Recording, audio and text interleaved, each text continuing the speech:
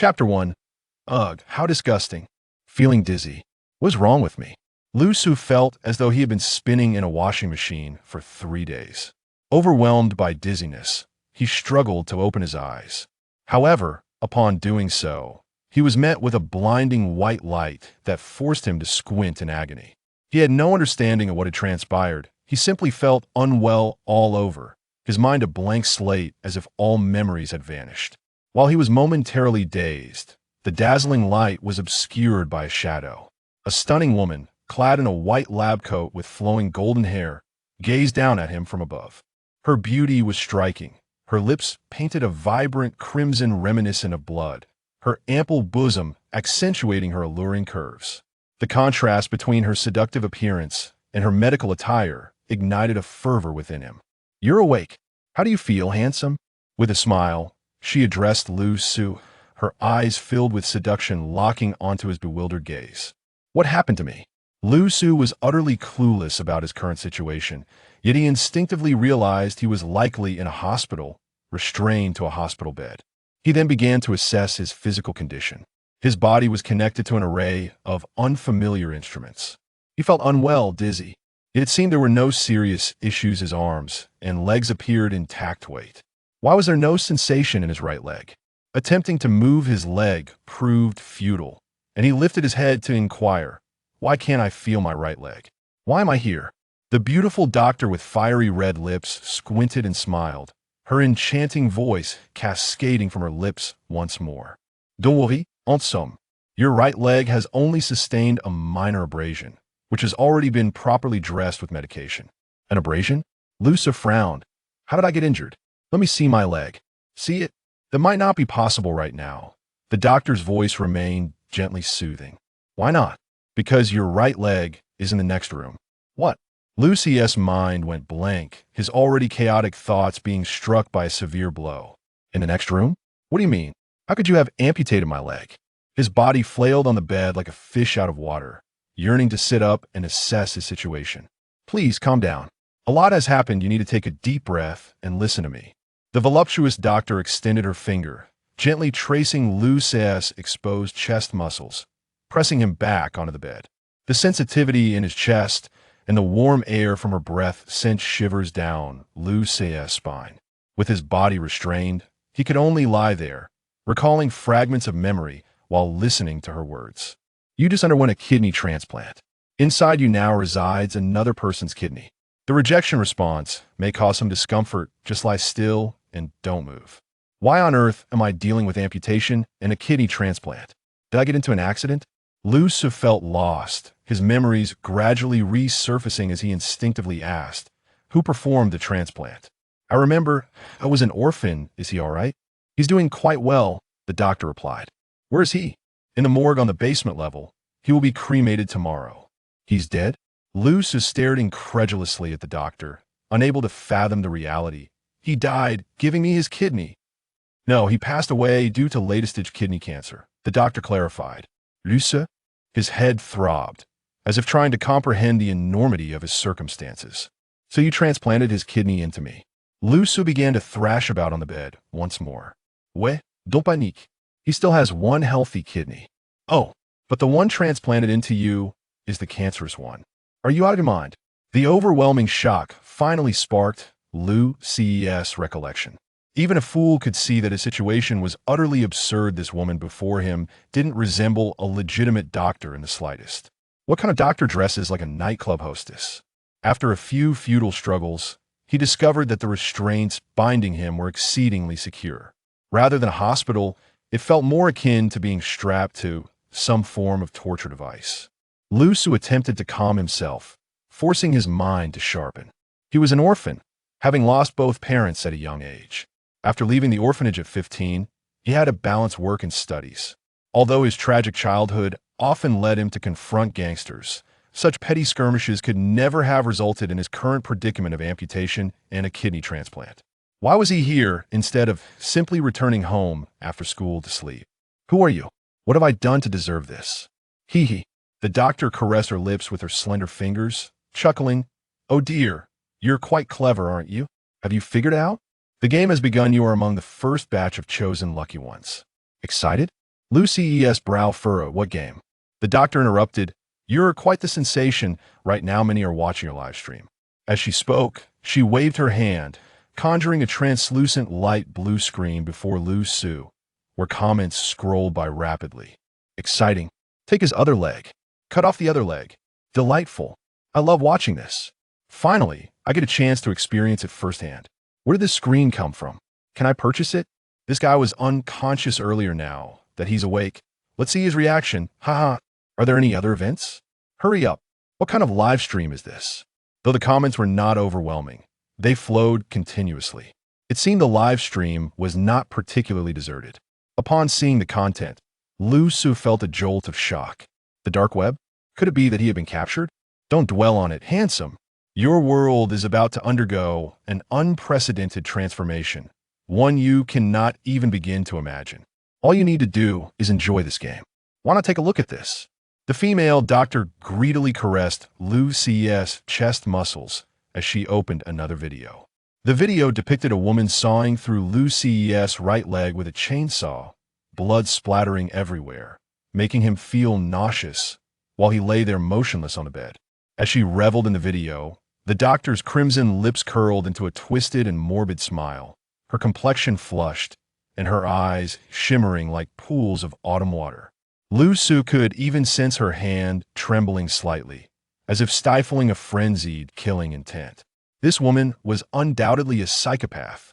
How does it feel? Isn't it thrilling? Are you also wondering why you seemingly cannot feel any pain? As she spoke, the doctor pointed to the machine connected to Lucy's body.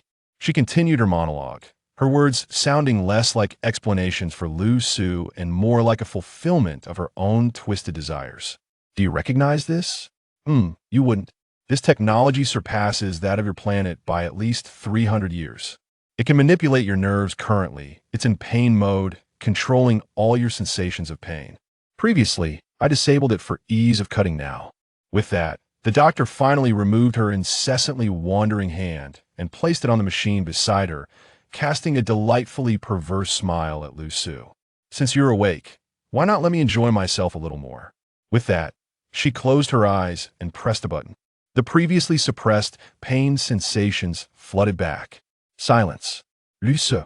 Both the doctor and the audience watching the live stream seemed to have hit the pause button on time, staring blankly as the anticipated screams did not materialize. Doctor? Her expression clearly betrayed her confusion as she gazed into Lucy's clear eyes, utterly perplexed. Is something wrong? Lu Su weakly inquired. What nerve manipulation nonsense? Should I tell her I was born without the ability to feel pain? Does her leg not hurt? The doctor's eyes widened in disbelief as she looked at Lu Su, who should have regained the sensation of pain. My leg doesn't hurt. Why? Because my leg is in the next room, it can't hurt anymore. Doctor. After a brief moment of shock, upon seeing Lucy's continued humor, her expression twisted into one of rage, a vein visibly throbbing on her forehead. Very well. I hope you maintain that spirit. As her words hung in the air, she ruthlessly adjusted several buttons, causing the instruments connected to Lu Su to radiate a blinding red light in an instant. In that fleeting moment, the most harrowing agony imaginable descended upon him. The excruciating pain triggered spasms throughout his muscles, surpassing the limits of human endurance, a torment so intense that it could obliterate even the most resilient spirit in the blink of an eye. What followed were screams of despair, convulsions, and pleas for mercy. Such exquisite torment. Of course, the aforementioned scene was merely a figment of the female doctor's imagination. In reality, when the machine's crimson light illuminated, Lu Su merely shuddered slightly before returning to an unsettling calm. The two remained locked in a silent stare, Lu Su surveying his surroundings, still pondering his predicament and potential escape. Theoretically speaking, shouldn't I be reacting by now? Lucy's composed voice ignited a spark of fury within her, transforming her rage into a twisted smile. Very well, this is your own doing. With that, she propelled herself off the edge of the bed, pinning Lu Su beneath her. In her agile movement, her white coat slipped away, revealing scant fabric beneath. Lu Su was momentarily blinded by a flash of white, and then found himself firmly restrained under her weight, the pressure and elasticity overwhelming. Lu Su, wait, what was the meaning of this? Please don't. His face flushed crimson, and he began to struggle fiercely, instinctively wanting to protest. Yet, in this life-and-death moment, he felt it might be too humorous to utter such a remark. Moreover, given that it was their first encounter, he felt somewhat embarrassed to urge her to continue. The woman, her features contorted with malice, glared at him, gritting her teeth as she declared, "I hope you are prepared. Please, grant me some pleasure." Meanwhile, the machine's power surged to its maximum, the red light blaring with an ominous roar.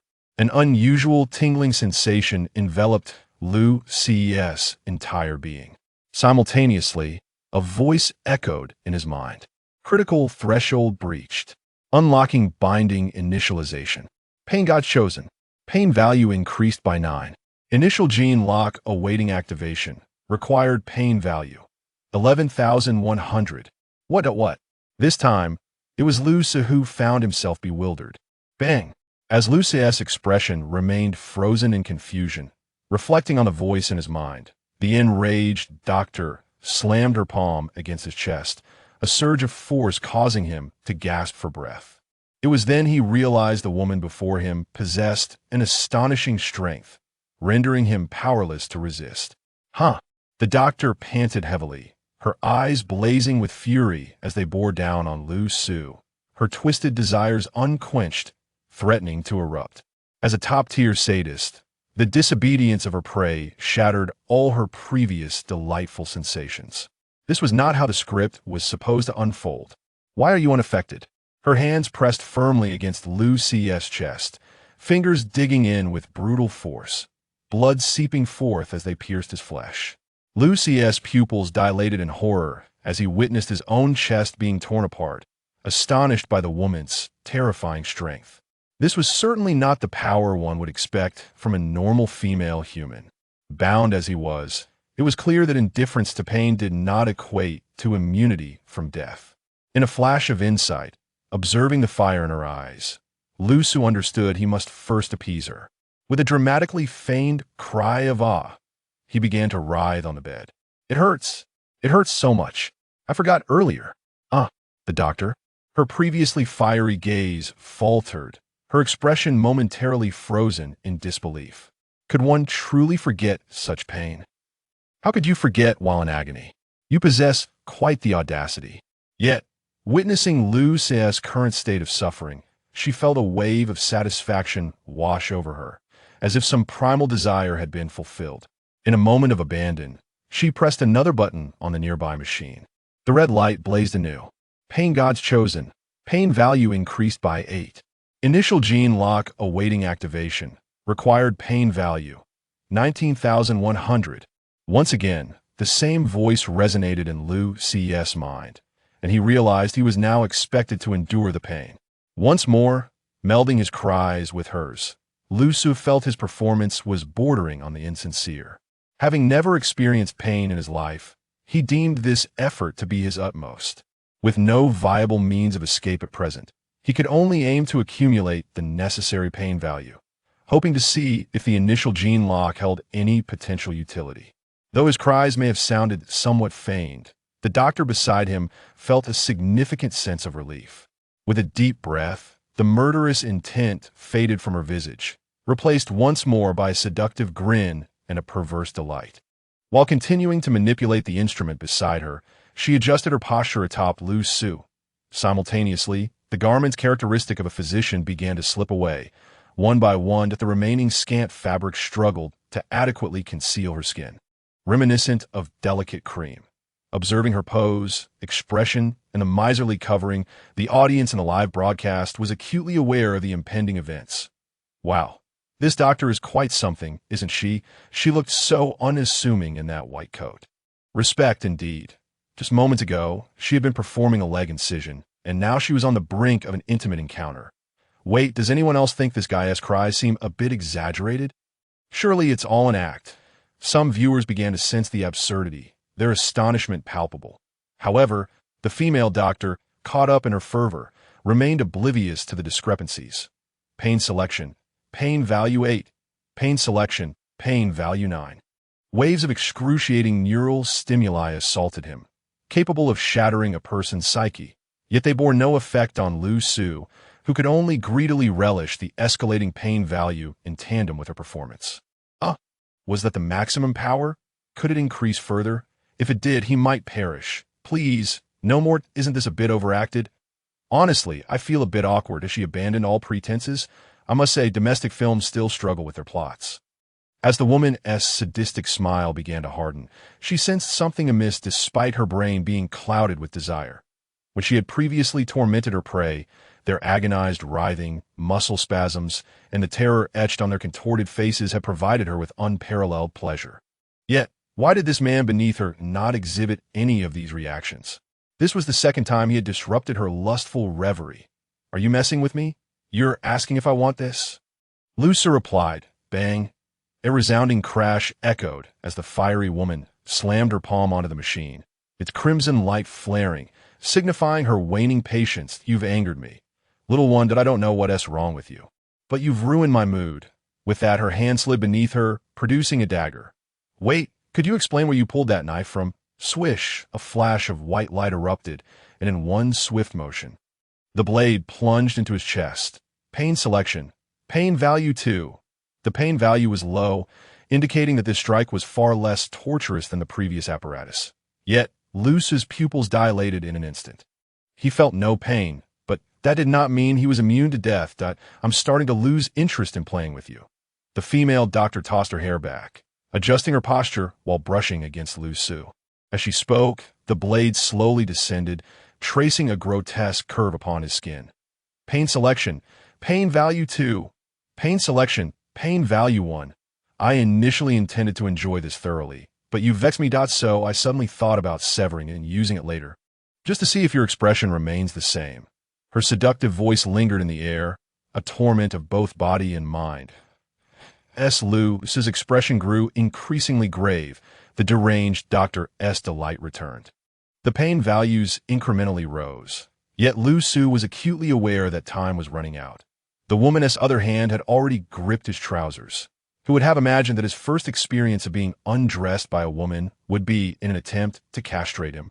Suddenly, a deafening crack filled the room, grating on the nerves, capturing the woman's attention. Lowering her gaze, she was met with a vivid crimson. Lu Su's nails had dug into the handcuffs, seemingly attempting to snap them with sheer strength.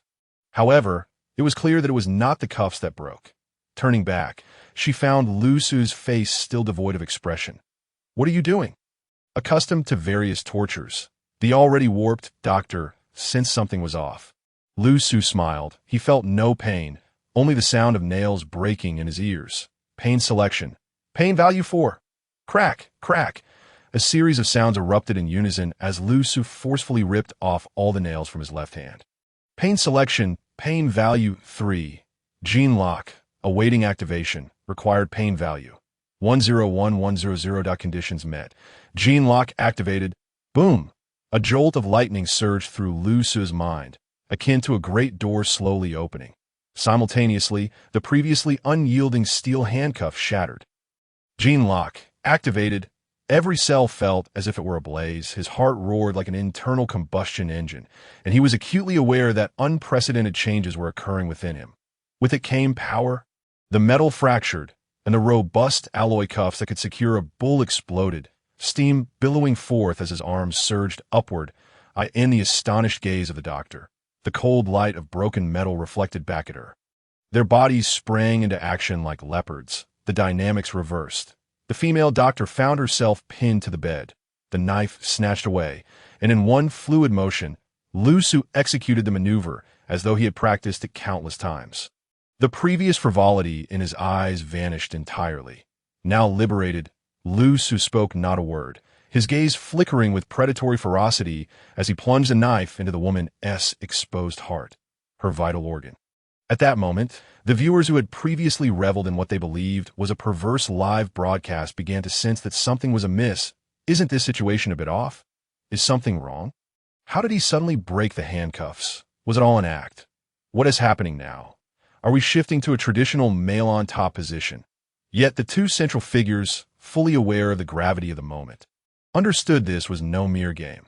The doctor's eyes widened in horror as she grasped Luce's knife-wielding hand, struggling to comprehend how he had escaped his shackles. "You're impossible. What have you done?" A shrill voice echoed through the room as the doctor's veins bulged, resembling a trapped beast. Yet Luce remained utterly unfazed, his remaining leg pressed against her abdomen, exerting force as the blade pressed down amidst her thrashing. The sharp tip sliced through her supple skin, a shape that could drive countless men mad, but it incited not a shred of concern in Luce.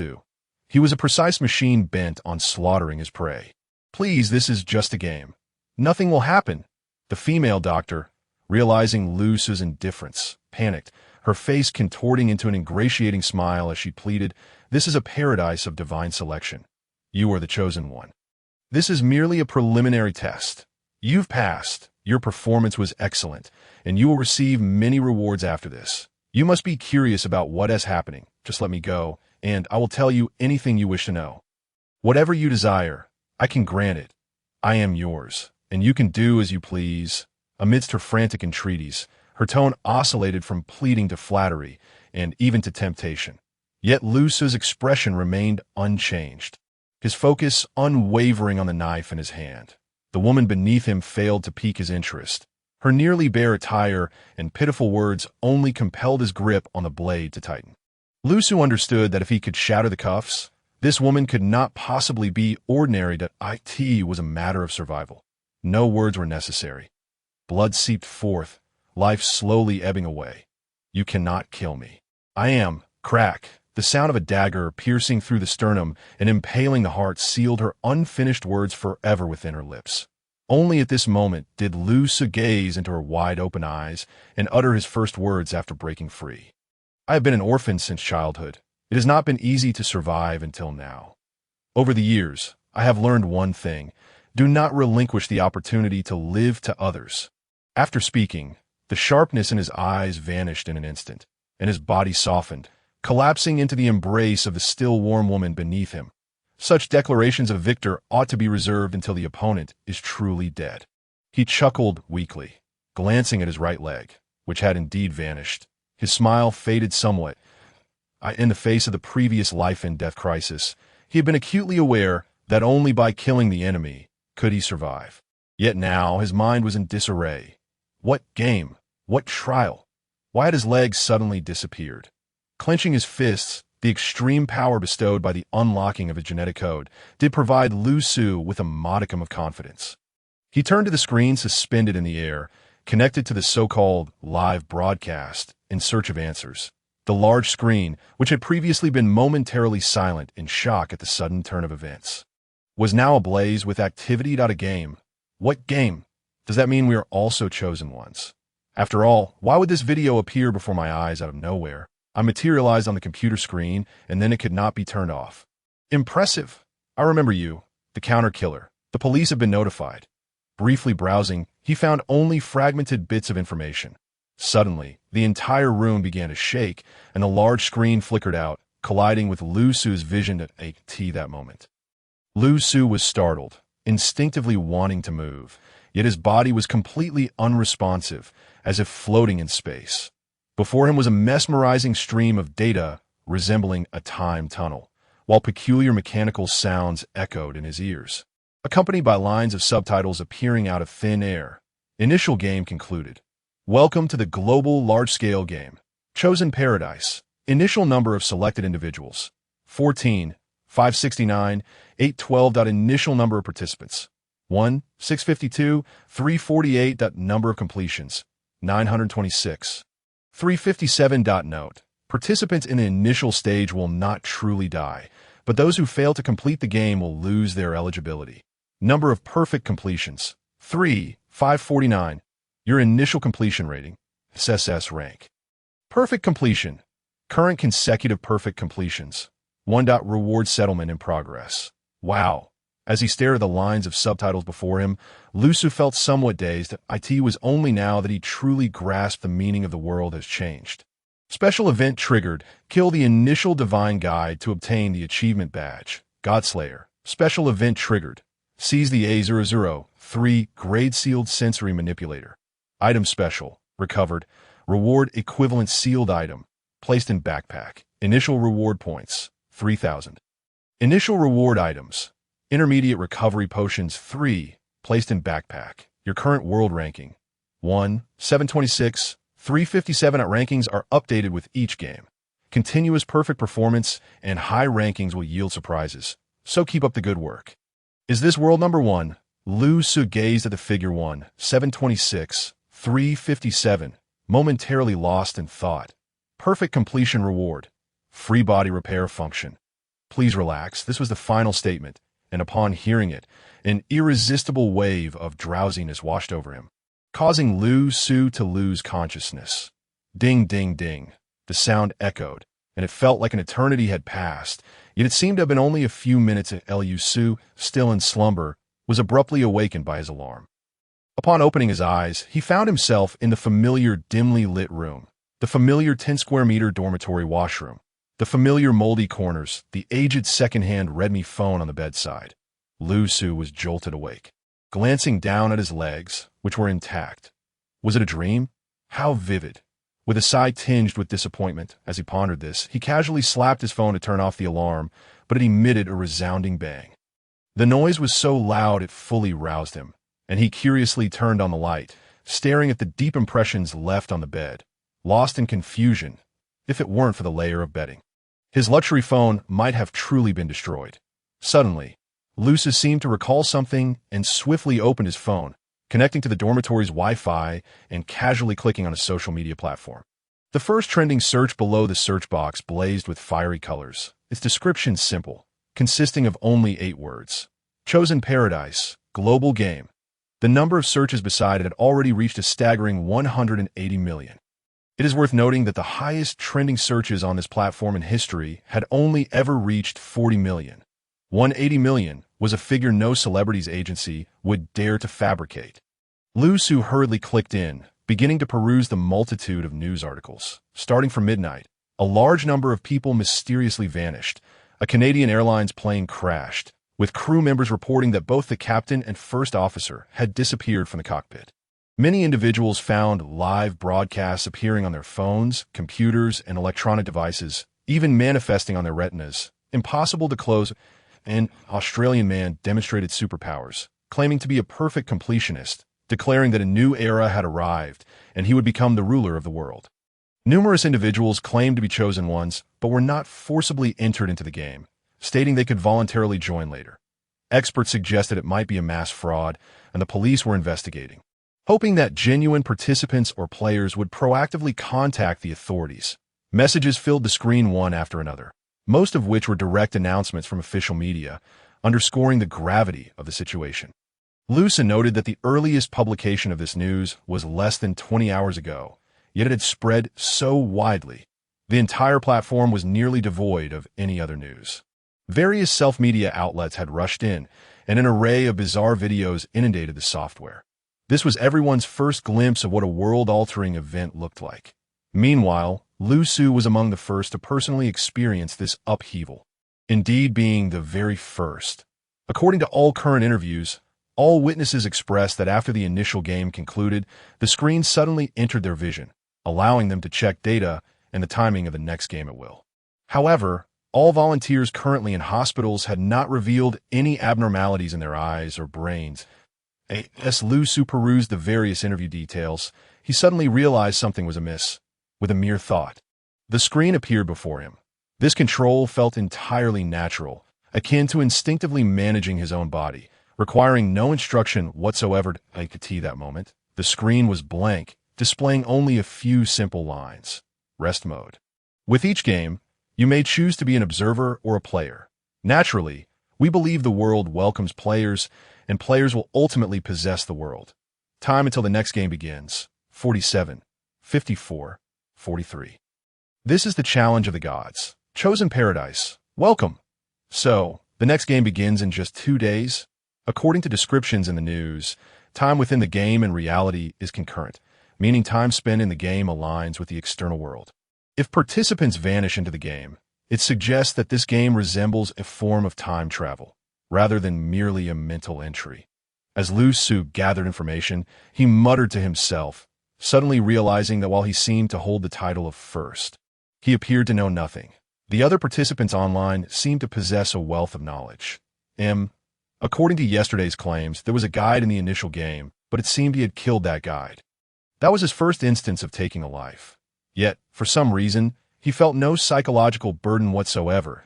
He could vaguely sense that the world's moral standards and order were likely on the brink of a major upheaval. After roughly half an hour of watching, he suddenly became aware that he might be late and hurriedly leaped out of bed to wash up. 5 minutes later, he successfully stepped out the door. "Oh, it's little Lu. Why are you up so late today? I thought you had already left." Most of the students had already departed, and the dormitory supervisor, Mr. Wong, who had begun tidying up the rooms, exchanged a brief greeting with Lu Su. Due to his status as an orphan, Lu Su found himself among the impoverished students and eventually applied to reside in the infirmary's quarters within the building. Although the living conditions were quite poor, at least it spared him a significant expense and alleviated many complicated interpersonal relationships. "You carry on," he hastily replied, before swiftly making his way to school. Report. Lu Su called out from the doorway of Class 7. Grade 3, already late. The atmosphere in the classroom felt distinctly different today. An air of restlessness seemed palpable. The homeroom teacher, Mr. Liu, still stood at the podium, yet all the students below were engaged in hushed conversations. While Mr. Liu remained engrossed in his phone, seemingly unconcerned. Following Lu Su's announcement, the classroom fell silent as a multitude of eyes turned towards the entrance, and Mr. Liu lowered his phone. The silence lingered for at least 5 seconds before Mr. Liu took a deep breath and inquired, "What caused your tardiness?" Lu Su had never experienced such scrutiny for being late and hesitated before responding. "I overslept." In an instant, the classroom erupted into commotion, with some students audibly expressing their disdain. That Mr. Liu's expression dimmed momentarily. He had expected that a rumor regarding a player had emerged in his class.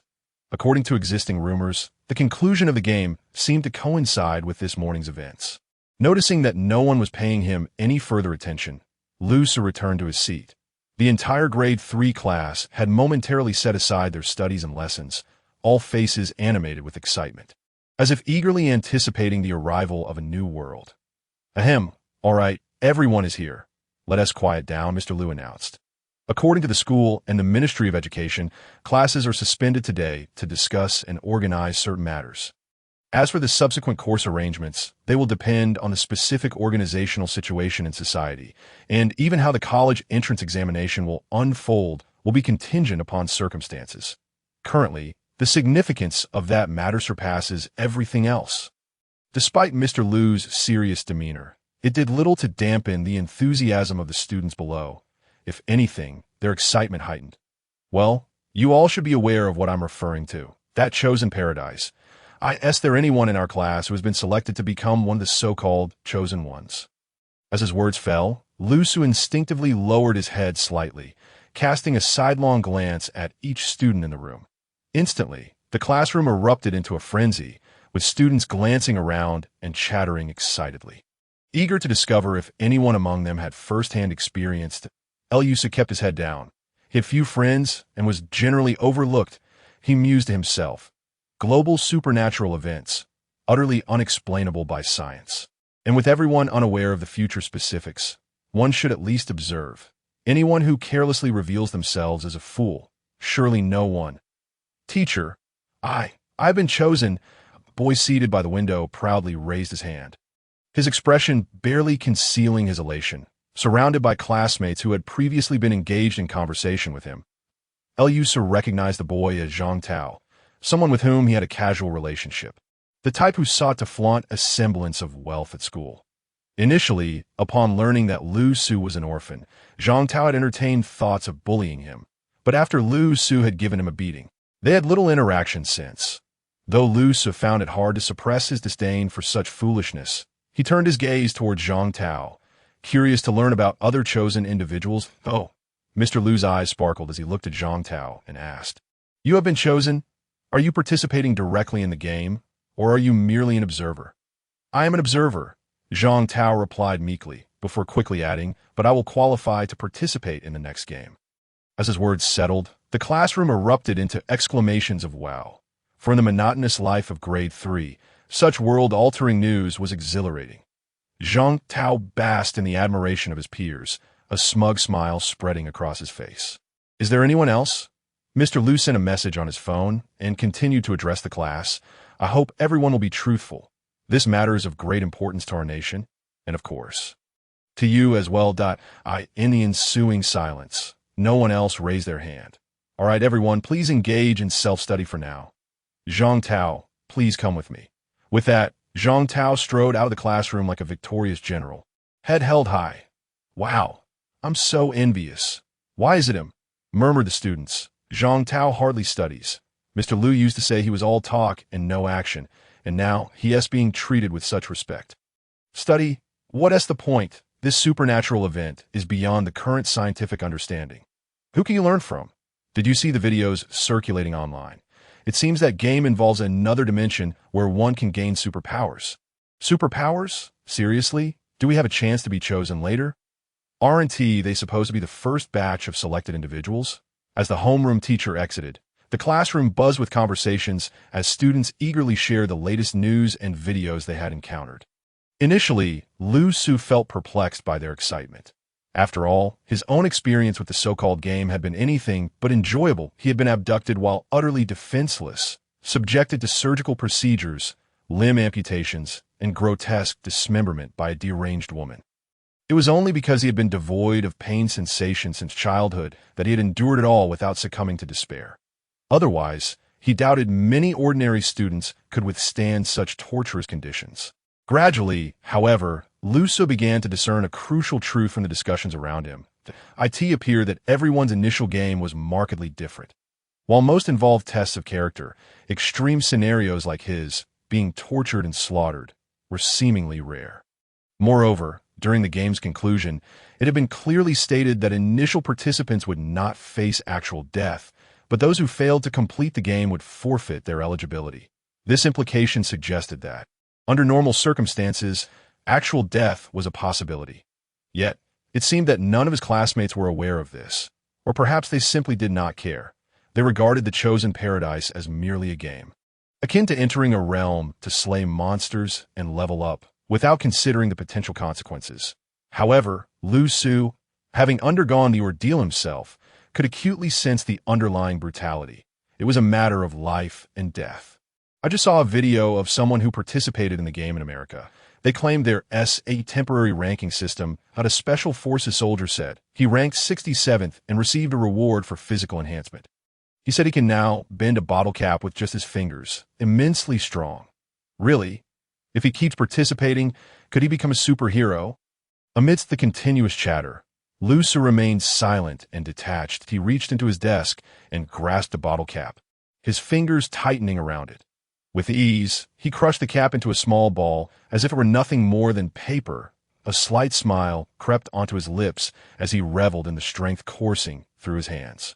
The game was undeniably cruel and twisted, but Lu Su yearned for it to become even more so. Compared to the rigid constraints of the mundane world, he found the chaotic realm of the game far more appealing, where life and death were dictated by one's own capabilities. Hey, what are you smiling about? Did you have a sweet dream last night? Just as Lu Su's smile began to take on a more sinister edge, a light, melodic voice jolted him back to reality. It was his desk mate, Xie Antong.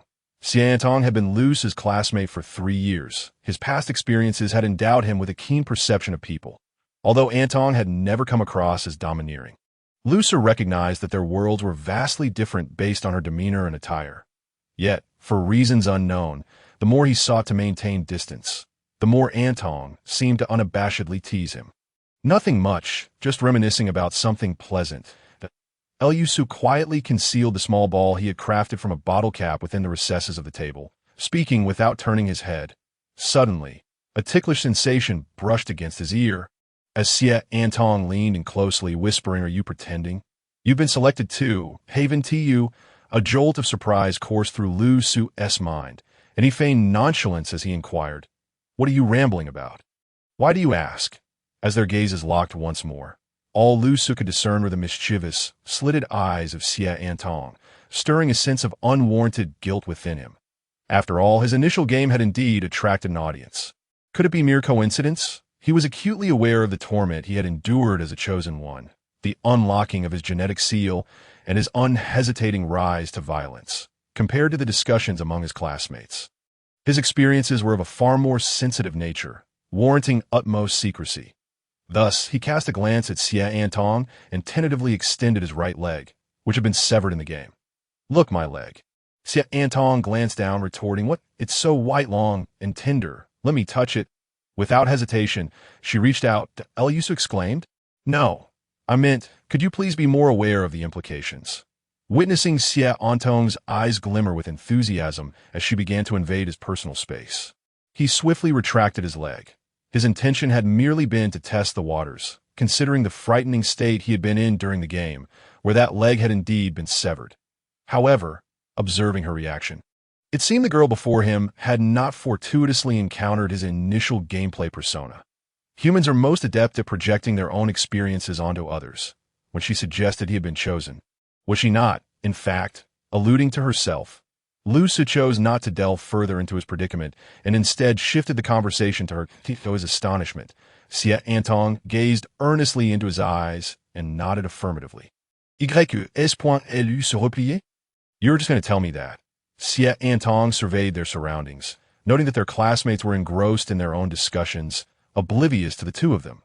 She turned away, avoiding eye contact with Lu Su, and continued in a hushed tone, "In a completely unknown world, as a minority, it's wise not to stand out too much. It's perfectly reasonable to observe the circumstances first." Suddenly, Xie Antong's tone shifted. "So, will you choose to participate in the second game 2 days from now?" At her words, Lu Su's lips twitched involuntarily. Was she simply assuming he was among the chosen?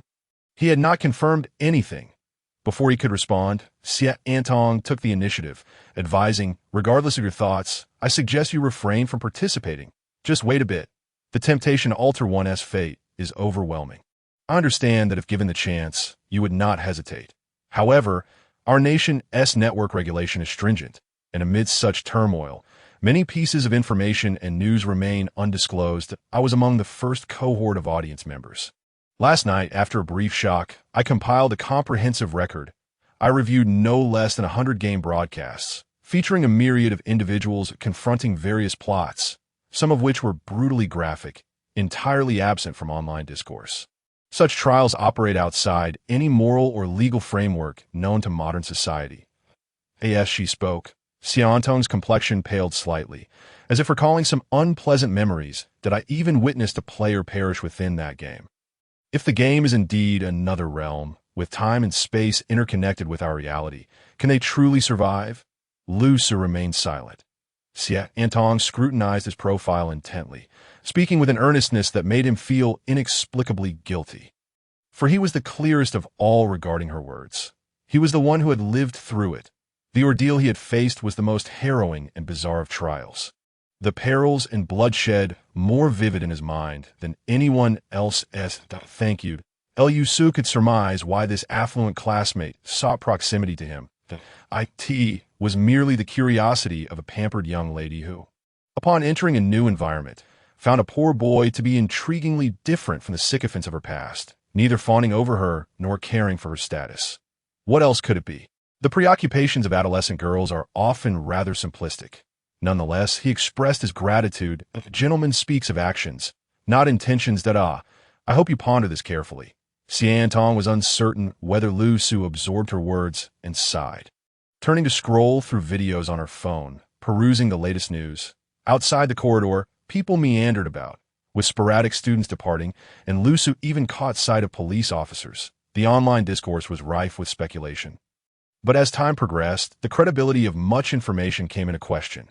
Numerous media outlets, in their quest for views, were spouting outlandish claims, even suggesting that participants in the game had acquired superpowers, with the strongest among them now capable of crafting nuclear bombs by hand. Lu Su mused, "Why was I not aware of my own prowess?" He assessed that ordinary humans, unarmed, were no longer his match. Yet he had only one life, and he remained far too weak, nowhere near the point where personal strength could offer him a sense of security. Thus, the first day of upheaval passed. and as Lusa made his way home, he sought a secluded spot to gaze quietly at a wall. Using the knuckles of his right fist, he struck the exposed edge of the wall with considerable force.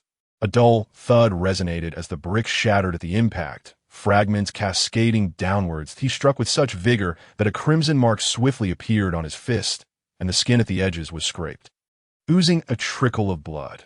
Observing his injured hand, Lusa furrowed his brow. He felt no pain and was uncertain of the threshold for suffering. Yet, the mechanism of the pain goddess election did not activate. Was the pain insufficient, or were there restrictions? This pain goddess augmentation was his greatest reliance, enabling him to survive the initial game and temporarily claim the title of the world's best. He needed to decipher its mechanism swiftly. Relying on a cheat he could not utilize would render him a laughingstock. After attempting several more strikes against the wall, the anticipated sound of pain augmentation remained elusive. Yet an irksome voice interrupted his concentration. "What is this? Are you feeling depressed and taking it out on the wall? Do you really need to replicate every mindless act of the villains to prove your own foolishness?" Lusu delivered another forceful blow to the wall, sending debris scattering as he turned to face Zhang Tao. Zhang Tao had enjoyed a day of special treatment, reveling in dreams of a future filled with privilege, and had even taken the opportunity to belittle Lu Su, who had once bested him. However, Lu Su's punch tempered his ardor slightly, and Zhang Tao, with a facade of bravado, taunted, "You deliberately arrived late this morning, hoping to make everyone think you were chosen. How many have been selected worldwide? In the goddess-chosen paradise, you, an orphan, weren't even chosen by your own parents. You think you'll be chosen by the divine?"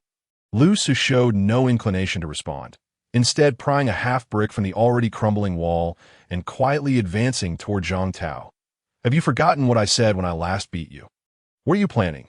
Zhang Tao recoiled, hastily grabbing a bike lock nearby and feared he had spent the entire day immersed in fantasies of becoming the favored one and gaining superpowers, forgetting that he had yet to acquire such abilities. He could not contend with Lu, so that "I'll remind you that our circumstances have changed. I could eliminate you without any repercussions that don't come any closer. I'll have you know, my family has connections to the police." Lu Su retorted expressionlessly, having now approached Zhang Tao. "What? Your father was caught for soliciting?" Zhang Tao was utterly petrified. As the two locked eyes, all of his previous reliance vanished, leaving only a profound sense of fear. Ever since he had been beaten up shortly after entering high school, he had refrained from provoking Lu Su, but never had he felt as terrified as he did today. Gazing into Lu Su's eyes, he felt his legs weaken. The murderous intent reflected within them was unlike anything he had ever encountered. Damn it! In a fit of extreme fear, Zhang Tao resorted to cursing to bolster his courage. Wielding the car lock in his hand and swinging it wildly. Having been in countless fights since childhood, Lu Su effortlessly deflected the swing, sending the car lock flying with a flick of his wrist. "Pain value 1. Lu Su suddenly paused, a familiar voice echoing in his mind. As if he recalled something, and a twisted smile began to form. It seemed he had grasped something significant. "Thank you. Furthermore, you previously mentioned having connections at the police station. Do you have any at the hospital? If not, it won't matter. It will soon be taken care of." Ultimately, in the dimly lit alley, the battered and bruised Zhang Tao lay unconscious that, of course, Lu Su was no better off, sporting his own array of injuries, most of which he had inflicted upon himself intentionally. He had grown quite adept at this sort of thing. It didn't hurt after all, and given that they both appeared equally injured, he, being an orphan without any possessions to worry about, figured the police would likely just brush it aside. However, during this altercation, Lu Su instinctively sensed his opponent's vulnerability. Had he chosen to, there were countless ways he could have ended Zhang Tao's life in that moment. Of course, he refrained from doing so. Lu Su understood his own position well. He was aware that his current strength was far from sufficient to act with impunity. He hurried back to his small room, pulled out a piece of paper, and began to jot down his observations regarding the pain goddess election. Point 1. Self-harm does not count. Any damage inflicted upon oneself does not yield pain points. 2. The most direct method is through the harm and torment inflicted by others, which is the simplest way to accumulate points. Moreover, even if one has the ability to escape, Choosing not to do so does not constitute self-harm. Lu Su considered this a bug. Point 3, that after pondering for a while, Lu Su noted a third hypothesis: if one is forced or indirectly harmed due to the actions of an opponent or enemy. Points can also be accrued. Previously, in the first game, he had broken his own nails while trying to escape, and just now, he had retaliated against an object thrown at him with his fist, which also proved successful. After putting down his pen, Lu Su took a deep breath and gazed at his summary to in essence. This was how it stood. TSK, my system lacks any beginner's tutorial. It seems I must navigate this on my own. For now, these are the rules of the pain god selection. Any further discoveries will be noted later. He tucked the paper under his pillow and lay back, attempting to rest, though his mind remained restless. With his dependencies now in place, he contemplated the time remaining until the next game commenced. 29, 24, 43. A day and night quickly passed. Lu Su did not engage in discussions with his classmates. His thoughts had long been consumed by the game. As time passed, the subtitles changed, and a voice echoed in his mind. 30 minutes remain until the game begins. Please prepare accordingly. Please choose to be either an audience member or a player. Upon seeing the two options before him, Lu Su recalled what Xia Antong had earnestly told him the day before. Thank you for the reminder, but you are right. How could I possibly pass up such an opportunity? When fate arrives, all choices become mere illusions. Player identity has been loaded. Welcome to the goddess selection paradise. May your courage propel you to the heavens. Half an hour later, a stream of data enveloped Lu Su, and his figure vanished from the small room. Welcome to the game. You are currently in a dungeon with hell-level difficulty. You have 5 minutes to perform your initial setup. Watching the rapid data flow. A panel displaying his player status appeared before Lu Su. Game points: 3,000 pain value, 7 strength, 10 agility, 10 speed, 10 luck, 3 spirit, 0 bonus medal, God Slayer, legendary, equipment, none backpack. Initial backpack, you have a reward waiting to be claimed. Looking at his panel, he was astonished to see his pain value prominently displayed, along with the ability to allocate points to the lower attributes. Unsure which attribute held the most significance, he decided to postpone the point allocation. Claim, your reward has arrived. You have obtained the sealed item, A007, Soul of the 7 Deadly Sins. Effect of the 7 Deadly Sins. Amplifies the corresponding weaknesses in the user as humanity while simultaneously conferring a significant boost. Please set your initial appearance. The voice faded. A swirling gray mist materialized before Lu Su, lacking a definitive shape. With a flash of inspiration, he declared, fluid mask. The mist gradually morphed into a mask that adhered to Lu Su's face. Yet he felt no sensation of wearing it. Please select a form. Pride, envy, wrath, sloth, greed, gluttony, lust. Lu Su pondered briefly before choosing one he felt he could control more easily. Greed. The mask twisted momentarily before transforming into a deep blue hue. Please select a mode. Normal overload. Normal. Preparation time concluded.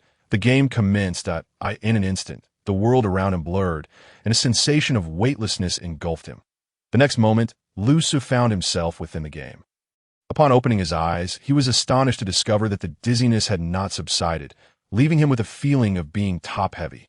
The surrounding environment was abnormally hot, akin to being placed in a steamer. Once he regained his bearings, Lu Su realized he was suspended upside down, a chain binding his left ankle. Below him, molten lava bubbled and churned, a mere few dozen meters away. Suddenly, a woman's terrified scream pierced the air, and Lu Su became aware that he was not alone in this second game. Including himself, 10 individuals hung suspended in the air, resembling ducks roasting in a fireplace. Wasn't this supposed to be a game? What is happening? Why am I hanging here? It's so hot. How on earth do I get down?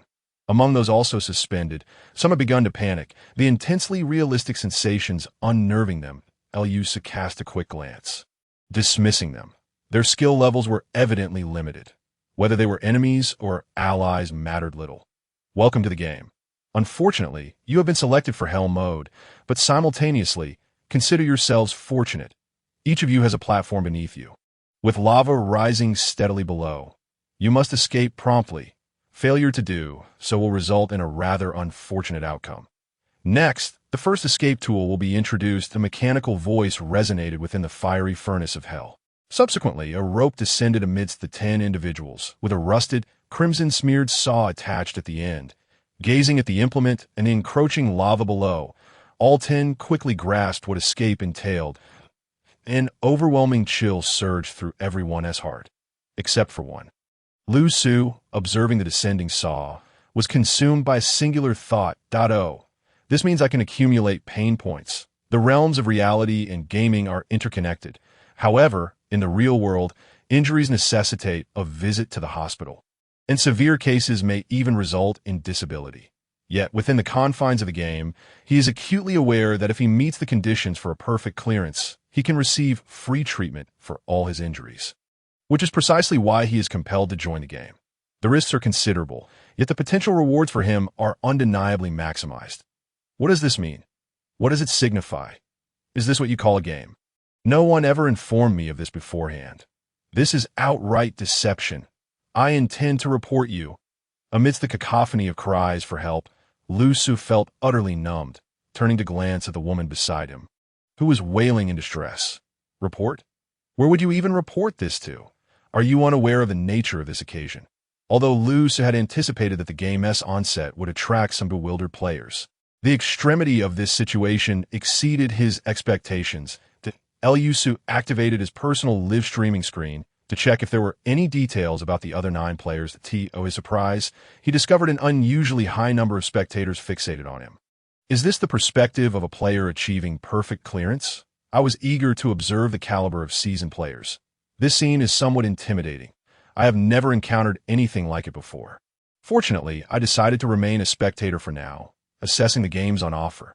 After reviewing the other 9 participants, he noted that only 3 were successful clearers, while the rest were first-time players. It appeared that he was indeed one of the elite clearers.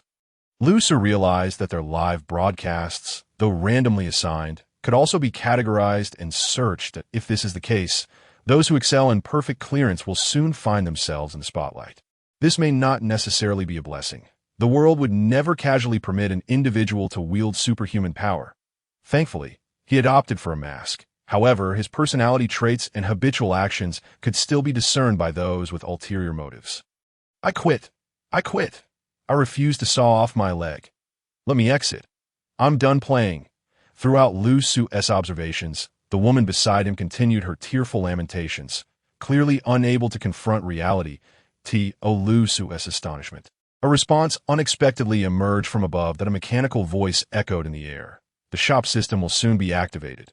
During the preparation phase of the game, players can purchase exit tokens to forcibly withdraw mid-game.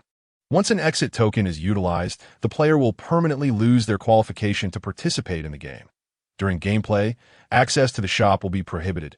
Exit tokens, such a concept exists? Lu Su pondered internally. Though he maintained an indifferent facade at this juncture, he had already devised a plan to capitalize on the anguish value. What do you mean there's no exit? The lava is rising, and I feel dizzy. Put me down. Amidst the woman's incessant, piercing screams, a sudden metallic scraping sound pierced the air, disrupting the chaos and despair, instantly capturing the attention of the other 9 players. Above the molten lava, a chain began to thrash violently, the clanking noise silencing all other sounds. The chain binding Lu Su's right leg was now thrashing in the air, and he swung like an agile monkey. Moving in a frenzy, with a swift motion, Lu Su grasped a rusty saw that hung in the air. The quality of this iron chain is quite commendable. Despite its wild motion, it feels secure. After yanking the saw down, Lu Su's light-hearted tone echoed in the confined space, causing the surrounding 9 individuals to widen their eyes in shock as they beheld his audacity. Has he lost his mind? Is he truly going to saw off his leg with that rusty saw? To be honest, the other participants are quite generous. No one has attempted to snatch this unique tool from me. Am I truly allowed to take it? Sawing off one's own leg for survival is a rather clutch tactic. I wonder if they paid the rights for the saw franchise. Holding the saw, Lu Su was in no rush to act. Instead, he chatted aimlessly while swinging it in the air under the watchful eyes of the crowd. This inexplicable sense of relaxation led those around him to seriously question whether he fully comprehended that the current predicament required him to sever his own leg for survival. From the moment he spoke his first sentence, Lu Su was aware of a particular issue. This was not entirely reflective of his true character. His mental state resembled that of a half-drunk individual, capable of controlling his faculties yet compelled to utter nonsensical remarks uncharacteristic of his usual demeanor. This may indeed be the effect of the mask he wore, amplifying certain traits inherent in his humanity, while also providing corresponding advantages. Lu Su did not wish to overly restrain himself. Greed, chattiness, and cunning were precisely the traits he required to confront this brutal gaming challenge. Moreover, in time, he could leverage these traits to ensure that those who scrutinized him as audience would find it challenging to associate his in-game persona with his real-life self. He was also eager to discover the bonuses conferred by the greed mode. It appeared that someone had already taken the first step. In the sweltering air, that mechanical voice spoke once more, this time exhibiting a rare hint of humanity. Yet merely obtaining the saw did not equate to achieving survival. I get it. It's just sawing off a leg. How big of a deal is that? It is not my first time, Lu Su continued, his voice tinged with an eerie glee. After all, I'm the first one to acquire the saw. Shouldn't there be some reward? Lu Su finally revealed his true ambitions, the sinister desires lurking beneath the blue mask. The other 9 participants fell silent, their eyes fixated on the figure suspended before them, who was now bargaining even in the midst of this terrifying scenario. It seemed as though only he retained a gaming mentality. Naturally, there were numerous hidden achievements and special rewards awaiting exploration within the game, but they required players to seek them out independently. All right, how stingy? Not a word of reward to be uttered. That I merely inquired. What if I saw off my leg and still don't attain salvation? I'm not entirely convinced. I'm just swinging this thing around. If I sever my leg and inadvertently fall into the lava, what then? No, that is not part of the game's mechanics. The platform beneath your feet is flexible as long as you escape before the lava engulfs you. You will be fine. In other words, as long as I saw off my leg, I can escape, correct? Yes, the blue mask shimmered, forming a smile, as if a cunning plot had succeeded, with a glint of cold steel. The rusty saw pressed against his leg, and the sawing commenced. However, the iron chain was secured to his right ankle. He was about to saw off his left leg. What sound accompanies the metal gradually severing flesh? The answer is silence. Until the saw encounters true resistance, it produces a friction akin to leather rubbing against leather, as if 2 hides were being forcefully ground together, threatening to tear one apart. Against the backdrop of the crimson lava hell, his leg became even redder. The world seemed to momentarily pause, akin to a black and white film in a still frame, the air filled only with the sizzling sound reminiscent of frying steak. A piercing scream erupted, but it was not Lu Su's voice. It belonged to the woman suspended nearby. Lu Su had yet to react, yet her cries mirrored the sound of a slaughtered pig. What are you doing? Stay away from me. Having entered the game with a playful mindset, she was wholly unprepared for such a scene. Can one truly saw off a leg just like that? Witnessing the masked figure beside her, she began thrashing violently in the air, her words a jumble of incoherence. Fear had utterly consumed her rationality, and her psyche was on the brink of collapse. Pain God S chosen. Pain value 3. Pain God S chosen. Pain value 2. The continuous influx of pain values brought Lu Su a sense of delight, yet the woman's pig-like wails rendered him momentarily speechless. He glanced at her in exasperation and remarked, I'm not saying this, but why are you screaming? It's not your leg being sawed off. Besides, you'll still have to do it eventually. Why not get a head start and experience it? It could benefit you in the long run. What? Would you prefer to give it a try now? As he spoke, Lu Su extended the saw in his hand towards the other party, as if inviting them to participate. Observing the blood-soaked hand clutching the saw, the woman fell silent, paralyzed by fear, and fainted on the spot. Terrified by the grotesque spectacle, she could only hope to awaken from this nightmare. Wishing it were all merely a figment of her imagination, IT was truly inconsiderate of them not to provide any psychological preparation before entering that Lu Su, having incapacitated a bystander with fright, resumed his grim task of sawing off his leg. The act of severing one's own limb, aside from excruciating pain, was more akin to a spiritual torture, a torment of the mind. Yet the mask of original sin from the greed mode dulled even this psychological burden. As long as he witnessed the increase in pain points and received what he desired, the seemingly insignificant cost was easily disregarded. A saying goes, when profits reach 50, people will take risks. When profits hit 100, they dare to trample all laws of mankind. When profits soar to 300, they risk their very lives. However, for Lu Su, even the slightest potential benefit, even a fraction of 1%, was enough to spur him into action. His insatiable greed made him revel in the thrill of dancing on the edge of a razor, seeking fortune amidst peril. That sensation was intoxicating. The saw blade had already penetrated halfway. Apart from the woman beside him, the other contestants wore equally pale expressions. Who could bear to witness such a graphic scene? Especially in front of this masked fiend, who continued to saw away without uttering a sound of pain. Occasionally laughing maniacally, it truly felt as though they had descended into hell. Brother, you are incredible that casually enter this game. We may have underestimated the situation. On the other side, a man, his face ashen, spoke to Lu Su. Yet, according to the spectators, he was also a participant who had previously completed a novice game. The choice to sever a limb was bold. Surely his score and ranking would be commendable. But look at what he is doing. He is sawing off his left leg? Oh. Lu Su glanced at his mangled left limb. That is their problem. A steel lock is shackled to your right foot. What use is sawing off the left leg? What if I want to saw? Is that not permissible? Lu Su swayed confidently, then shouted into the air, who said I'm gonna saw my right leg? I want to saw my left leg. Is that acceptable? This time, his outburst was directed at the entity resembling the game organizer who had previously conversed with the participants. However, the mechanical voice that had appeared multiple times before did not respond again. Lu Su was unconcerned. After all, his scheme was merely a gamble, a wager on victory or defeat. At least he had the pain points that occasionally increased, did he not? The other players watching turned their heads.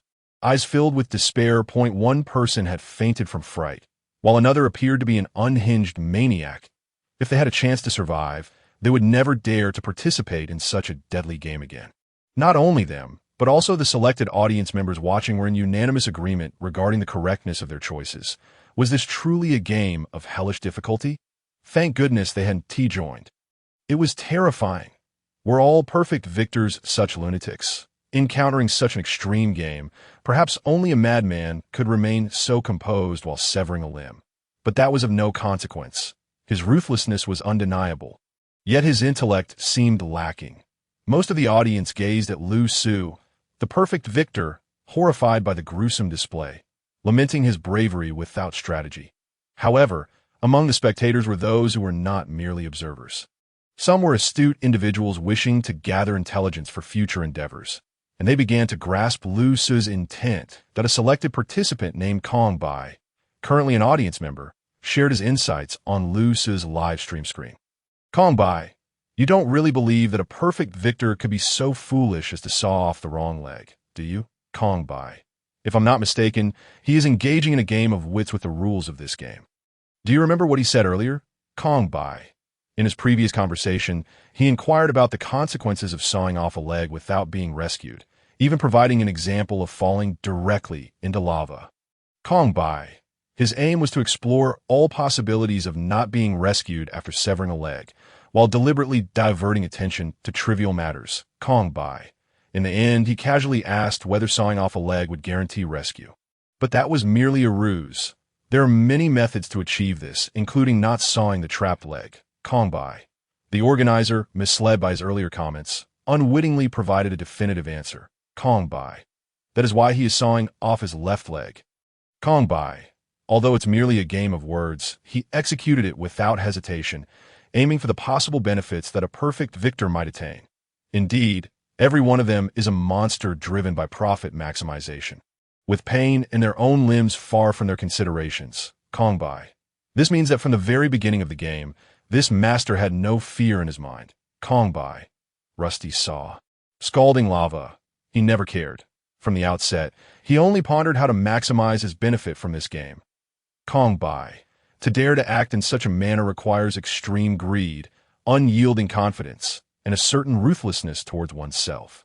Kongbai spoke in a disjointed manner, as if he were simultaneously thinking while expressing his thoughts. However, since his comments appeared, the barrage of messages on Lu Su's screen diminished significantly, indicating that many were now engrossed in his analysis. Previously mere onlookers, they now felt they had wasted their time by not grasping the situation sooner. Come on, why are you so out of sync with everyone else? Of course, with such analytical commentary. Some were bound to be unconvinced. After all, there were always those reluctant to acknowledge their own ignorance. Following Kongbai, someone immediately interjected, defiantly stating, "How can you be certain it's as you say?" Perhaps yes, just a madman. Exactly. And shouldn't the organizer's voice resemble an automated machine? How could there be linguistic errors? Wouldn't that imply someone is manipulating the game? Listening to these stubborn objections, Kongbai was hardly inclined to engage in the real world. Kongbai was presently astonished as he gazed at the screen, meticulously analyzing every move of Lu Su, recording the entire event. He would not miss this opportunity to alter his fate and gain extraordinary abilities. He was determined to become a player in the future. However, he refrained from becoming a guinea pig, choosing instead to gather information, observe the game patterns, and study the tactics of top players before entering. Little did he expect to witness such a heavyweight encounter that he needed to find a way to connect with his caliber of player and forge a rapport. Contemplating this, Kongbai casually replied on the screen, "Kongbai, think what you will. Honestly, I'm not confident that I've grasped the entirety of this Master S scheme, that I'll just watch how things unfold next." In the live stream, discussions erupted, but Lu Su, having cast only a fleeting glance at the screen, paid no further attention, immersing himself in his grim task. This moment, he was still sawing off his leg. Felt akin to completing a deeply satisfying job or engaging in an amusing pastime. He was in no rush. He was accumulating pain points. From the beginning until now, he had amassed over 20 points, and for the first time, Lu Su felt that his leg was exceptionally valuable, as long as he could achieve a perfect victory in the end. Nothing else truly mattered. Watching the pain points rise, what significance did a leg hold? Such an opportunity was rare indeed. He felt no pain or psychological pressure, yet he was tormenting those around him. The woman who had previously fainted was now awake, frantically vomiting. The others were not faring much better. Most were sweating profusely, pale-faced, turning their heads away to avoid witnessing Lu Su's actions, the sweltering environment, the life and death trial, the unbearable agony before them, and the maniacal fellow player all contributed to their disorientation, making it seem as if they had truly descended into hell. Pain, the divine selection. Pain points increased by 1. In the later stages, Lu Su realized that the pain he had been enduring was no longer yielding significant results. Its growth was exceptionally slow. It was at this moment that he acknowledged the act of sawing off his leg had reached its conclusion. With a lingering sense of unfulfillment, he detached his left leg.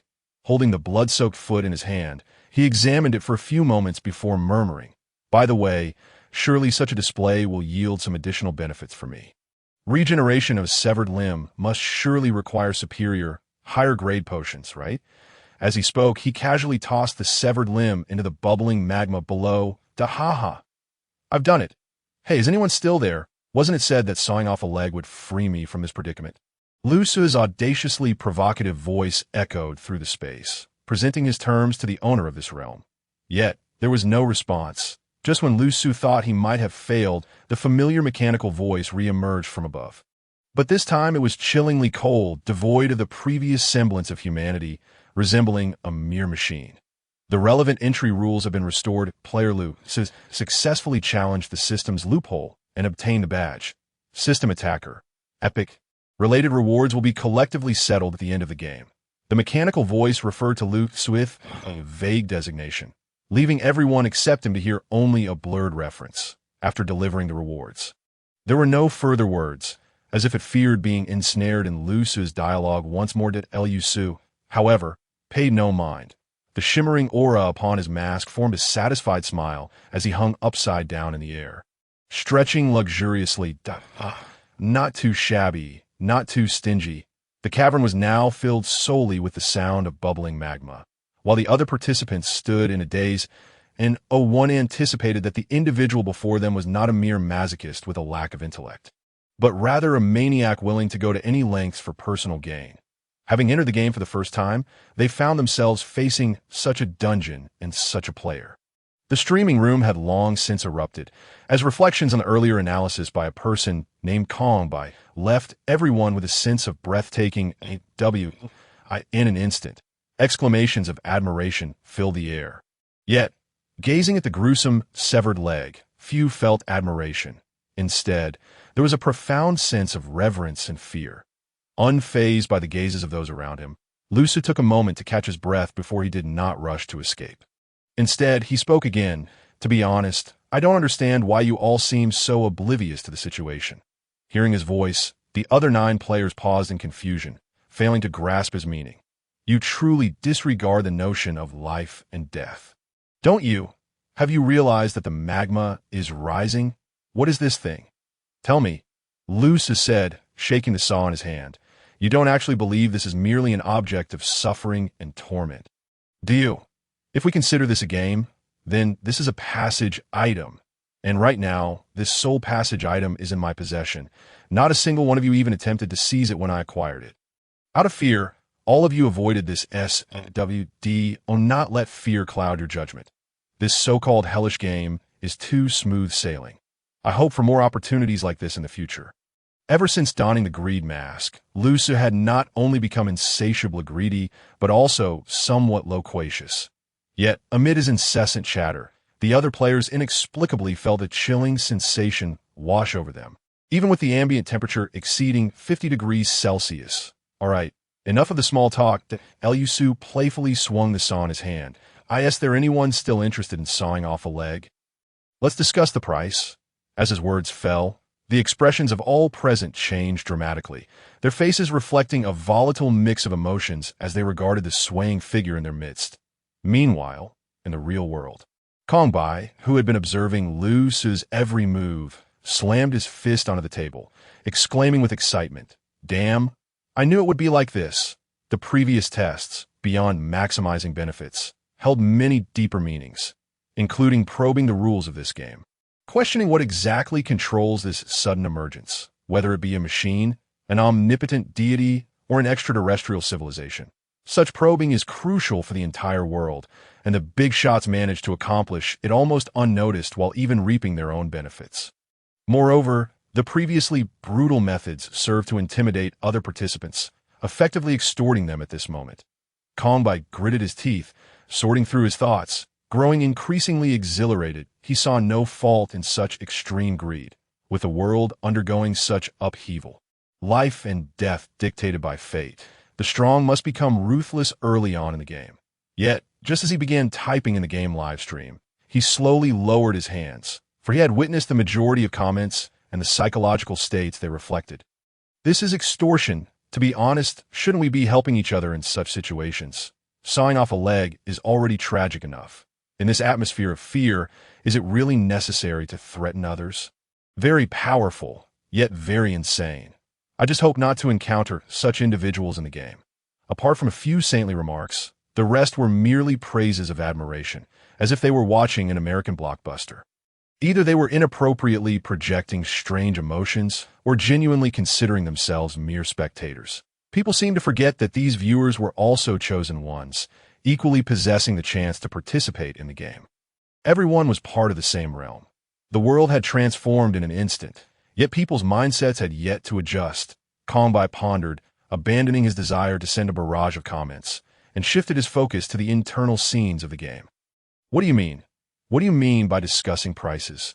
The woman who had been the loudest suddenly shot Lusu a look filled with hatred, glaring at him intensely. Literally, if you don't pay, I won't give you the saw. What's wrong with that? Lusu turned his head with an air of nonchalance and replied, "Do you have any conscience left? How can you profit from such a thing? You heartless wretch, I want to quit. I won't play this game anymore. Who says I must keep playing once I enter? Why does the game organizer almost never respond to us, yet replies to you so easily? How can you so casually saw off your leg? I see you all as part of the same conspiracy." It seemed the pressure on her mind had become unbearable as the woman began to unleash her fury. her fear and pain transforming into anger directed at Lu Su. Her entire body writhed violently, rattling the chains around her, and witnessing her frenzied state, Lu Su felt a mix of confusion and intrigue. The air fell silent for a few seconds before Lu Su slowly spoke. Indeed, you're right that I am part of it. I am actually an NPC of this game. Not a player, I have no sense of pain. And I can saw as I please. Here to torment you normal players that what's your plan now? At that moment, the blue greed mask shimmered, forming a large, comical smile, as if mocking her. Lu Su was acutely aware that this unpleasant woman was merely an amplification of human nature. He wore the greed mask, while she likely donned the mask of privilege from years of comfort. The weak lash out at those even weaker, and in this bizarre game world, no matter how strong one may appear, they will always seem relatively weaker. Thus, her crumbling emotions needed an outlet, and he had become that outlet. Even if he appeared terrifying, possessing the capability to eliminate her. However, years of social conditioning have led the other party to believe that provoking such a human as oneself would entail no repercussions. The methods employed are rather similar, relying on loud voices, slander, defamation, public manipulation, and isolation. Yet the world has changed, and still, there are those who fail to grasp this reality. Lu Su observed her with amusement. Even if he were to admit it, even if he were to be defamed, even if he were to truly become an enemy to all of them, what difference would it make? His complete lack of rebuttal rendered the woman speechless.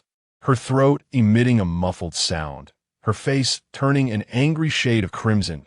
It was uncertain whether it was the heat or if she was suffocating on her own emotions. The magma, after all, was still rising. Dear all. Lu Su swung one leg in the air as if swinging on a swing, even brandishing a saw in his hand, as if he might toss it aside at any moment. How much do you want? At last, someone spoke, and Lu Su thought to himself that there were still clear-headed individuals among them. Turning to see who it was. What I seek is not money. But, however, before he could finish his sentence, he turned to find a flash of red light before him. Opposite him, a man swung towards him with the momentum of chains, forcefully lunging forward with a dagger over a foot in length, glimmering with crimson light. That dagger was evidently no ordinary weapon. It was undoubtedly some sort of prop from a game. The man, eyes gleaming with malice, advanced swiftly, and just as Lu Su turned, the blade was already at his face. A deadly strike. Amidst the sharp screech of metal, blood splattered as the intended fatal blow was thwarted in a split second by Lu Su, who redirected it against his own collarbone. The blade lodged itself firmly within. Rendered immobile, the expression on the blue mask remained unchanged, and even the smile on that mask seemed to widen, stretching grotesquely. Painful divine selection. Pain value increased by 5, to his surprise, even in such a moment. There was an unexpected delight. Kill him! Quickly! Kill him! The woman beside him began to writhe violently, shouting in excitement. The man, too, eyes flashing with ferocity, intended to press the advantage. But in an instant, the chaos had subsided. The excited cries choking in the woman's throat, the line of blood appeared on the man's neck as Lu Su casually swung the saw in his hand with a speed terrifying to those around, leaving only the chilling sound of slicing air in its wake. How unfortunate! The opportunity was but once. With those words, the man holding the dagger weakly released his grip. His eyes widened in horror, hands clutching at his neck as blood gushed forth like water. It was futile to try and contain it. Within mere seconds, the dangling man transformed into a bloodied figure, the scorching heat quickly coagulating the blood. His body convulsing twice in the air before falling still dead. Witnessing the brutal murder before their eyes brought a semblance of clarity to everyone. Lu Su found the scene rather amusing, gazing at the perfectly roasted corpse. Still in the mood to share a dark joke, this red-skinned duck is quite the cosplayer. Truth be told, it's quite the hanging furnace that in fact, according to the influence of the greed mask. He should have taken advantage of this audacious assailant to accrue more pain points. Yet he refrained. The lessons etched in his mind were far too solid. Never relinquish the chance to survive to another. If they wished to kill him, he would not waste words on them. Removing the dagger lodged in his shoulder, he glanced at the weapon description that automatically appeared before him. Sharp blade, premium weapon, effect, armor piercing. When user attacks with it, it unleashes 3 times the strength, with a strength cap to be explored. Description: when you're unsure what to do, just stab at in.lusu. Doesn't this description seem a tad off? Ah, a premium weapon. It doesn't sound particularly high in tier, but it's certainly better than nothing. Speaking thus, Lusu tossed the dagger into his backpack, treating it as a trophy. Moreover, if categorized this way, it seemed his mask was not a weapon prop. The sequence-sealed object appeared to be a unique, standalone item. Surveying his surroundings, no one dared to meet the gaze of that deep blue mask. In places untouched by the laws of human invention, violence remains the most persuasive language. Well, it has come to this. Name your price. That at last, the first clever one spoke, and Lu Su turned to face him. I know that players like you do not seek money. You must want chips within this game, correct? In my initial game, I received a reward of 500 points, and with my commendable performance, the guide granted me an additional 300 points. I will give you all these points if you help me escape. Clearly, those who had previous experiences of completing games exhibited much better psychological resilience. Yet, Luce's subsequent words nearly caused him to spit blood. 800? Is that all the points you have? The crowd. What the hell are you talking about? 800 points is quite significant. What are you saying? This is all my points. The game has only just begun. Who could have more? Didn't your guide inform you of the situation? Lu Su, my guide. Would you believe me if I said I killed him? My reward was directly 3,000 points. Well, fine, it's a small business. Since you're the first, I'll agree that Lusu consented to the trade request from the other. Moreover, since you are indeed my first customer, I shall grant you a small benefit. What? The other party did not react immediately. After all, he was about to saw off his leg, and he was not yet mentally prepared. His teeth trembling slightly, Lusu merely brought up his personal game panel.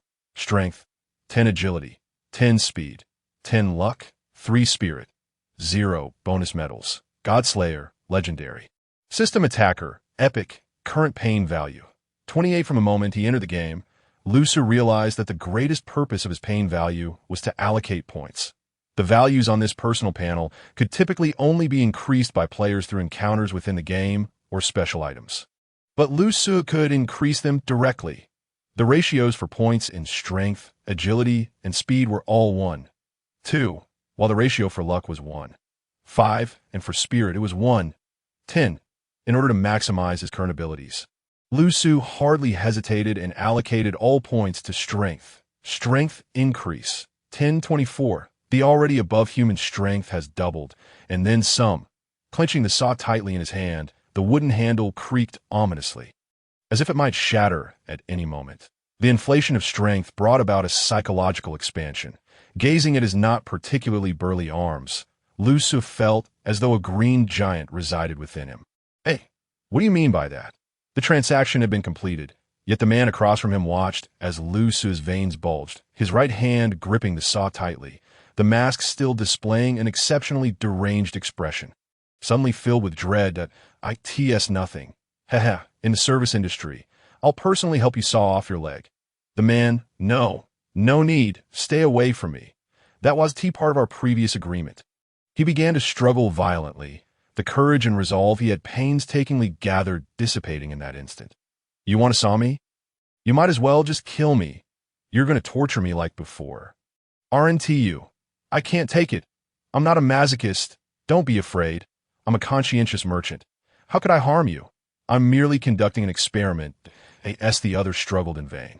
A glint of ferocity flashed in Lu Su's eyes, and the shape of the mask formed a highly humanized exclamation mark. With a swift motion, the saw swung, its speed so great it seemed to echo with the sound of thunder. Crack! The crisp sound resonated, akin to a butcher cleaving through bones on a chopping board, the rusted teeth of the saw biting deep. With the aid of astonishing speed, it transformed into the sharpest cutting tool. A figure fell with a resounding thud onto the platform, emitting a dull thump that it was only after extricating himself from his predicament that the man, whose leg had been severed, realized the ordeal was over. And only then did the pain arrive. After a heart-wrenching scream, he writhed in agony. Clutching his leg, beads of sweat forming on his brow as he stifled the pain, he raised the severed left leg and pressed down fiercely on his blood vessels to prevent excessive blood loss. A grimace, more grotesque than a cry, contorted his face as he gave a thumbs up to Lu Su, who was still suspended in the air, and tremulously uttered, "Thank you, esteemed one."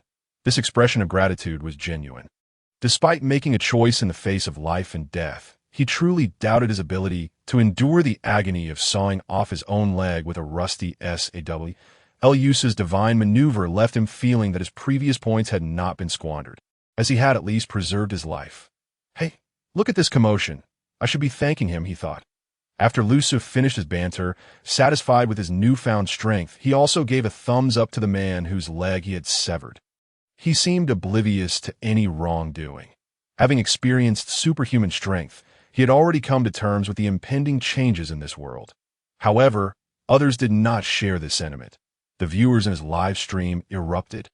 Their emotions were even more intense than when they had witnessed Lusu engage in such grotesque self-mutilation. After all, for them, it was the first time they had seen someone truly wield supernatural powers. The allure of primal power always reigned supreme, far surpassing the so-called allure of wealth and authority. Wow, what did I just see? I must be hallucinating. That was definitely a superpower, right? What kind of strength is that? To sever a man's leg with a rusty saw in one stroke. I might have spoken too loudly. You're amazing. Can I get your contact information? It seems you rarely watch live streams like this. This, indeed, was the charm of the game, wasn't it? If it were a superpower, I want to try it too. If life is on the line, why not? I just visited other players' streams, and most people don't experience such brutality. This esteemed one just happened to encounter a hellishly difficult game dungeon. Fortune favors the bold. They exclaimed, "Stop talking bravado. Would you dare saw off your own leg?" The chat room suddenly became exceptionally lively. Those who had previously held themselves aloof as mere spectators were now restless, casting aside their fears and various emotions. Some had already begun to seek Lu Su's contact information, eager to connect with him in the real world. There were even whispers of a CEO from a Fortune 500 company contemplating recruiting Lu Su into his ranks. Blank stared at the screen, shaking his head in silence. People were finally beginning to grasp the gravity of the situation. Yet, this was merely the beginning. Lu Su was still relatively fortunate. Although his superhuman strength was supernatural, it still appeared human. When scenes of flight and thunderous might emerged, that would be when people truly lost their minds. However, amidst the flattery and fervor, someone finally noticed something amiss. "Wait, don't you find it odd? He clearly possesses the ability to instantly sever a leg, so why did he saw through his own leg bit by bit earlier?" The chat fell silent. When this weak voice emerged, everyone was hushed. Yeah, why indeed? Clearly, there's a simpler way. Why subject himself to such torment? I could have a painless surgery. Why wouldn't I? In the past, Blank and the others could rationalize Lu Su's various actions. But this inexplicable contradiction left everyone perplexed at a group of analysis masters, all resembling Blank, sat in front of their screens, conjuring 1,000 reasons for Lu Su's self-inflicted torture, yet they could not reconcile why he would choose to harm himself so severely. Could he truly be a masochist? Or was he mentally unwell? Impossible. A perfect completion player, a figure of such caliber, could not possibly be mentally unstable. Surely, there must be some deeper meaning we have not considered. Let us analyze further. The profundity behind Lu Su's actions would forever elude their analysis. After all, he merely sought a measure of pain value. Below, the first person to be rescued had vanished without a trace, leaving it uncertain whether this counted as the game ending. Nevertheless, his disappearance ignited a surge of excitement among those still suspended. Before Lu Su could speak, voices erupted from the remaining players. "Esteemed one, look here, I'm willing to offer a price. I have 200 points plus a standard weapon, all obtained in the initial game. I can offer it to you. Just come and sever my leg. Help me cut my leg, and I will reward you with a substantial sum of money once I'm out. You can fill out the checkbook. Come on, fellow countrymen, lend a hand." Previously paralyzed by fear. The players now found renewed vigor at the prospect of such a painless method, each eagerly bidding for their leg to be severed. In this day and age, even the act of cutting someone else's leg had turned into an auction. The broken window theory never goes out of style. Ordinarily, if one suggested sawing off a leg without anesthesia, no one would accept. Yet now, after Lu Su had spent over 10 minutes sawing his own leg, People suddenly felt that having their legs severed directly was a blessing. Observing the eager throng, Lu Su decided not to refuse. He awaited their high bids. After all, those who had participated in the initial game, yet failed to complete it, still possessed some points. Others had signed internal game agreements, promising their points to Lu Su. With a mask of greed adorning him, he had become Lu Ba Pai without a shred of psychological burden. Severing legs was no issue, as long as people were willing to pay. Ultimately, he acquired an unprecedented game item along with numerous game points and promises of additional points upon completion, severing leg after leg. In Japan, he would have already been deemed a leg-sawing sage. After a series of anguished screams, only 4 individuals remained suspended in the air. Point 2 appeared utterly petrified, seemingly having abandoned all hope of survival. Lu Su could not be bothered with them, as their choice to forsake life was of no concern to him. Point 1 former player who had completed the game cast a final glance at him before suddenly vanishing. It seemed they had obtained an exit coin from their previous rewards.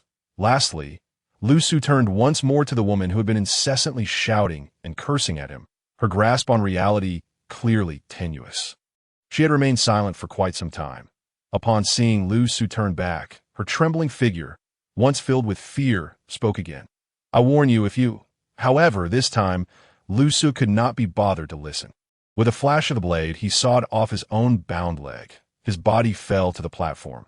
Reaching out to touch the edge of the platform, he smiled at the woman suspended in the air, saying, "Magma is coming soon." Lusu's figure then vanished, and within a few breaths, the magma had engulfed the platform. In his final glimpse, Lu Su observed the woman finally awakening to her fate, emitting a sharp cry as she desperately reached for the swaying saw in midair. A chilling scream following, but it was too late. The magma had consumed the platform, yet she had not yet been engulfed. She still had ample time to regret, but no opportunity remained. Humanity can perish due to folly. Whether that woman would regret her choices in her final moments, whether she would be torn apart by remorse, was no longer a concern for Lu Su. Now, he felt a twinge of regret himself. Perhaps it was greed that stirred within him. As the game neared its conclusion, he felt that his rewards were somewhat lacking. Was such a punishment of sawing off legs meant to be singular? Shouldn't there be multiple tortures, repeated torment, and a to and fro of suffering? As for the so-called hellish difficulty, it was indeed lacking in imagination, hardly perverse enough. While pondering this, the familiar sensation of data flow did not materialize. It appears that after vanishing from the platform, there was no immediate conclusion to the game. Upon opening his eyes once again, he found himself in an extraordinarily bright space. The 4 individuals whom he had previously rescued were now seated in chairs, their faces etched with terror as they anxiously surveyed their surroundings. The game was not yet over. The hellish torment seemed to linger on. Just when they had emerged in a state of elation, believing they had finally escaped, reality dealt them a crushing blow. Upon Lu Su's emergence, 4 pairs of eyes swiftly turned toward him. It seemed that the game awaited the completion of all participants. Each individual was firmly secured to a chair, arranged in a regular pentagon, while at the center stood a pentagonal pillar, its depth shrouded in an eerie emptiness, the purpose of which remained a mystery. In stark contrast to the others, Lu Su appeared rather pleased, despite the ongoing game. After all, as long as the game continued, there were still gains to be made. His mindset was evidently different after the previous game. He found himself somewhat exhilarated. He patted the mask that perpetually displayed a smile, muttering to himself, "I told you, it shouldn't be so unimaginative. The game needs to be more twisted." He reminded himself to maintain control. While he relished the sensation of rewards, Lu Su was also cautious, ensuring he did not lose himself entirely in the rhythm dictated by the mask. The mask merely amplified his corresponding emotions. He must not allow it to govern him completely. All participants have arrived. Welcome, conquerors of the hellish game. Following Lu Su's appearance, the mechanical voice, which had been absent for a time, echoed once more in the space. Upon hearing that voice, the other 4 individuals shuddered, unsure if it was from pain. "You seem quite pleased?" That is rather illogical. Suddenly, the tone of the voice shifted, and after a moment of confusion, they realized it was directed at Lu Su. The game as controller was actively engaging a player. Lu Su lifted his gaze, glanced around, and inquired, "Is that so?" "Well, that is rather good, that's so. What rewards are there?" Rewards. Are you addicted to milking the system? This is a game of hellish difficulty, not some casual romp. Luce's simple remark utterly disarmed the game's controlling voice, leaving it momentarily speechless. Subsequently, the lights surrounding the 5 individuals dimmed abruptly, enhancing the atmosphere of solitude and terror. A series of unsettling, high-pitched sounds began to resonate as, to their astonishment, black water began to rise gradually from the enormous cylindrical space at the center. As they focused intently, one among them gasped in horror. It was not merely black water, but an unfathomably vast swarm of insects. They surged upward, one atop another, as if emerging from some hidden abyss. Moreover, these creatures were unlike any they had ever encountered, each more repulsive than the last. Some resembled scorpions, yet each measured nearly half a meter in length. Others were adorned with barbed spines, their long tongues writhing incessantly.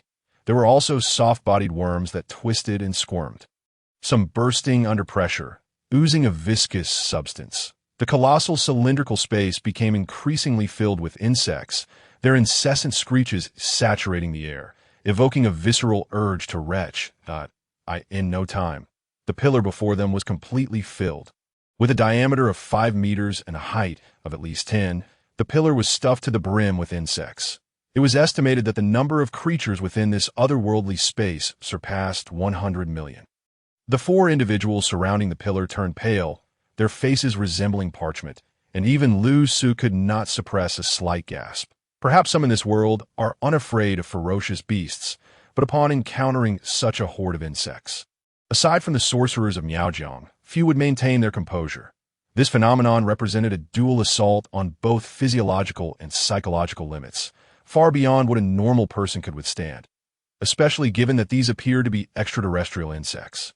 Oh my God, seriously, come on. This is beyond disgusting. I can't bear to watch any longer. I'm leaving to check out another stream. To be frank, this was rather overwhelming that I'd rather not exist. Being a spectator seems quite preferable. One should never become a player. The audience in the live stream echoed similar sentiments, their complaints resonating as the sheer volume of insect had shattered the threshold of curiosity. Soon, they discovered that separating their space from the chamber was a 50 centimeter by 50 centimeter pane of specialized glass. Gazing at this window, they felt on the brink of fainting, as it signified that these insects would soon invade their space. When will this end? Just let me die. Nearby, a man, unable to withstand the mounting pressure, slammed his fist against the glass, producing a muffled thud. Yet his fury achieved nothing in that moment. As Lu Su surveyed the writhing insects, a thought crossed his mind that perhaps this would present another opportunity for agony points. Dear players, do you not feel honored? The game should have concluded by now. However, due to the excessive number of surviving players, which contradicts the notion of hellish difficulty, we have a small additional challenge. The fate of the game rests in the hands of this player, who could easily secure his position as the sole survivor. Now, this additional challenge will cease to exist, and he will once again emerge as the perfect conqueror. Indeed, he is the only one among you who achieved the title of perfect conqueror in the novice stage. Due to his merciful nature, we find ourselves in this predicament. Come now, we should all applaud his performance. The voice of the organizer resonated once more, the lights in Lu Su's chamber illuminating, indicating whom he referred to. Yet this time, the tone and words bore a distinctly mocking quality, leaving one to ponder whether Lu Su had inadvertently offended him. The crisp sound of applause echoed throughout the space, intertwining with the shrieks of the insects. Strikingly, the only individual clapping at that moment was none other than Lu Su himself. Ah, splendid, splendid. According to your words, I must say, I'm quite impressive. I believe I should applaud myself. Thus, the query arose once more, given my commendable performance. Are there no additional rewards? Lu Su's voice remained calm, laced with sarcasm, as he brushed aside the organizer's mockery, even returning it with a jibe. He was perplexed as to why he had suddenly become the target of scrutiny, as if the game bore a grudge against him, seemingly placing him in the line of fire. They even disclosed that he was the perfect conqueror, yet he felt no concern. The more he was targeted, the greater the potential for profit. Being singled out represented opportunity. Risk always accompanies reward. As a certain philosopher with the surname Gao once articulated, the greater the storm, the more precious the fish. What was that name again? Let us just assume it was Gorky. All rewards within the game, the benefits of conquest, are not merely handed over but must be earned, or rather, seized. What one can obtain depends on how far one can progress. You seem to have adapted rather well to the mask of greed, and I wonder, will your compassion in allowing them to survive ultimately lead to your own demise? Compassion. You've got me feeling somewhat moved. Perhaps you should award me a medal of achievement. Lu Su retorted effortlessly, engaging in a verbal duel with the mysterious voice, while the other 4 individuals around them felt entirely like outsiders. They could only watch in awe as the two sparred, hesitant to interject. It was only now that they realized there truly existed a distinction between merely completing the game and achieving a perfect completion. It dawned upon them that this individual had been among the elite from the very beginning. At this juncture, the others regarded him with increasingly complex expressions. From initial fear and distance, they now felt a tinge of gratitude. After all, despite his greed and madness, akin to a vampire threatening them, he had also saved their lives. Yet in terms of outcomes, it undeniably saved their lives.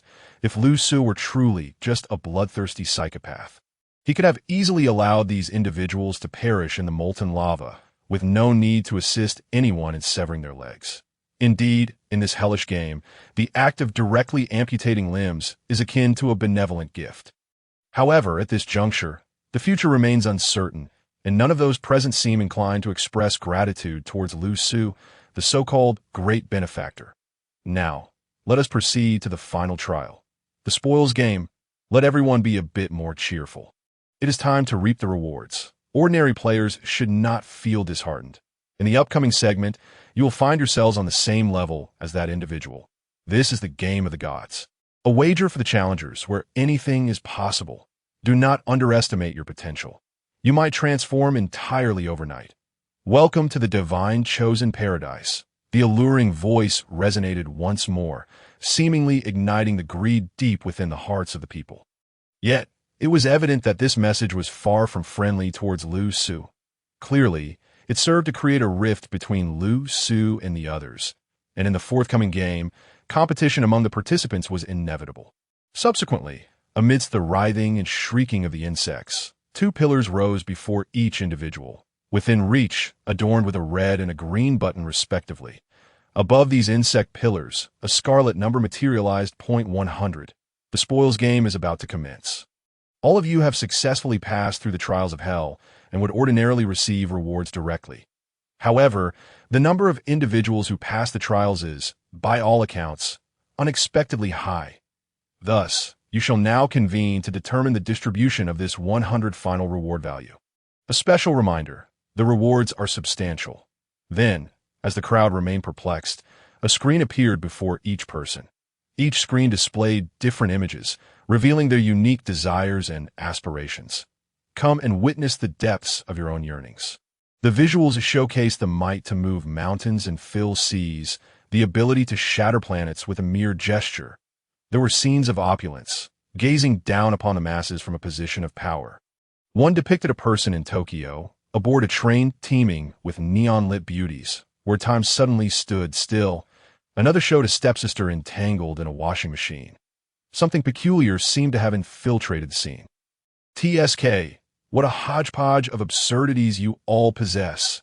In essence, the divine chosen paradise is a realm where your dreams can materialize. Trust me, for your currently limited understanding, this 100 undoubtedly holds the potential to transform your entire existence.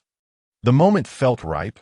The organizers, having tantalized the participants for long enough, deemed it unnecessary to prolong the build-up. Desires had been stirred, and what remained was the grand spectacle of the spoils. All right, the spoils game is ready to begin. Now for the rules. This 100 represents the total of all rewards, and the distribution method is to be decided by your votes. No one possesses any privileges. Upon hearing this, the other 4 players visibly relaxed. With such a setup, the disparity between themselves and the player who had flawlessly completed the trials dissipated. However, what purpose did this unsettling insect jar serve? This jar was, in fact, a punishment for those who diverged from the group. The rules are as follows. Each individual shall sequentially propose their own distribution plan for the points. If half or more of the participants press the green consent button, the proposal will be approved, and everyone will receive their corresponding share of the reward. Conversely, if the majority disapproves, the proposer will be transported into that jar, where the little creatures will surely adore you. The turn will then pass to the next person in line to propose their plan. As this was said, the jar filled with insects gleamed slightly. Gazing at the jar, the hearts of the crowd sank. It became clear that this contraption was intended for execution. The most terrifying way to die in the world is just this. Enough idle chatter. The sequence of distribution shall commence now. As the words faded, a number began to flicker rapidly above each participant's head. From 1 to 5, all players instantly tensed, with several closing their eyes in silent prayer, hoping to secure a later position. In this game, for the first to allocate, their fate lay solely in the hands of others. Forget about securing any benefits. If one is placed at the front, even survival may become a daunting task. It would be preferable to have perished in the previous game. This is truly a game of chance. Ding!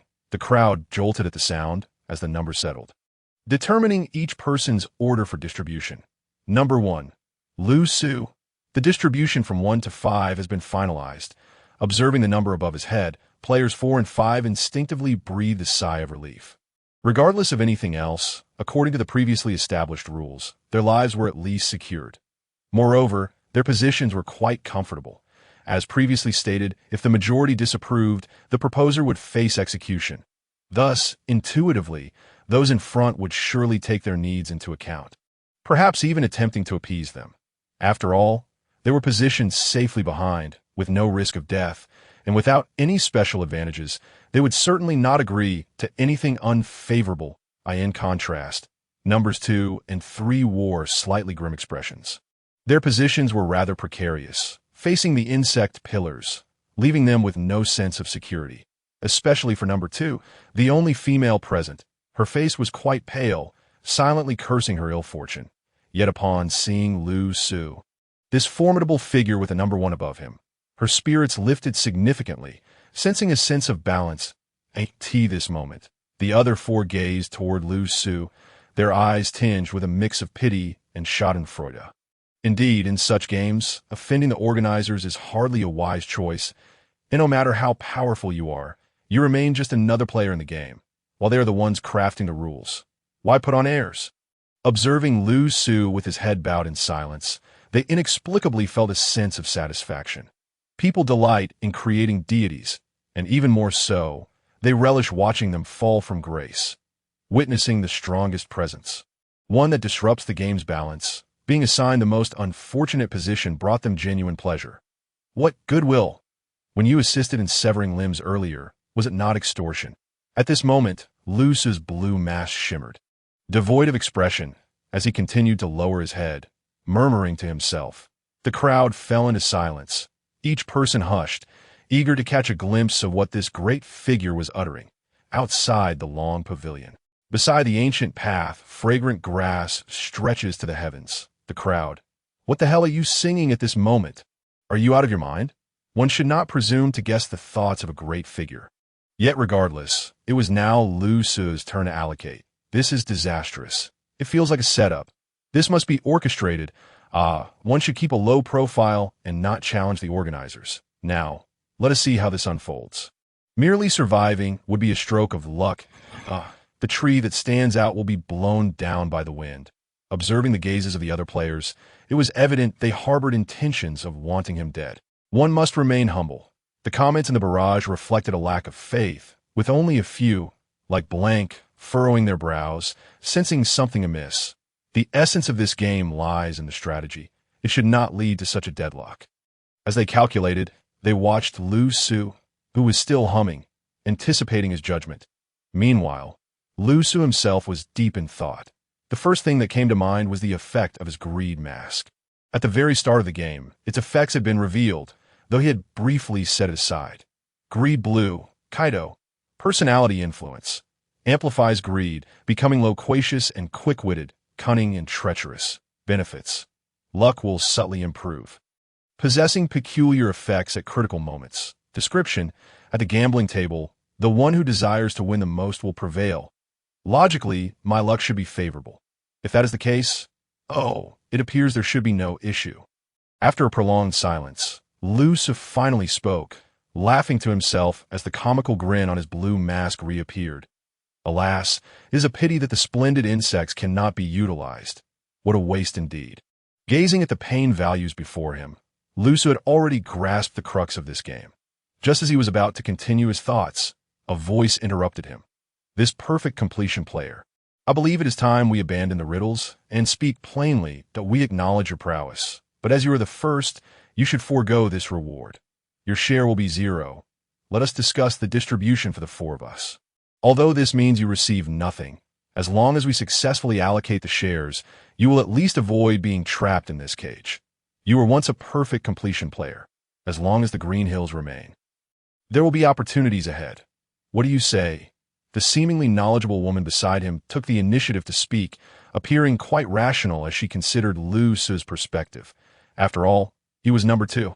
Should the first player lose their mind and choose to self-destruct, the burden would inevitably fall upon him. Thus, it would be wiser to take the initiative and, by this means, at least secure Luce's support to share the risk. At that moment, the host spoke once more. Attention, everyone. If within 5 minutes a voting round is not completed, the door before one of you will open slightly at random. Just then, the host's voice echoed again, resembling that of a grim reaper. The competing players felt their hearts sink at the sound of his words. Of course, to prevent anyone from stalling. If it is your turn and you intentionally withhold your distribution proposal, the door in front of you will be opened first.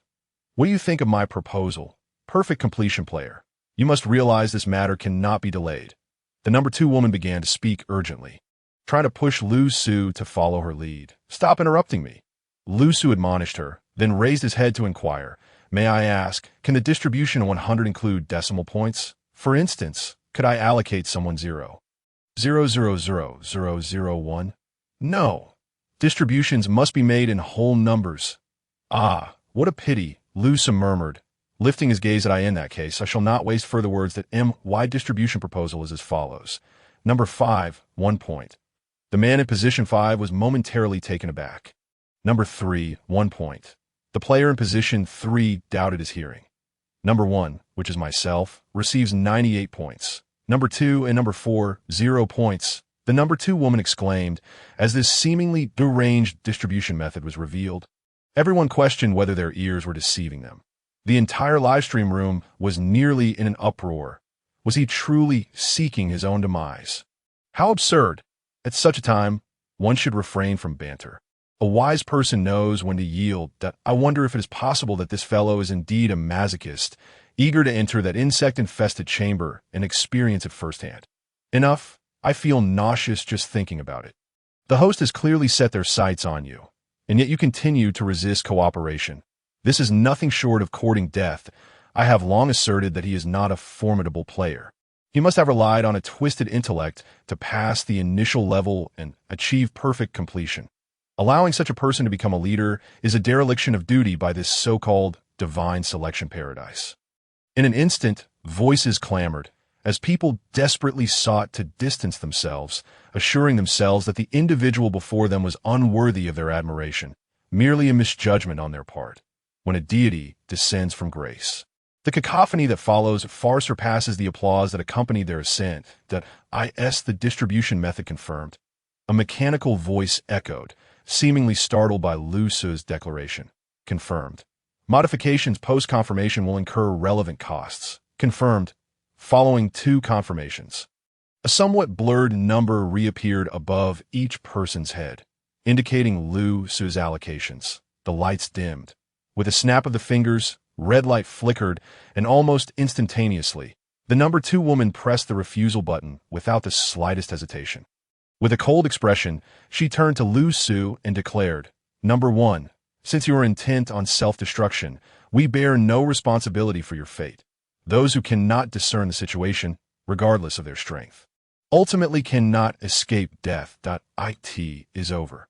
If you so desire to enter that chamber teeming with insects, your wish shall be granted. Her icy voice resonated, emboldened by the game's rules, and she openly unleashed her vitriol upon Luce. Lu Su merely chuckled softly, turning to face the woman. She, too, stood unafraid, fixating on the blue mask that had instilled her with countless fears. Soon, this devilish man would meet his end at her hands. She felt an undeniable sense of accomplishment and pleasure at the thought, relishing the power to judge him as she pressed the button. Yet, despite the woman's demeanor, the smile on Lu Su's mask remained unchanged. Within this game, there were only two women. You are slightly better than that woman, Lu Su remarked, causing a bead of cold sweat to form on the number 2 woman's forehead. She vividly recalled the woman who had relentlessly berated number 1, Lu Su, in the previous magma hell. Now, what had transpired in her absence was all too evident. However, that woman had perished due to her foolishness. The AS for you. While you may not be as foolish, you are hardly clever, and there's a hint of arrogance about you. The number 2 woman glared at Lu Su, her eyes filled with defiance, and in the end, she even managed a derisive smile. As death loomed, was it truly worthwhile to spare a moment for the feelings of this expert? She then turned to the other players, saying, "Let us not waste time. Press the red button before you to indicate your rejection. This will serve as retribution for our broken legs and the extortion we suffered." It must be said that the methods of inciting hatred are rather limited. Number 2's words laid bare her intentions, nearly prompting a laugh from Lu Su. The difficulty of this hellish game forced everyone to either face amputation or death. Yet somehow, this woman twisted it into a tale of vengeance for lost limbs. Number 2 cared little for such matters. This was not the time for reasoning. The priority was to pour dark water on Lu Su and draw as close as possible to the others. Number 4, both of us stand to gain nothing from his distribution scheme. We receive 0.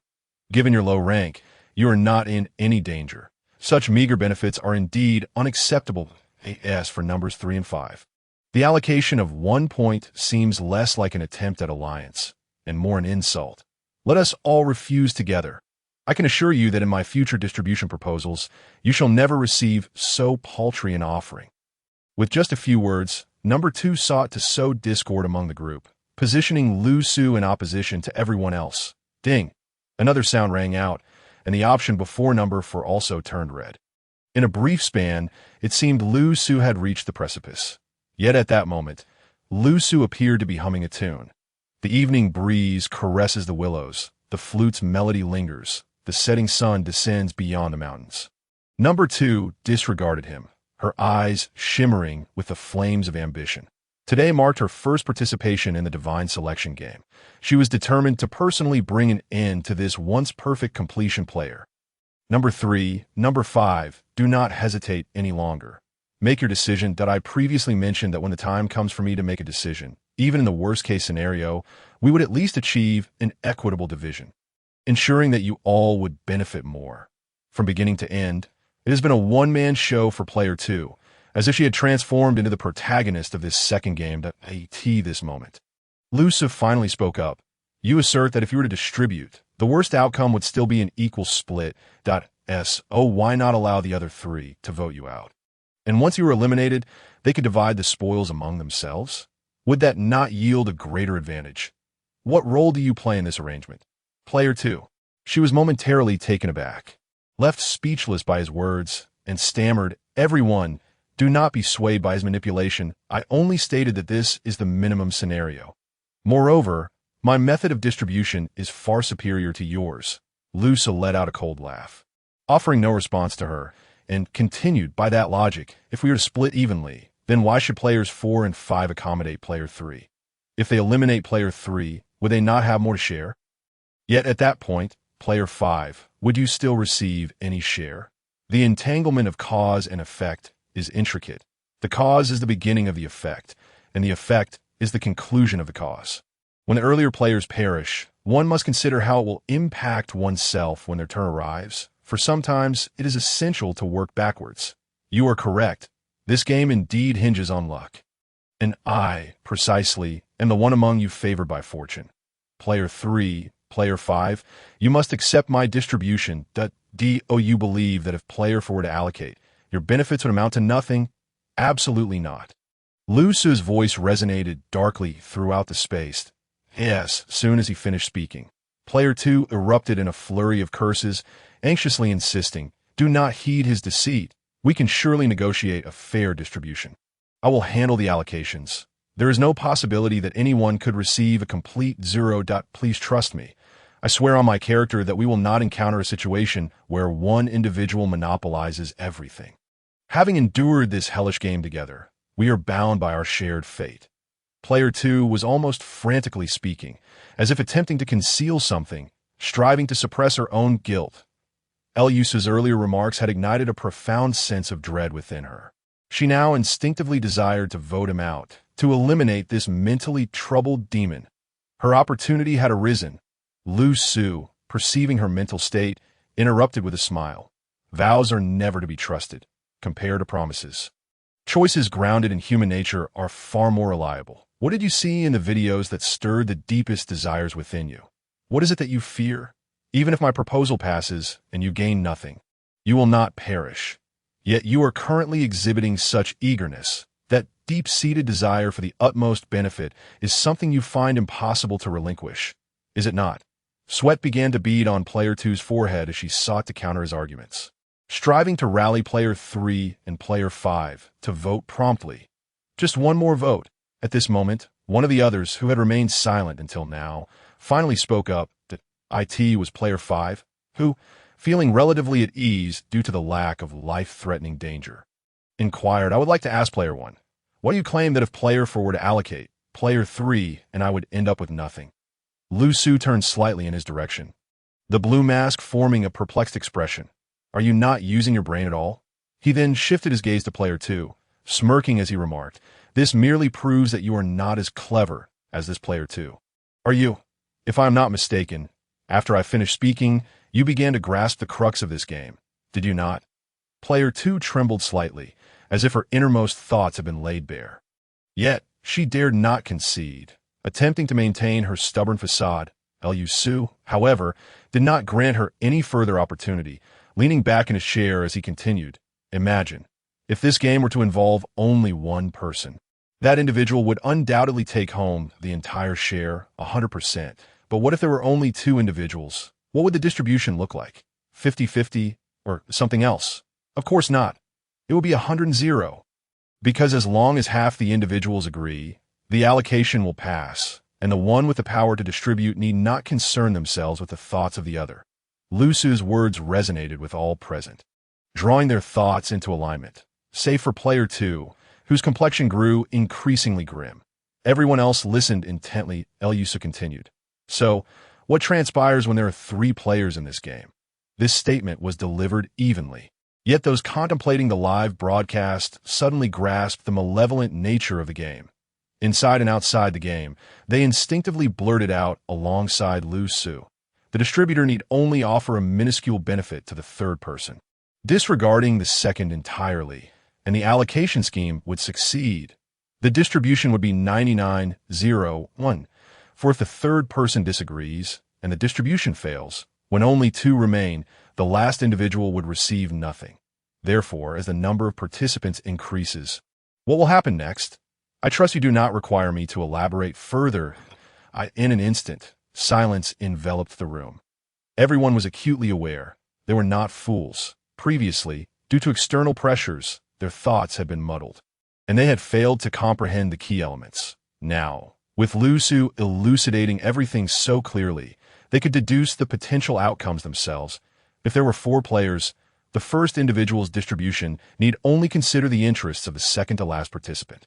For if the first individual were to perish, it would revert to the distribution scenario involving the previous 3 players, wherein the second-to-last would receive nothing. Thus, the distribution would be 99-0-1-0. Continuing this pattern, let us now consider the distribution for 5 players. Although it is difficult to accept and seemingly counterintuitive, when viewed through this lens, Lu Su's distribution method appears utterly unassailable. He is astonishingly correct, but how dare he? How can he be so audacious? One must recognize that any unforeseen circumstance could cost him his life. Yet he remains resolute, as if the specter of death imposes no pressure upon him. Even his mental state remains entirely unperturbed. Thus, I am indeed the luckiest among you, if that is the case. Then you truly do love me. This statement was directed towards the air, aimed at the organizers who had designated him as the first player to silence tantamount to acquiescence. The 5-minute mark has been reached. Click! The small door in front of Lu Su opened and closed, releasing a few seemingly gentle creatures that began to wander aimlessly within the space, chirping without purpose. You even found me some companions. It seems you truly do love me. Lu Su continued his banter, even going so far as to coax the insects closer to himself. He was in no rush to urge the other players, allowing them to digest the situation at their own pace while he contemplated further strategies. While he leisurely entertained himself, the other players were reluctant to confront reality, casting suspicious glances at one another, pondering alternative solutions. Player 2, in particular, was the most unwilling to accept this fate. She was still scheming to overturn the situation.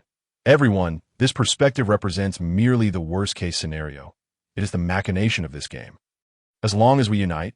Yet, midway through her statement, she felt even she was struggling to convince herself. Why should others believe her? Player 3 and Player 5, I can offer you, just as she intended to entice players 3 and 5 with direct points to gain their trust. She suddenly recalled that in the previous round, Lu Su had extorted all their points. In the depths of despair, Player 2 looked at Player 1 with a mix of astonishment and reverence, as if gazing upon an insurmountable mountain. Could it be that he had already anticipated the situation before him? A sense of emptiness washed over her as she pondered this thought. If only every one of us could trust one another. The scenario where only he reaped the rewards would never arise. She continued to rack her brain, muttering to herself in a futile effort. The solution was, in fact, quite simple. If everyone could trust one another, if they could all place their faith in her, how could the 4 of them possibly settle for such meager benefits? Yet, it was this very suspicion that paralyzed them all in place. Stop thinking about it, Player 2. Just then, Lu Su's voice pierced through her thoughts. Can you truly confront your own heart? Would you believe in yourself? If I were to perish, wouldn't you then strive to seize the greatest advantage? Moreover, if you were to discover a method to earn everyone's trust, casting me aside to secure your optimal position, do you not think Player 3 would employ the same tactic to eliminate you? The light in Player 2's eyes dimmed as she absorbed his words. She finally grasped the futility of her situation. Initially, she had believed that her own cunning could turn the tide. If only, but alas. There was no room for if only. At that moment, Lu Su began to toy with the small insect that had crawled in, one resembling a scorpion, its massive tail inching up his arm at his beckoning. He pinched it lightly, and to his surprise, this seemingly robust creature offered no resistance. After a moment's contemplation, Lu Su brought the insect closer to the wound on his severed leg. Suddenly, the scorpion's tail began to thrash violently. And unexpectedly, it spewed fire, painful divine selection. Pain value increased by 6. What in the world is this extraterrestrial creature? Lu Su was taken aback, witnessing his charred leg where it had been severed. He had never anticipated such potency from the insect. It even breathed fire. Not to mention, its cauterizing effect was quite impressive. Cauterizing. You dare call charring a severed limb stopping the bleeding? The other players, having witnessed the insect's power, felt an immense weight added to their already burdened hearts. Could this creature be taken away? Where are the organizers? Why is there no response? Lu Su's voice echoed, met with silence. Whether it was the previous escape game or the current distribution game, neither was inherently difficult. It was merely a matter of severed limbs, magma, and rusty saws, swarms of insects, death, and the ever-open door to venomous creatures relentlessly chipped away at the players' psychological defenses, pushing them towards despair and choices that could lead to abandoning their very lives. Yet, all of this was ineffective against Lu Su. Player 1, I have a question for you. In the midst of the silence, Player 3 finally spoke, as if grasping at the last vestige of hope. Your analysis is commendable, but this method of distribution relies on everyone maintaining a rational mindset. What if, regardless of profit or loss, someone simply wishes to cast you out, to see you dead? The moment the words left his lips, a resounding crash echoed as Player 5, in a frenzy, began to blow forcefully on the chair beneath him. I don't care. I don't care. Why should I, having also lost a leg and endured such torment, remain in the safest position while reaping no rewards? I demand at least 10 points. It doesn't matter who distributes them. If I don't receive anything, I will not agree. We might as well all die. After all, I'm the last one standing. I cannot perish. Player 5 screamed madly. Resembling a man driven to madness, IT remained unclear whether he was feigning insanity or genuinely lost to IT. I end this game of strategy. Dealing with such individuals proved to be the most troublesome. Player 2's previously dimmed eyes suddenly sparkled with renewed vigor. She fixed her gaze firmly on Player 5, as long as he remained unhinged. As long as he was a fool, regardless of the reason. If he were to dissent, just then, Player 4, who had been allocated 0 points, unexpectedly spoke up. Player 1, grant me 5 points. Do not mind Player 5's thoughts. I can't agree. Silence and a profound stillness enveloped the vast room. As if even the sound of breath had ceased, the insects chirping gradually faded into the background, ignored by all. Player 5's eyes widened in disbelief, the frenzied expression evaporating as he stared incredulously at Player 4. His act of madness had failed to intimidate Lu Su and was effortlessly dismantled. Ha! Ha! In Player 1's chamber, Lu Su laughed heartily, the expression on his mask radiating sheer delight. He had done nothing but witness a splendid performance, observing the disintegration of a fragile alliance. Turning to Player 3, he articulated his response. Rationality may be a fleeting hope, but greed and human nature are eternal. You will believe, deep within your hearts, that whoever wields the power of distribution will inevitably make the choice I described earlier. You desire to maximize your own benefits, while simultaneously wishing to deny others the opportunity to do the same. Greed and suspicion are perpetual why life or death bears little significance. In terms of your own interests, the choices before you boil down to mere survival or demise, 0 or 1. This is a hellish game, where the distinction between rewards of 0 and 1 could ultimately yield vast differences. What I presented to you earlier, that which ignited the desires buried deep within your souls, will not lead you to relinquish the disparity between 0 and 1. Furthermore, having experienced this, you may never again dare to step foot into this game. This could very well be your last opportunity to gain rewards and transform your reality at last. Lu Su's voice reverberated throughout the room, echoing like a monologue to himself, or perhaps a reflection on others, and one responded. The organizers remained silent in the suffocating atmosphere. Each player awaited the possibility of an unforeseen turn of events, but none came. As the second 5 minutes elapsed, a massive spider entered Player 3's chamber. Before long, the votes of Players 3 and 5 silently shifted to agreement. There were no words of approval, nor any other form of resistance. As if they were fulfilling a silent pact. Game over. Hell, difficulty dungeon, magma cavern, 5 players cleared. 1 player achieved a perfect clearance. Game reward will be distributed according to the results of the supplementary game. The mechanical voice of the game echoed in each player's ears, as the scene of the game abruptly concluded before the eyes of the audience. The game has ended. Please explore other ongoing games or anticipate the next one. Welcome to the Divine Selection Paradise. You too can become a player. After Luce's game concluded, the audience, who had been intently observing the unfolding events, were met with 2 identical phrases. They reflected on the exhilarating experience of this hellishly difficult game. Many exclaimed their thrill. How ruthless! Initially planning to watch several more game dungeons, they had not anticipated being trapped here. It was astonishing to realize that such individuals actually existed in this world. In truth, I still did not comprehend. Was this truly a perfect clearance? Why did people agree to his distribution method? Let them play upstairs. We need not interfere with this level of intellect. Why was he always wearing a mask? I wonder what he looks like. If he were to reveal his face, he would likely become an internet sensation in no time. Even though the game has come to an end, a lingering reluctance permeates the atmosphere as the audience engages in fervent discussions within the now blacked-out livestream. From the onset to the conclusion, the number of spectators watching Luce's game has soared to tens of thousands, with a significant portion of them showing no desire to depart. Among the numerous players who flawlessly completed the game, Lu Su stands out as the most captivating. For fulfilling the collective fantasy of a new world. Naturally, the majority of comments remain blissfully naive, fixated on notions of fame and internet celebrity, buoyed by a sense of national pride due to a shared homeland. Yet, amidst the multitude lies a fair share of individuals with ulterior motives on a blank laptop screen. Dozens of documents are currently open, chronicling the various intelligence gathered during this gaming session.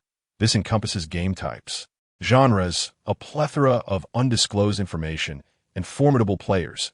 Notably, the document pertaining to a player donning a blue mask is the most extensive and detailed.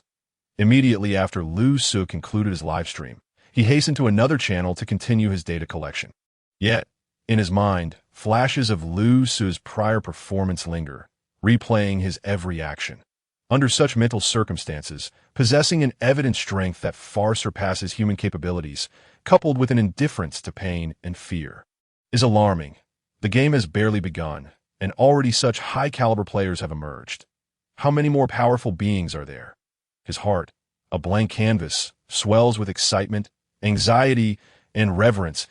As the game progresses, it is certain that entities capable of influencing global dynamics will soon arise. The world is but a game. Concurrently, various official organizations, both domestic and foreign, are meticulously observing the live stream and scrutinizing Lu Su. They document his erratic demeanor, immense strength, and possible psychological afflictions, noting his complete lack of fear towards pain, even expressing a longing for it.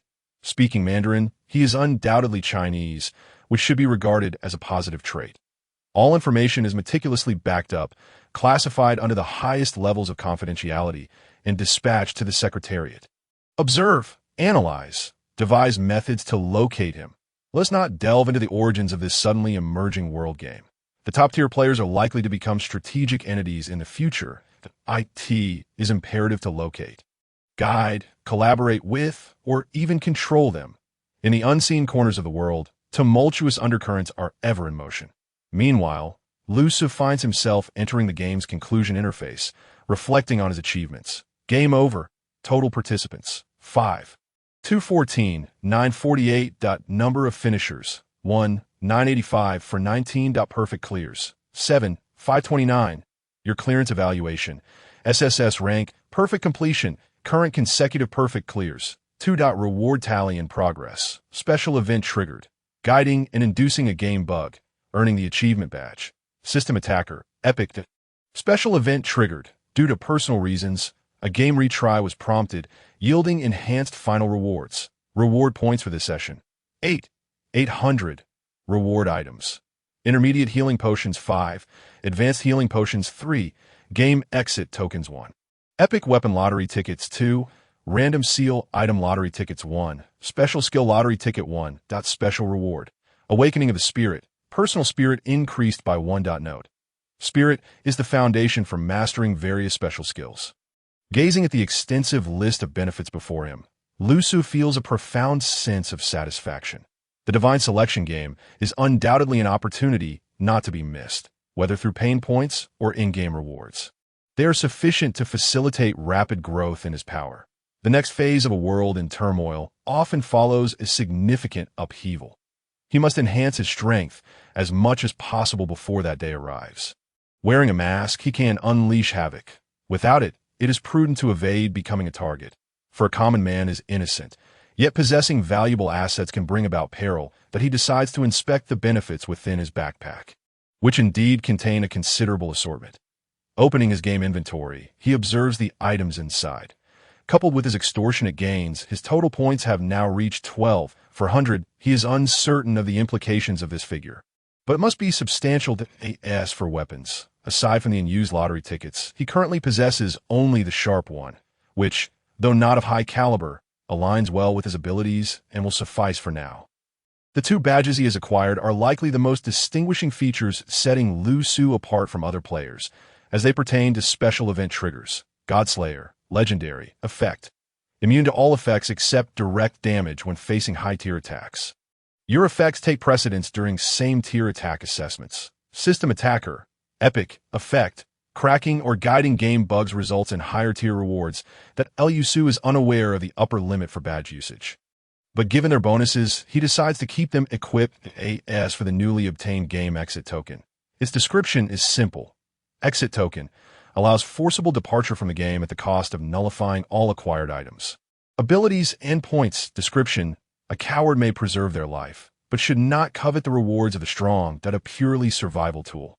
After reviewing the various descriptions, Lusu resolves to temporarily set aside the lottery tickets and exits the game. Once again, he experiences the familiar dizziness, awakening in his bed, but this time, the sounds of the game reverberate in his mind. This voice echoes in the ears of every selected individual. Divine selection paradise. The first official game has concluded. The mall function is now active. During the game's intermission, all selected participants may prepare their desired purchases, as the products in the mall will aid in their performance. The friend system is now live. All selected participants can add friends and engage in transactions, with a service fee applied based on the specific amount. Cooperative gaming and subsequent features are forthcoming, so please anticipate them. Since the game's inception, new players are selected daily, and we look forward to everyone becoming a participant. Now, after 2 games, many exceptional players have emerged, and we believe they will ultimately possess everything. To better enable players to understand themselves and one another, we will unveil a peak leaderboard following the next game's conclusion. The peak leaderboard will comprehensively assess players' combat prowess, gaming performance, and the bonuses from their items. Ranking the top 100, those who make the list will receive subsequent benefits. We encourage participation and exemplary performance in the next game. The announcement concludes, and the preceding dialogue resonates twice in everyone's minds, emphasizing its significance. Lusu gazes at this announcement, his brow furrowing slightly. The peak leaderboard. Such a mechanism essentially subjects top-tier players to scrutiny. After merely 3 games, he suspects he is already among the strongest cohort. Yet his abilities are nowhere near extraordinary when compared to certain violent organizations. The simplest truth is that he currently lacks the confidence to survive in the face of firearms. However, the prospect of rewards mentioned is likely promising. He wonders if his true identity and personal information will be exposed. That is a concern for another time. Matters beyond his control will temporarily be set aside. He is cautious, but does not lack the courage to take risks. It is impossible for him to deliberately underperform in an upcoming game to avoid the leaderboard or abstain from participation altogether. Survival is paramount, but the growth of his strength takes precedence. Should any issues arise, he will confront them head-on. With these thoughts in mind, he activates the screen in his mind, observing the current page. Rest mode. In every game, you may choose to be a spectator or a player. Of course, we believe the world welcomes players, and players will ultimately possess the world. Time remaining until the next game begins. 47, 57, 43. This is the challenge of the divine selection paradise. Welcome to your presence. Aside from this standard page, 2 additional pages, namely Friends and Mall, have appeared alongside it. After familiarizing himself with the interface, Lusu opened his eyes within the confines of the room. Rising from the dimly lit space, he assessed his physical condition, relishing the sensation of his restored body. Splendid. The special reward for achieving a perfect clearance has fully restored him. The advantages of entering the game are glaringly evident. In contrast, the effects of the pain bestowed upon the chosen one in the real world are rather constraining. He lightly bounced a couple of times, and the first sensation that struck him was weightlessness. Truly, it felt remarkably light. If his former strength of 10 points had merely shattered the limits of genetic locks, now possessing 24 points of strength is undeniably overwhelming. Lusu could not fathom the feeling of being as light as a swallow. As described by ancient heroes, he only knew the phrase powerful enough to break bricks, and he felt like that very brick. His legs seemed to possess the might of a powerful engine, providing an astonishing propulsion. Previously, without legs in the game, he had no experience of movement. Now he realized he needed to adapt to controlling his body, should Zhang Tao appear before him in a taunting manner. He might hesitate, for a single blow could indeed prove fatal. Killing someone in the real world is certainly not a trivial matter. His experiences in the game, coupled with the influence of the greed mask, had admittedly instilled a somewhat twisted inclination within him, necessitating a return to normalcy. Opening his phone and launching a familiar application, the first trending topic that greeted him sent a shiver down his spine. Indeed, the chosen game could lead to death, Lu Su thought to himself, as expected. The second game, the chosen paradise, would truly reveal its fangs, prompting people to recognize the game's grim reality and its inherent cruelty. It is worth noting that 5 individuals who had participated alongside him had perished, right before his eyes. One of them he had even killed himself. The remaining players had neither achieved a perfect clearance nor received the same healing opportunity he had. Returning to the real world with a severed leg? Contemplating this, Lu Su felt a weight settle in his heart. Such a scale of turmoil in the world could not be trivialized. The authorities ought to prohibit the opening of the chosen paradise. Everyone should be barred from participating in that dreadful game. What is the essence of the chosen paradise? Supernatural power or mere deception? Hospitals across various regions were experiencing a sudden influx of patients. And the official explanations?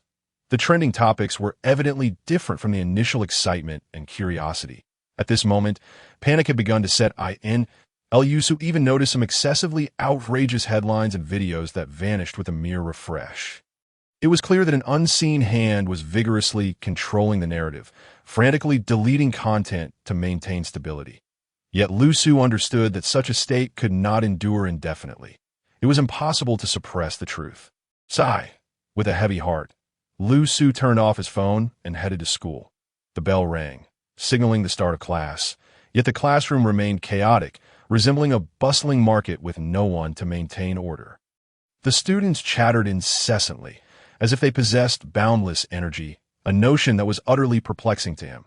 However, this time, Lu Su paid no heed to their discussions. Their conversations about the game, filled with fear and speculation, were all too familiar to him. They were his own experiences. Unbeknownst to him, he had grown somewhat distant from his peers. Did you see the game? Or rather, did you participate in it? Just then, a voice, warm and inviting, broke through his reverie, pulling Lu Su from his thoughts. Turning, he discovered that Xie Antong had somehow leaned in close to him, whispering in his ear, though Lu Su had never openly acknowledged it. Her current dialogue implied she had all but accepted that he was the chosen one. What's the matter? Lu Su still refrained from providing a direct answer. If you cleared the level successfully, then congratulations on your good fortune. If you were merely a spectator, you must have witnessed quite a lot. Xiantong's expression turned somewhat solemn as she retrieved her phone, speaking in hushed tones. In this game, I am gathering information as much as possible. The chosen paradise is no trifling matter. The cruelty of some of the games has evidently surpassed physiological limits. They are termed hellish difficulty, and rightfully so. It is indeed akin to hell. Moreover, although the game has only just commenced, some exceedingly formidable and twisted players have already emerged. Look at this video. As she spoke, Xie Antong stealthily passed her phone from beneath the desk. Lu Su's left eyelid began to twitch uncontrollably. Opening the phone, he was met with a dark crimson space, the video content all too familiar to him. Lava, a saw, 10 players bound and helpless. Lu Su, struggling to suppress a grimace, he found himself at a loss for words. Is the world truly this small? Before the magma engulfs the platform, you must find a way to escape. What does that mean? Are we to saw off our legs? Sawing off limbs is not a novel concept. Did you really secure the copyright for saw? What reward is there for being the first to grasp the saw? Listening to the voice of the organizer and the dialogue of himself in the game, Lu Su felt an acute sense of embarrassment wash over him. What can I say? What should I say? After watching a few minutes of the game footage, Xie Antong, observing his expression, remarked, "Sawing off your own leg, saw. It's not just chopping. If it were someone untrained, I doubt anyone could genuinely summon the resolve to do that. They would rather die than relinquish hope for life. But look at this person." At that moment, Lu Su found himself staring at the version of himself in the video, casually sawing off his the time. While wearing the greed mask, he hadn't perceived any issue. Now, in his normal state, it certainly appeared rather unsettling. Feigned nonchalance. Lu Su feigned curiosity, asking why he didn't saw off the leg that was shackled. Xiantong nodded, responding, "At that moment, I also wondered if he was simply a bit deranged." But as I continued watching, I began to realize just how terrifying he truly was. Keep watching. This is a compilation I edited, highlighting the most critical moments. As she spoke, Xia Antong adjusted the progress bar, shielding her phone as she explained the content to Lu Su. However, he felt a creeping unease, as if his very skin were crawling. It was unclear how much time had passed before the video finally concluded, leaving Lu Su with a tightly drawn expression. Truth be told, it was only from the perspective of an observer that he could fully comprehend the extent of his extraordinary performance in the previous game. It was undeniably impossible to go unnoticed in such a manner. In summary, that was the situation. Finally, as the video came to an end, Xia Antong took a deep breath, shutting off her phone, her face betraying an undeniable shock.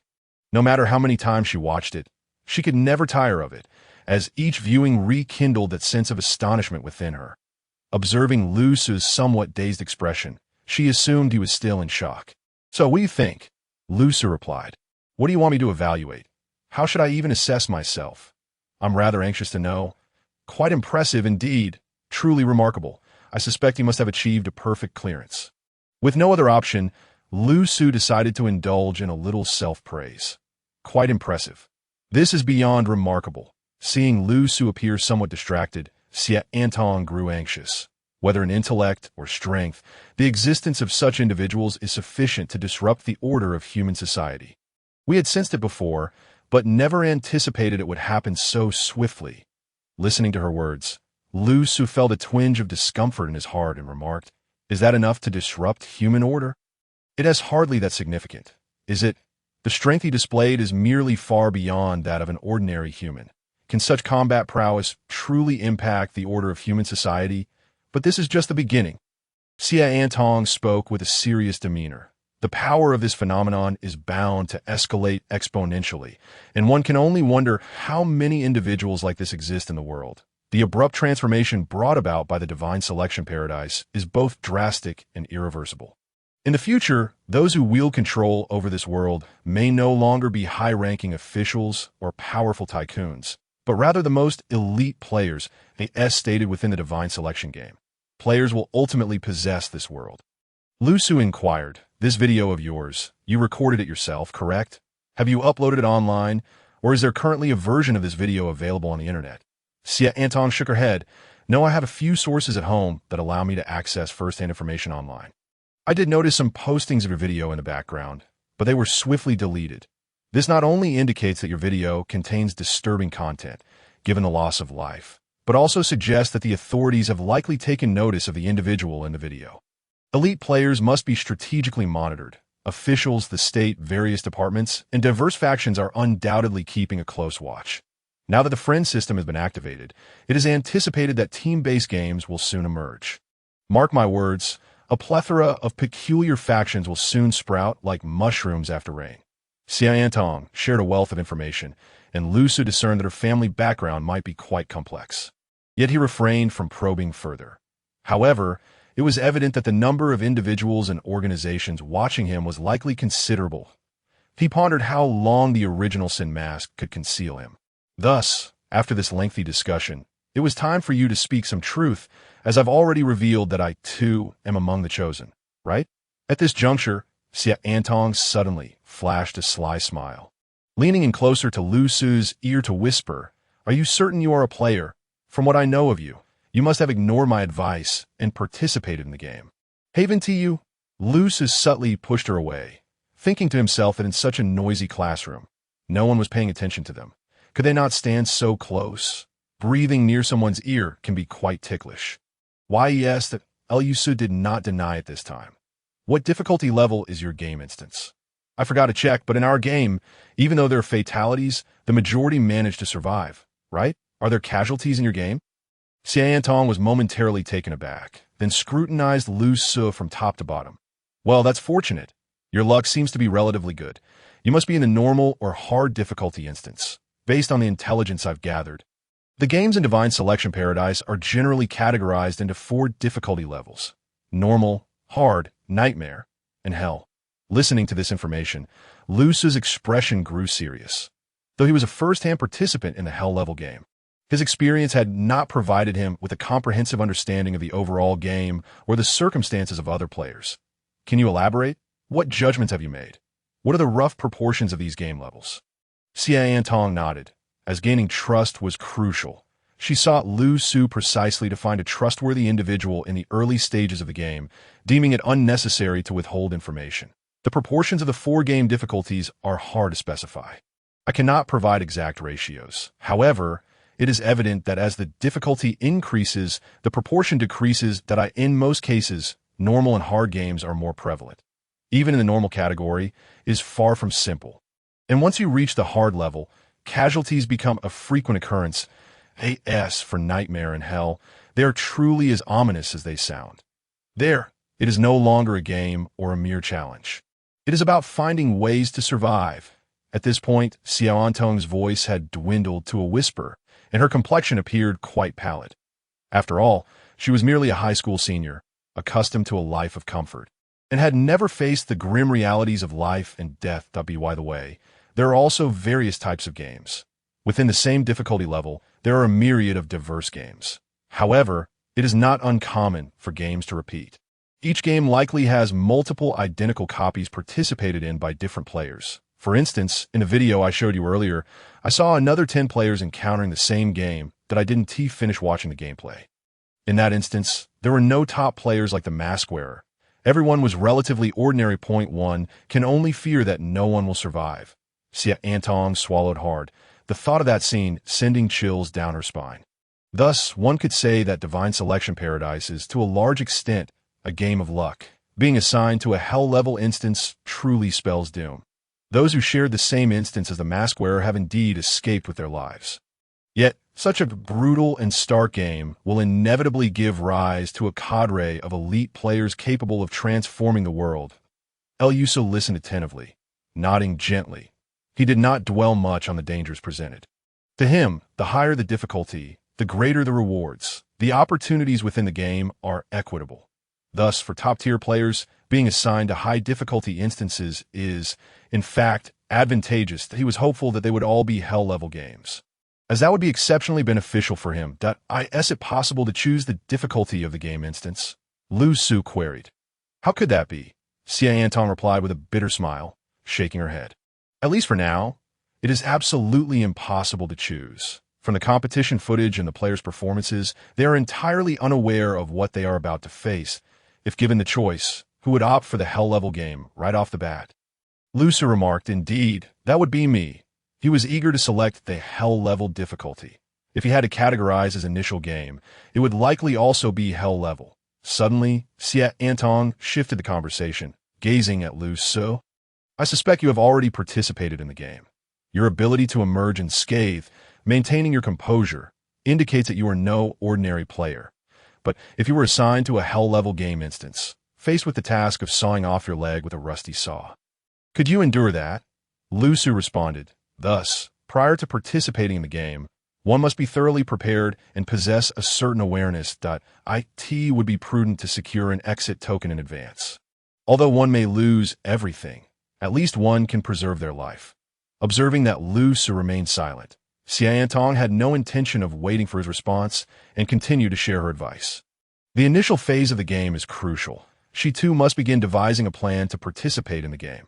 Why do you seek to discuss this with me? Lu Su suddenly frowned, letting out a sigh. What do you hope to gain from me?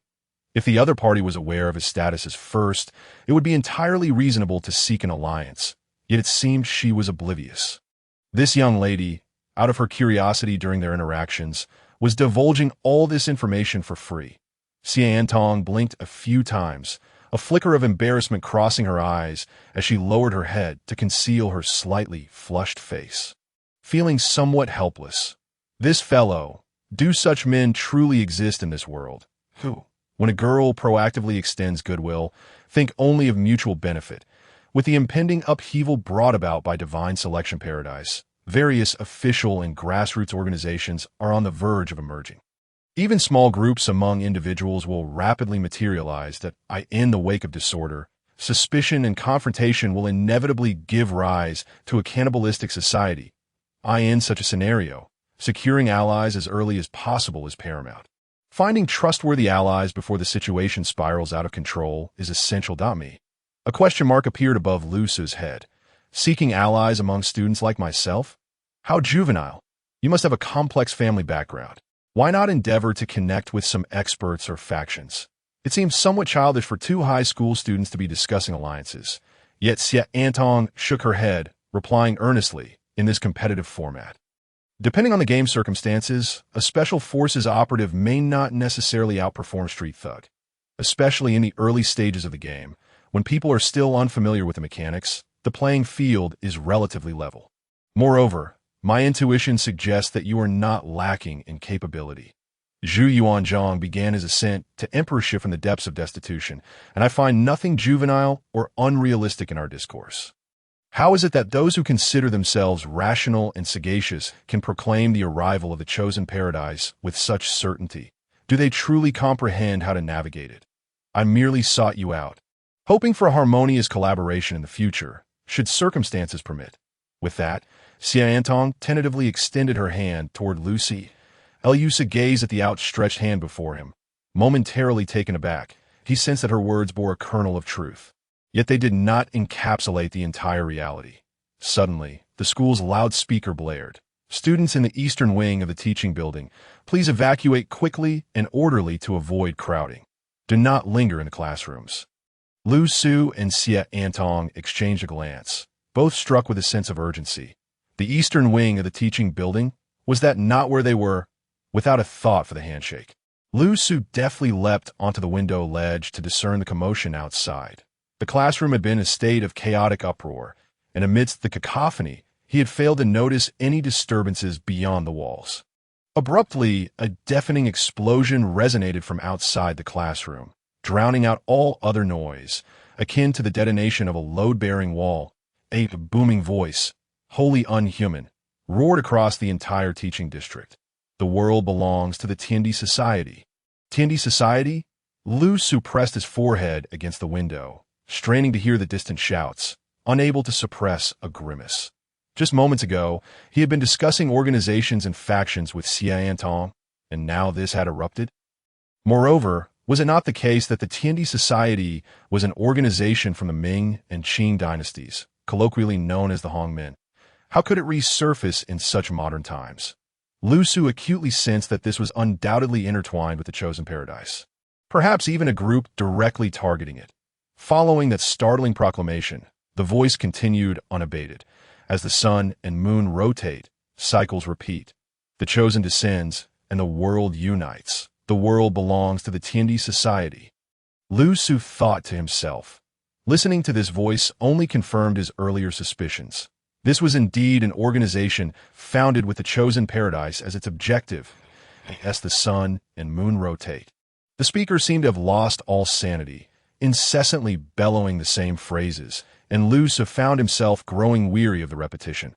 Accompanying the shouts were the terrified screams of students and the sounds of destruction. Walls crumbled, chairs and desks flew through the air, and the toll of injuries was unknown. That Elyusa's senses, among the most acute of humanity, discerned that the source of the chaos likely lay just below him. The teaching area on the floor below had descended into utter disarray. Yet, Lu Su had no intention of intervening in such matters. He was simply puzzled as to how such individuals had gained entrance to the school. Regardless, they were not present here. It was best to withdraw, for there was little to be gained from remaining. Suddenly, a thunderous explosion erupted, as the corridor floor outside the classroom was smashed open by a colossal hammer, sending bricks and dust flying. In the next instant, a ragged figure, whose muscles grotesquely bulged and towering over 2 meters, leaped forth from the shattered floor. Standing amidst the dust, the being lifted its head slightly. Locking eyes with Lu Su, who was peering out the window, the two stared at one another, wide-eyed. That Lu Su thought to himself, "What terrible luck! I just had to make eye contact that I had just remarked on the improbability of encountering such a situation." He quickly averted his gaze, leaping down from the window and expertly reclaiming his seat in the frenzied classroom. With just a glance, he had already registered the figure's general appearance and characteristics. The degree of muscular distortion was beyond human norms, and its eyes glowed crimson, devoid of rationality. Clad in a tattered school uniform that had been rendered nearly unrecognizable by its own expanded muscles. It also wielded a massive hammer with a head exceeding 30 centimeters in diameter. Whatever metal it was forged from, a single blow would surely be fatal to an ordinary person. Liu Su surmised that this individual was indeed a student of the school, and assuredly a player. The cause of such a transformation remained a mystery. What on earth is happening? Xia Antong called out as she observed Lu Su leap back. That IT appears to be a player, seemingly driven mad for some unknown reason. It looks like they are announcing some sort of organization. Lu Su replied. Let us go, Xia Antong urged, pulling Lu Su toward the exit without further ado, having witnessed too many scenes during their 2 prior games. She was acutely aware of the threat posed by powerful players to ordinary individuals. The Eastern Wing, interconnected with several classrooms, had descended into chaos, with students rushing toward the exits, excitement eclipsing fear. Upon stepping outside, they were met with the sight of the towering giant, seemingly frozen in place. Holy cow, Lu Peng! Among the students, someone recognized the figure, appearing quite familiar. With a face full of astonishment, they approached the dazed. Irrational behemoth. You joined the game, didn't you? How did it come to this? So cool. The giant, however, paid no heed, swatting the inquisitive student aside as if they were a mere plastic bag, sending them flying several meters to the ground. Unconscious, the crowd scattered in terror, leaving a wide berth in the classroom. As the sun and moon rotate, cycles repeat. The giant continued to chant, oblivious to the throng, his voice echoing painfully in their ears. Raising the massive hammer, he smashed it against the classroom wall, reducing it to rubble. For reasons unknown, Lu Su found himself fixated on the numbers 80. 80, the giant did not pursue actively. Within seconds, the area had cleared of most people. Just then, the giant abruptly turned, his crimson gaze locking onto the direction of the remaining crowd, and met Lu Su's eyes. Lu Su thought in exasperation. What the hell? Why do you keep locking eyes with me? Can't you look at someone else for a change? He quickly averted his gaze, having formed a rough assessment of the being's strength, far inferior to his own. Suddenly, the giant's eyes widened as he charged toward Lu Su, his massive form creating a gust of wind. Panic erupted among the crowd, who scrambled to escape, and Lu Su and Xia Antong followed suit, retreating swiftly. The giant halted, swinging his hammer with ferocious force toward the fleeing mass. Lu Su raised an eyebrow, sensing that the attack was indeed aimed at him. Instinctively, he hesitated, contemplating whether to absorb the blow with his shoulder, curious about the pain it might inflict. Get away, Xia Antong shouted, tugging at his arm with urgency, using her strength to help him evade the strike. What are you doing? Hurry and run. Are you that slow to react? Lu Su shot her a surprised glance before turning back to the charging giant. Confirming their shared understanding, he realized that this creature was indeed fixated on him. Remaining within the crowd would only endanger others and make it evident that he was being singled out. After a moment's contemplation, Lu Su glanced toward the dispersing crowd and the urging Xia Antong, saying, "Thank you." With that, he pushed her into the throng and stumbled backward, deliberately distancing himself from the others. The isolated figure became a conspicuous target. The frenzied giant advanced toward him, and the two of them quickly broke away from the crowd, arriving at a relatively open platform around the corner of the floor. Leaning against the wall, Lu Su calmly turned to face the panting behemoth before him. There was nowhere left to retreat. With a deep exhale, Lu Su slowly turned to face the enraged giant before him. Though referred to as a giant, Lu Su felt no sense of intimidation or power emanating from the figure. Rather, it resembled a mere pawn, released by someone behind the scenes to convey a message. Why had he set his sights on Lu Su? Had he inadvertently revealed himself? If even Xia Antong could not discern the difference between him and his in-game persona, Lu Su doubted his exposure would have occurred so swiftly. It seemed there were circumstances beyond his comprehension at play. He slightly twisted his wrist, sensing the explosive energy coursing through his body, and murmured to himself, "Why must I court danger in such a vast school?" The only individual capable of overpowering him was now fixated on him. The only troublesome aspect was that this small, green giant had already caused a stir, likely destined to make headlines as a significant societal incident. Should he become embroiled in this chaos and subsequently subdue the giant, extricating himself would be quite challenging. Are you not going to say anything? Just standing there. Strength was his greatest ally. Lu Su felt no tension as he casually turned to address the giant. Time cycled on in an unending loop. I did not wish for you to utter such words, Lu Su thought. Somewhat exasperated, he recognized that the giant had completely lost his senses, likely a pawn in a larger game. This seemed to be the handiwork of the organization known as TONDHU. I'd have to T that moment. The corridor and staircase a mere 10 meters away were crowded with teachers and students, anxiously observing the scene. Many held their phones, expressions a mix of horror and composure, yet they continued to capture the moment. Witnessing Lu Su cornered and the towering figure before him, all present feared for his safety. Run, brother. Are you just going to wait for death? Stay put. Do not make any sudden moves that might provoke him. Amid the cacophony of shouts, various irresponsible and contradictory suggestions echoed through the crowd. In a corner, the director of education was frantically on the phone, visibly anxious. Xia Antong cast a worried glance at Lu Su, sensing that his retreat into isolation was intentional. However, she remained uncertain whether he had the means to handle the situation. Even players who had cleared the game, could they truly manage this? Lu Su observed the crowd's reactions when suddenly, a figure distinct from the rest squeezed through the throng, clad in a striking red uniform. The individual exuded an air of competence. Upon his arrival, the director hurriedly approached him, as if finding a source of reassurance. Then, a voice whispered in Lu Su's ear, "Student, do not be afraid. Please remain calm and do not provoke him. My name is Zhao Jiaqing, and I represent a relevant national department." That Lu Su was taken aback. That it was evident that the voice emanated not from the crowd, but directly beside him, reminiscent of mystical communication in martial arts novels. A special ability. He was a player.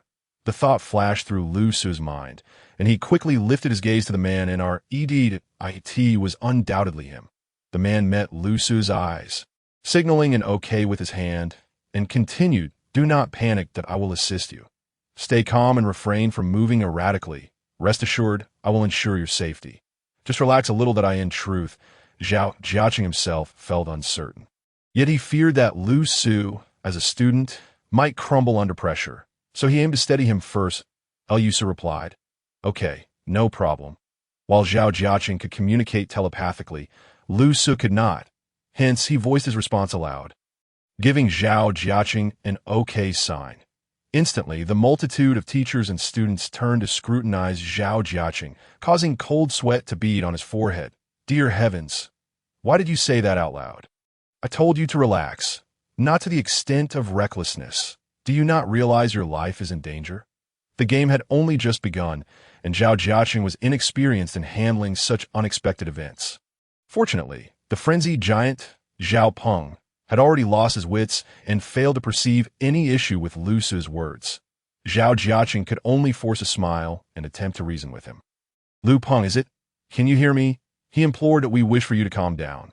If you have any demands or difficulties, please voice them." That we are. Lu Su, listening to these painfully familiar phrases, smirked slightly, thinking how this classic police negotiation tactic from Hong Kong films persisted in its futility. Clearly, the giant was beyond reason. Time cycled on in an unending loop.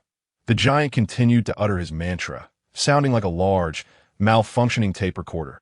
"The chosen one descends, and the world unites. I never said unity was impossible. Why do you keep rambling at me?" Lu Su replied, growing impatient. "The world belongs to Tian Di Hui." "Belongs, you say? Just because you claim it does not make it so. I never contested that. So what is your intention?" Lu Su began to engage in dialogue with the fool. The exchange was evidently futile, as the giant persisted in his repetition. Zhao Jiaqing, observing from the sidelines, felt increasingly exasperated as he witnessed the two conversing merrily in the center of the arena. "Can you not grasp the gravity of the situation?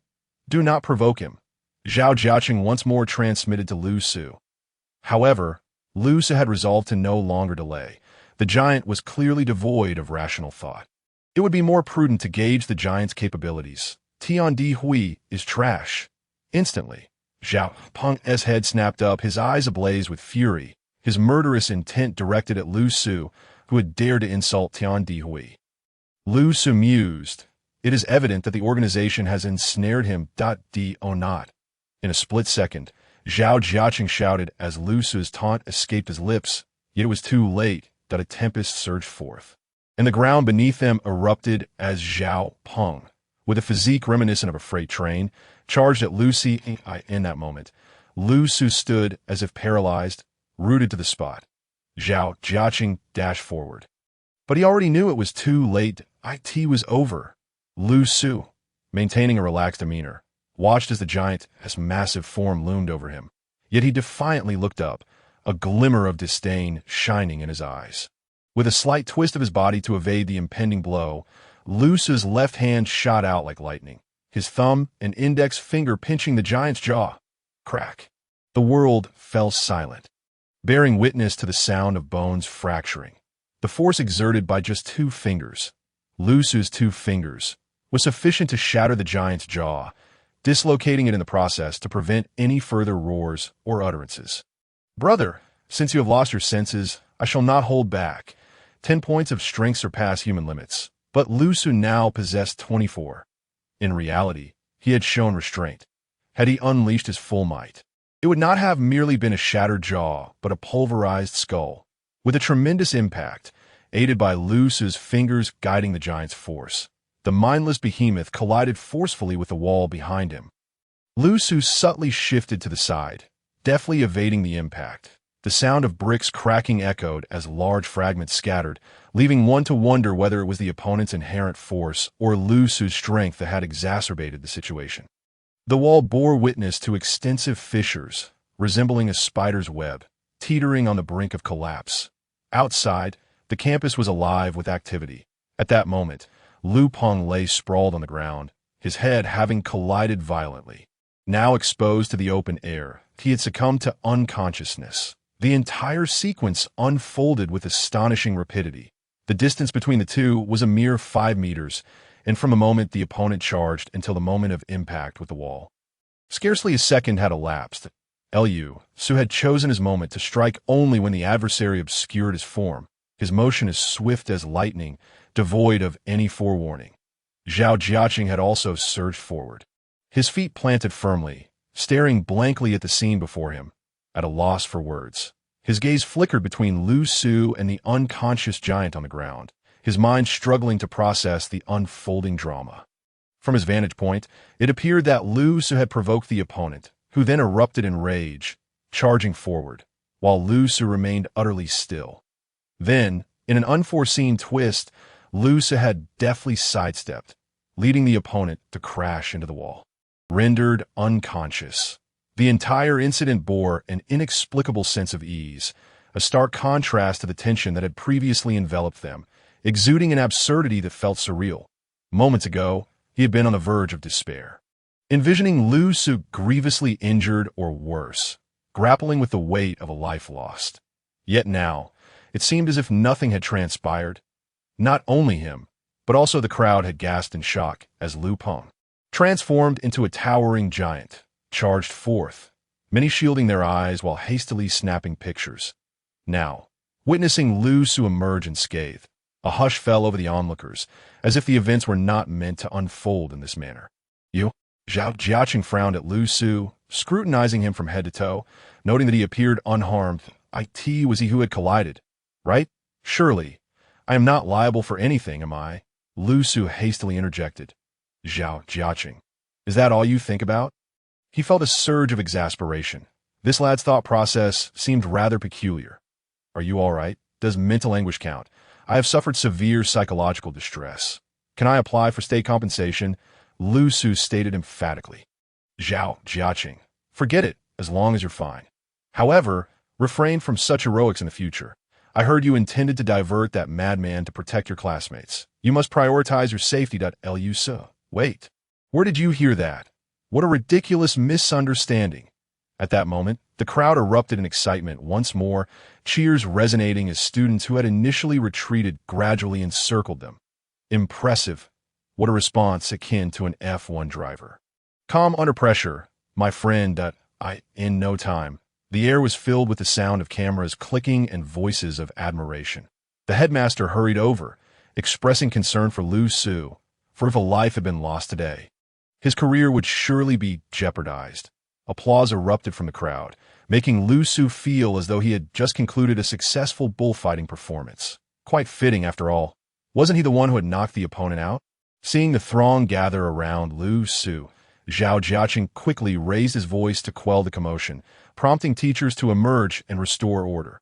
Moments later, several individuals clad in blue uniforms pushed their way through. Surrounding Lu Peng without revealing their intentions, Lu Su casually brushed off a few inquiries, reiterating to the headmaster that he did not require a trip to the hospital, eager to blend back into the crowd. Zhao Jiaqing observed Lu Su's retreating figure, his brow furrowing, before calling out, "Wait a moment." He produced a golden business card from his uniform's inner pocket. Lu Su turned around, and Zhao Jiaqing handed him the card. "This is my card. Please take it. I have numerous matters to attend to, and the scene will soon be cordoned off. I cannot linger for a discussion. However, should you feel the need to contact me, do so." The weight he placed on Yu Should was unmistakable, his gaze fixed intently on Lu Si. Lu Su accepted the card without a glance, slipping it into his pocket while affirming his understanding, and then promptly slipped away. Zhao Jiaqing chose not to pursue further conversation, returning to his colleagues to manage this unforeseen event. "Are you all right?" Xia Antong approached, inquiring softly, and Lu Su nodded in response. Relieved to see Lu Su escape unscathed, she felt a flicker of doubt. Why did Lu Su seem so confident that he would emerge unharmed? Was he truly that self-assured in his abilities? Had he perhaps acquired agility-enhancing skills from the game? Why did that monstrous figure seem to have a peculiar fixation on Lu Su, relentlessly pursuing him? She shelved her questions for the moment, intending to ask him privately later. As students were dispersed and caution tape was erected, the special department continued their work. As dusk fell, Zhao Jiaqing exhaled deeply, reflecting on the day's events. The abruptness of it all left him slightly dazed. A high school student exhibiting such composure under pressure, paired with exceptional reflexes. Moreover, Lu Su appeared to have never experienced fear or anxiety. Musing aloud, Zhao Jiaqing found that the student from earlier had left a profound impression on him. In this world, there are only two types of individuals who remain unfazed in a crisis: the oblivious fool who cannot grasp the situation, and the one who possesses unshakable confidence. Captain Zhao. We've essentially concluded our inquiries at that moment. A female staff member in a blue uniform briskly entered, clutching several x-rays. The injuries are somewhat unusual. Apart from a fracture on the forehead, the opponent's jaw was inexplicably shattered. Zhao Jiaqing, lost in thought, was suddenly jolted back to reality, turning sharply to face her. A shattered jaw. Caused by the impact? "Oh," the blue-clad woman acknowledged, producing a stack of reports. "It's uncertain, which is why it seems rather peculiar. After all, the skull has fissures, which is somewhat normal, considering the angle of impact. However, according to that angle, the jaw shouldn't have sustained damage that might be due to some friction or perhaps a previous injury. He has now escaped life-threatening conditions. His name is Lu Peng, and we have confirmed that he is a player in the divine selection game." Just as the secretary was about to continue her report, Zhao Jiaqing interrupted. "Wait a moment." He strode over, taking the x-rays from her hands and examining them closely. The secretary, responsible for the investigation, was taken aback. She could not fathom why Zhao Jiaqing was suddenly so intrigued by the peculiar injuries. The severity of the jaw fracture appeared to exceed that of the cranial trauma. One must consider that at the time, this student possessed considerable physical strength, capable of crashing through a wall. While the human skull is notably resilient, such a disparity was indeed curious. "What do you think could be the cause?" Zhao Jiaqing inquired, lost in thought as he recalled the earlier encounter. The sun and moon traversing the sky. That individual had clearly lost their senses for some reason, repeatedly uttering the same phrases. The repetition indicated that the jaw could not have been fractured prior. It must have been from that very impact. Perhaps it was due to friction against the wall. After all, he had indeed crashed through it. The secretary ventured a guess, assuming Zhao Jiaqing was concerned for the individual's injuries. Zhao Jiaqing. That is a possibility. Zhao Jiaqing did not retort. He merely murmured to himself. Yet the scenes of the day replayed incessantly in his mind, echoing the peculiar behaviors of that high school student. Time slipped by swiftly. And since the unexpected incident of that day, The weekend had arrived, coinciding with the school's decision to bolster security measures. Liu lay quietly on his bed, awaiting the onset of the new game.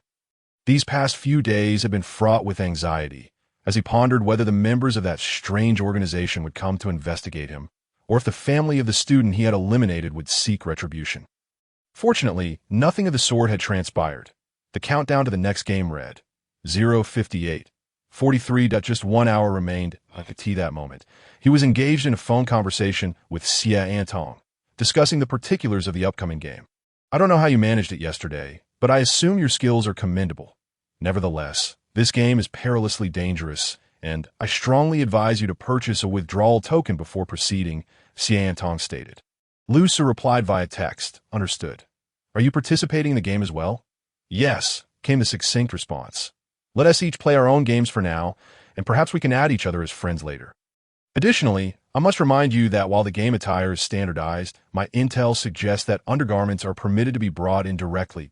So, you might want to see if you can smuggle something from the real world. Reading the message, Lu Su was astonished to discover this little-known fact, unaware of the connections his deskmate possessed.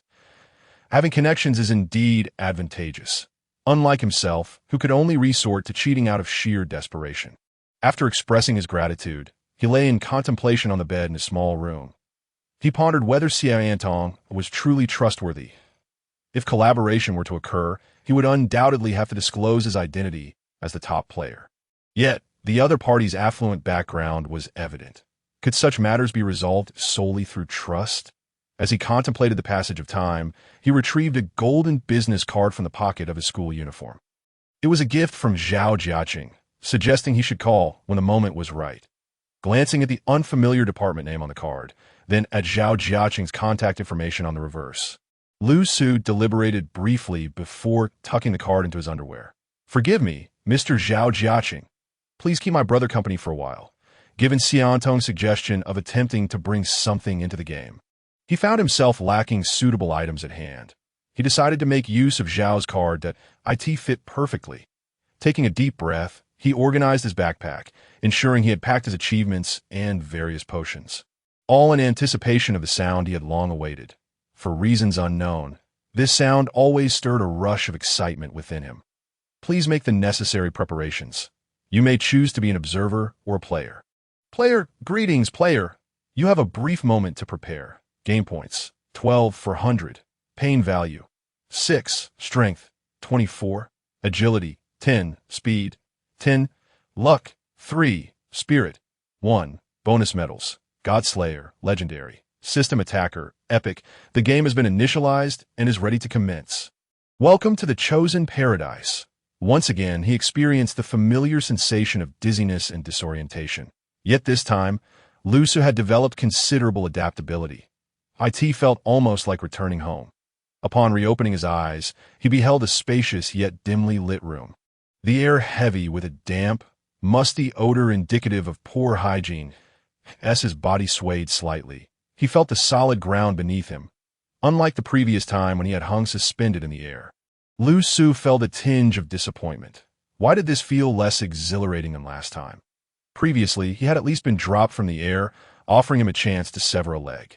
He touched his face, realizing the mask was already affixed perfectly.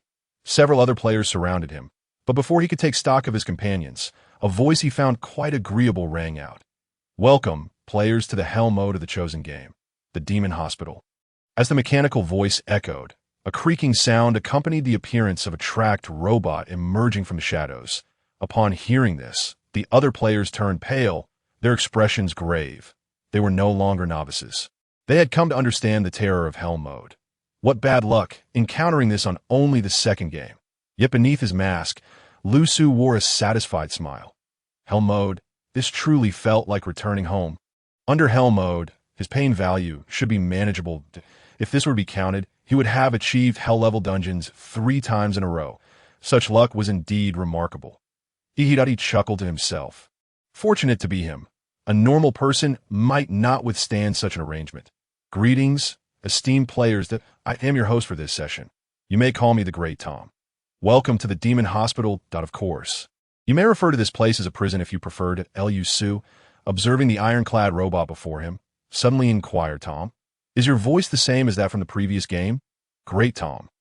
Mind your language, boy. Lucius sensed a familiarity in the voice, but chose not to engage in trivial disputes. Instead, he opened the live stream to glean valuable information from the audience's perspective. It has begun. I skipped class to watch the master's perspective. I quit my job to be here. Once I learn enough, I won't return to this B class and will join the games. This is a high-level match. I just checked, and all 5 players in this game have cleared previous games, no novices. Moreover, aside from this player, that foreigner over there is also a perfect clear player. This should be interesting. Wait, did I get this right? Why is the color of the mask the master is wearing different from last time? Lusu briefly scanned the barrage of comments and noticed that the number of viewers was steadily increasing. The sensation of being watched was indeed uncomfortable, yet it offered distinct advantages, such as quickly acquiring information about those around him at a high-level match. It seemed the participants this time might not be as easily dealt with as before. Wait a moment. Mask color? Prompted by the reminder, Lu Su turned to look at the iron robot. From its battered exterior, he could barely discern a blurred reflection of himself. That it was a red mask. Red, Miko, gluttony, the influence of character. The exacerbation of greed manifests as an insatiable appetite, leading to a state of mental disarray wherein one can consume anything. The most repugnant substances of the world will, in their mouth, transform into delectable delights, benefits.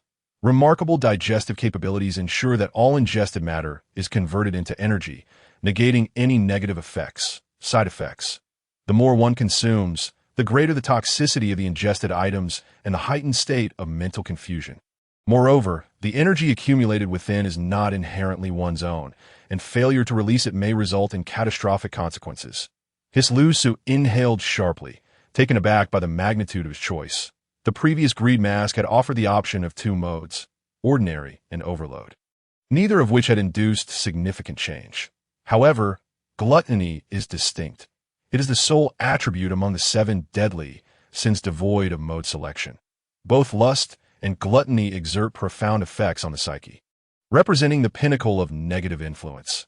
Yet the description suggests an extraordinarily perverse functionality, akin to a bug-level superpower in the early stages of the game. Truly, it is an S-rank sealed artifact, with effects and side effects of the highest order. One can only speculate what other states and overload modes may entail. Nevertheless, high risk begets high reward, in accordance with the principles of this game. For the moment, he felt no discernible impact on his psyche. Now, it is evident that none of you present are ordinary players.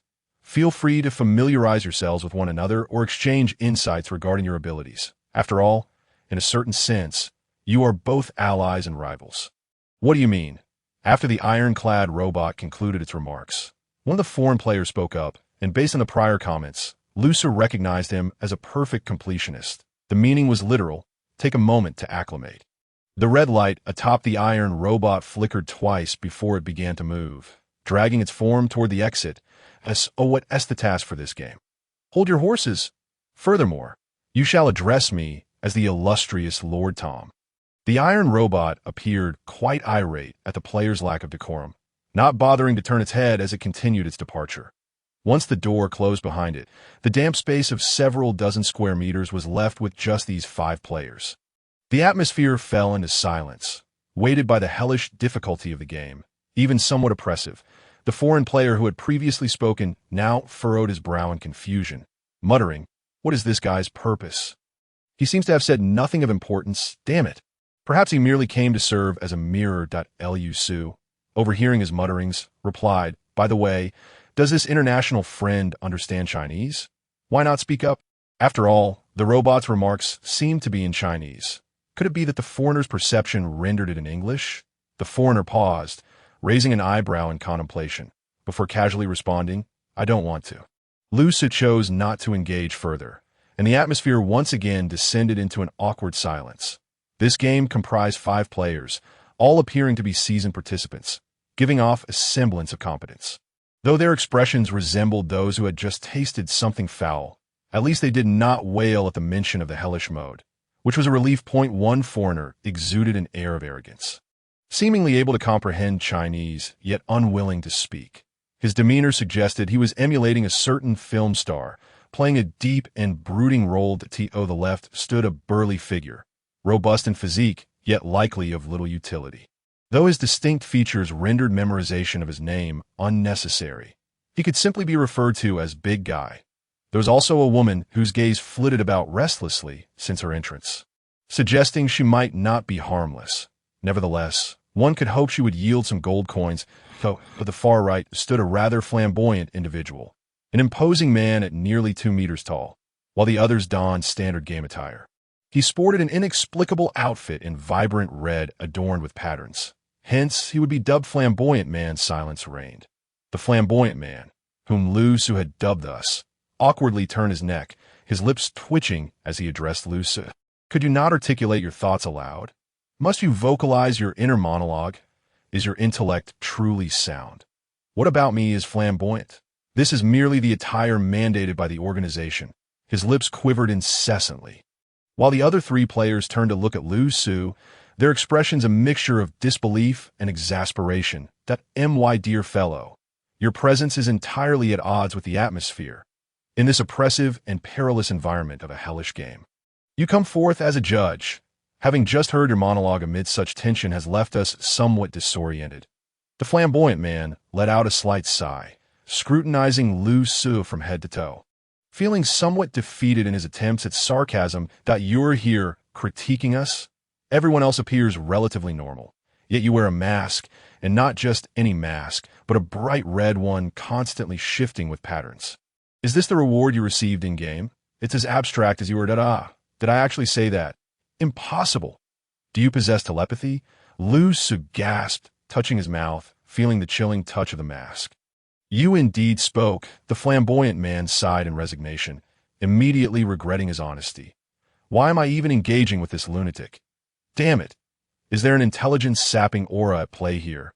Observing the bemused expressions of those around him, Lu Su realized that perhaps this matter was indeed true. It appeared that the chaotic mental side effect of the gluttony mass persisted, and without his active control, it could indeed lead to minor inconveniences. Well, it's been said, so let it be that a game ought to have a narrative element.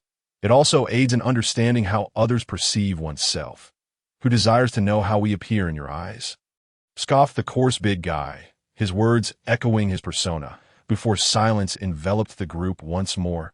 They regarded each other, though none exhibited the same neurotic tendencies as Lu Su. A hem at a cough disrupted the stillness. As the Flamboyant Man took the initiative to speak, I do not go by the moniker of Flamboyant Man. My name is Jiu Tian. That is my true name, not a mere nickname. I believe that now we are in this hellish game, it is imperative we swiftly eliminate unnecessary barriers. From a broader perspective, we are all humans relative to this game. We are on the same side, in the immediate sense, we may need to familiarize ourselves with one another, as I believe this would be beneficial to our endeavors. Most of you are likely Chinese. I am affiliated with the official organization, and you may place your trust in me. Jiu Tian spoke calmly, attempting to forge a connection among the players. This was tied to his background. In times of crisis, it was paramount to unite whatever forces could be mustered, not to mention they bore no particular grudge against one another. I do not share that sentiment. The foreigner interjected, we are not certain what the purpose of this game is, but you can call me Kirk. That is my name. The previously silent woman finally spoke. Addressing Jiu Tian, hello, thank you for your sincerity.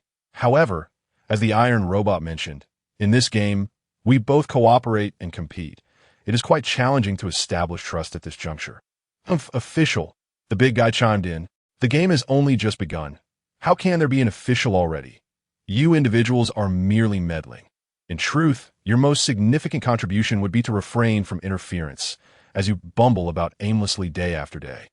The burly fellow evidently possesses a rather poor temperament, interacting with everyone in a rather indifferent manner. However, Lu Su understands that this is likely a manifestation of fear and anxiety, a response to the pressures of the hellish game, necessitating such unfriendly expressions as a means of release. Observing the awkward exchanges, Jiu Tian sighed, fully anticipating this dismal state of affairs. Gradually turning his head to face Lu Su, he awaited his response. Jiu Tian had just reviewed his own live stream. He was organized, with relevant external personnel closely monitoring him and informing him of Lu's circumstances. Logically, he should be a skilled player at Lu. Noticing the other party turning to him, pondered briefly before replying, "Am I truly not allowed to call you the red-clad, rascally man?" Ju Tan, feeling overwhelmed, retorted, "If you don't know how to address me, feel free to concoct a nickname." "Who asked you?" "Is that the crux of the matter?" Just as the atmosphere grew tense, a voice echoed once more in the room that it was the same voice. Yet this time, the tin-clad figure did not appear. Only a mechanical sound accompanied by text on the wall emerged. Divine Selection Paradise. Hell Mode. Demon Hospital. Basic task for players. Survive, as long as you remain alive before the completion of the task. You have successfully cleared it. Objective task for players. Seek the source of the disease, identify the most formidable individual afflicted, and resolve the crisis they have instigated. Players who accomplish this objective will receive additional rewards, evaluated based on their performance and contributions. Welcome to the Demon Hospital. Every patient is invited. Countdown. 5 minutes until the game commences. Following this succinct description, the voice fell silent, with no superfluous dialogue. It seemed as though any unnecessary conversation had already been conducted by the previous tin robot. Now, it was time for serious exposition. Faced with such a task description, the expressions of those present turned somber. Hell Mode, with the basic task being mere survival, it was evident that the 5 individuals assembled were not to be underestimated. Merely contemplating survival was enough to instill fear. Ju Tian understood that the possibility of collaboration among them was indeed quite low. Moreover, the task was vague. What disease? How to determine the most severely afflicted? Surviving to the end equated to clearing the game. But if someone were to slack off, waiting for others to complete the tasks while they merely preserve their own life, would that not be the same? How was this designed? Silence enveloped the group as they began to silently inspect their bags and supplies, preparing for the unknown that awaited them in 5 minutes. "Oh, by the way," Lu Su murmured to himself. But in such a tense environment, even his faint voice drew the attention of others. The individual donning a red mask reached into his trousers, the nature of that action rather unspeakable. What does this fellow mean? In broad daylight, is the mask an excuse to expose his true nature? The red-clad man slapped his forehead and inquired of his external staff in the live stream. Is his information accurate? Is he truly a skilled player? Before he could finish, his expression shifted dramatically as his gaze fixated on the object Lu Su was extracting from his trousers, a golden business card. Ju Tian was all too familiar with that type of custom card. Instantly, his demeanor lightened, as if he had just encountered a friend, and he strode toward Lu Su. Leaning close to Lu Su's ear, he whispered, "One of us? Brother, you disguise quite well. Which department are you from?" "Huh." Lu Su instinctively flipped his wrist, concealing the card beneath his palm, regarding the other with a wary glance. "Enough chatter. We're on a tight schedule. Which department do you belong to?" "Me." Lu Su pondered momentarily. "I'm from the high school department." Ju Tian. "What the hell do you mean by high school department? What nonsense is this?" Ju Tian was bewildered, glancing at the dwindling 3 minutes, feeling increasingly exasperated. How could this colleague be so clueless? Do I not seem trustworthy? Although it's entirely possible for us to be from different regions, we're part of an official organization. Can we not establish some level of trust? Come on, I already saw your business card. I'm Ju Tian from K City in Jianhai Province, and I didn't bring a car. Besides, do we even need those? Look at my attire. He tugged at the fabric of his red clothing. Why didn't you wear matching attire? You ended up with a red mask. Your regulations are quite peculiar. By the way, your live stream should have our personnel, right? They can verify my identity. Lu realized that the other had likely misunderstood something and continued to ramble. You seem rather aged. How can you be from the same department as me? Still in high school. Are you the director of the political education office? Ju Tian. This is absurd. This person is utterly disorganized and undisciplined. Currently, our organization records indicate that there are indeed players who have successfully cleared the game. However, there seems to be no record of anyone wearing a mask such as yours. You ought to engage in more dialogue. A relevant staff member reminded Ju Tian during the live stream. Suppressing his urge to strike the man, Ju Tian coldly whispered, "Comrade, I'm uncertain of your intentions. However, You previously commented on my clothing color and deliberately revealed your business card. Clearly attempting to draw me, I you have something to say? Lusu scratched his head, stating, come to think of it, I feel a bit hungry. How peculiar. Who asked you? Jiutian turned away, leaving a parting remark of you, take care of yourself. Unwilling to engage further. Goodbye. He called out to the staff in a live stream. Hurry and investigate which department this person belongs to. This is madness in a game set at hellish difficulty. How could one treat it lightly? We remind all players to swiftly exit this room before time runs out at this moment. The countdown had reached 1 minute. The door opened to reveal a pitch-black corridor, seemingly leading into an abyss. No one dared to defy the broadcast warning. In hell mode, one could never know when they might encounter an instant death scenario. The foreigner, Kelk, boldly stepped forward, exuding an air of arrogance. The burly man cast an irritated glance at his retreating figure, muttering, what a show-off, before following suit. Jiutian and the woman hastily trailed behind.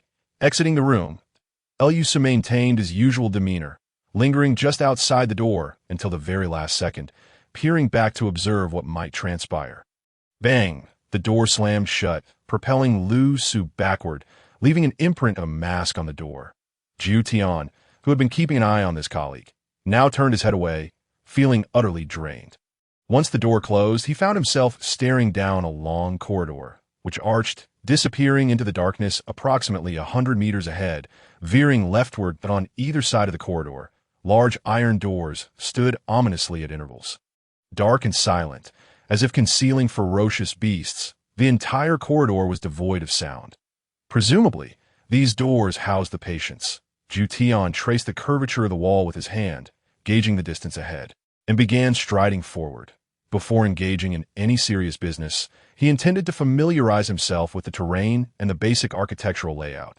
There were no stairs, suggesting a single-level structure, though hidden doors could not be entirely ruled out. According to this curvature, it might just be a circular structure. In the stillness of the space, the voice of Jiutian reverberated as he unreservedly shared his thoughts with the crowd that moment. The sound of the game echoed once more. Breakfast time, 30 minutes. The dining period coincides with the task duration, during which players must enter the patients' rooms. If they step outside, they must return swiftly. Lingering too long in the corridor could lead to dire consequences. Clang, clang. After the noise emerged, a tray tumbled out from the hidden compartment beneath each room, seemingly delivered from nowhere. Instantly, an unbearable, strange stench enveloped the space. Under the dim glow of strip lighting, the tray held a large canister of a viscous substance. If not explicitly stated, it would be hard to convince oneself that this was indeed food. The contents were indiscernible, with vague fragments of bone and mucus barely visible. Beside the can, a small dish held several white pills. The tray bore an inscription. The patient exhibits mental instability. Mixing sedatives into their food may facilitate communication. Observing this so-called hospital, one could surmise it predominantly dealt with mental issues, mused Jiutian. Damn it, grumbled the burly man. This was food too.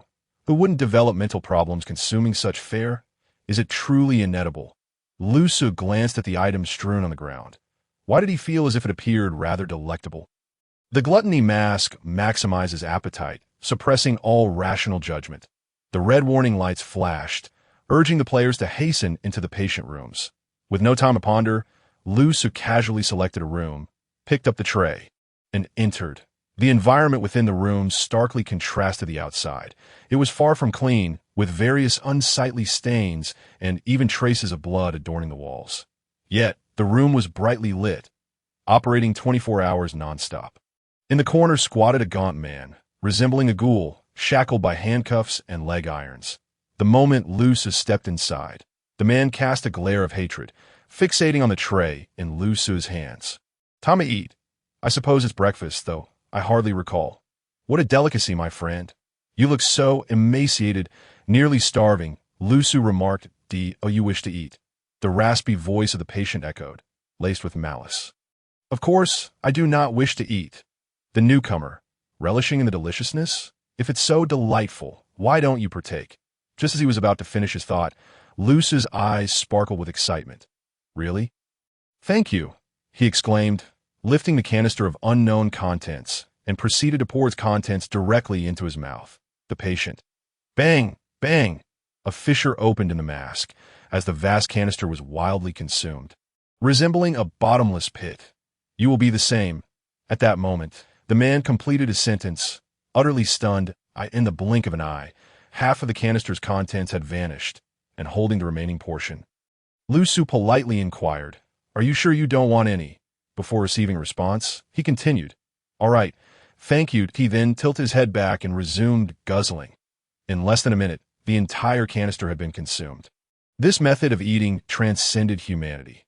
Simply put, in terms of consumption, Lu Su displayed an extraordinary prowess, a superhuman ability. Truth be told, when Lu Su initially grasped the canister, his inner self resisted.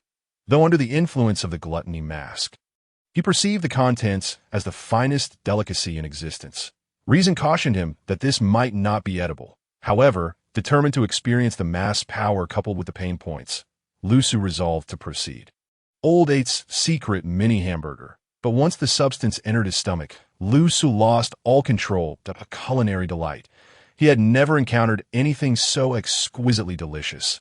It was as if it stimulated not just his taste buds, but directly his brain. There was no stopping. After consuming the canister, a wave of euphoria washed over him, a warm sensation enveloping his entire being, akin to being in a celestial realm. Simultaneously, there was no sense of fullness. Rather, his hunger intensified, an insatiable appetite consumed him, and Lu Su felt an overwhelming surge of strength, craving even more food.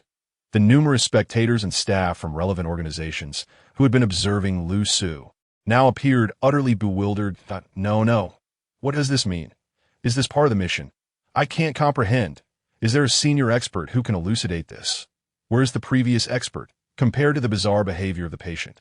Lu Su's action seemed completely normal.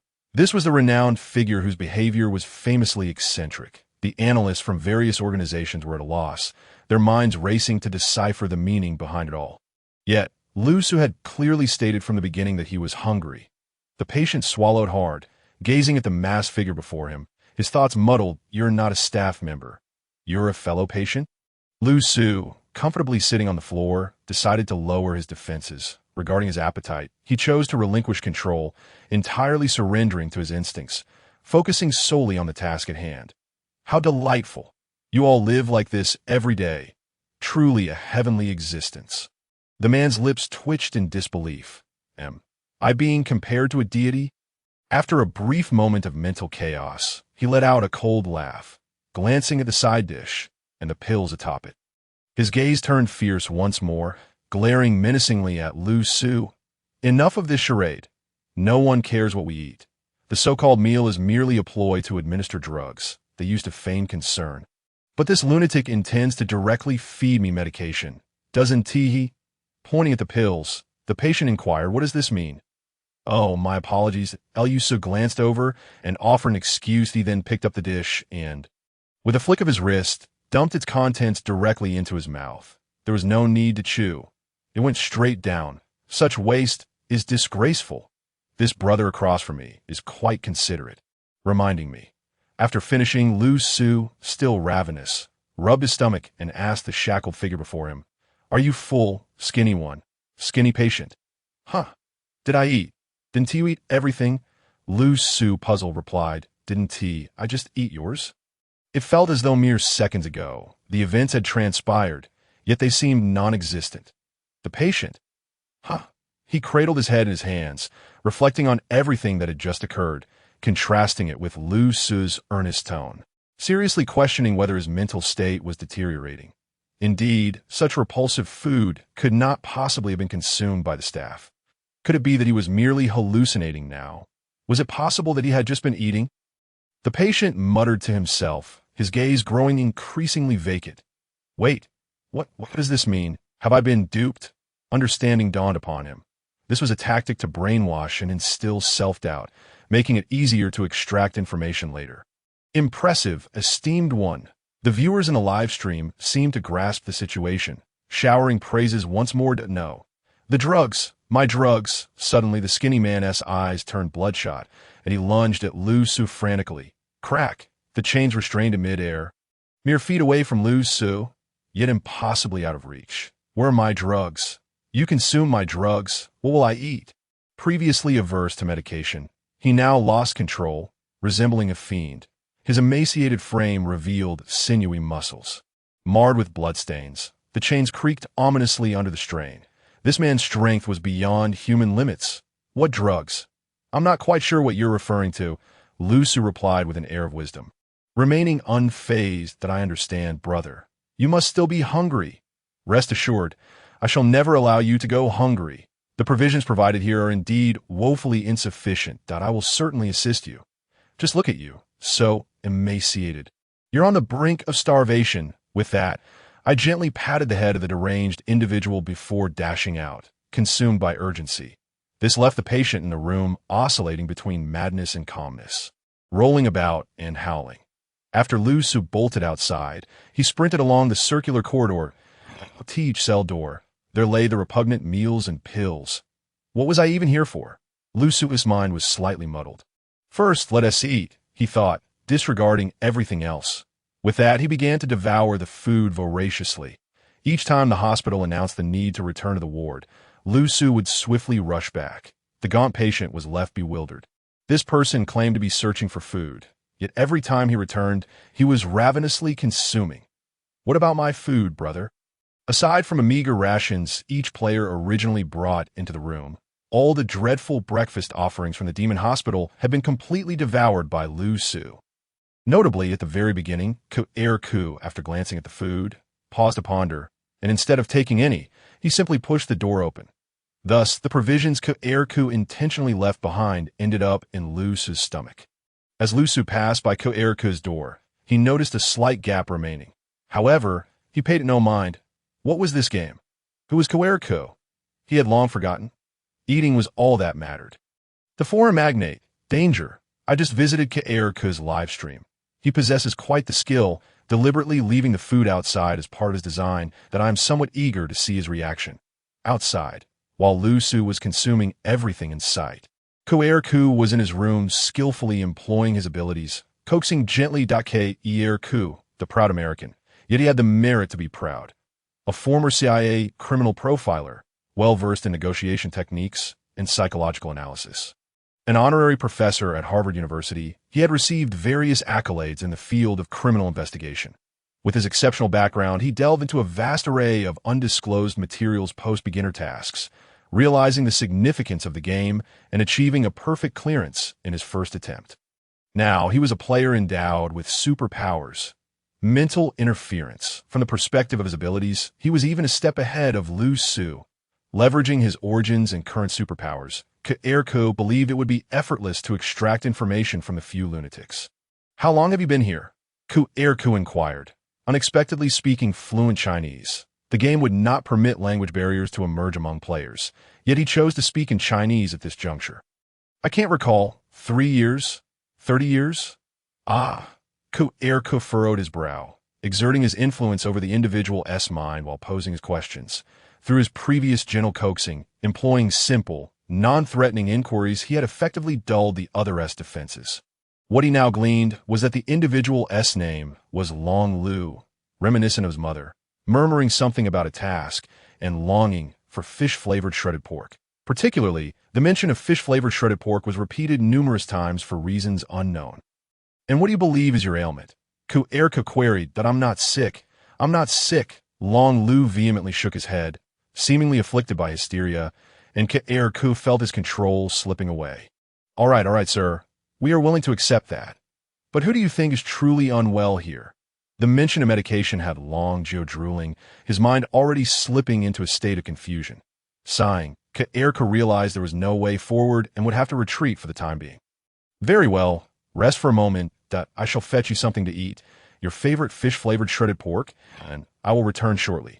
With that, Ku rose and stepped outside, preparing to retrieve food and medicine. He had not intended to do so. He believed that medication and such could incite significant backlash and the psychological trauma accumulated over years. However, he He could no longer maintain control through personal mental influence and had no choice but to procure the medication. Nevertheless, he had successfully led the other's consciousness into his rhythm. Though not ideal, presenting those vile substances as fish-flavored shredded pork in the other's perception posed no issues. Fish-flavored shredded pork seemed to be a fixation for Long Lu. Once he satisfied that obsession, administering the medication would allow him to gain complete control over the individual, simplifying the flow of information in this game. The hellish mode was not so daunting. It merely appeared darker and more sinister. The other Chinese players likely did not progress as swiftly as he did. He cared not whether others were slacking. His purpose in participating in the game was to achieve a flawless clearance. In his eyes, there existed no notion of cooperation. Players were competitors, and whoever cracked the game first would reap the greatest rewards, gradually rolling the snowball of power into something ever stronger. The hellish mode did not intimidate him. With these thoughts, Erika stepped out, hands in pockets, a slight smirk adorning his lips, resembling a Western version of a crooked dragon king. Upon exiting, he was taken aback. The serving platter was empty? Whereas the food? Erika froze for a moment. This was the first occurrence of something beyond his control since entering the game. Whereas the food? Why is there only an empty plate? It was one thing for the food to vanish, but the medicine had disappeared as well. Instinctively, Erika glanced towards the doorways of the other rooms. With so many rooms and only 5 players, there should have been ample food remaining. Reflexively looking left and right, Erika felt his body stiffen. No, nothing at all. Where's all the food gone? What the F? Unable to suppress an expletive. Erika's expression reflected his bewilderment. Could it be that in this game, food not taken into the room simply vanishes? The previous game notifications had said nothing about that. And why had the food disappeared while the plate remained? I feel a bit sorry for this guy. Little did he know that his teammates were the real problem.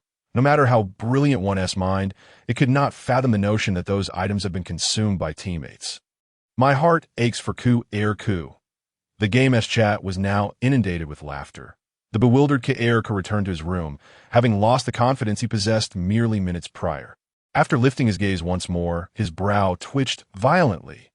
Opposite him, Long Lu had shed his previous foolish demeanor. His blood-red eyes now radiated ferocity, and the chains binding his body rattled ominously, cracks beginning to appear in the walls and floor. The sheer force exhibited was beyond human capability, causing Erika to wince, sensing that Long Lu could break free at any moment to eliminate him. Whereas the fish-flavored shredded pork. Hold on, the chef is still preparing it, ensuring the finest culinary experience for you. There's no need to rush. Erika forced himself to remain calm, attempting to stabilize the situation. I will continue to urge it along for you. With that, he promptly closed the door and stepped outside. While Erika grappled with his predicament, Lu Su had devoured his way to the end of the circular corridor. In an open room there stood Tom. Have you made any discoveries, dear player? The familiar mechanical voice echoed as the tin robot turned to face Lucy. Do you have any food left? Tom seemed momentarily taken aback by the question, unable to respond. You smell delightful. Lu Su continued, yet made no further moves. Just as the red light was about to sound, he returned to his own room. After taking a few steps back, he found himself face-to-face with Erika, who was approaching with a skeptical demeanor, surveying the various patient rooms. In front of Erika, Lu Su raised the can in his hand, tipping it back to drink, as if afraid of having his food snatched away. Erika, observing the unexpected approach of the red-masked figure, and seeing Lu Su's actions, Erika felt as though his mind was unraveling. Am I hallucinating? Is the mental interference backfiring on me?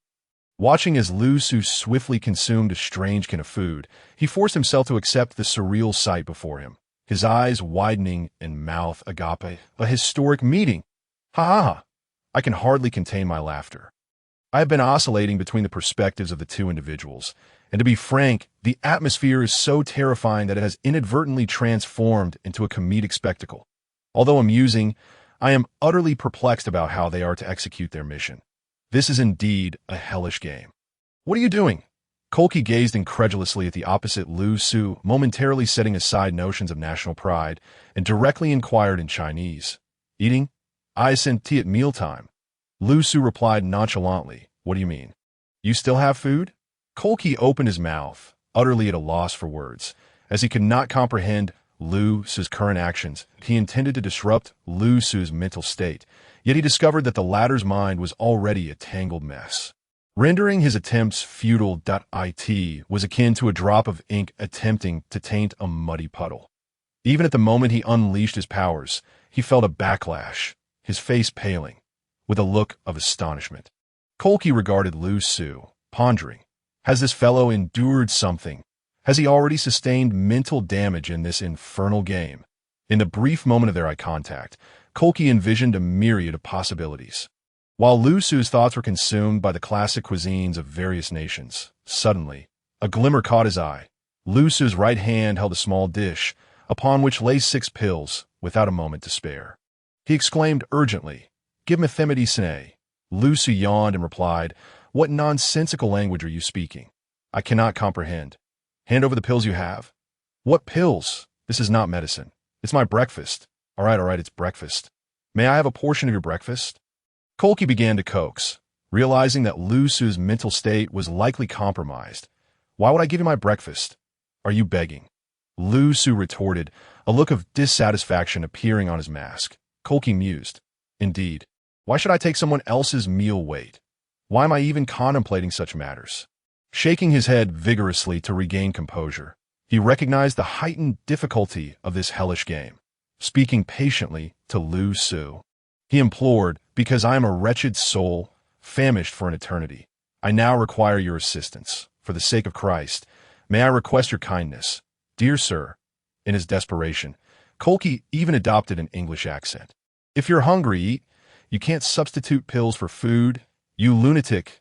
Lu Su retorted, then flipped the dish in his hand, swallowing the 6 pills whole. Kolki thought, "Am I not merely following your lead? Must I be labeled the lunatic?" Yet, witnessing Lu Su consume the last of the pills plunged his heart into despair that it's over. This game, which was once promising, has devolved into this, a purely incompetent teammate. Could this game not have been designed for solo play? A red warning light blared, compelling both to return to their quarters. Kolki's gaze turned icy as he watched Lu Su's retreating figure. Muttering, "If you still possess a shred of sanity, use the exit coin. At least one life may be preserved." Lu Su, without looking back, seemed oblivious that those words were directed at him, hastening to his own room. Upon returning, Kolki felt an overwhelming tension envelop him. Long Lu writhed on the ground, resembling a vengeful spirit. His scars, reopened by his own hands, left blood splattered everywhere, and the stone-paved floor bore the marks of his flesh. Is this even human? Kolki's calm demeanor gradually transformed into apprehension, rendering him speechless as he stood at the door. The medicine, my sweet and sour pork, faced with the deranged utterances of his counterpart. Kolki swallowed hard and began to negotiate. The food is still being prepared. Shifting his focus back to Lu Su, he found himself in a similar predicament, confronted by his emaciated, monkey-like patient.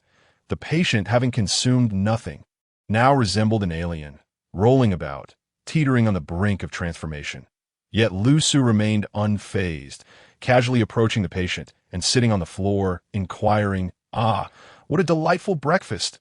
Are you satisfied now? You have brought nothing back for me." If the patient could still articulate, he would surely have shouted that into Lu Su's ear. However, now he could only emit a series of meaningless sounds. You will end up like me. You will become like me." He bellowed, his iron chains snapping taut, fingers slicing down like blades, carving a deep gash into Lu Su's shoulder, blood oozing forth. Yet Lu Su remained unperturbed, leaning against the wall, murmuring, "Ah, it seems you are still hungry. Indeed, I am just like you. I too am starving." The patient, he had succumbed to madness, flailing his limbs wildly, inflicting wounds upon Lu Su. Lu Su displayed no reaction, allowing the onslaught to continue, as if completely oblivious. "All right, I've nearly finished my meal. What do you seek from me?" Lu Su turned to address the ghastly visage before him. The patient, Oh, shouldn't it be you seeking me out?" Perhaps Lu Su's mind was so muddled that the patient's condition appeared superior, prompting the latter to engage in conversation. I'm so hungry. but I feel a bit overstuffed. Lusu rubbed his belly. Standing up. Brother, this position seems rather uncomfortable. You came looking for me to ask for help, didn't you? He then seized the patient's arm, which bore the strength to shatter bricks, yet under Lu Su's grasp. It became immobilized, red light flickered, and from his backpack, Lu Su retrieved his sharp blade. The side effects of the gluttony mask meant that the energy of the consumed food did not belong to him. If not released upon reaching a certain threshold, it could result in a catastrophic explosion. Then let us release it. Ag! The patient, whose wrist was caught, roared like a beast. In the next moment, a flash of red light appeared. With a power level of 24, multiplied threefold by the blade's sharpness, combined with the released energy from gluttony, a resounding crack echoed. The sturdy chains, seemingly capable of restraining a dinosaur, shattered. Simultaneously, the patient's screams ceased. Staring blankly at the chains that had bound him for countless years, in the madness and chaos of his eyes, clarity suddenly emerged, and the hands that had relentlessly attacked Lu Su fell limp. What just happened? The patient gazed at the severed chains, as if frozen in place, unable to move. His waist no longer ached, his legs felt light, and the madness vanished. The man who had just moments ago desperately sought to kill Lu Su seemed a different person entirely. Brother, I was just playing around. Don't take it to heart. What the hell? What just transpired? It's here, the ultimate strength. The last game with the big shot had left me astounded. He could have rampaged through, yet he chose to seamlessly integrate into the psyche of madness. To be honest, I had heard tales of this big shot's condition from the previous game. Coming to the hospital must feel like returning home. The emaciated patient stood awkwardly, his body stiffening, seemingly uncertain of what to do next. Having lost a chain, he was now bound by something far more unyielding. Lu Su still gripping his wrist, in those fleeting seconds. He felt as though his nerves had gone numb, his arm devoid of sensation. Lu Su exhaled slowly, sensing the wild power within him slightly abate, feeling a measure of relief that he released the patient's hand. Who are you? Perhaps the overwhelming external stimuli had momentarily jolted the patient from his chaotic state, granting him a sliver of lucidity. I am your fellow patient. However, Lu Su's mind was no clearer than his state of consciousness. The dialogue remained bewilderingly chaotic. What is your name? I am Guodi Gang. The patient, despite having a perfectly ordinary name, felt an inexplicable discomfort. I am Long Wu. I am Long Wu. Without Lu Su even inquiring. Long Wu proactively declared his name, almost shouting it as if awakening from a dream, suddenly recalling his identity. Yet the clarity in his eyes quickly faded, succumbing once more to confusion and madness. His newfound freedom in one hand began to writhe uncontrollably. Strangely, for reasons unknown, he refrained from attacking the close-at-hand Lu Su, instead thrashing the iron chains against the walls and floor, appearing somewhat like a furious creature in a fit of rage. Breakfast time has concluded. All players are to return to the correction location. The announcement reverberated loudly throughout the prison-like hospital. Oh, the class bell has rung. It seems it's time to return, Lu Su muttered to himself, disregarding the troubled individual behind him as he strolled towards the exit. Suddenly, just as Lu Su was on the verge of stepping outside, a loud bang echoed from behind. Leave. He turned slowly to see Long Wu collapsed on the ground. I could see that moment. Long Wu's eyes were bloodshot, veins bulging, his complexion a deep purple, having struck his head against the floor, blood oozing from the corners of his brow. His tattered clothing and blood-stained body made him resemble a man who had endured 10 years of relentless torment in prison. As Lu Su glanced back, Long Wu, with eyes aflame, squeezed out a few words through gritted teeth. Get out of here. If you don't leave, you'll become just like me. Lu Su fell silent for a few seconds, bending slightly to observe Long Wu, a peculiar grin gradually appearing on his masked face. In a tone laced with amusement, he replied, Dear sir, what differentiates us now? You will still treat me to lunch, won't you? The chilling tone of his voice cascaded over Long Wu like a cold spring, evoking an inexplicable shiver down his spine. After uttering those words, Lu Su straightened and exited the ward. With a resounding crash, the door slammed shut, and everyone returned to the initial room. Still the same 5 participants. No more. no less. However, the expressions on their faces were far from pleasant. It appeared that the tasks of this game had not progressed favorably. The sole female player looked pale, evidently shaken, while the previously robust individual bore injuries. His right arm was drenched in blood, hastily bandaged with his clothing, yet blood continued to seep through. All right, players, the first game session has concluded. Are you all feeling acclimated? The mechanical voice announced, revealing Tom's presence in the room. You may engage in brief discussions to share your experiences while awaiting the next meal. Of course, if anyone believes they have identified the most afflicted individual, feel free to inform me. You may proceed at your discretion. After delivering his message, Tom rolled into a corner and ceased movement, resembling a machine in standby mode. Damn it! This cursed game! A sudden roar erupted within the room as the burly man, drenched in cold sweat, clutched his bloodied arm tightly. What is this place? A hospital? These creatures are anything but human. His words were laced with curses, revealing the unmistakable tremor of fear within it. It turned out that upon entering the ward, the burly man had solely focused on completing his task, eager to administer medication to advance his progress, completely disregarding the tormented patients. When the patients refused to comply, he had the audacity to pry open their mouths and force-feed them. It was at that moment he realized the true nature of what he faced. Within those pitiful patients resided the ferocity of wild beasts, catching him off guard, leaving him with no means to retaliate. Had it not been for his decent physical condition and regular exercise, he might have lost his life that time. Indeed, the difficulty of this hellish game is to be expected. We must exercise caution. At least they are still bound by chains, and we possess medication that I suggest everyone shares their current intelligence, Jutian proposed. Allow me to begin. I have noticed a peculiar phenomenon. My patient initially exhibited a strong aversion to the medication. However, after some persuasion, he suddenly became frenzied, demanding the medicine. The woman's complexion remained ashen, and she quickly echoed Jutian's observations. Yes, my patient also displayed signs of mania, refusing to eat or take medication. Yet moments later, he was angrily demanding the medication, consuming it all. It was quite strange. Moreover, after taking the medication, the mania dissipated, but I could glean no further information. Their minds were utterly chaotic.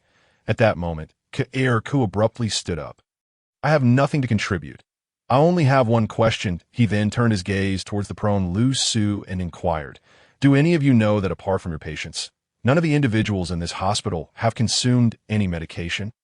Has everything been consumed by you, Mr. Red Mask? The last two sentences were spoken in Chinese, causing a brief silence among the group, followed by a wave of shock as they turned to each other. Bewildered by the apparent rift between the two, the atmosphere in the room grew eerily tense. No one anticipated that a conflict of this nature would arise amidst the complete stagnation of their mission. Zhu Tian remained silent for a few moments, struggling to process the information. What do you mean by everything has been consumed by him alone?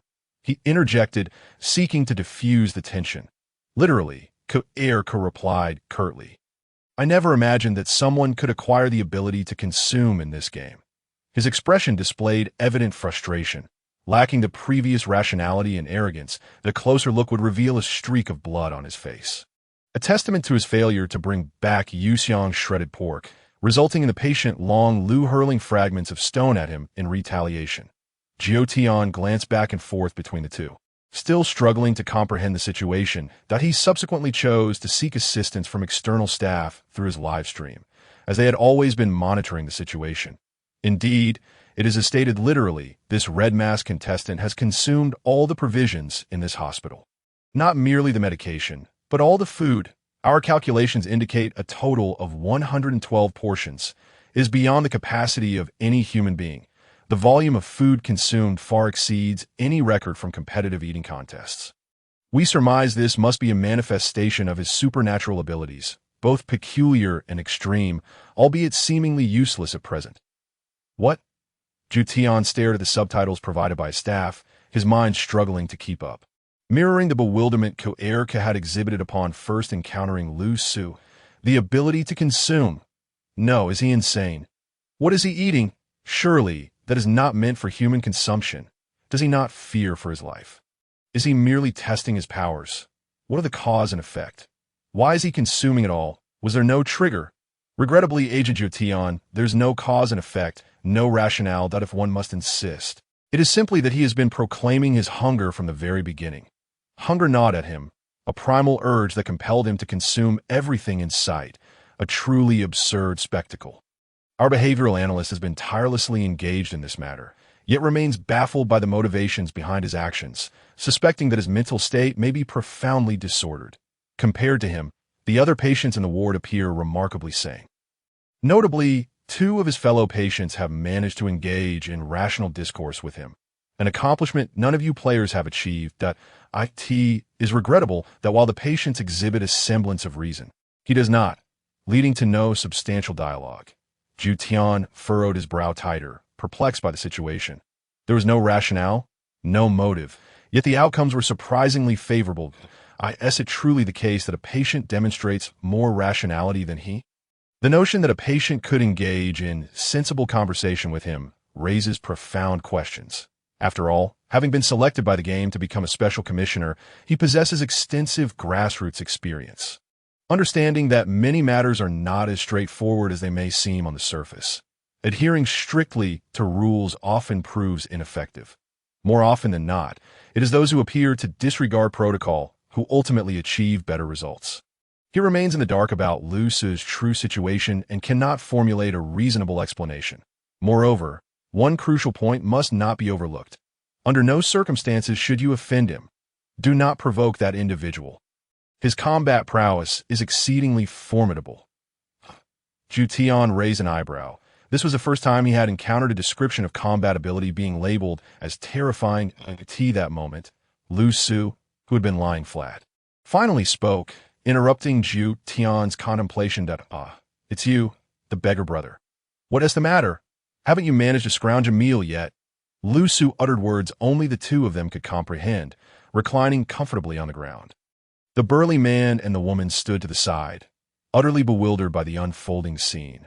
Unsure of what was transpiring, Urk, shedding his previous arrogance, gritted his teeth and exclaimed, "Those medications are meant for the mentally ill. Not for you. You've consumed too much. Your mental state is completely abnormal now, isn't it? If you're unwell, just withdraw. This game is not suited for you. You can't blame me for your lack of meals. Securing food is my own skill." Lu Su continued to ramble nonsensically. Enough. Urk exploded, having always maintained a position of superiority in life. He had never felt such a sense of helplessness as if conversing with a fool.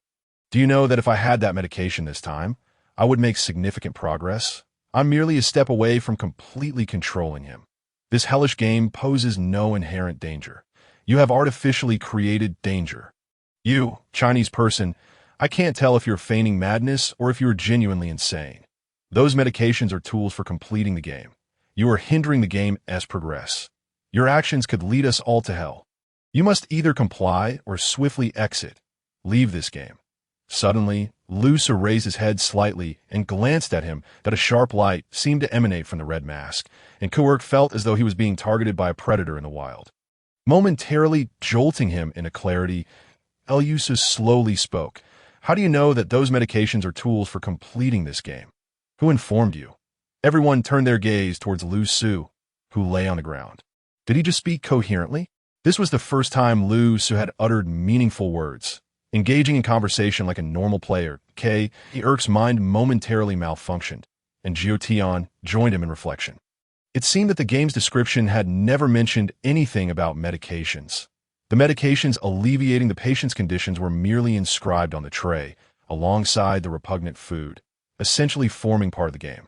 They had no understanding of the medication's effects, principles, or corresponding ailments. In fact, Urk had initially harbored doubts and sought to utilize his own abilities without relying on medications. Ultimately, however, they all acquiesced. Lu Su's voice continued, this time with conviction. Those medications are not, in fact, tools for completing the game. Upon this declaration, it was as if thunder had struck. Everyone fell silent. Even the motionless metal robot, Tom, turned its head to observe. Urk's brow furrowed in contemplation, and everyone pondered the implications. Jotion spoke up, are you suggesting that they're not game items? Lu Su replied, that was my breakfast, I'm feeling a bit hungry again. When does lunch start? Ku-Urk. Fuck, while you son off the besieged.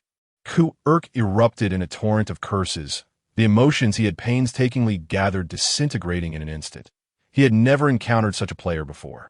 Initially, he had been immersed in thought, considering the validity of Lu Su's statements, pondering that perhaps this individual possessed extraordinary insights. However, just as he began to take things seriously, Lu Su casually remarked that it was breakfast.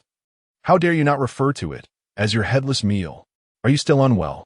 At that moment, Ku-Urk's face flushed crimson, his frustration bubbling over as he pointed at Lu Su, unleashing a barrage of insults. Yet he struggled to find the words. Investigating a mental institution only to discover a teammate was mentally ill was a predicament indeed.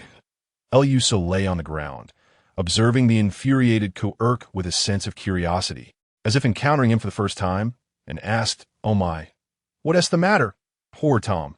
Is that white one playing with your emotions again? I am Tom. I am not pitiful. Rather, you should address me as the great Tom."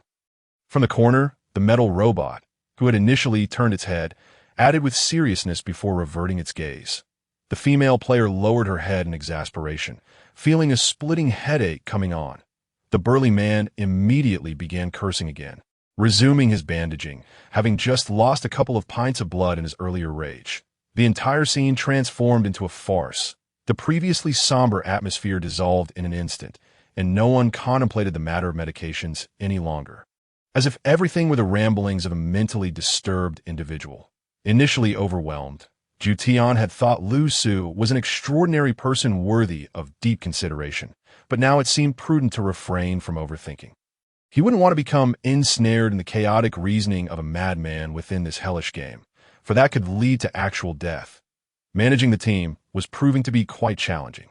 Nevertheless, recalling his colleague's description of Lu Su's top-tier combat capabilities, coupled with the necessity to maintain internal cohesion, he quickly interjected, "Everyone, let us remain calm and focus on the game. Let us not turn on each other." Huh, the flamboyant man in red? Lu Su appeared to finally recognize Jutian. The corner of Jutian's mouth twitched. "No, buddy, have you lost your mind? How do you remember the nickname you gave me so clearly?" "Gia vu kawe frami." Ku-Urk, no longer wishing to engage, coldly uttered a parting remark before distancing himself from the group, taking a seat further away. The team was non-existent. These useless individuals either contributed nothing or, like that lunatic, represented merely a side effect. He would have to chart his own course from here on out. Lu Su lay back on the ground, seemingly oblivious to everything around him, immersed in his chaotic world. His earlier mention of the flamboyant man in red had been intentional. A subtle indication of his responsibility towards the team. He was signaling that he had not completely lost his sanity.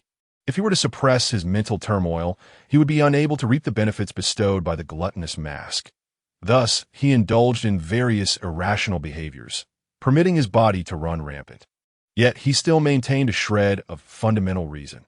After all, it is utterly unacceptable to become a madman, manipulated by a mask. The uncertainty lies in whether anyone has received and understood the signals he has transmitted. At present, he revels in and experiences the sensation of power. Although the side effects of the gluttonous mask are considerable, the enhancement of its unique powers far surpasses that of the greedy mask. With 112 portions of food and 700 unknown pills, an immense surge of energy has been unleashed at this moment. Lu Su feels as though there is a powder keg within him, ready to release tremendous power at any moment. The previous strike that cleaved iron was merely a trivial matter. The surging energy within him swells, and with the slightest absorption, it repairs his body and augments his strength. Previously, when Lu Su was attacked by Long Wu in the room, he allowed himself to be torn apart, even garnering 4 or 5 points of pain value. Yet now, to other players, he appears merely as someone with tattered clothing. And not a single one has noticed his injuries, for his wounds have completely healed. The energy accumulated within him possesses an almost abnormal regenerative capacity over these externally inflicted wounds. Furthermore, his strength has risen from 24 points to 25 points. To be precise, all of his attributes, save for spirit, have increased by 1. This is not a result of his own point allocation, but rather the terrifying effects brought about by the gluttonous mask. A mere hint of that formidable energy absorbed by his body has yielded such results that he intends to thoroughly enjoy this mask. As long as his rationality remains intact, the chaotic thoughts on the surface are inconsequential. Moreover, whether it is due to a connection with this chaotic mindset, he feels that, paradoxically, while wearing this disordered and unclear cognition, he has become more lucid in considering many matters, such as those pills. And these individuals. The argument has subsided, and there is still some time until lunch. K.E. is lost in contemplation, while Lu Su lies motionless on the ground. No one knows what plans these two perfect players have in mind.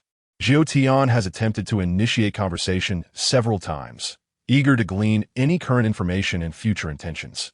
Yet, responses are scarce. During breakfast, all had received a common piece of information. 1.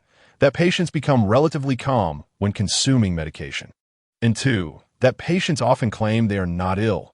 This aligns perfectly with the characteristics of mental illness. Such information is of little assistance in advancing their task.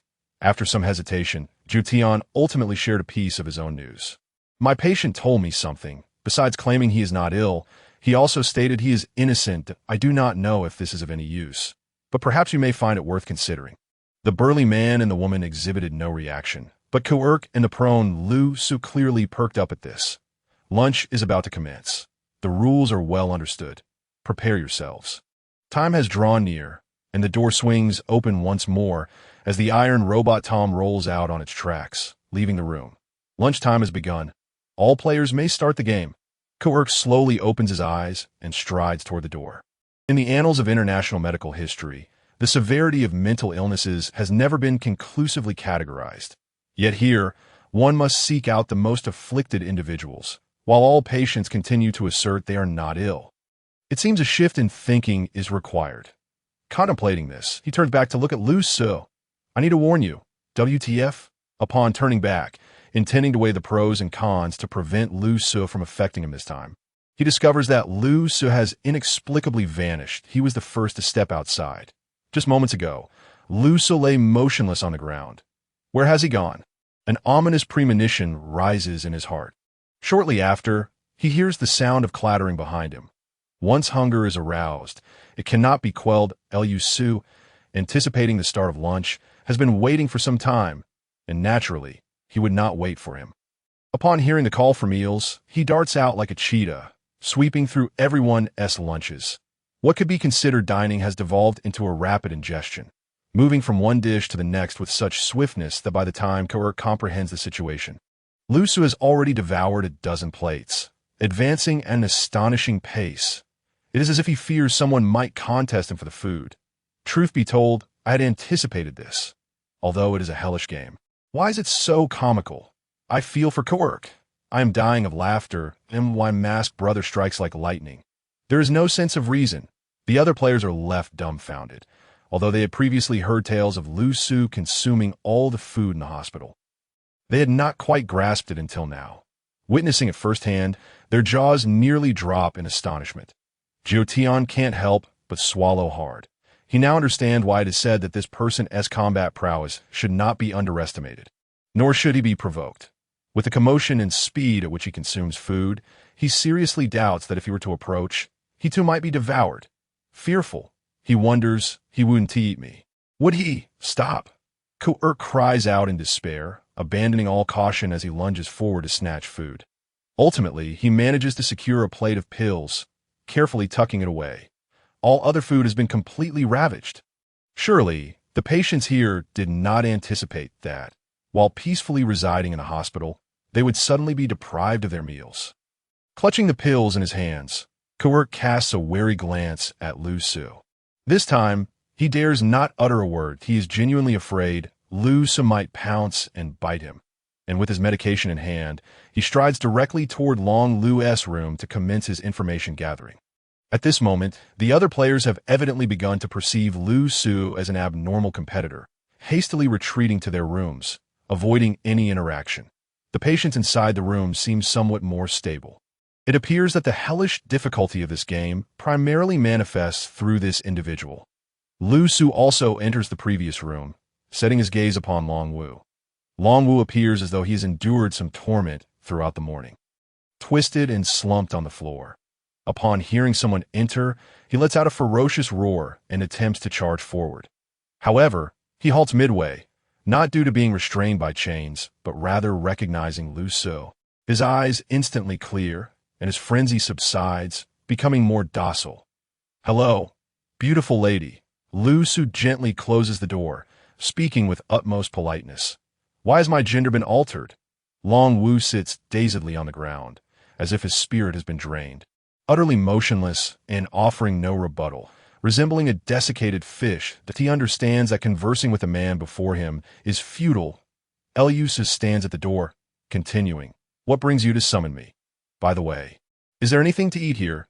The fellow who invited me this morning didn't he even allow me to fill my stomach. It is truly outrageous that I am still quite vexed by it, and shall not forgive him." Long Wu remains silent, seated on the ground, internally musing. "That person from this morning was also me. I am still hungry. You probably devoured my lunch as well, didn't you?" Suddenly, with a jolt, the previously disordered Long Wu unexpectedly speaks up. "Why? Why is it me? With great power comes great responsibility, Spider-Man." Lu Su responds nonsensically, patting the other's shoulder. "Peter, you must remember these. What on earth?" "I am utterly bewildered. What the hell? Spider-Man has made an appearance." The esteemed individual has thrown in a random response. However, do you not find that these patients, in the presence of the esteemed individual, seem to have expressed words of restored sanity to some extent? Long Wu's lips twitch. It appears he has grown accustomed to Lu Su's madness, continuing, "What exactly are you here for? If you are insane, then everyone in this prison is in solitary confinement. If not, why come to torment me? I am innocent. Those within are the ones guilty." Long Wu's words send ripples through the live stream. WC, what an overwhelming influx of information. What does this mean? Wasn't it agreed upon that this was a hospital? Why is it transformed into a prison? Who are the people inside?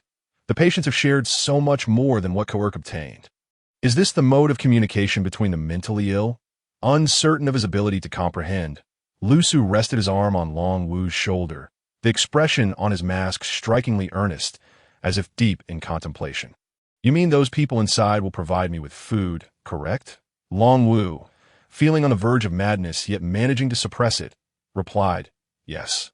"Thank you for the hospitality," Lu Su said, rising and heading straight for the food without a moment's hesitation. Once he departed, Long Wu buried his head into the ground, gasping for air. Nevertheless, their transgressions here could be considered absolved. Eliusu continued onward, traversing to the circular endpoint where Tom was stationed. He paused, glancing at Tom, and remarked, "Brother, you smell truly delightful." Tom, taken aback, said nothing. Without further ado, Lu Su opened a nearby door and stepped inside. The dim lighting, coupled with blood-red walls and floors, revealed a solitary figure seated on the ground, who slowly raised his head to reveal a dark face. His deep-set eyes and wide grin exposed a mouth filled with jagged teeth. "Ah, yet another one of your kind has arrived. Where's my meal? Has that foul substance been spared for me today?" He glared at Lu Su as he let out a chilling laugh. "I know why you are here, but..." Before he could finish, Lu Su interjected, declaring, "I love you." The other, bewildered, responded, "What did you just say?" The patient in the inner chamber, momentarily taken aback, questioned with suspicion that "I love you." Lu Su reiterated, now with clarity and ease. Oh, the declaration left the other in a stupor. Mouth agape, as if something lodged in his throat rendered him speechless. The previous deranged grin and contorted expression vanished, replaced by sheer confusion. "You aren't." Incredible. This opening was unexpected. The initial bold move had effectively stunned the other, affirming Long Wu's previous assertion that the masked figure merely relished tormenting a new player. "Kelka, come and learn from this. Isn't your skill mental interference? Witness the true pinnacle of psychological disruption." Previously, it seemed this patient retained a modicum of sanity. Now, however, that semblance had evaporated. Those watching Lu Su's gaming stream had momentarily forgotten the inherent dangers, finding amusement in the unfolding drama. Conversely, the patient felt less entertained, his expression akin to one who had consumed excrement, ultimately unable to contain his outburst. "Why?" Lu Su calmly closed the door and replied, "Child, You must understand that true love requires no justification. The patient, having forgotten his premeditated retorts, muttered absent-mindedly, "Does love truly require no reason?" "Wait, why the hell am I contemplating this?" With a look of dread, he lifted his gaze to Lu Su, exclaiming, "Are you out of your mind? Are you insane? My friend, strictly speaking, you are the one who is unhinged." Lu Su replied earnestly. The other paused, seemingly conceding, "That does sound somewhat reasonable, no." "Wait." He shook his head vigorously, slapping his face, internally questioning why he was following this man's train of thought, initially anticipating the arrival of his toy. He now felt an inexplicable wariness, sensing that Lu Su was unlike anyone who had come before him. "Who are you? Shouldn't you introduce yourself first?" Lu Su responded with utmost politeness. "Who I am, I'm somewhat unclear about, but you may call me Wang Ao. Mr. Zhang, greetings. I'm Batman. I am Batman." Lu Su deliberately lowered his voice, mimicking the iconic tone of DC characters. "What the hell?" The other's voice pitched an octave higher, incredulity evident. Wang Ao struck his head in disbelief, questioning whether he had missed his meals and worsened his condition, feeling as if he were hallucinating. "Let us get straight to the point," Lu Su said. "Oh, all right," Wang Ao replied instinctively, his previous sinister demeanor returning. "So, where's the food?" Lu Su inquired. "Huh." Wang Ao looked up, his briefly stirred emotion shattered. "The food?" Lu Su gestured, as if interrogating him. "We didn't receive any today, for some reason." Wang Ao answered innocently, suddenly realizing the absurdity.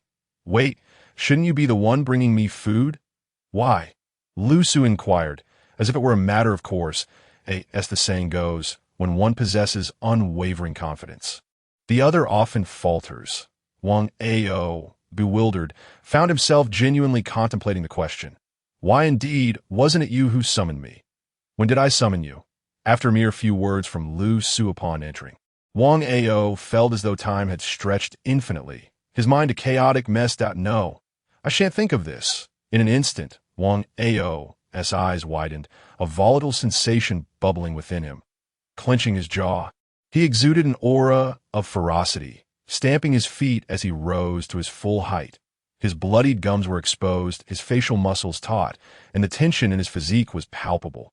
He was in a far superior state than Long Wu had been. Much of the iron chains binding him had been removed, leaving only a single thick chain shackling his left leg. Granting him considerably more freedom of movement, he extended his darkened claws, pointing at Lu Su, declaring, "Kid, cease your rambling before me. I warn you." Yet in the next moment, Lu Su had seemingly teleported before him, their faces mere inches apart, breaths mingling. Wang Ao froze, astonished at encountering someone unafraid to draw so close. Did he not fear death? His pupils constricted, a primal instinct to lash out surfacing. However, before he could act, a powerful hand firmly grasped his shoulder. "Mr. Lu, why the haste? Let us sit and converse." In overwhelming force, insurmountable and reminiscent of a mountain, descended upon him, and Wang Ao, caught unprepared, found his legs giving way, collapsing to the ground. "Why am I on my knees? No need for such formality." With that, Lu Su settled cross-legged before him. Wang Ao's lips trembled, his gaze fixed on Lu Su in disbelief, struggling to articulate a response. Was he human? Was that strength characteristic of humanity? His once blood-red eyes gradually softened, the inclination to strike dissipating entirely. "Excellent, as anticipated. Your eyes have cleared up? Ha ha ha! Just like Long Wu before him." "Long Wu, a dead friend is preferable to a living one. Brother, do experience this from a purely combative standpoint. This seemed excessively advantageous. Welcome our illustrious masked figure into a new cycle of torment. What troubles you, brotherly? Why remain kneeling?" Lu Su sat before him, their proximity palpable. "Even if you cannot recall my name, can you not stabilize at least one surname?" "I have assumed numerous different names, in his current befuddled state." Wang Ao had lost the capacity for coherent thought, his words jumbled and his physical prowess appearing tenuous. Thus, he resolved to adhere to the procedure, striving to regain control of the situation. Tragically, Under Lu Su's overwhelmingly formidable mental state, this deranged Wang Ao found himself strategizing that I know why you are here. You have questions for me, do you not? After Wang Ao finished speaking, fearing that Lu Su might steer the conversation towards unknown territories, he hastily continued without waiting for a response. Are you about to ask me who the most severely ill person in this hospital is? As he uttered these words, he slightly lowered his head, glancing at Lu Su from the corners of his eyes, his gaze betraying a hint of triumph. After all, based on his experience, no one who sought him out ever failed to pose this question. No matter how eccentric or mentally unstable they appeared in this matter, he firmly believed that the other party would not remain indifferent. I can answer you. I can respond truthfully, provided that you agree to one game with me. At this moment, the staff members of Jiotian, who had been attentively monitoring the live stream of every player, were left in utter bewilderment, all converging around Lu Su. They had never anticipated that a game which had seemingly made no progress would unexpectedly turn at this juncture. Is it really that simple? Is it just being stated outright? I can't shake the feeling that this patient is hardly ill at all. They appear to be the most normal one here. In any situation, comparisons breed fear, and by contrast to the current masked figure, everyone else seems quite sane. Yet, did this game NPC truly divulge such critical information so easily? Or has he encountered similar players before? The atmosphere upstairs became increasingly unsettling. Listening to Wang Ao's words, nearly everyone was filled with excitement, except for one person. Shouldn't the identity of the most severely ill individual be sought after by a doctor? What does it have to do with me? Lu Su remarked, digging into his ear with an air of curiosity. You don't want to ask this? Wang Ao was thoroughly flabbergasted. He could now ascertain that the individual before him was unlike anyone he had encountered before. Tentatively, he inquired, Brother, are you new here? Are you planning to stay as well? If so, it seems like everyone's rooms are separate. Why are you coming to find me? Wang Ao's voice trembled with a hint of anxious retreat, tinged with a degree of grievance. Having endured so much torment here, he never imagined that today someone would come to further torment him. If you insist on me asking you a question, I suppose I could oblige. Lu Su mused, stroking his chin contemplatively. What? The glint in Wang Ao's eyes ignited once more, a bloodthirsty desire resurfacing. Upon hearing Lu Su's voice, the audience in the live stream collectively exhaled in relief. They had feared that Lu Su had truly lost his sanity to such an extent that he would forego the readily available route to victory. Consequently, amidst everyone's anticipation, Lu Su's gluttonous mask contorted into a thoughtful expression. Then he leaned forward mysteriously and asked Wang Ao, have you ever realized a particular issue? What? 5 words are essentially 3. 5 what?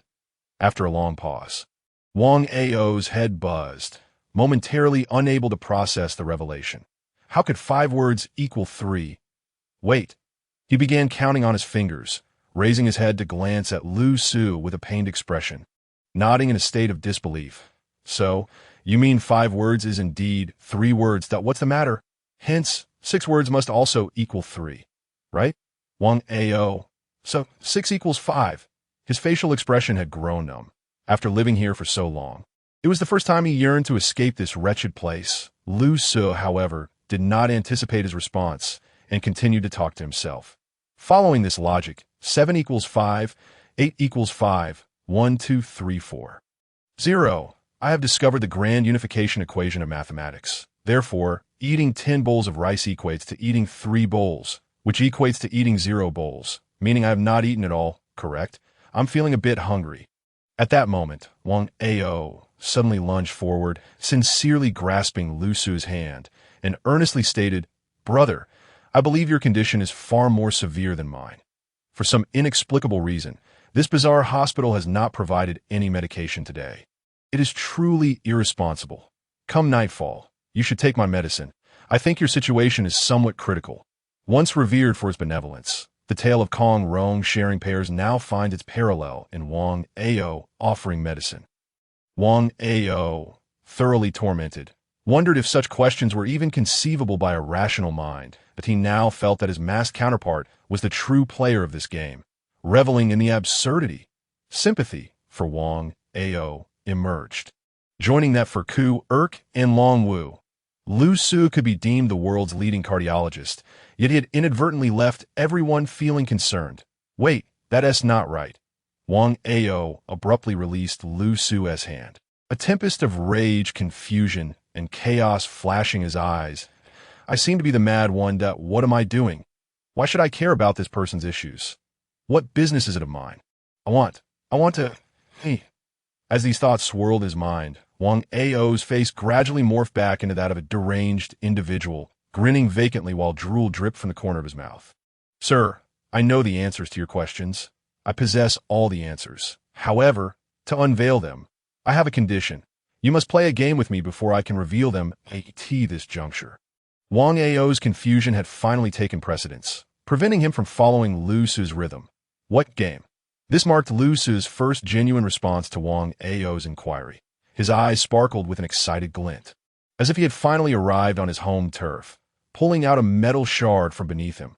The metal piece bore the marks of rust, yet its edges, save for a few notches, glimmered with a sharp reflection, clearly the result of frequent sharpening. Resembling a blade, the metallic hue of the shard reflected the excitement illuminating Wang Ao's face. This was the essence of his affliction. He looked at Lu Su and said, "Watch closely." Then, placing one hand flat against the ground, he began to wildly swing the blade with the other. The blade tip directed downwards, weaving in and out among his 5 fingers with such speed that it left behind afterimages. This was the true art of blade dancing. Yet, despite the apparent skill, the movements were flawed, as the sounds of flesh tearing and spurts of blood occasionally erupted, prompting Wang Ao to emit low groans of pleasure. His eyes growing increasingly exhilarated. Eventually, he ceased, his palms drenched in blood, saturating the ground beneath them. The crimson fluid flowing like a winding river, he presented the bloodied metal shard, declaring, "Your turn, 100 strikes." It was as if he had stepped into his arena. Wang Ao beamed with laughter. Resembling the Joker from a DC film, Elyusis slowly lifted his head, the mask upon his face revealing a broad smile. Accepting the blood-stained shard. "Once again, Mr. Chun, I love you. This time, I am sincere. This time," as Wang Ao listened to Lu Su's frenzied remarks, he remained utterly unconcerned, as if deaf to the world around him. With a manic grin, he stared at the red mask before him, fixated on the knife in his hand. This was his affliction, yet simultaneously, it embodied his sin. 100 strikes. Indeed, 100 strikes. I could see that moment. Both men erupted into laughter, fixating on one another, each echoing the other's words. Their eyes brimming with unbridled desire, Elyusa had not anticipated that at this juncture, someone would eagerly offer him pain points. Meanwhile, Wang Ao had descended into the pinnacle of his mental ecstasy. He craved blood, torment, and suffering, indifferent to whether the one enduring the agony was himself or another. He had long since lost track of time spent here, yet the reason for his arrival remained etched in his memory. Torture, torment, indiscriminate harm. He had transformed into a demon of the mortal realm. Yet, due to his mental illness, he had not faced execution, but was instead confined here to undergo treatment. However, within these walls, he endured far more harrowing torments than death. Day after day, year after year. But he relished it. He adapted to everything here, embracing his own existence. Moreover, he had encountered several individuals who came seeking what they termed information, subjecting themselves to his whims and torment. Thus, he languished in the abyss of self-torment and the torment of others, deriving a twisted pleasure from it. Previously, he had always manipulated the weaknesses of others, coercing and threatening them, reveling in their fear and helplessness. However, this time was slightly different. He found himself face to face with a fellow afflicted individual who had just left him in a state of mental disarray. Yet, it mattered not. Once the game commenced, and the sanguine thrill coursed through him, he would feel no trepidation. On the contrary, witnessing this unique individual collapse before him, observing their pain and struggle, was far more intriguing. Those who sought him always had ulterior motives, and with desire came vulnerability. With a resounding clap, Lu Su raised his right hand and forcefully struck the ground. His fingers splayed, each digit distinctly visible, exposing the crevices in his other hand. He held a piece of iron. Motionless for a moment, as if pondering something profound. Then, with a flick of his left hand, he adjusted the iron piece and extended it towards Wang Ao. "What? Are you afraid?" Wang Ao twisted his neck. A predictably mocking grin plastered across his face, as if declaring his impending victory. He then leisurely sat up, licking the wounds on his hand, and spoke. "I do not know your intentions, but I assure you, regardless of your strength, if you refuse me, your objectives will remain unattained. My desire is merely to spend more time with you." The crimson gluttonous mask retained its irreverent expression, as if seriousness and tension could never manifest upon it. "Here you go," Lu Su stated. "What?" Wang Ao raised an eyebrow. "What do you mean? You said it, you come?" Lu Su replied with a friendly smile, casually adjusting the edge of the blade in his hand. "Signaling that there was no issue, did I trust you? Your skills are commendable, 100 strikes." Wang Ao's lips twitched, then broke into a wild grin, culminating in uproarious laughter. "Very well. No problem." He accepted the knife, leaning slightly forward to whisper in Lu Su's ear. "Your psychological fortitude is indeed impressive. You are precisely the kind of prey I favor. I hope you are prepared." He then stepped back, fixating his gaze on Lu Su's mask, scrutinizing the slightest changes in expression. Before raising his hand high, with all his might, he plunged the knife forcefully into Lu Su's hand. The sharp sound of flesh being pierced echoed, yet Wang Ao had not adhered to the rules of the game. That strike did not target the gaps between the fingers. The rusted iron piece fully embedded itself, blood oozing forth, the warmth saturating his palm. Wang Ao could feel the temperature of the blood. Licking his lips, he gazed at Lu Su's face, eagerly awaiting a change in expression. However, he was ultimately met with disappointment. The expression on Lu Su's mask remained unchanged, his body unshaken. The emotions that should have been visible on the opposing face were entirely absent. Even now, at the very moment of his palm being pierced, there was no flinching, no muscle spasms. His hand remained in a state of relaxation. What did this signify? It demonstrated that the other had completely defied biological instinct. Suppressing his nerve reflexes, seemingly indifferent, Wang Ao's smile began to stiffen as he observed Lu Su slowly uttering. Lu Su's voice was so calm, as serene as a whisper in the dark, attempting to drag him into the abyss. "Pain God S chosen, pain value 2. What?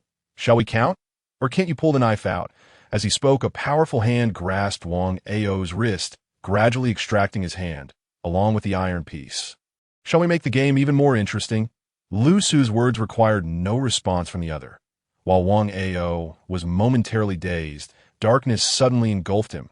Lu Su's other hand covered his face, obscuring his vision. "Have you played before? Come, continue." In the enveloping darkness, it felt as though an order had been issued, activating the game. Following Lu Su's command, Wang Ao erupted into a frenzied roar, eyes shut tight as he began to stab wildly. 2, 3, 4, 5, 6, 7, 8, 9, 10.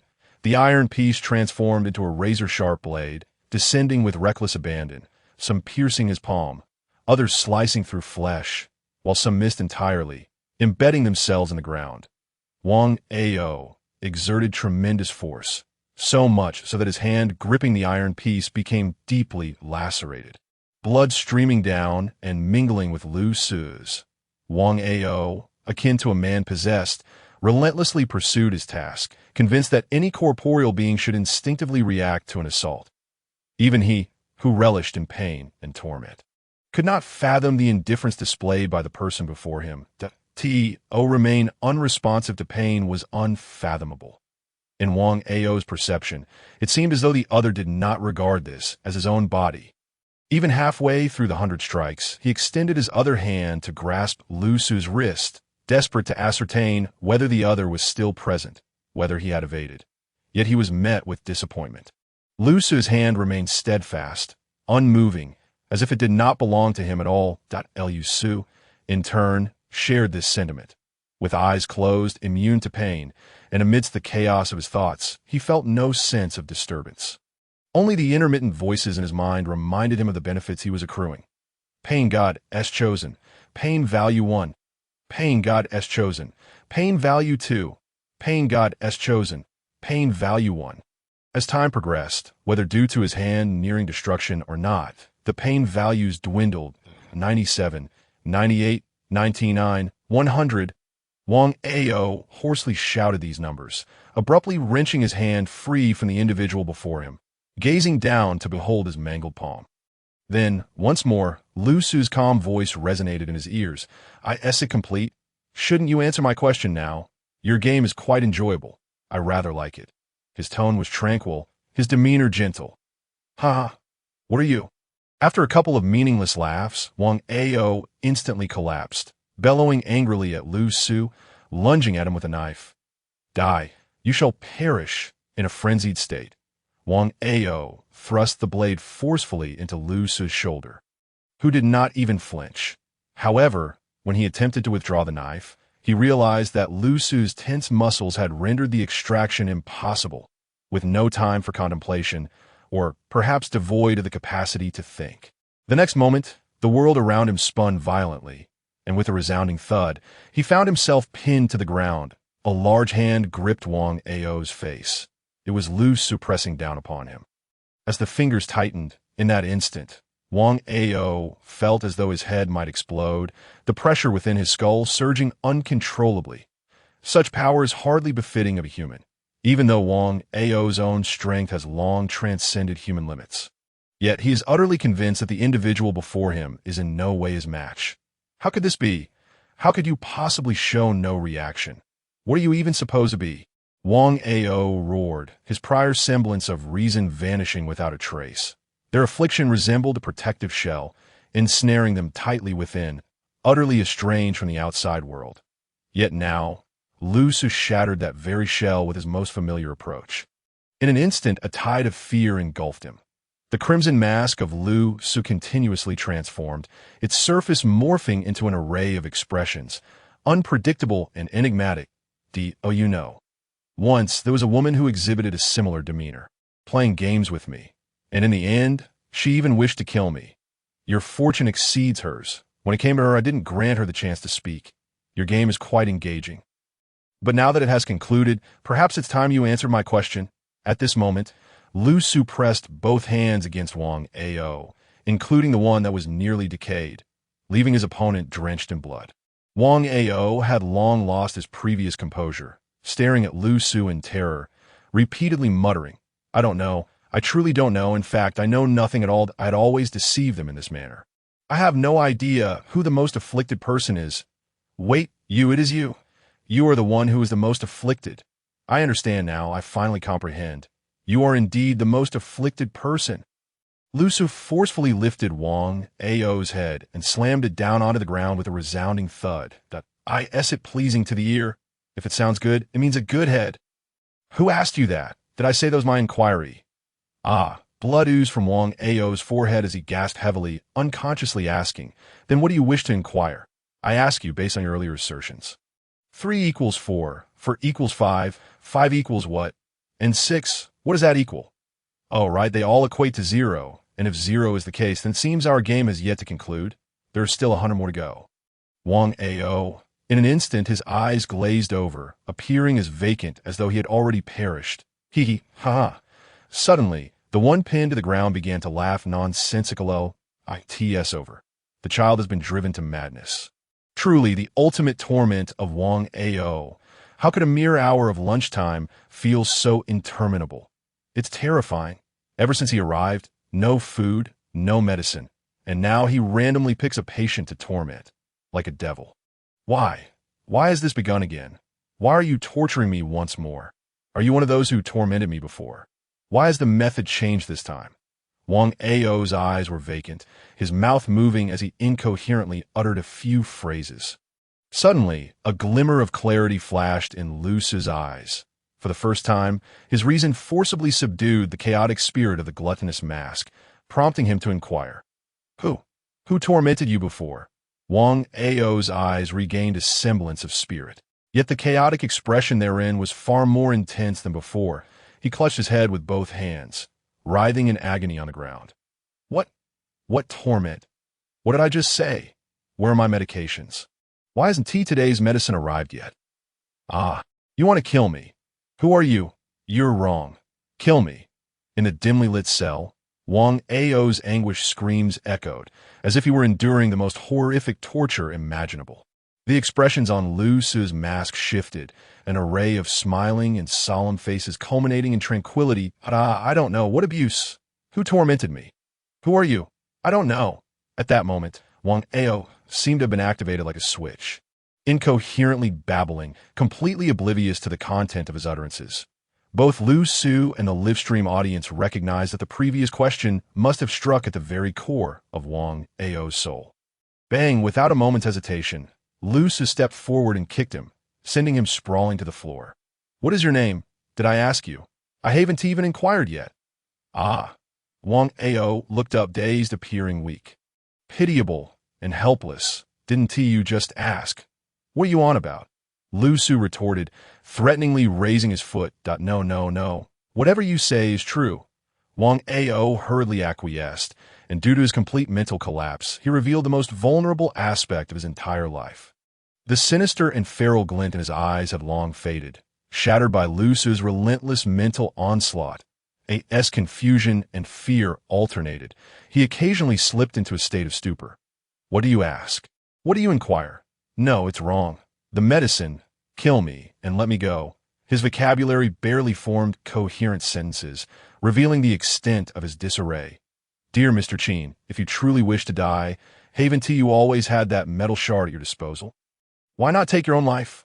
Wang Ao. In an instant, his gaze became clear and transparent, as if awakening from a deep slumber. He had never contemplated this question before, and now, after Lu Su's inquiry, he found it peculiar that he had never thought of it. Before Lu Su's question, it was as though this option had never existed in his mind, erased by some unseen force. Indeed, it seems I could commit suicide. His eyes fixated on the metal shard in his hand. A flicker of struggle ignited within Wang Ao. Why? Why not end it all? Everything would be over, just as he wrestled with his chaotic thoughts. A sudden flash caught his attention. The metal shard had vanished from his grasp. Looking up, he saw that Lu Su had seized it, inexplicably snatching it away. Why, dear classmate, one cannot play with knives during class. I shall confiscate this for now. Wang Ao. No. Didn't you just suggest I consider suicide? Are you out of your mind? Can I die? With a grimace, Wang Ao's nerves felt like a wire, mercilessly bent back and forth by Lu Su. Nearing the breaking point, he lunged forward, only to be kicked down again by Lu Su, who stepped on Wang Ao and declared, Don't scream. I suddenly remembered what I wanted to ask you. A solemn expression emerged on Lu Su's mask, and Wang Ao's face mirrored the seriousness. The following question made Wang Ao ponder whether he should simply crash into a wall and end it all. Tell me, if he had truly committed suicide just now, would this prison have gained another suicide victim, or lost one? And now that I have taken your knife, does that not count as a life-saving grace? A life-saving grace akin to that of one's parents. Can I now consider myself your father? It seems my affection for you could be likened to paternal love. Wang Ao. Let it be obliterated. The audience watching the live stream had become utterly amused. They felt for Wang Ao, enduring relentless torment, now seemingly left in a state of perpetual suffering. Well, whether it is a matter of gaining another suicide victim or losing one appears to have a certain logic to it. Suggestions from above should be dismissed. Further contemplation would lead to madness. It seems the masked figure consistently receives the most information, which appears crucial, yet they have never managed to delve deeper. Clearly, Wang Ao has revealed a wealth of information. However, every time the conversation begins, it collapses. Either he is oblivious to the matter, or it is glaringly evident that there is a problem. Perhaps one should venture over to Kirk, for that foreign individual seems quite capable and appears to possess a wealth of information. In Long Lu's chamber, where a certain level of trust has been established with Kirk, the latter is presently engaged in an intense effort to brainwash. The 6 pills painstakingly extracted from Lu Su's lips have all been administered to Long Lu. As for food, Kirk deems it inconsequential. The refuse is better left uneaten, and he harbors no concern for the hunger of these patients within the game. His sole focus is to ensure his own passage through. At this moment, his capacity for mental manipulation has reached its zenith, as he speaks persuasively while wielding an object resembling a pocket watch, which he incessantly oscillates. This is his personal tool for hypnosis. Not a mere game prop. He has employed Lu Su's personal carry method to smuggle it in for how such an item is discreetly concealed. Well, no further elaboration is necessary. You just claimed you were innocent. Correct? Kirk inquired, reiterating information that had already been shared with Zhu Tian. He was guiding the other party. Yes, Long Lu now sat obediently on the ground, resembling a dazed child. You also stated that you arrived later? The earlier individuals are the guilty ones. This is a prison. Yes. However, upon entering the hospital, there's inevitably a matter of timing. What does it mean to say you came later? Are you implying that all those who came before were guilty? Long Lu shook his head, responding weakly, No, the earlier individuals were guilty from the start. We came later. Kirk furrowed his brow, contemplating seriously, sensing that something was amiss. If this were the case, it could imply that the patients in this hospital are likely divided into two groups. He could not ascertain whether this constituted crucial information, nor the criteria for such a division. The individuals you refer to as the earlier ones, were they imprisoned here due to crimes, or were they mentally ill? Yes. Then for what reasons did you, the later arrivals, come here? Me? Why did I come? Suddenly, Long Lu's demeanor shifted dramatically, resembling someone on the brink of a violent outburst, as Kirk's mental interference began to backfire within the depths of Long Lu's mind. Tumultuous waves seemed to rise. Without warning, Long Lu opened his mouth wide and roared at Kirk. Kirk, sensing the impending eruption, leaped backward and positioned himself in the corner. Lunch hour has concluded. All players are to return to the initial rest area. The announcement rang out abruptly, echoing thrice like the call to retreat from battle. Kirk exhaled in relief. Throughout the lunch period, his nerves had been taut, akin to enduring a fierce conflict. Now, his back was drenched in sweat. A realization that had eluded him during the prior inquiries that... Arg! The chains binding Long Lu rattled ominously, his neck flushed red as if he were about to lunge at Kirk. Kirk cautiously touched the bloodstains on his face. Remnants from the earlier outburst of Long Lu. When he had been unable to evade, he felt he was edging closer to the truth, grasping realms untouched by others. This hospital, or rather prison, is indeed divided into two distinct groups. The issues between these two batches of individuals may very well correlate with the ultimate aim of the tasks at hand. Although he had yet to discern any concrete connections, he nonetheless acknowledged that progress, in and of itself, is a positive development.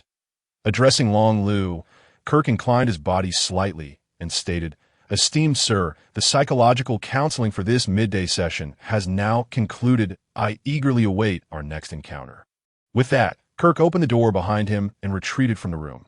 Meanwhile, in the chamber occupied by Lu Su, he and Wang Ao had also heard the announcement. However, this time, it was Wang Ao who appeared to breathe a sigh of relief. Upon hearing the voice, his eyes sparkled with hope, akin to a parched traveler stumbling upon an oasis. As he cautiously glanced at Lu Su, his gaze imbued with an unusually pitiful quality. Lu Su, feeling somewhat reluctant to depart, rose and tenderly licked the blood from his decayed right hand, which he had placed upon his mask. As he did so, he observed Wang Ao on the floor, who instinctively recoiled. Surely, this fellow does not intend to devour me. Wang Ao couldn't help but ponder. With a piece of metal in hand, Lu Su said nothing as he turned toward the door. Wang Ao's weakened body slumped against the wall, collapsing to the ground, relieved that this demon-like figure had finally departed. Suddenly, as Lu Su reached the door, he turned back, his mask revealing a benevolent smile. I'll return to find you later, Mr. Wang. With that, he politely closed the door behind him. The light in Wang Ao's eyes dimmed, and the anxiety that had hung over him dissipated entirely. To be candid, I find Kirk remarkably formidable. The masked figure seems to acquire information by sheer happenstance that it appears that the masked individual has seamlessly integrated with the mentally ill, facilitating unimpeded communication. Capturing a lunatic becomes a matter of tormenting them. In comparing the departing scenes of the two individuals, I perceive that the primary disparity lies in their respective combat capabilities. The audience engaged in discussion, only to notice that Lu Su, upon leaving, did not proceed toward the initial room. Instead, He turned in the opposite direction and entered the open room occupied by Tom.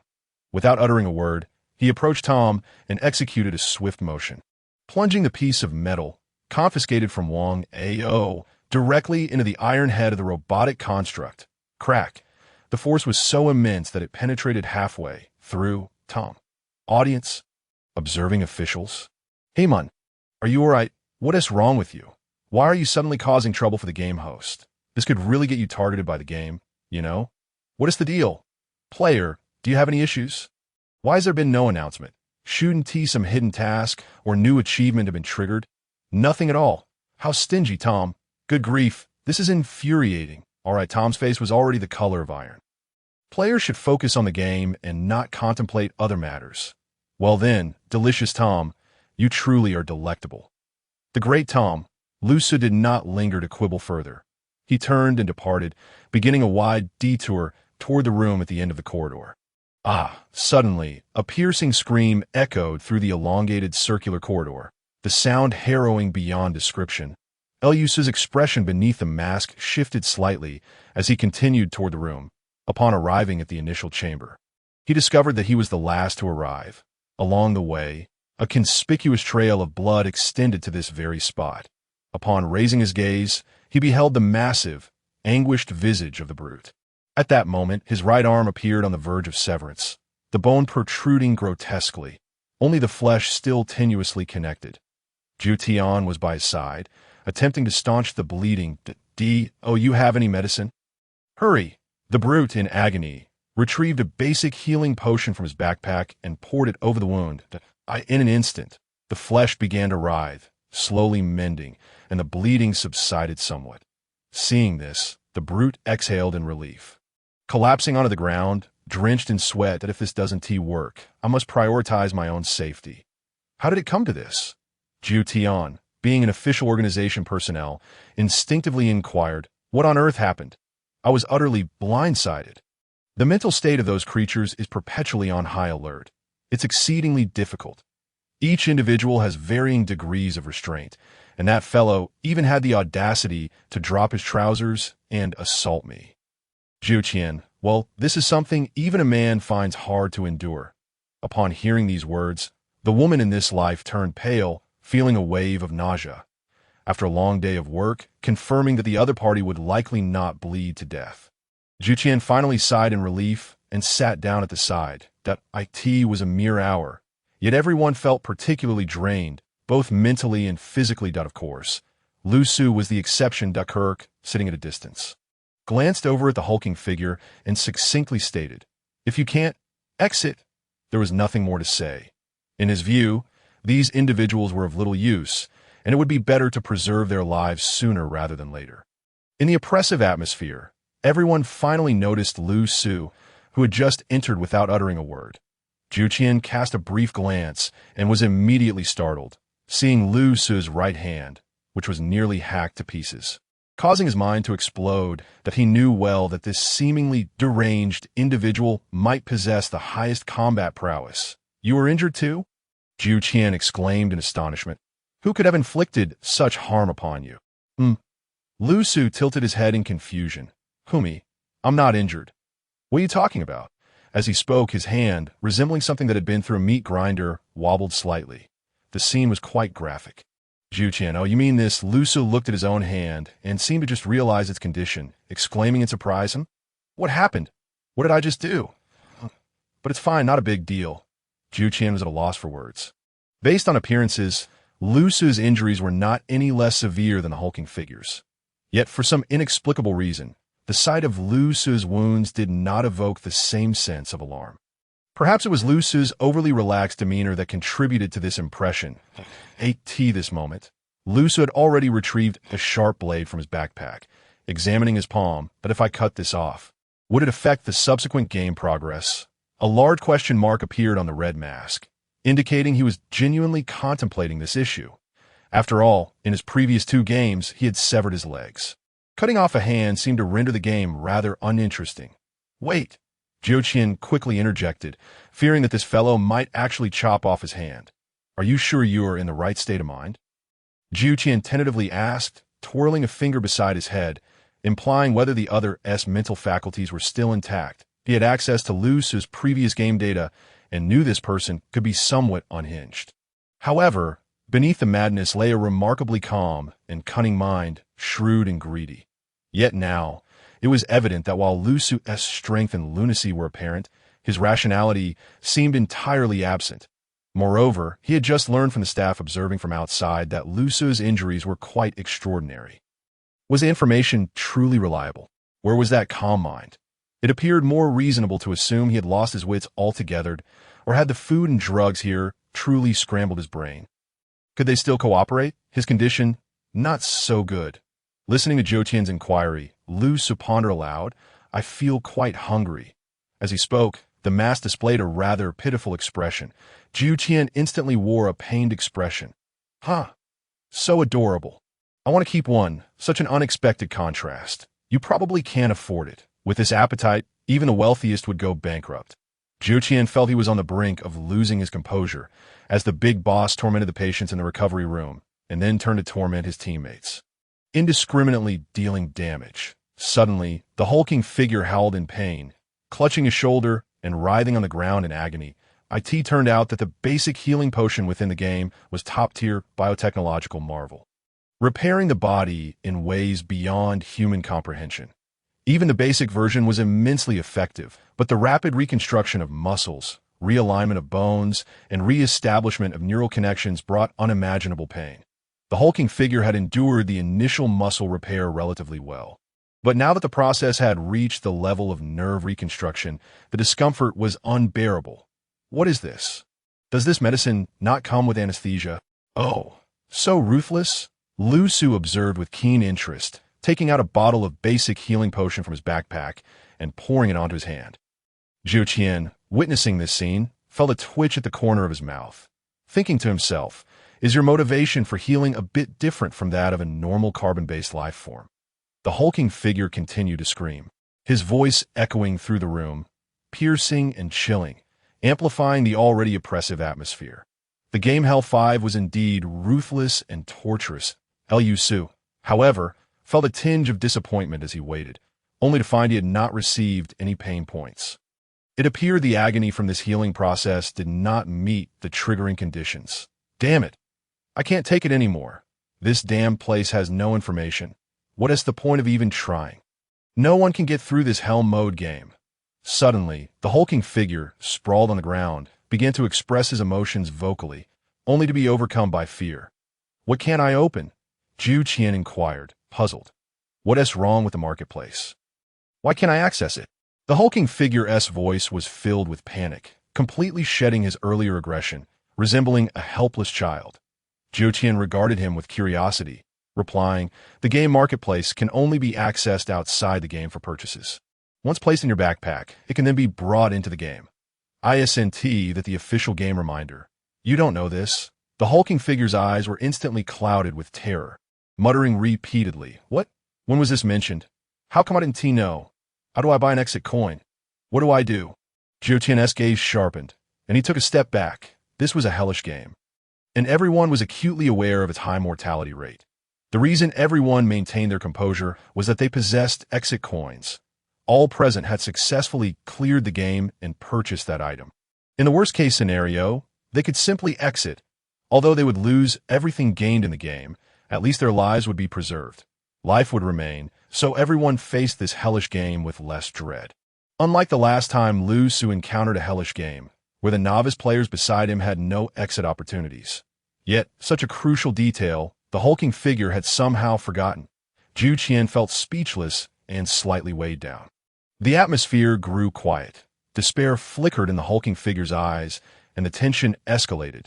Suddenly, a sound like a coin being flipped rang out, crisp and clear. Everyone turned to see Lu Su engaged in this act. Confusion washed over them, wondering if this lunatic was showing off or mocking a desperate player.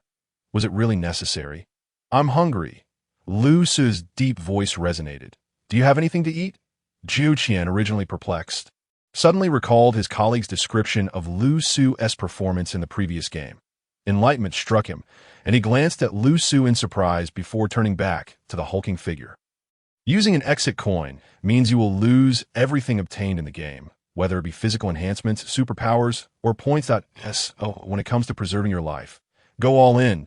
The hulking figure's expression shifted from confusion to understanding, as if he had grasped a lifeline. Are you planning to sell your exit coin? Previously, I regarded Lu Su as a lunatic. However, it is evident now that he has resorted to using honorifics, showcasing his willingness to go to great lengths for his survival. Lu Su remained silent, unwilling to expend too much rationality on the other party, instead incessantly flicking the coin in his hand. Its intricate patterns resembled a delightful toy, yet within the game, it was a matter of life and death. Brother, let us negotiate. Sell it to me, he pleaded. I am unaware of why the shop cannot be accessed. I have hoarded all my points without spending a single one, and I have scarcely utilized any of the prizes or rewards, saving them for a crucial moment. Oh right, I did use that basic recovery potion just now. That was my mistake, my oversight. This moment, the large figure, disregarding any semblance of pride, humbly implored, I will give you everything. Take it all. Just give me a withdrawal coin that I must leave, that I cannot endure the uncertainty of what might transpire here. Perhaps we could exchange contact information. Once outside. I can. He trailed off, reverting to the bargaining tactics of former player, though Lu Su appeared indifferent to such negotiations. That Yusuf flicked the withdrawal coin, tilting his head slightly. Then, with a gentle exertion of his finger, the coin described a perfect parabolic arc before landing before the large figure. The latter's eyes instantly lit up, and he lunged forward, snatching the coin from the ground and cradling it as though it were a precious treasure. Suddenly, he felt a sharp, menacing presence lock onto him. Yusuf stood before him, wielding a razor-sharp blade, silently looming. The large figure chuckled awkwardly, hastily initiating a transfer to prevent any misunderstanding from the imposing individual before him. Seemingly fearing that Lu Su might change his mind, the large figure fled immediately after the transaction, clutching the withdrawal coin, disappearing in the blink of an eye. One out of the 5-member team had now departed. That Lu Su accumulated 1,400 points, a strength-enhancing potion, a basic healing potion, and a skill-learning scroll. Upon seeing the skill-learning scroll, Lu Su felt a flicker of surprise. Although its level was modest, it represented a form of superpower, yet acquiring this skill demanded spiritual awakening. Fortunately, the large figure had not awakened, or he would have undoubtedly utilized it by now. For now, he stowed it in his backpack, pleased with the profitable haul. After all, a withdrawal coin was worth merely 1,000 points at this juncture. The previously detached Ku-Urk finally spoke up, raising his head and unexpectedly addressing Lu Su directly in Chinese. It's for the best that he has left. After all, fewer individuals means a larger share of the rewards. Additionally, was that withdrawal coin a game reward? I recall that withdrawal coins in the shop are limited to a one-time purchase per person. This statement was directed at Lu Su. He was partially correct. Indeed, Lu Su's withdrawal coin was a game reward. However, Lu Su had never made a purchase. He had never contemplated exiting the game. Ju Tian, standing nearby, felt a surge of anxiety. He had not considered this aspect. Could it be that Lu Su is in trouble? Do you still possess any withdrawal coins? Perhaps not. But why would I leave? Is the game not enjoyable? Lu Su replied somewhat vacantly. But what about your escape route? Ju Tian pressed, growing increasingly anxious. What is an escape route? Lu Su raised his gaze, his expression unusually composed for once. From the moment he entered the game, he had never considered retreat as an option. This determination had been ingrained in Lu Su from the outset. It was not a matter of mental instability. Even without the pain god's blessing, without the strength to surpass others, without immunity to pain, he would still choose to partake in this brutal game. Exit the game meant losing everything. Losing superhuman abilities, the chance to alter one's fate, relinquishing his current mask, and perhaps even the possibility of losing the pain god's favor. That was inconceivable. From the moment he entered the game, Lu Su understood that his only means of departure was through success or death. He felt he had nothing to lose. Starting over was merely an excuse for the weak. Those without enlightenment should remain mere spectators. Once you retreat, you will never again stand atop the peak. Having uttered this final statement, it seemed to drain all of his mental vigor, and Lu Su collapsed to the ground, entering a deep slumber that would last the entire afternoon. Eating and sleeping, Indeed, this behavior suited the gluttonous nature of his character.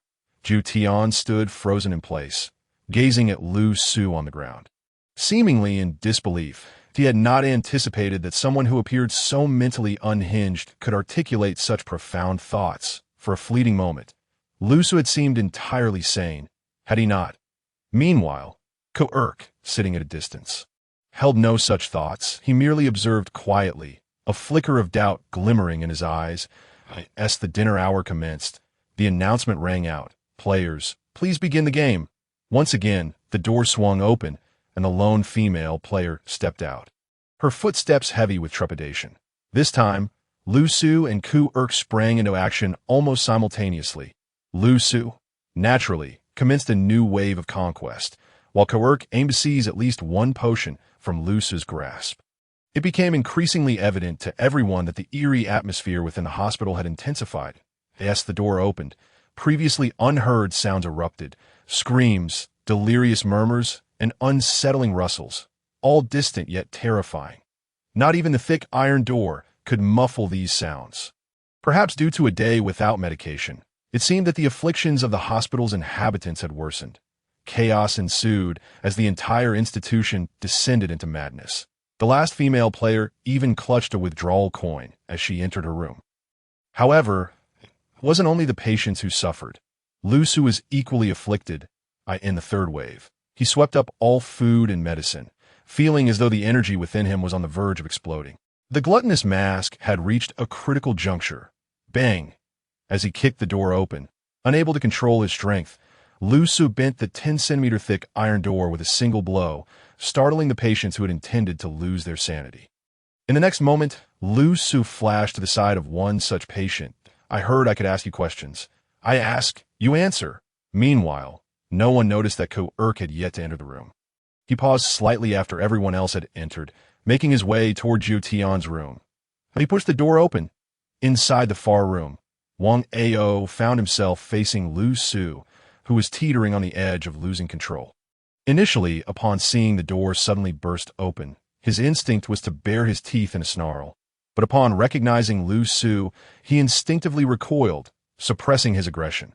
Yet he found himself pinned against the wall, Lu Su lifting him effortlessly with a terrifying force. From the moment those hands grasped him, Wang Ao felt an overwhelming urge to surrender. Resistance was futile. The gluttonous mass craved more, the more he consumed. The hungrier he became, and simultaneously, the greater the chaos within his mind. Wang Ao gazed at the mass before him, inexplicably sensing that this person intended to swallow him whole. This was no mere metaphor. It was a visceral reality. "Calm down, big brother. I'm not tasty. Ask me what you wish to know." This primal fear of being prey was a deep-rooted instinct, awakening a subconscious will to survive. Lu Su gasped for breath before continuing. "I met someone at noon who did not satisfy me that I hope you can." Wang Ao was slowly lowered, not daring to utter a word, thinking to himself that the person Lu Su met at noon was likely him. Yet at this moment, he certainly did not dare to contradict or remind Lu Su. Doing so would be tantamount to insanity. Lu Su produced a knife from his hand, the sharp blade glinting ominously as he directed it at Wang Ao, stating, "After I finish asking, we shall play a game. It is legal to donate sperm in the hospital. Why then is it illegal for me to donate directly to those who desire it in private? They say bananas and carrots facilitate bowel movements. Do you believe it is through oral ingestion or topical application? If an adult novel features only minors, can it still be classified as an adult novel? You have prepared 5 cups of water for 1 billion liters. How do you intend to distribute them?" Wang Ao. Lu Su's incessant chatter resembled a barrage of firecrackers, as if it could alleviate the turmoil within his chaotic mind. However, Wang Ao, at this moment, found his lips trembling, rendered speechless, and he stammered, "I do not know who suffers the most here. Perhaps there is no such person. Please, do not press me further," despite the masked figure's continuous outbursts. Did anyone else notice that Wang Ao's mental state seemed to be stabilizing? Yet, what good is stability if he chooses to remain silent instead of posing questions? Frankly, while the antics of this individual are undeniably exhilarating to watch, They appear utterly devoid of value in terms of progressing through the game, that he seems entirely unconcerned. How can one expect to complete the game under such circumstances? Clearly, the opportunity to extract useful information is at hand. Yet he persists in his frenzy. To be honest, if one wishes to witness the path to victory, one ought to observe Quirk. Indeed, I shall turn my attention to Quirk, who appears to be seeking Juqian. It is wise to rely on individuals of sound judgment. As time passed, nearly a day had elapsed within the game. In a more typical game, a day would not be insignificant. Yet here, it seemed as though no progress had been made, and the audience began to voice their discontent regarding Lu Su's performance.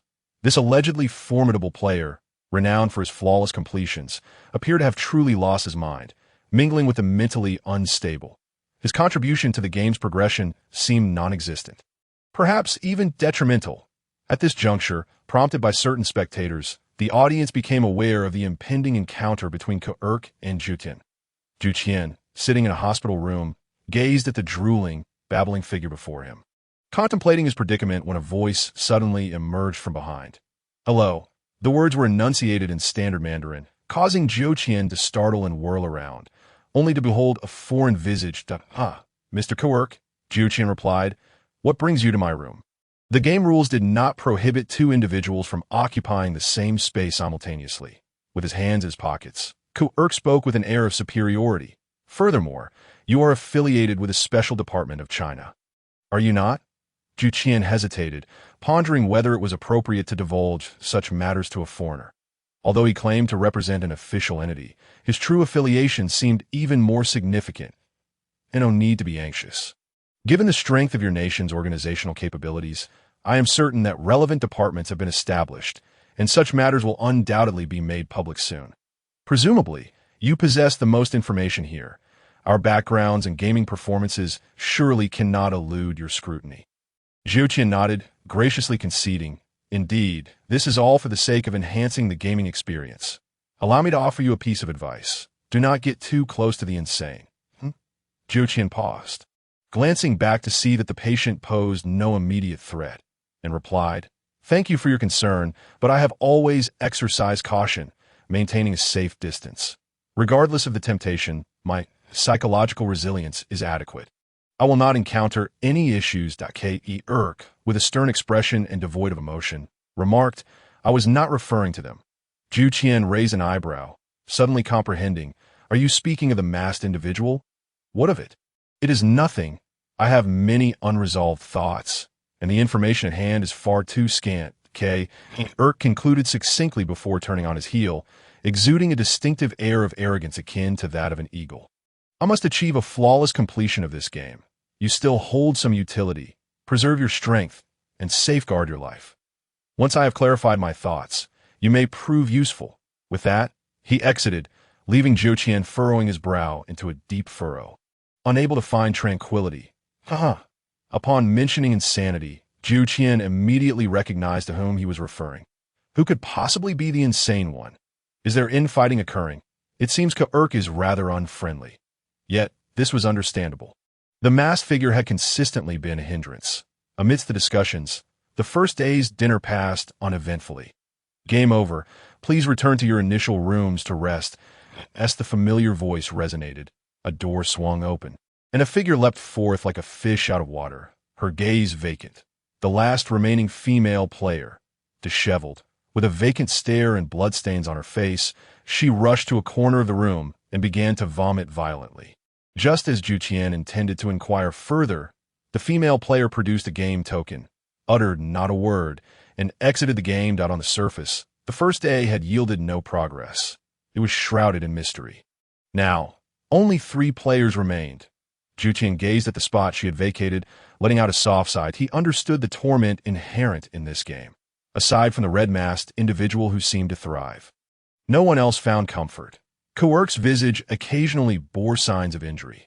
The psychological torment, abysmal living conditions, coupled with the ever-present threat of physical harm, created a harrowing experience, considering the earlier remarks about being targeted and the fact that she was a female.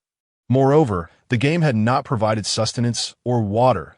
They had gone an entire day without a single drop.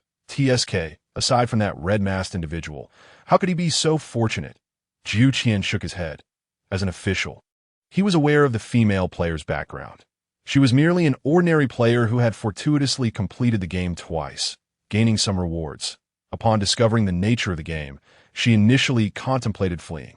However, she realized that as long as she survived, she too would count as having completed the game alongside others, leading her to adopt a survivalist mentality. Yet she soon recognized her naivety, the frenzied prison, the deranged teammates, and the grim fates of her predecessors. Well, what a shame. Perhaps quitting is for the best, Jiu Qian lamented softly. Nearby, Lu Su glanced at the vomit strewn across the floor, nodding in agreement. Indeed, it is rather unfortunate. After a moment's hesitation, he abruptly slapped himself, quickly turning away. Jiu Qian, what has gotten into him this time? On the other side, Ko-Urk approached, continuing, there is nothing to lament. Surviving a game like this is already a stroke of luck. This is not a place she ought to have been to. As he spoke, he surveyed the surroundings and added, the remaining players seem somewhat comparable. 2 flawless completers and 1 high-level individual with a special official status. This is the only combination suitable for such a hellish game. Of course, Ko-Urk cast a glance at Lu Su, who lay sprawled on the ground in A-Tai shape, and inquired, this friend who has been feigning madness, do you truly intend to remain in the game? My ability is mental interference, which I have utilized on you numerous times, most of which have backfired. Your disarray is no longer mere pretense. Even self-hypnosis can only sustain you for so long. In your current state, you may very well become eternally lost here, forever trapped in madness. As Ko-Urk advanced, he seemed to deliver a sentence of doom to the one lying on the ground. In the distance, Jiu Qian furrowed his brow, observing the two but choosing not to intervene this time, silently waiting for the events to unfold. Your ability is consumption. I have been inquiring about your intentions since the beginning. I still wish to know. However, as a normal human being, that is not a wise choice. Allow me to ask you once more. Do you truly intend to exit? Do not tell me you lack the exit token. Ko-Urk had now reached Lu Su's side. Just as he was about to step closer, a profound sense of crisis suddenly enveloped him. Lu Su, who had been lying silently on the ground, suddenly spoke. I advise you not to come too close to me at this moment. Ko-Urk's footsteps faltered. An inexplicable premonition urged him to refrain from advancing. With a smile, he retreated his steps and turned to leave. Feeling quite confident, are we? I am merely concerned that if you do not withdraw, my game will be exceedingly difficult to complete. Lu Su remained silent, grappling with the overwhelming surge of energy coursing through his body.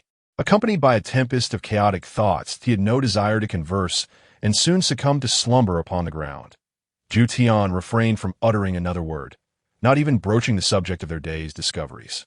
He understood that these two individuals were unlikely to listen. 3 famished souls, distanced from one another, sat on the bare floor of the desolate room, or leaned against the walls in slumber, enduring the night.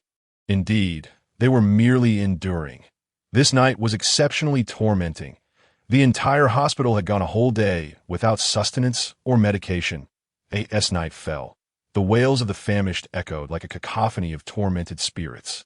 The clamor so intense that even the iron doors could not contain it. The ravenous souls battered the doors and walls, rendering this hospital more horrifying than a haunted house. Ko-Urk relied on self-hypnosis to ensure his rest, while Lu Su had long since lain flat, deep in sleep, leaving Jiu Qian wide awake. He sifted through the messages sent by his colleagues, contemplating the sudden clash between Ko-Urk and Lu Su.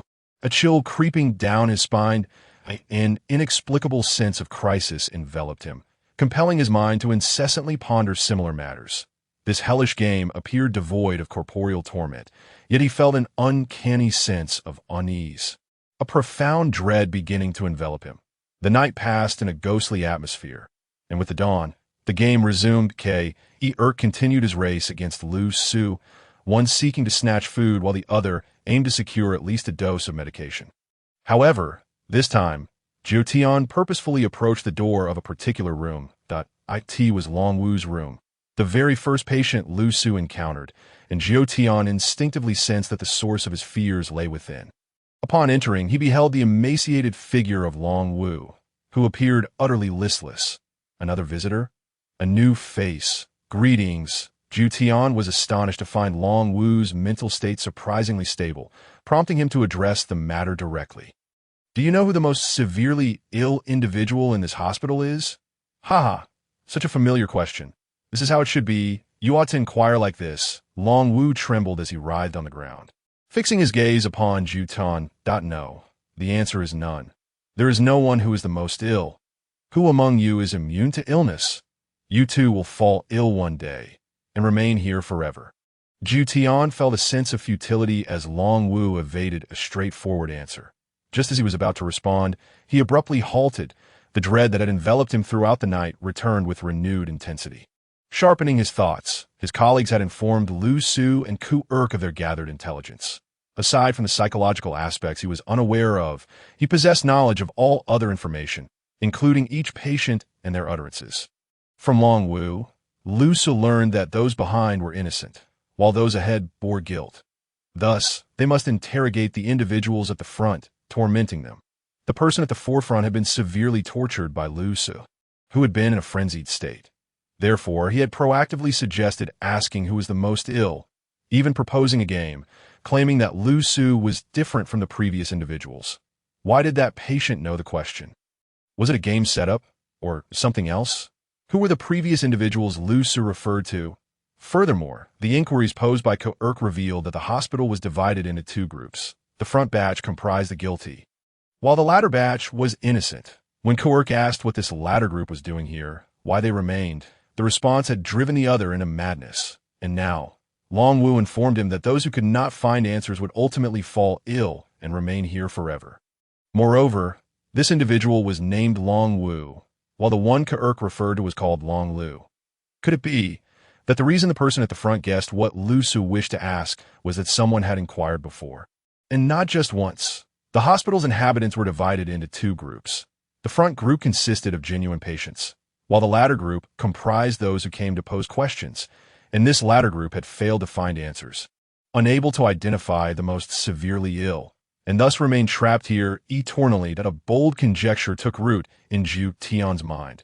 Lingering persistently, it felt as though the chilling winds of the night had transformed into a cloak of fear, tightly enveloping him, chilling him to the bone, rendering escape impossible. These individuals had once been players. Have you heard of the divine selection paradise? What did you say? Long Wu seemed not to have fully grasped Ju Tian's words, lifting his head in confusion and repeating the question. Those were eyes devoid of life, mechanical in nature, sending shivers down Ju Tian's spine. Yet it was evident that more pressing, more terrifying matters loomed in his mind, compelling Ju Tian not to retreat. Divine selection paradise. Each syllable emerged from his lips with deliberate emphasis, his gaze fixed intently upon Long Wu's eyes. 5 seconds.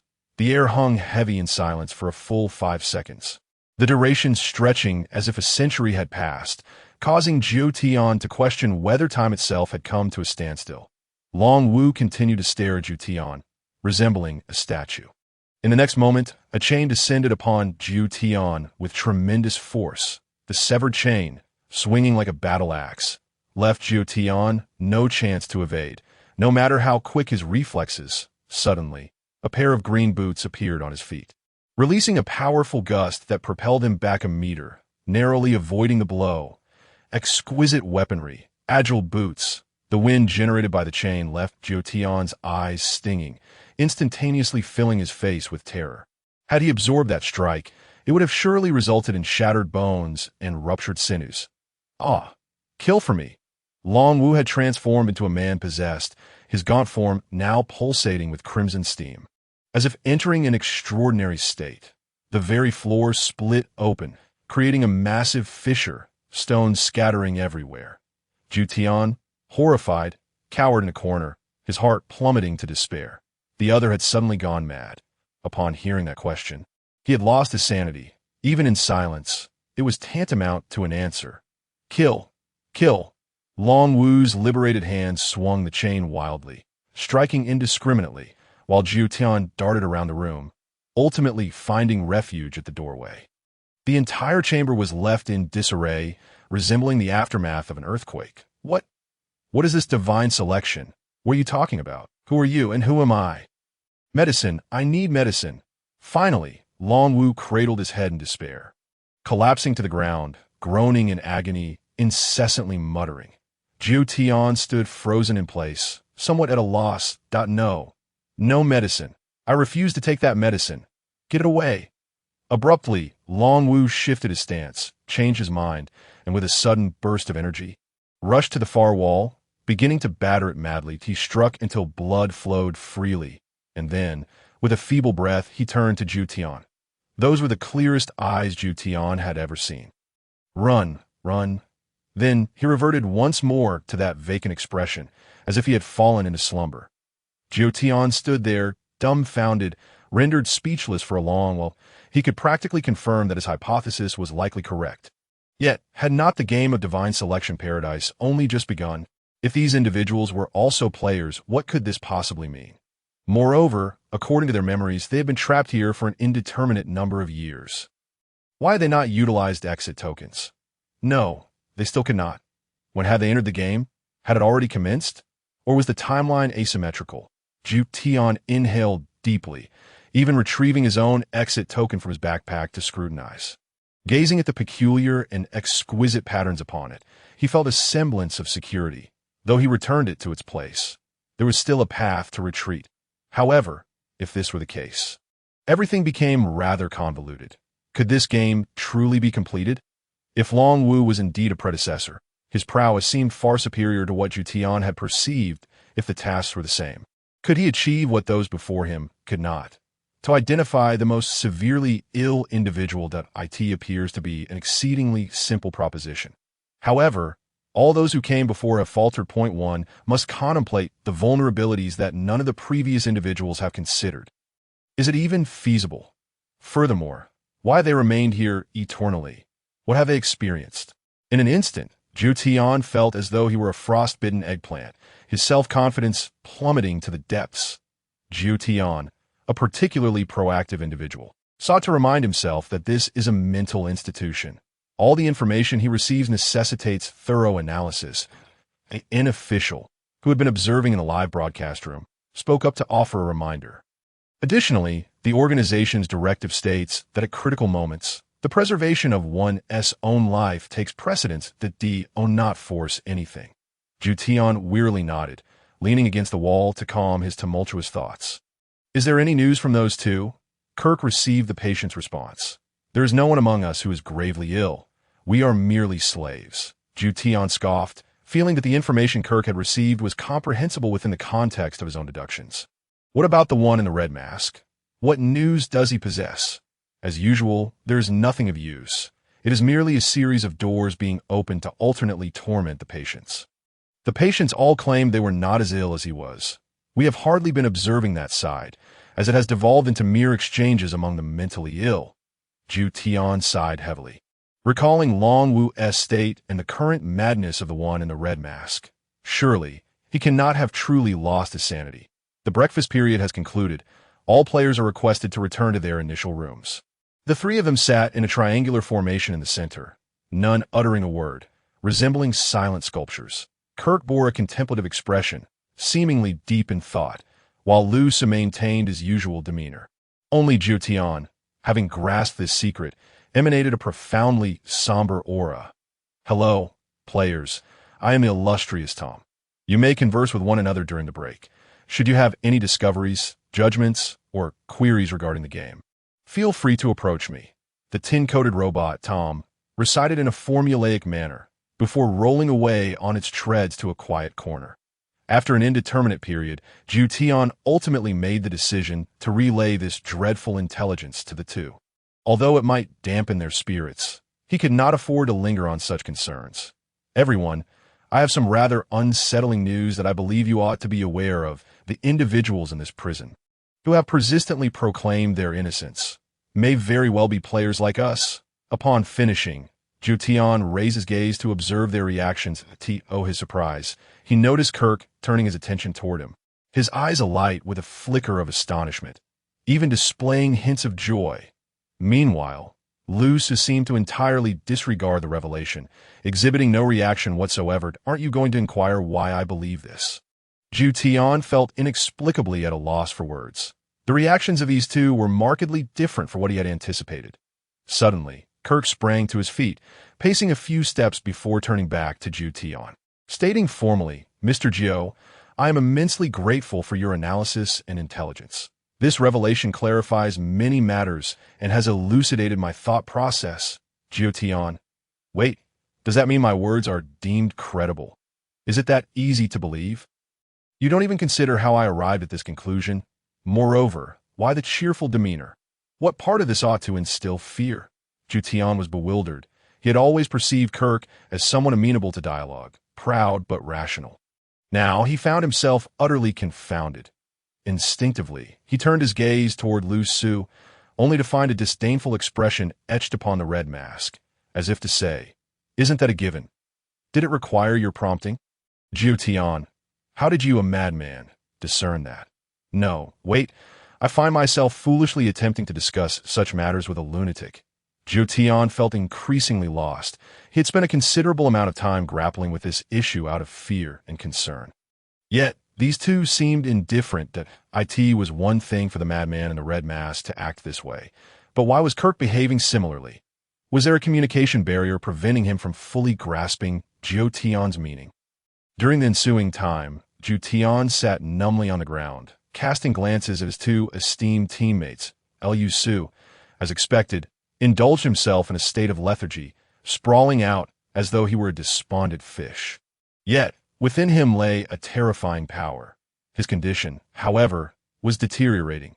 Sprawled on the ground, he occasionally emitted laughter and peculiar murmurs, leading Zhu Tian to wonder if he might soon transform into Ultraman. Meanwhile, Kirk was restless. Wandering about in the distance, his face reflecting moments of confusion and realization as he muttered to himself. Zhu Tian felt a sense of dread, touching his face in disbelief. According to Long Lu, players would ultimately remain trapped here forever. Could it be that both of them had truly lost their minds? Why were they beginning to speak in riddles? The sight was genuinely unsettling, particularly for two players who had flawlessly completed the game. Surely, this could not culminate in their demise. Perhaps Zhu Tian ought to flee at once. No, he must withdraw. If they truly descended into madness, he could not predict the consequences of using an exit token. The audience, too, grew increasingly skeptical, a cacophony of voices emerging. Especially the last statement caused Zhu Tian's heart to skip a beat. Indeed, if they truly lost their sanity, they might not even be able to utilize an exit token. Lunchtime commences. All players, please begin the game. Upon the announcement, Lu Su sprang into action, hastily departing to consume food. Yet this time, Kirk remained still, slowly approaching Zhu Tian, that I believe this game should not continue any further. The absence of food and water has persisted far too long. Zhu Tian regarded him in astonishment as Kirk addressed the robot nearby. Host, I have identified the player who is the most severely afflicted. Zhu Tian. Oh, please refer to me as the illustrious Tom. Tom turned his head to inquire further. Let us wait until he returns. Without him, the game cannot proceed. Kirk, hands in pockets, wore an expression of confidence as he observed Lu Su devouring food at the end of the path. Zhu Tian seemed to grasp Kirk's intention, momentarily awestruck into silence. Attention, players ahead, the game is paused. Please return to the initial room promptly. Lu Su consumed his food in astonishing pace and soon swaggered back. However, by this point, his unstable energy had reached a critical threshold. Even with his physical prowess, he was on the verge of self-detonation. The red mask bore a broad grin as he approached the entrance, an aura of malevolence and distortion surrounding him. Kirk stood at the doorway, and the two faced each other from a distance. Yet upon reaching the entrance, Lu Su simply sat cross-legged, a mere step from the door. Red warning lights began to flash, cautioning Lu Su to enter the ward quickly. Failure to do so would lead to dire consequences. However, Lu Su's figure remained ensconced in the crimson glow, utterly motionless.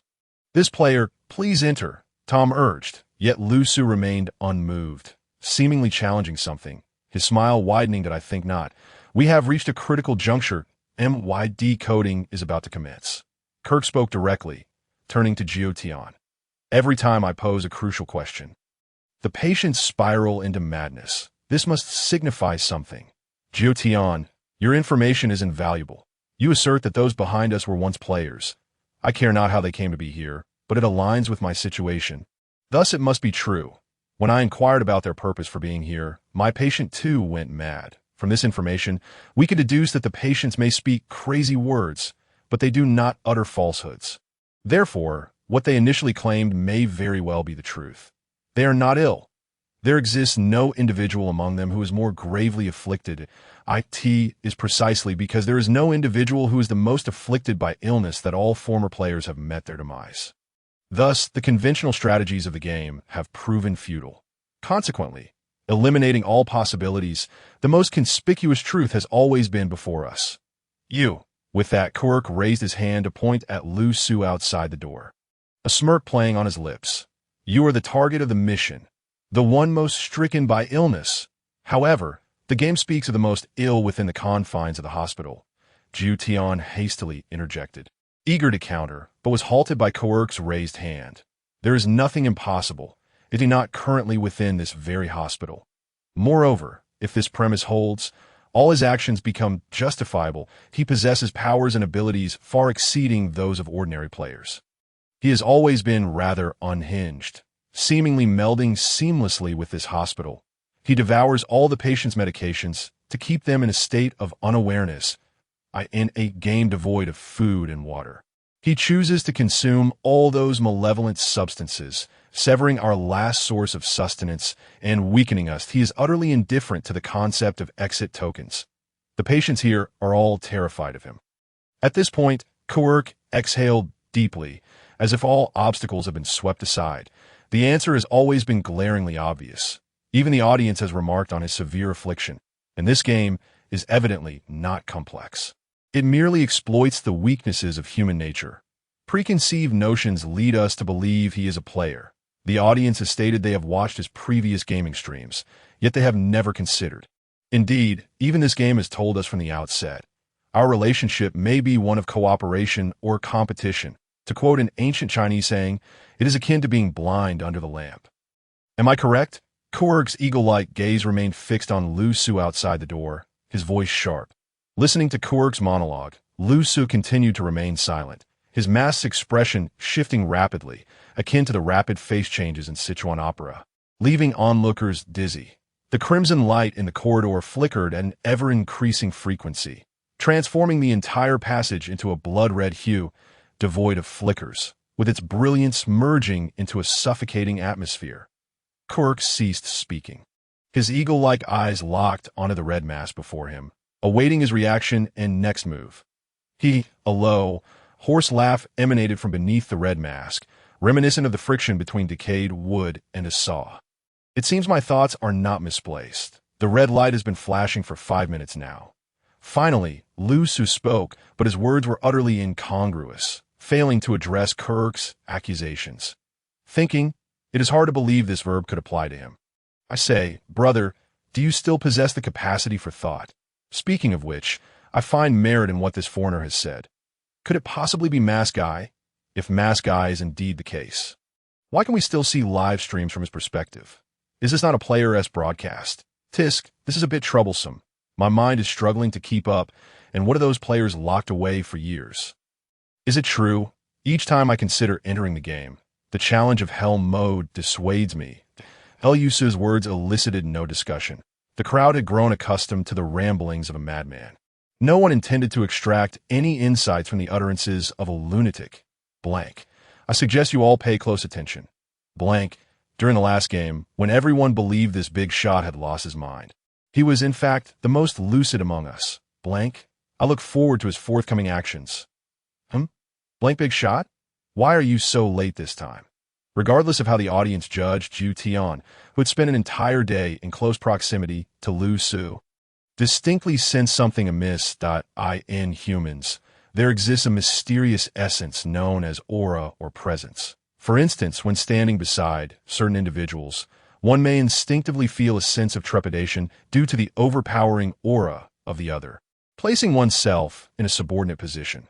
Currently, Luce's aura was the most chaotic and unstable since entering the game, exuding an overwhelming pressure akin to a child facing a heavyweight boxing champion. Yet the words spoken by the other seemed to be the most lucid and rational since the onset of the game. The spirit behind that red mask appeared to be awakening. "What have you thought of?" Jutian proactively inquired of Lu Su, having thus far disagreed with Kuerk's speculations, although there seemed to be little logical flaw. Lu Su possesses a business card. At the onset of the game, he had witnessed Lu Su produce that golden card from his trousers. They are brothers. Could this also be a conspiracy? That seems implausible. I was pondering. Lu Su began, punctuating his statement with a belch. As if he had overeaten, I was wondering, what of the punishment? His words left the crowd momentarily stunned, uncertain of his intentions. What is punishment? Hasn't the game stipulated that entering the patient rooms while the red light flashes will yield dire consequences? Why has nothing occurred? Ha ha ha. A hoarse laugh emanated from beneath Lu Su's red mask, his expression ultimately morphing into a twisted grin as he turned his gaze toward the motionless Tom. What do you think? Why has there been no punishment, Tom? Tom's mechanical form seemed to stiffen further. Remaining silent, Kuerk continued. You are already the ultimate target. What punishment is left? Whether you are genuinely mad or merely feigning ignorance, it has come to an end. Just as he intended to elaborate, Luce suddenly pivoted his mask toward him for the first time. Chuckling, hee brother, you smelled delightful that I concur with your judgments, your statements, and your analysis of this game. All are sound in moments like this. One must consider possibilities that all former players overlooked. That is also valid. The notion of being blind under the lamp is indeed valid. The enigma of this game has always been inscribed upon its surface. That too poses no issue.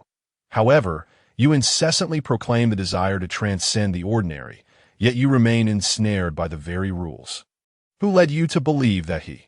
With that, Luce slowly raised his hand, pointing at the silent, imposing figure of the metallic robot Tom. Who informed you that he is the host of this game? Luce's manic voice reverberated, striking Jiotian's mind like a heavy hammer. Jiotian may not be the sharpest of minds, lacking quick wit, yet he is not obstinate and often grasps concepts with just a hint. He subtly shifted his steps back. Kuerk furrowed his brows, suddenly laughing as he spoke. You truly have lost your mind. He is the host of this game, a fact established from the very beginning. Oh, is that so? Luce smiled. Recall who stated that. Kuerk wore a confident smile, certain of his memory regarding this pivotal matter. He could recall every detail of the game with ease. Recollecting, Kuerk's smile abruptly froze on his face as realization dawned upon him. At the very start of the game, a metallic robot entered the room and addressed everyone. I am your host for this event. You may call me the Great Tom. This was he himself, swallowing hard. Kuerk's expression darkened, suddenly sensing that events had unfolded beyond his comprehension. Gazing at the man who had been mad for 2 whole days, he spoke. Stop spouting nonsense. If not the host, who else could have said such a thing? Moreover, the game's rules, background, and procedures, are they not all dictated by him? Luce's smile gradually broadened as he retorted, Is that so? Kuerk, damn it, his astonishing memory was now confusing his thoughts. The moment he had spoken, he had already begun to recall. The game's rules were not articulated by Tom. They were conveyed by an anonymous mechanical voice. The letters appeared on the walls of the initial room. Kuerk swallowed hard. Before him stood a masked figure, bathed in a crimson glow, wearing an eerie smile. Beside him, Tom, the ironclad robot, loomed silently in the shadows. A cold sweat broke out on Kuerk's brow. The implications of this chapter could be revisited in chapters 28 and 29, where clear hints were provided. In fact, the entire scenario had been laden with unmistakable clues. The bead of sweat formed on Kuerk's forehead, slowly rolling down his sharply defined western features, provoking an itch he could hardly acknowledge.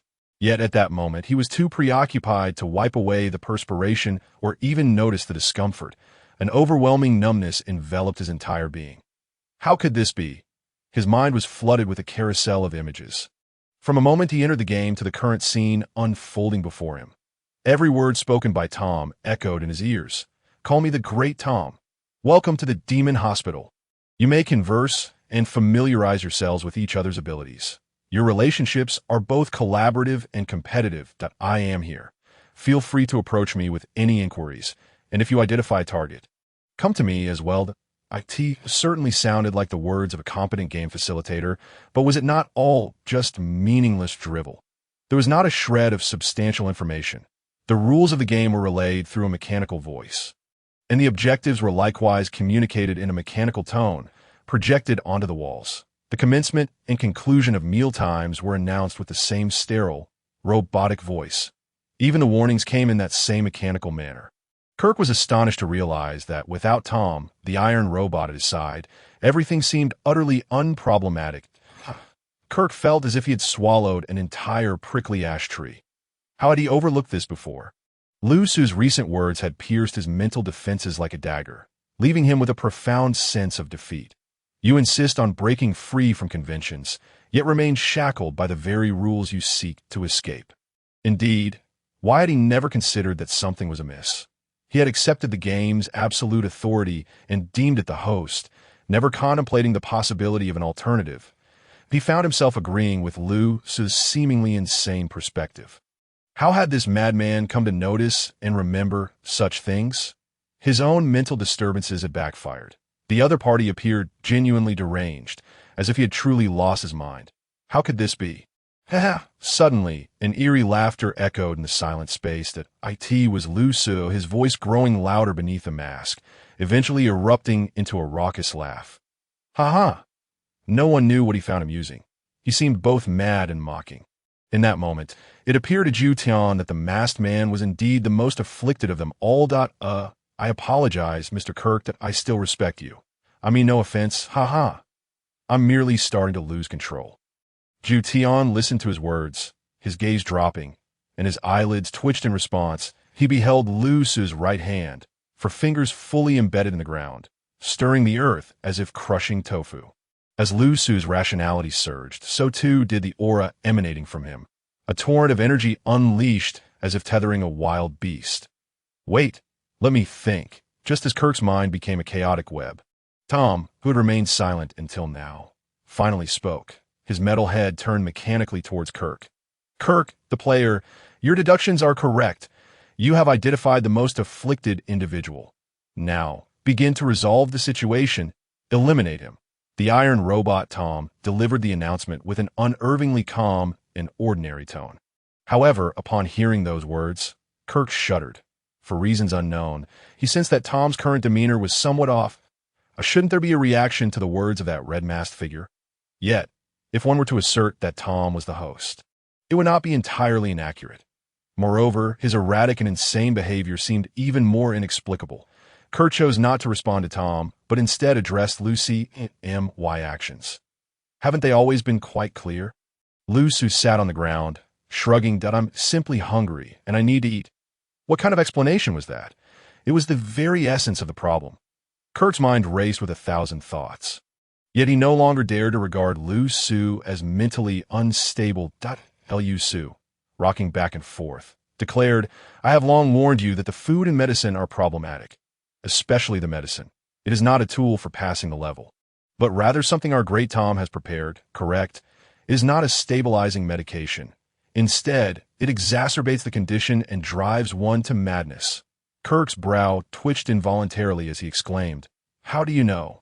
The moment the words left his mouth, he regretted it. The evidence was right before him. This fellow had transformed after consuming it. How I know is irrelevant. It is simply the truth.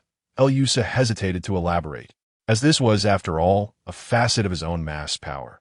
The gluttonous mask stored energy from consumed items, but failure to release that energy posed a risk of explosion. But a mere meal of over 100 cans should not overwhelm his current physique. Yet, during his first meal, he had sensed something amiss, an overwhelming surge of energy. Moreover, under the influence of gluttony, if he consumed toxic substances, he would be immune to their effects. However, as the accumulated energy from the food increased, so did the degree of mental chaos. That, if the medicine were indeed calming in nature, it should have been as innocuous as sugar pills for Lu Su. Such a violent surge of energy and mental turmoil indicated that the medication was undoubtedly toxic and of an exceedingly high potency. Toxic enough to lead everyone here to believe they were ill, to drive them to madness, even altering their perceptions to convince them they required that medicine. In truth, from the moment I entered the hospital and saw the mission, I conceived a straightforward strategy for completion. If I simply eliminate everyone, wouldn't that suffice for victory? But then he realized something was amiss. The patient had mentioned being tormented. Who had inflicted this torment upon him? Former players? No, they could not contend with Wang Ao, and such a situation would not drive him to madness. Moreover, look, the red light still flickered, yet punishment had yet to arrive. Who is to punish me? Who is tormenting them? Lu Su stood, taking a step forward, gazing down at the iron robot Tom, whose mouth gaped as if to swallow him whole. Why do you not answer me, the one truly afflicted? Tom, you reek of human flesh. I have smelled it for some time. Listening to Lu Su's inquiry, Zhu Tian instinctively stepped back, shielding Kirk protectively. Whatever this foreigner was suggesting, his comrades made far more sense. Meanwhile, Kirk appeared petrified, his expression dark as he stood motionless. He was reluctant to accept that he had been outsmarted on an intellectual level by this seemingly deranged individual from the very beginning. Moreover, upon reflection, it appeared that there was indeed a semblance of logic in what was being said. Even beyond the issues with the medicine, he felt that everything pointed to a not-so-complicated conclusion. And now he no longer needed to ponder. You're suggesting it's me. Tom finally spoke, seemingly astonished by Lu's assertions. Yet now, all three present noticed that his voice had changed. The mechanical tone of the past has vanished. Now his voice is sharp and hoarse, embodying the state of a throat utterly ruined. Oh, is that so? Had you not mentioned it, I would have genuinely forgotten How did you deduce it? Kirk, is it not true that you, my brother, have confessed? Shouldn't you be struggling a bit at this moment? Is it truly so difficult? Lu Su spread his hands, as if mocking his opponent. From the very beginning, this game exuded an inexplicable simplicity. Identifying the one most gravely ill, this notion suggests that, given enough time, it is a task that can be accomplished. Whether the ultimate answer lies with the people here, with me, with you, or anything else, even a cockroach on the ground, given sufficient time and space. A traversal algorithm could indeed uncover it. Heroes across the world are as numerous as the fish in the river.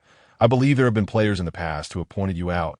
Haven't there? At this moment, Tom turned as well, his tin head's eyes shimmering with light, and spoke. Before you arrived, this place had seen 4 waves of visitors. Among them, only one person made such an identification. Asserting that I was the ultimate target, Elyusa smiled and remarked. The rest of them, upon contemplating this, could no longer endure, could they? Tom acquiesced without responding, continuing. You might wonder what became of the one who successfully identified me. You arrived a tad late. Had you come sooner, you could have savored his essence. This statement elicited a wave of nausea among everyone present, as well as the audience. However, for Lu Su, this was of little consequence. One could even discern a hint of anticipation on his mask, as he said, I see. That is indeed somewhat regrettable. If I return to meet pace soon, be sure to let that fellow named Wang Ao indulge a bit more. He probably harbors quite the grudge against me. This left Tom momentarily speechless, as he seemingly had never encountered such a person, even suspecting that the other's affliction might be extraordinary. It appears you are prepared to accept your fate. He chuckled. Lu Su also laughed, slowly stepping forward. Yet this simple step produced a sound reminiscent of heavy objects compressing. Zhu Tian, from the corner of his eye, observed that Lu Su's footfall had indeed left an imprint on the ground. The impression was as deep as a finger joint, resembling the aftermath of a steamroller's passage. As I said, the tasks of this game, in the earlier stages, sound exceedingly simple. Thus, the difficulty must lie in the latter half. Yes, dealing with you might not be straightforward, Tom. However, I am aware that you must have numerous constraints. For instance, you cannot act freely unless players violate the rules. Or when I dealt you a blow to the head. You were unable to react. There are various possibilities I have yet to consider. As Lu Su articulated these points, Tom's body stiffened slightly, as if struck by a truth he wished to conceal. But you need not concern yourself with such matters. I do not intend to squander that time. Whoever said I was an intellect-based player? Reasoning and strategy are merely makeshift measures when one lacks strength. But now, I feel it is time to begin. Shall I make my move? The great Tom, before the words had fully escaped his lips, his fist had already launched forward. Such an uncivilized approach. Boom! Boom! The simultaneous resounding boom sent both combatants hurtling backward. A massive imprint appeared in the center of Tom's tin head, as Lusu's surprise attack left him no time to evade, propelling him away with a single punch, finally able to unleash his full strength against an adversary. Lusu also capitalized on the energy he had consumed. Delightful. Of course, at the same time, he sustained considerable injury. The thick iron door of the initial room, for reasons unknown, suddenly crashed down, directly barreling toward Lusu. He couldn't fathom why this object seemed to require no distance to accelerate. In any case, the tremendous impact caused the iron door to explode against Lusu, scattering metal fragments in all directions. As he was launched like a cannonball, the violent cacophony shattered half the wall, and Lusu lay amidst the rubble. Inexplicably elated, countless shards of metal were embedded in his body, and his bones appeared not entirely healed. Yet his pain meter surged by 10 points in an instant. Ha! You are far more useful than that Wang Ao. In the room at the end of the prison, Wang Ao, while speaking, he felt an overwhelming surge of power akin to a tidal wave, causing Lusu to yearn to shout with glee. It was not painful, but purely exhilarating.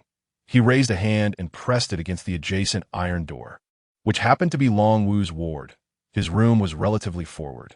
With a firm grip, he managed to crush his hand into the iron door, then twisted it forcefully in a clockwise motion. The 10-centimeter thick door emitted an intense, teeth-grating creak as iron shavings flew outward. The entire door took on a surprisingly pliable quality. The door crumpled like fabric, twisting into a large vortex around Lusu's hand, creating an exceptionally beautiful spectacle.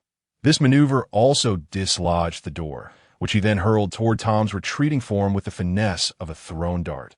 The massive iron door whistled past, generating a powerful gust that nearly toppled Kirk, leaving him aghast. Is this fellow truly that terrifying? Lusu's mask reflected an expression of sheer enjoyment. This was not his strength, yet he could temporarily wield it at will.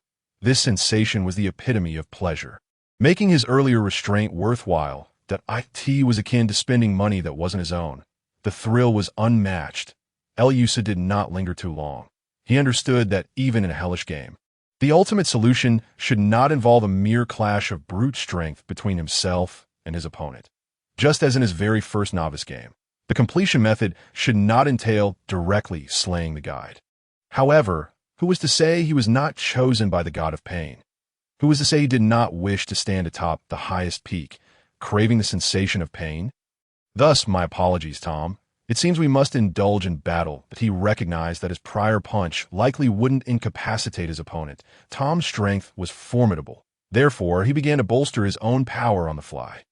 First, he utilized 20 pain points to elevate that mysterious spirit of unknown utility from level 1 to 3. Only then did he meet the learning requirements and applied the special skill learning scroll just delivered. Special skill scroll, extraction, acquired a powerful skill. Scholar's right hand, scholar's right hand. Your right hand possesses self-learning capabilities, allowing it to proficiently wield any item, provided it can be manipulated by your hand. Description: if you are unsure how to proceed, leave it to your brother. In that instant, an enigmatic sensation coursed through Lusu's right hand. There were no extraordinary feelings, merely an impression that his hand had become more agile. This marked his first foray into learning an extraordinary skill, and he realized that skills were indeed categorized by rank.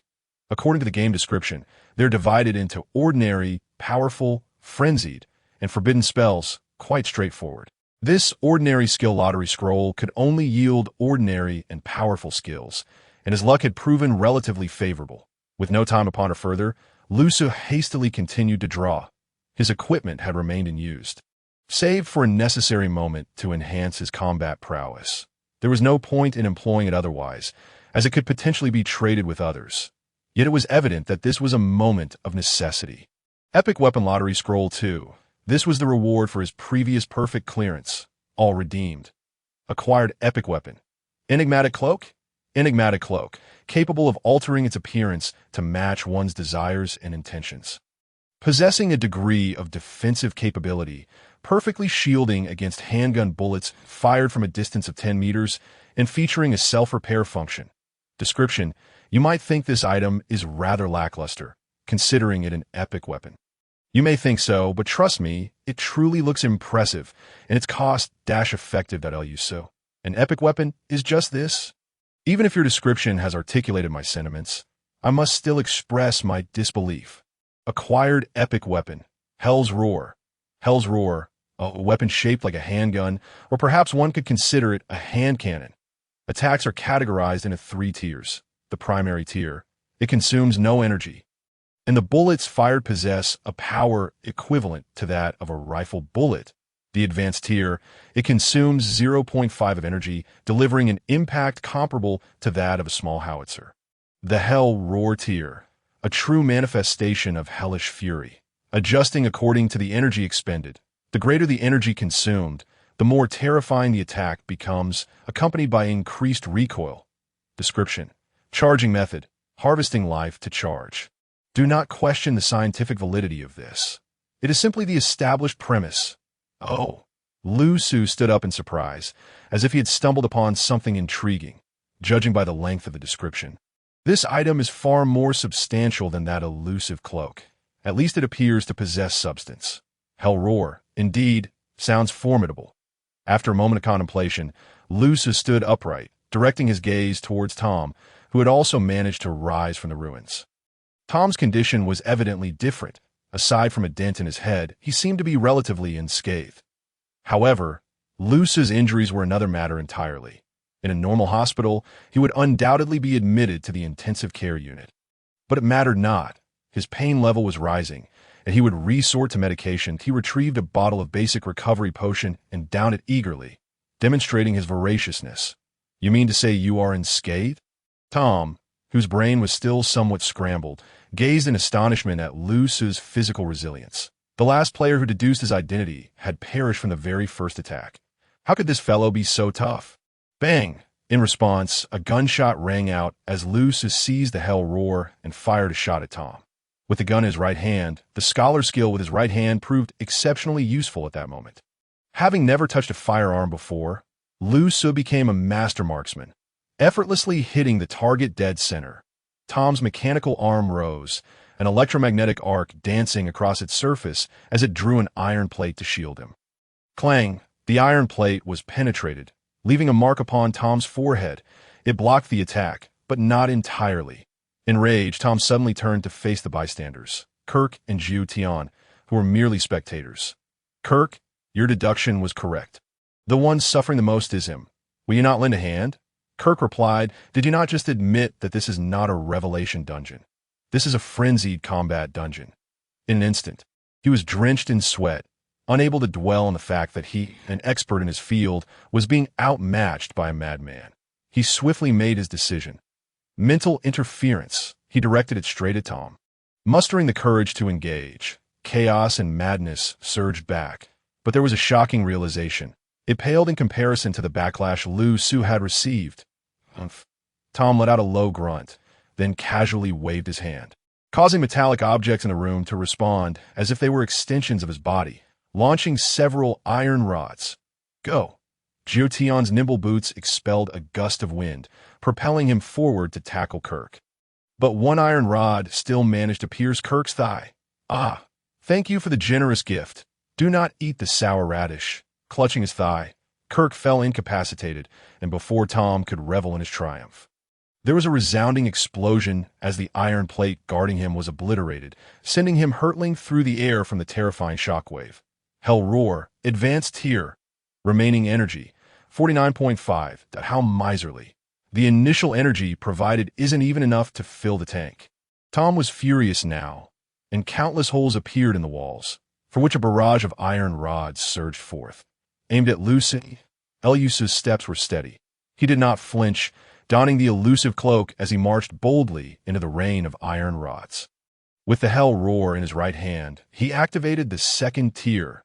With his left hand, he produced a bottle of intermediate recovery potion. If necessary, he would consume it. Let the mutual destruction commence. Boom! Boom! At this moment, The hell roar could hardly be called a mere handgun. It had become a hand cannon, and it was Lu Su's strength that allowed him to wield it with such precision.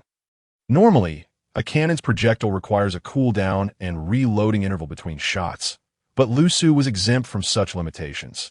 Ignoring recoil, the roaring muzzle remained perfectly still, as steady as though he were exploiting a game cheat.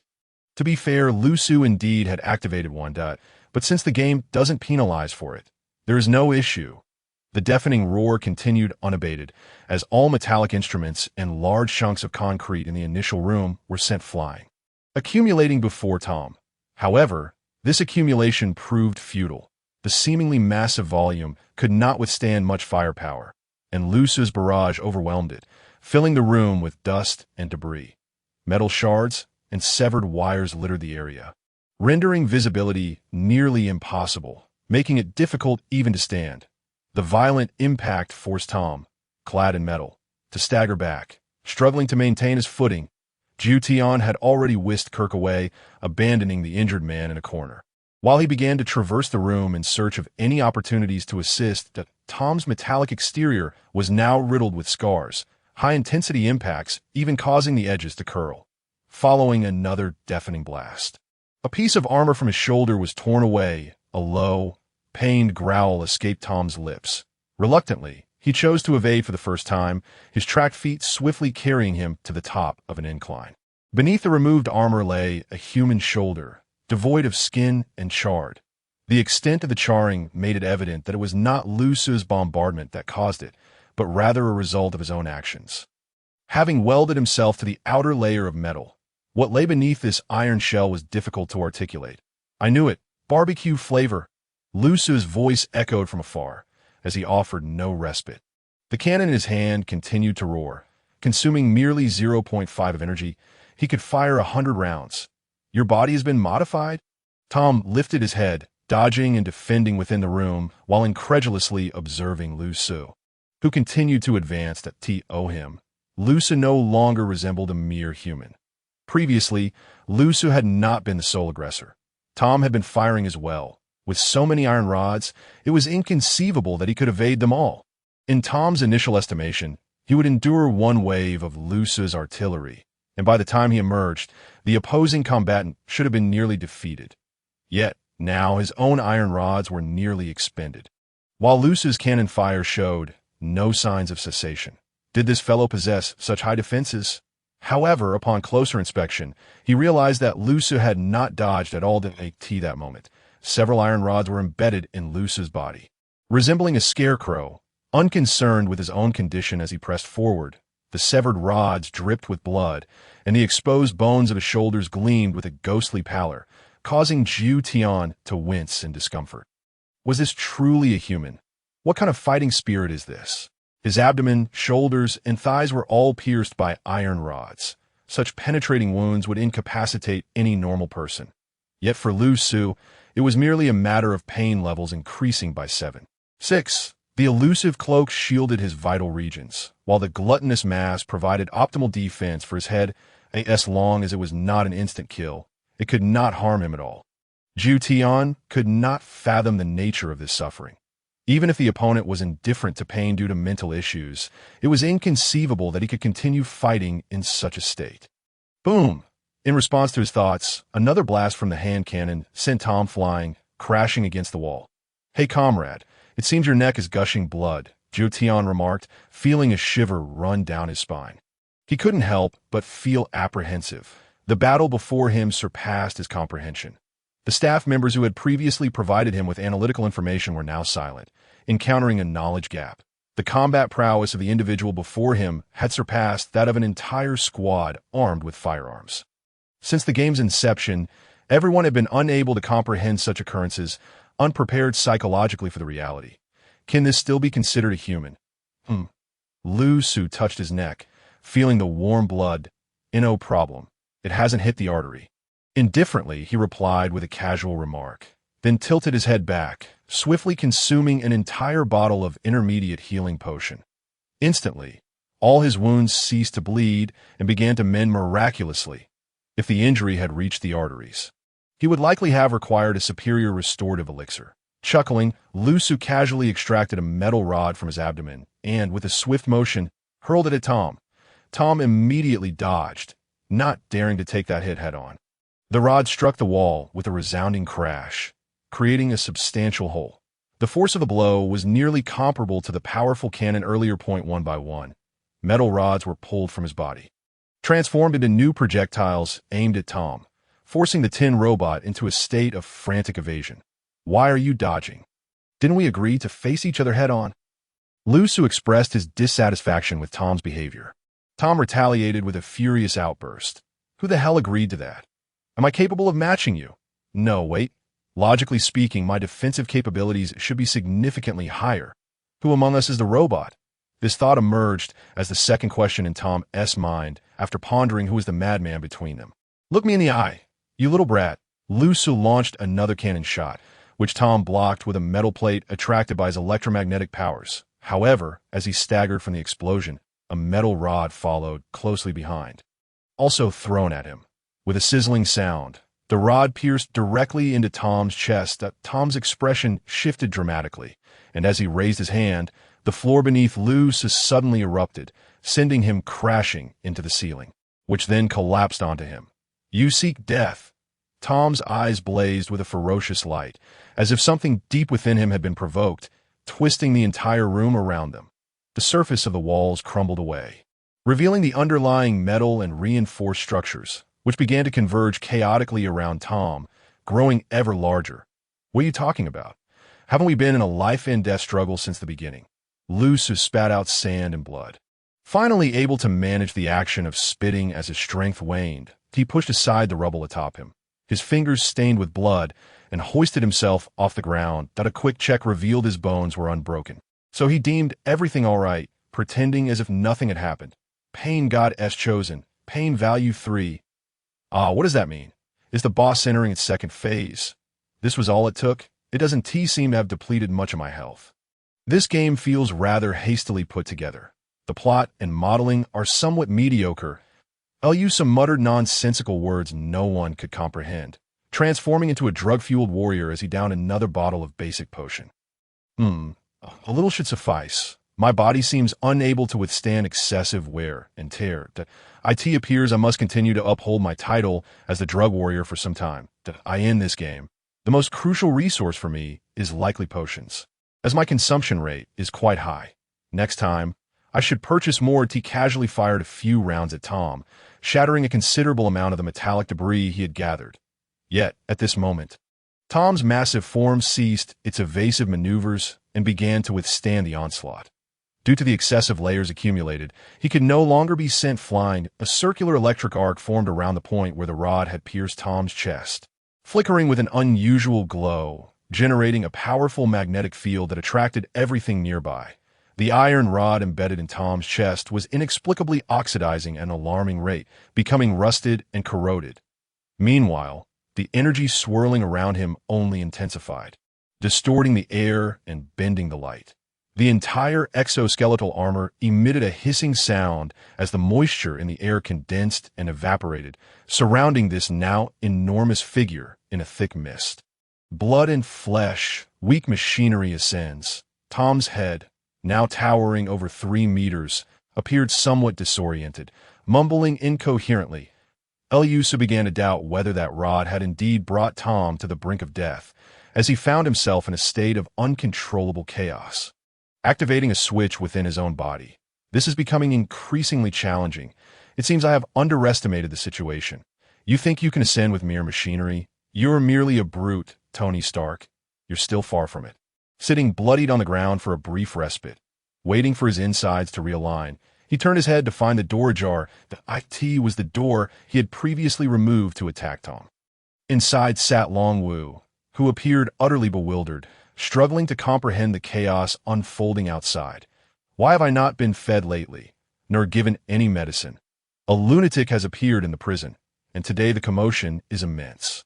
Wait, why is this madman looking at me? Lu Su peered through the door with a familiar face, donning a gentle smile beneath his mask. Oh, hi. Have you eaten?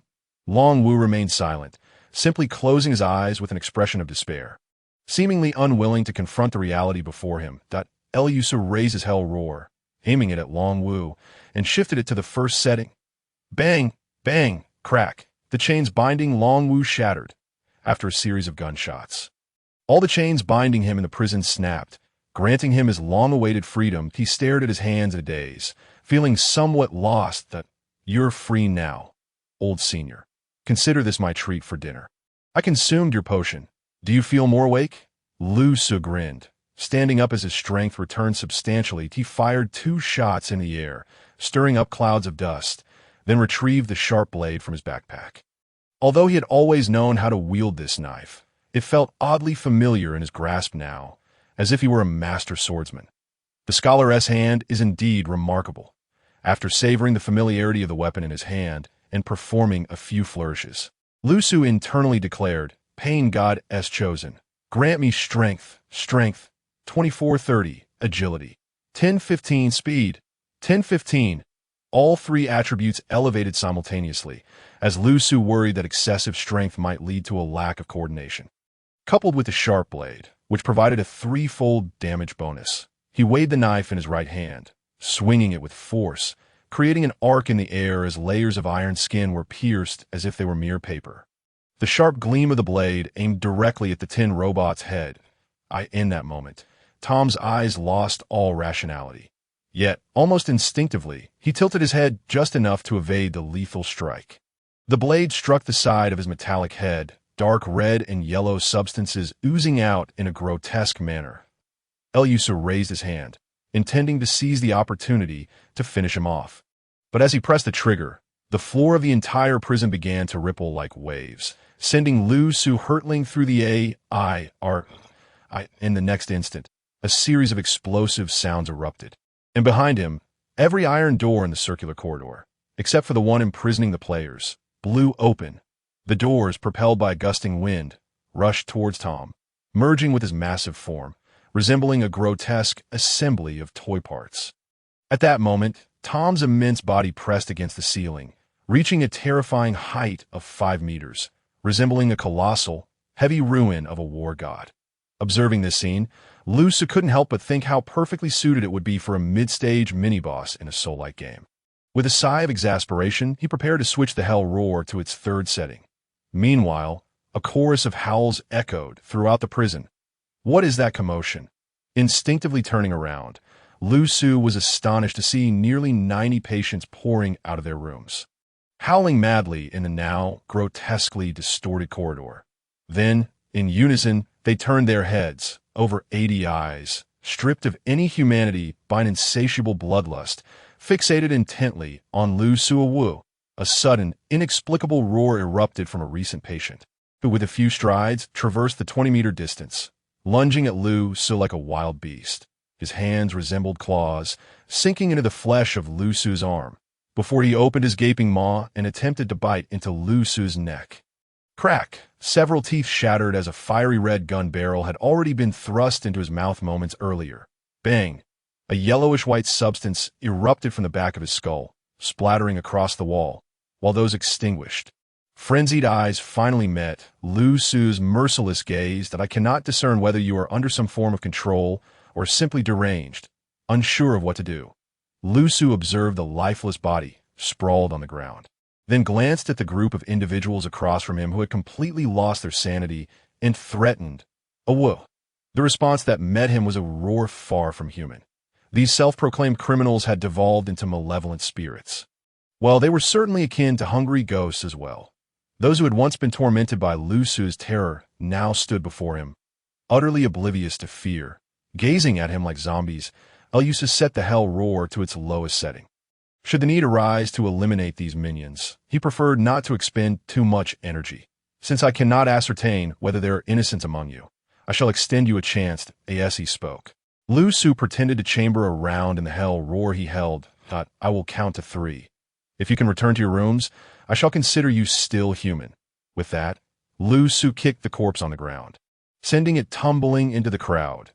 As he glanced around, he realized that it seemed no one understood him. Those approaching him continued to close the distance. The expression on his mask shifted slightly. 3. Bang, bang. 2 gunshots rang out, and 2 figures collapsed in response, increasing the charge of the hell roar by 1.5. It appears that each kill contributes differently to the energy pool. The value of life was now clearly delineated, with specific distinctions. What is wrong with these individuals? How have you brainwashed them? At that moment, behind Lu Su, the towering figure of Tom, now 5 meters tall, was nearly complete. Lu Su turned to face this colossal entity and inquired, "What have you done to their minds?" "Haha, I merely implanted a tiny little something into their brains. You have quite the humanitarian spirit."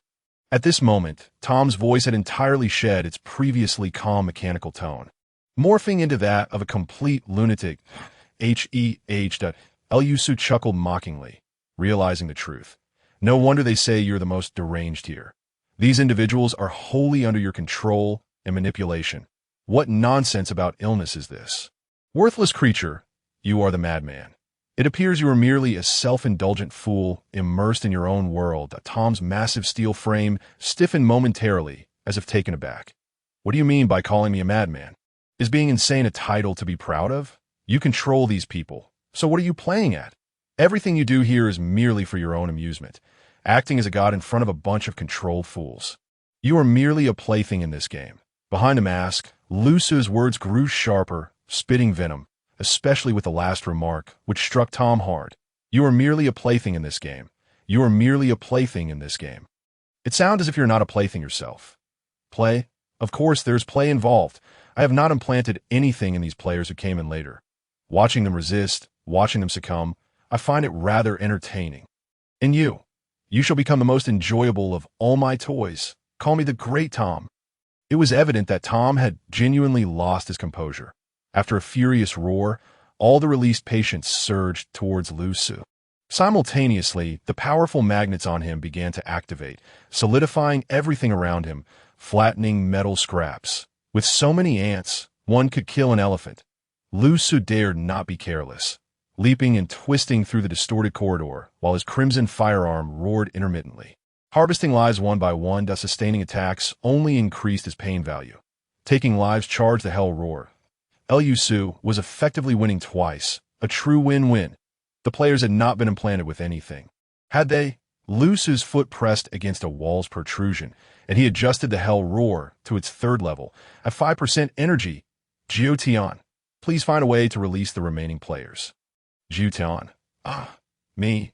Jiu Tian had not anticipated such a chaotic battle and felt fortunate to be alive amidst the tumult. Trust you, comrade. Let it serve as a catalyst. A terrifying energy materialized on the wall where Lu Su held the hell roar.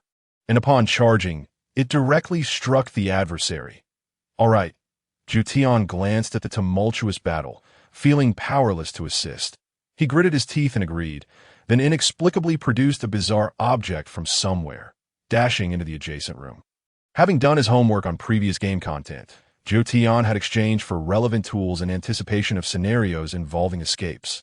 Boom! Lu Su's shell detonated upon impact, unleashing an even more intense explosion than before. The crimson light clinging to the Cybertron-like metallic body opposite him, erupting in a series of explosions. The 5-meter-tall behemoth raised its arms to shield itself, claiming to have defended against the attack. Yet its tower-like form was searing red from the intense heat, even the metal along the edges beginning to melt. Tom staggered backward from the blast, his massive frame bending as he knelt on one knee. He looked up cautiously at Lu Su's weapon, realizing that although this opponent was formidable, the weapon in his hand posed a real threat. He then raised his hand, clenched his fist tightly, and all the remaining patients clutched their heads in agony, blood oozing from their orifices as they emitted wretched cries. Subsequently, they surged toward Lu Su with even greater fervor, all vying for the hell roar in his grasp. A purely offensive, epic-grade weapon, its power was indeed astounding. Lu Su continued to reap the lives of the puppets lunging at him, while deftly evading the iron shards and spikes that flew through the air. Those metallic fragments moved as swiftly as bullets. He then began to ramp up the energy level of the hell roar, intending to deliver a significant blow to Tom with a third level of customized energy. Warning: due to limited physical tolerance, it is inadvisable to select a single energy output that exceeds the threshold. WSC, you can still speak? Lu Su glanced at the hell roar in his hand, incredulous. Warning: due to limited physical tolerance, it is best to keep the single output limit under 20. Enough with the nonsense. I refuse. Max it out for me. The arrow is on the string. Do you expect me to hesitate now? Everyone knows what to do in such situations. Ignoring the warning installation, the hell roar was now locked at the 3rd level, with its energy at 20, and under Lu Su's insistence, the energy began to grow further, up to 50%. Yet in the charged state, he was already besieged by a multitude of crazed patients. These individuals, completely under control, clung to Lu Su's waist, attempting to restrain him with their full weight. Humanity had been entirely forfeited, and primal instincts now reigned supreme, leading them to utilize any possible weapon to attack, their sharp fangs and claws leaving various marks upon Lu Su's body. Lu Su, previously relying on precise shots from his handgun, had already eliminated 1/3 of the total number. This rate of killing was commendable for someone still unaccustomed to such actions, according to international standards. Once a combat unit suffers over 1/3 casualties, it typically loses its combat effectiveness, becoming passive, and may even rebel, poised for collapse. Yet now, even after Lu Su slaughtered 1/3 with the ease of dispatching chickens, their resolve remained unshaken, and they continued to surge forward. It had become nearly impossible not to kill. From the perspective of the outcome, the most formidable fighting group is indeed the one devoid of self-awareness. At that moment, they seemed to perceive Lu Su's hell roar as an opportunity, as if it were charging, and frantically lunged towards Lu Su's hands. Simultaneously, at least 3 or 4 individuals clung to Lu Su's arms, gnawing at him like a pack of wolves tearing flesh. Although firearms were temporarily unusable, Lu Su still bore an expression of utter confusion. His right hand firmly grasped the hell roar, while his left seized one person's head and squeezed with great force. In an instant, the victim's eyeballs bulged out, akin to a compressed ball on the verge of bursting. Gripping the person's head, he swung them like a sack, sending them crashing violently against the wall, shattering upon impact like a watermelon that had been forcefully smashed, resulting in a thunderous explosion. The reason for using firearms was that the hell roar could absorb life force to charge up. It was not because it was incapable of killing, was it? At this moment, Tom had completely assembled himself, with a special metal distributed throughout the prison walls and floor now fully adhered to his form, resembling an artificially synthesized Megatron. Suddenly, his metallic head turned, as if he had noticed something, and he glanced towards the corner where Kaerku had been hiding. Player Kaerku, what is the matter? You are the ones suffering the most in this prison. Why do you not take action? You hardly seem like a competent player. Initially, Kaerku thought it best to remain inconspicuous, hoping to sneak through without being detected. Perhaps even survive if that red masked figure were to win. Upon noticing Tom's gaze upon him, his mind nearly exploded with panic. What should he do? He was not a combat-oriented individual. His primary skills lay in analysis and decryption, and he had already failed in that regard moments ago. I understand, but right now, Kaerku's mind raced, contemplating how to delay the inevitable. In the next moment, countless iron spikes came crashing down upon him. Gunpowder is a highly inefficient means of energy supply. With the propulsion of electromagnetic forces, the impact of these objects was no less than that of firearms, while Lu Su could withstand it due to his tenacity. Kaerku knew he would not survive even a single hit. Thus, upon witnessing the impending attack, Kaerku clenched the exit token in his hand and immediately left the game. Although it was regrettable to lose all his points and the rewards he had earned for his previous flawless completion, he was not as resolute as Lu Su when it came to preserving his life. As he watched his opponent vanish in a thin air, Tom, though surprised, had grown accustomed to such occurrences. After dispatching the flies, he strode towards Lu Su. His 5-meter-tall frame scraped against the prison ceiling, sending sparks flying. His fist, elevated high like a colossal hammer, unleashed a violent burst of steam and electromagnetic force as it smashed into Lu Su. Moreover, it crushed a patient who had been clinging to Lu Su into a pulp. This strike was far from trivial. It was akin to the impact of a bulldozer. Were he a protagonist from another novel, this blow would likely have been sufficient to send him across dimensions.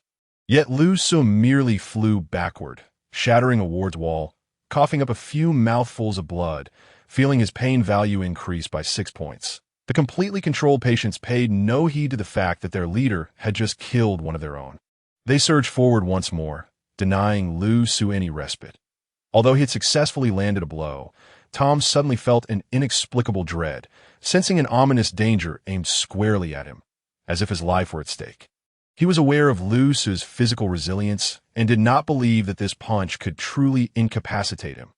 Thus, he dared not entertain the previous mindset of toying with mice, hastily charging forward.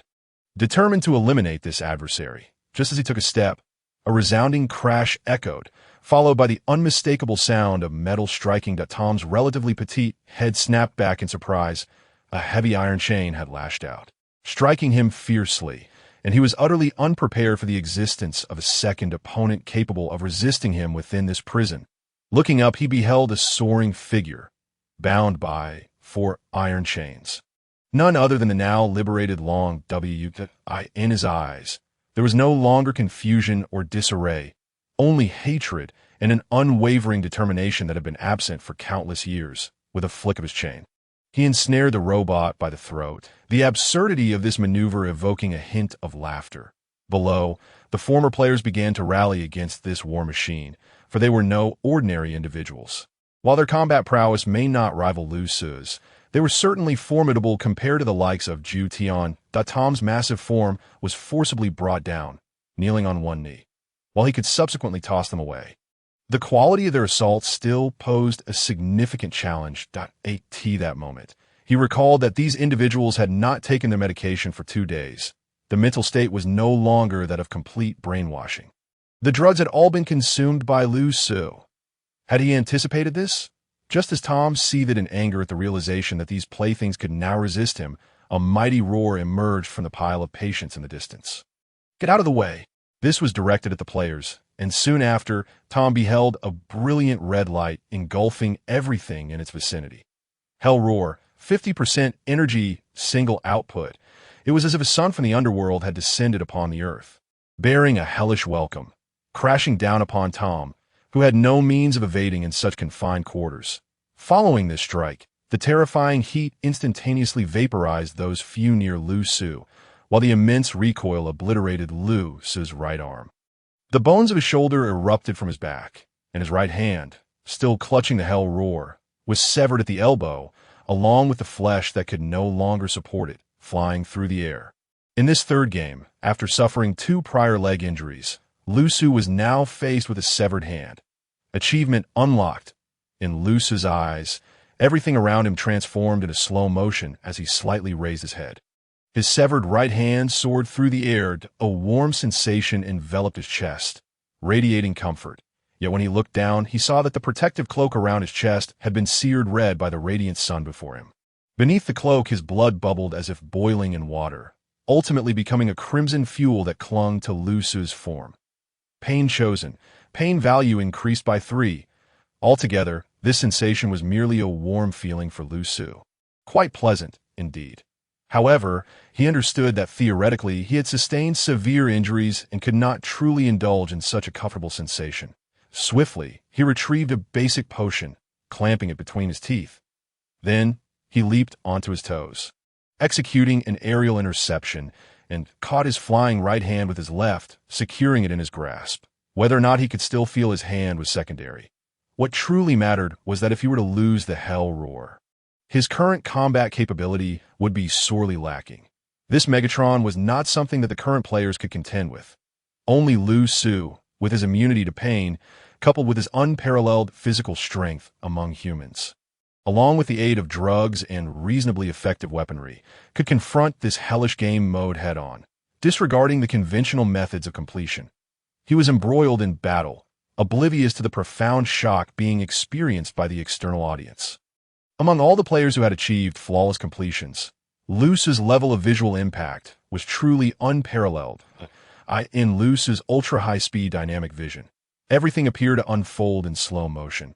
Yet in reality, it was astonishingly swift. The series of events, impact, severed hand, and the injury from the recoil, transpired simultaneously, all within the span of a second. And now, the sun from the underworld had descended upon Tom, unleashing a terrifying explosion. The entire hospital was instantly enveloped in blinding white light, an intensity beyond human tolerance. Anyone with a shred of rationality turned their heads away, avoiding such a blinding brilliance. The prison was suffused with unbearable heat waves, and those who were too close to the epicenter of the explosion screamed in agony, retreating swiftly. The 50% single output had surpassed the standard of epic weapons, reaching an unprecedented pinnacle. Perhaps even the Hell Roar had not anticipated such a terrifying single throughput. "Hey, are you all right?" Amidst the searing waves of heat, a somewhat fragmented voice emerged. Jiu Tian, wielding a handheld demolition tool, forcibly pried open the iron gate and dashed toward the direction previously occupied by Lu Su. Having successfully fulfilled his mission of liberating those players, he rushed out, spurred by the terrifying commotion outside, but he needed to ascertain that the figure in the red mask must not perish to him. The essence of the game lay in humanity. It had only just begun, and the emergence of such exceptional talent was of utmost importance. Survival was paramount. The quality and psychological resilience exhibited by the other party led him to believe that even if the game did not reach its conclusion, this individual's continued existence was a boon to it was merely a matter of starting anew. After sprinting a few steps through the swirling smoke and blinding light, Lu Su's silhouette finally appeared before him. He halted abruptly, his footsteps coming to a standstill. Before him stood a bloodied figure, cloaked and steadfast, with a powerful rise and fall of the chest indicating the heartbeat beneath, a stark contrast to the dry blood that lent a tragic hue to his form. His left hand grasped his own severed right, which still clutched a gun, while his mouth held a bottle of medicine, pouring its contents into himself. Jiu Tian found it hard to articulate the shock that this scene inflicted upon him. His feet felt as though they were rooted to the ground. Leaving him motionless for what seemed like an eternity, he gazed at the statue-like figure before him, doubting the reality of the cinematic tableau he was witnessing. Only when Lu Su discarded the medicine bottle, shattering it on the ground, did he regain his senses. "Are you all right? Did you not just take the medicine?" "How?" Lu Su glanced at his own body. "Is there any blood gushing from me?" "Not exactly.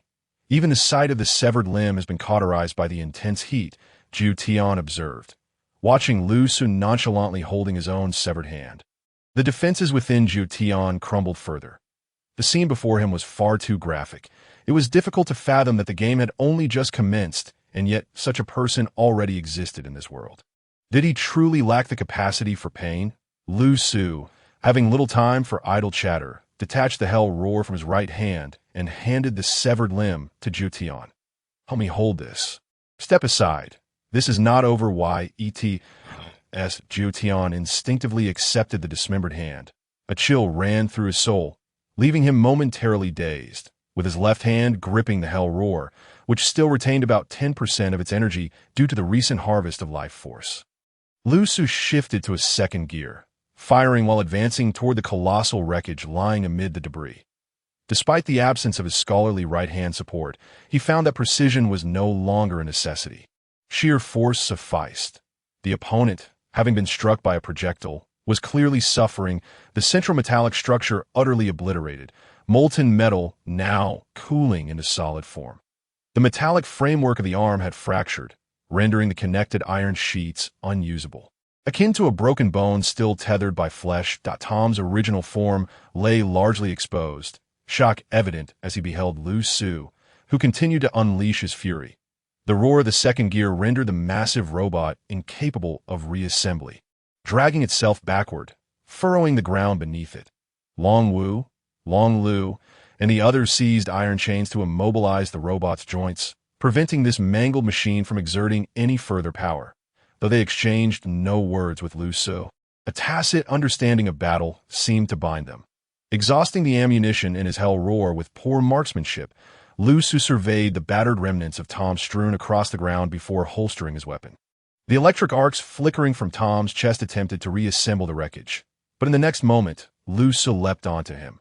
Ignoring the searing metal beneath, he stood over Tom, surveying him from above. With a crack, Lu Su's left hand descended like a chisel, gouging a gaping hole into Tom's chest. The sickening sound of metal tearing echoed as Lu Su forcibly ripped away the iron plating. For the first time, Tom emitted a human-like wail of agony. Beneath the metal exterior lay decaying flesh, charred and oozing pus. Gazing at the piece of iron in his hand, Lu Su's mask contorted into a look of disgust. The iron was marred with grotesque, leathery remnants that, upon closer inspection, could be surmised to be human skin. Tom had indeed melded his very flesh with the iron shell. What significance does this hold? Lu Su muttered to himself, perplexed. Was this what the mechanical ascension spoke of? No wonder the scent of burnt flesh lingered. This wretch had fused himself with metal. Yet, the human body naturally rejects foreign materials, leading to pus, scabs, and welding. This individual had likely spent countless years in this infernal hospital, ceaselessly repeating such tormenting acts. In the realm of self-inflicted suffering, Lu Su merely sought amusement, but the true paragon of masochism was none other than the great Tom. Pain chosen, pain value 1. The voice resonating within Lu Su's mind made him realize he was perhaps too close to the searing metal. However, his choice to engage head-on was deliberate, aimed at accumulating pain value. Tom, your affliction is indeed severe. Standing upon Tom's chest, Lu Su uttered those words, causing Tom to unexpectedly shatter. Great Tom. Call me Great Tom. While howling, arcs of blue electricity danced in his palm, as though he sought to retaliate. With a thunderous crash, a kick, infused with 30 points of force, shattered Tom's shoulder, pinning him firmly to the iron rubble below. Pain chosen, pain value 1. The searing metal and sharp edges continued to inflict harm upon Lu Su's flesh. Yet he paid no heed. These were not fatal wounds, and he must not grant Tom an opportunity to turn the tide. With a crack, the iron plating on his right shoulder was torn away, revealing the flesh beneath. Pain chosen, pain value 1. With another crack, half of Tom's iron head was ripped away, exposing a horrific visage that surely required pixelation. Pain chosen, pain value 1. A thunderous blow shattered the lower track mechanism, unveiling twisted, contorted legs that were now grotesque in their appearance. They could scarcely be deemed legs.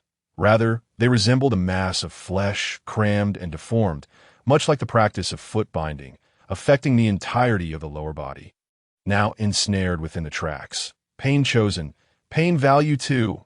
Lu Su stood atop the massive iron ruins, unleashing a relentless barrage of fists and kicks upon Tom, dismantling his form while disregarding his own injuries, obliterating the defenses of his foe.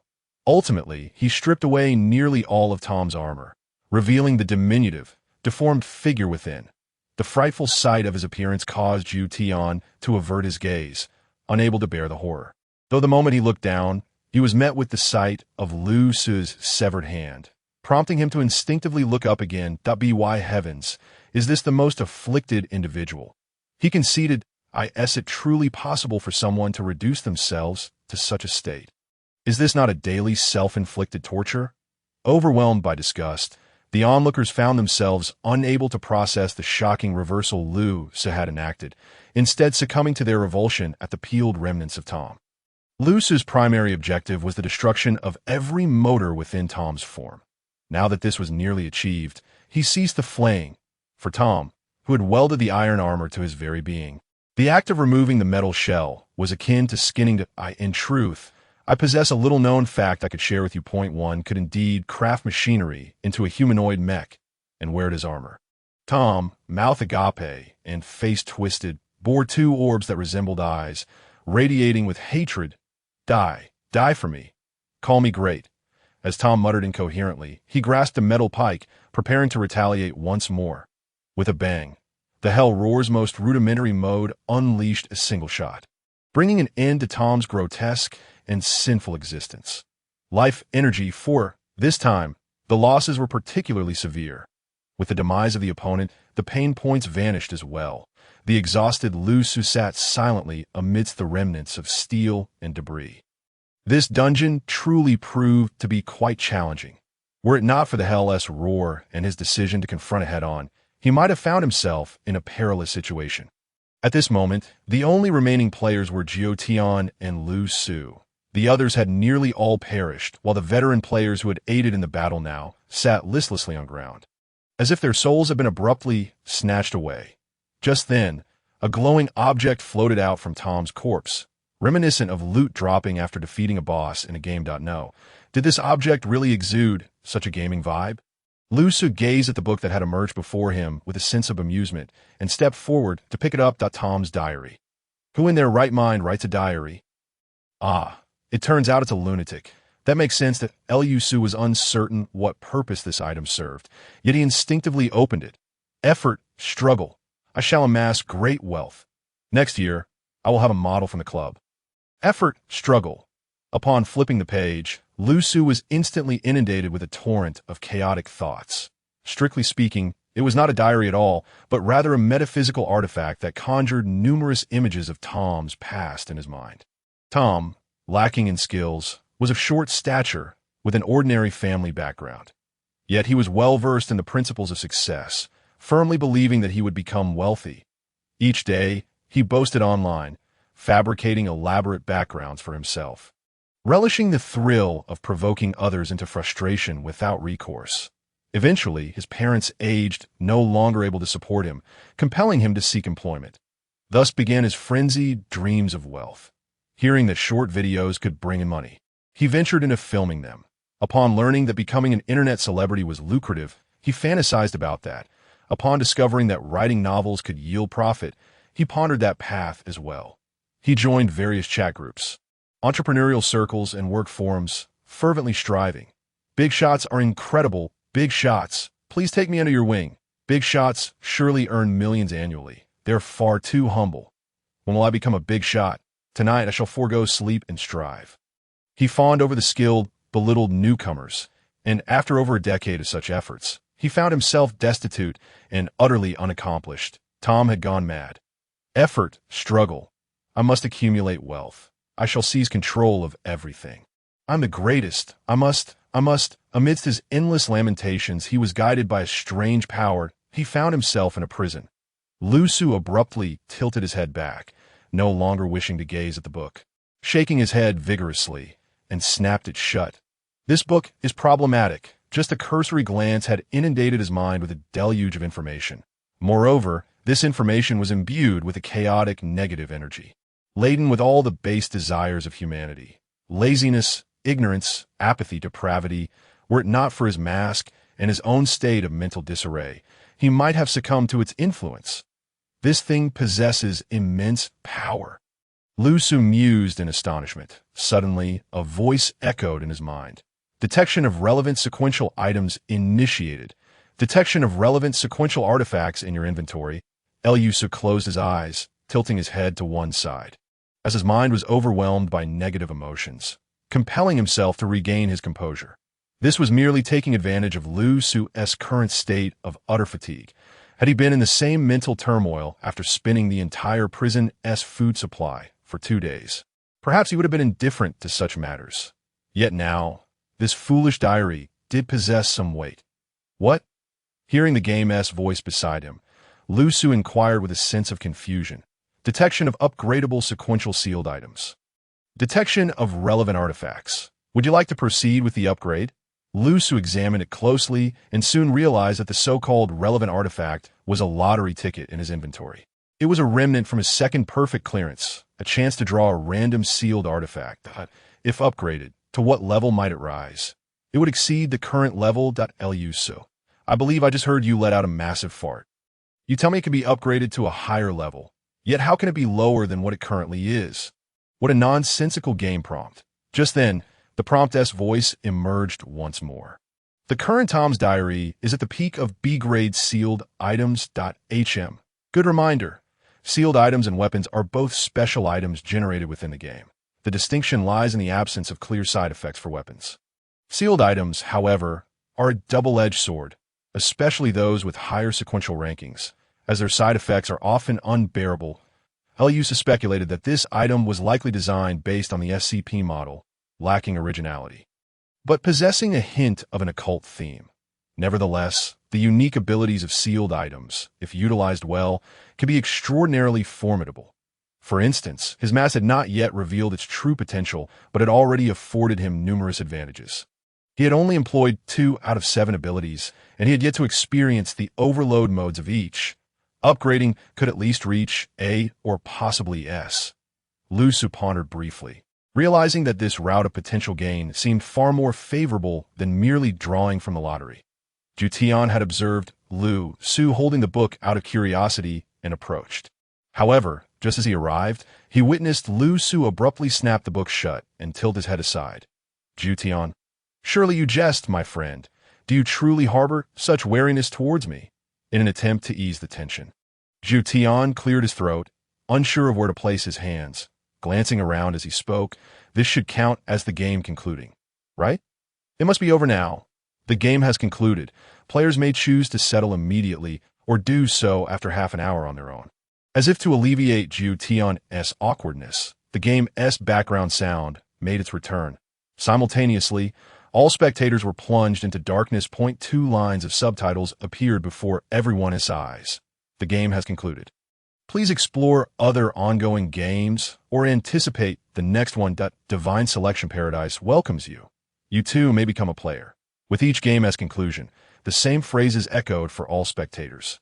However, those with awareness had already entered the game. While the majority preferred to remain as audience, they were elevated above, detached from the fray, distanced from risk, yet they too came away empty-handed. Is it over? After nearly 2 days of gameplay in this dungeon, the performance of the big shots consistently extinguished my desire to participate. It was truly terrifying. Wait, isn't it true that no one should have been able to clear this dungeon? That previous formidable entity was something even current players could defeat. Rankings, wasn't there supposed to be a world ranking? I want to see that name in the top position. Even amidst complete darkness, the crowd remained, unwilling to depart, as the pre-game ranking announcements captivated the attention of all, even the entire world. Meanwhile, within the game, Zhu Tian discovered that, due to the spectators being shut out, he could no longer contact the staff outside. This sensation was unsettling. He could only face the bizarre individual before him alone. Though he had previously been alone, the psychological difference between being observed and unobserved was stark. As he recalled the earlier display of the other's abilities, he felt an unease that the individual might suddenly erupt and consume him whole.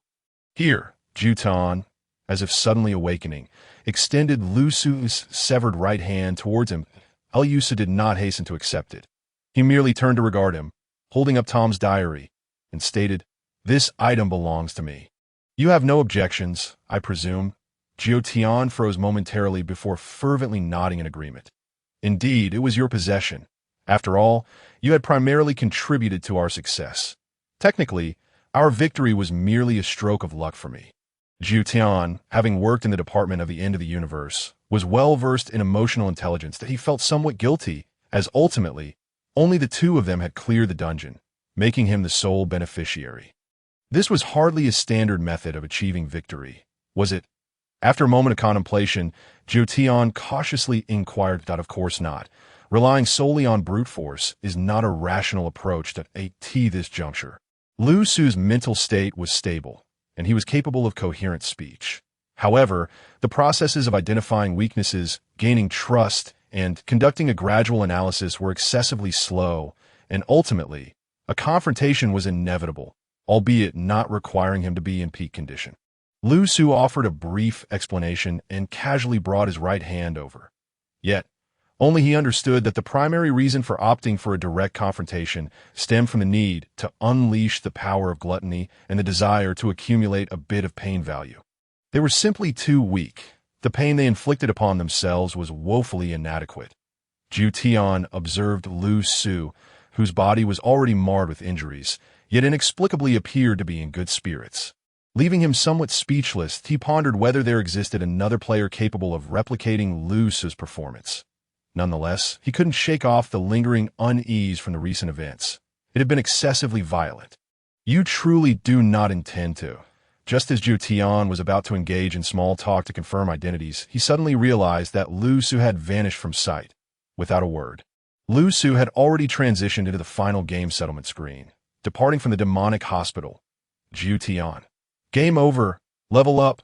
Upon entering the restoration space, Lu Su's entire being floated amidst a warm, gentle ambience.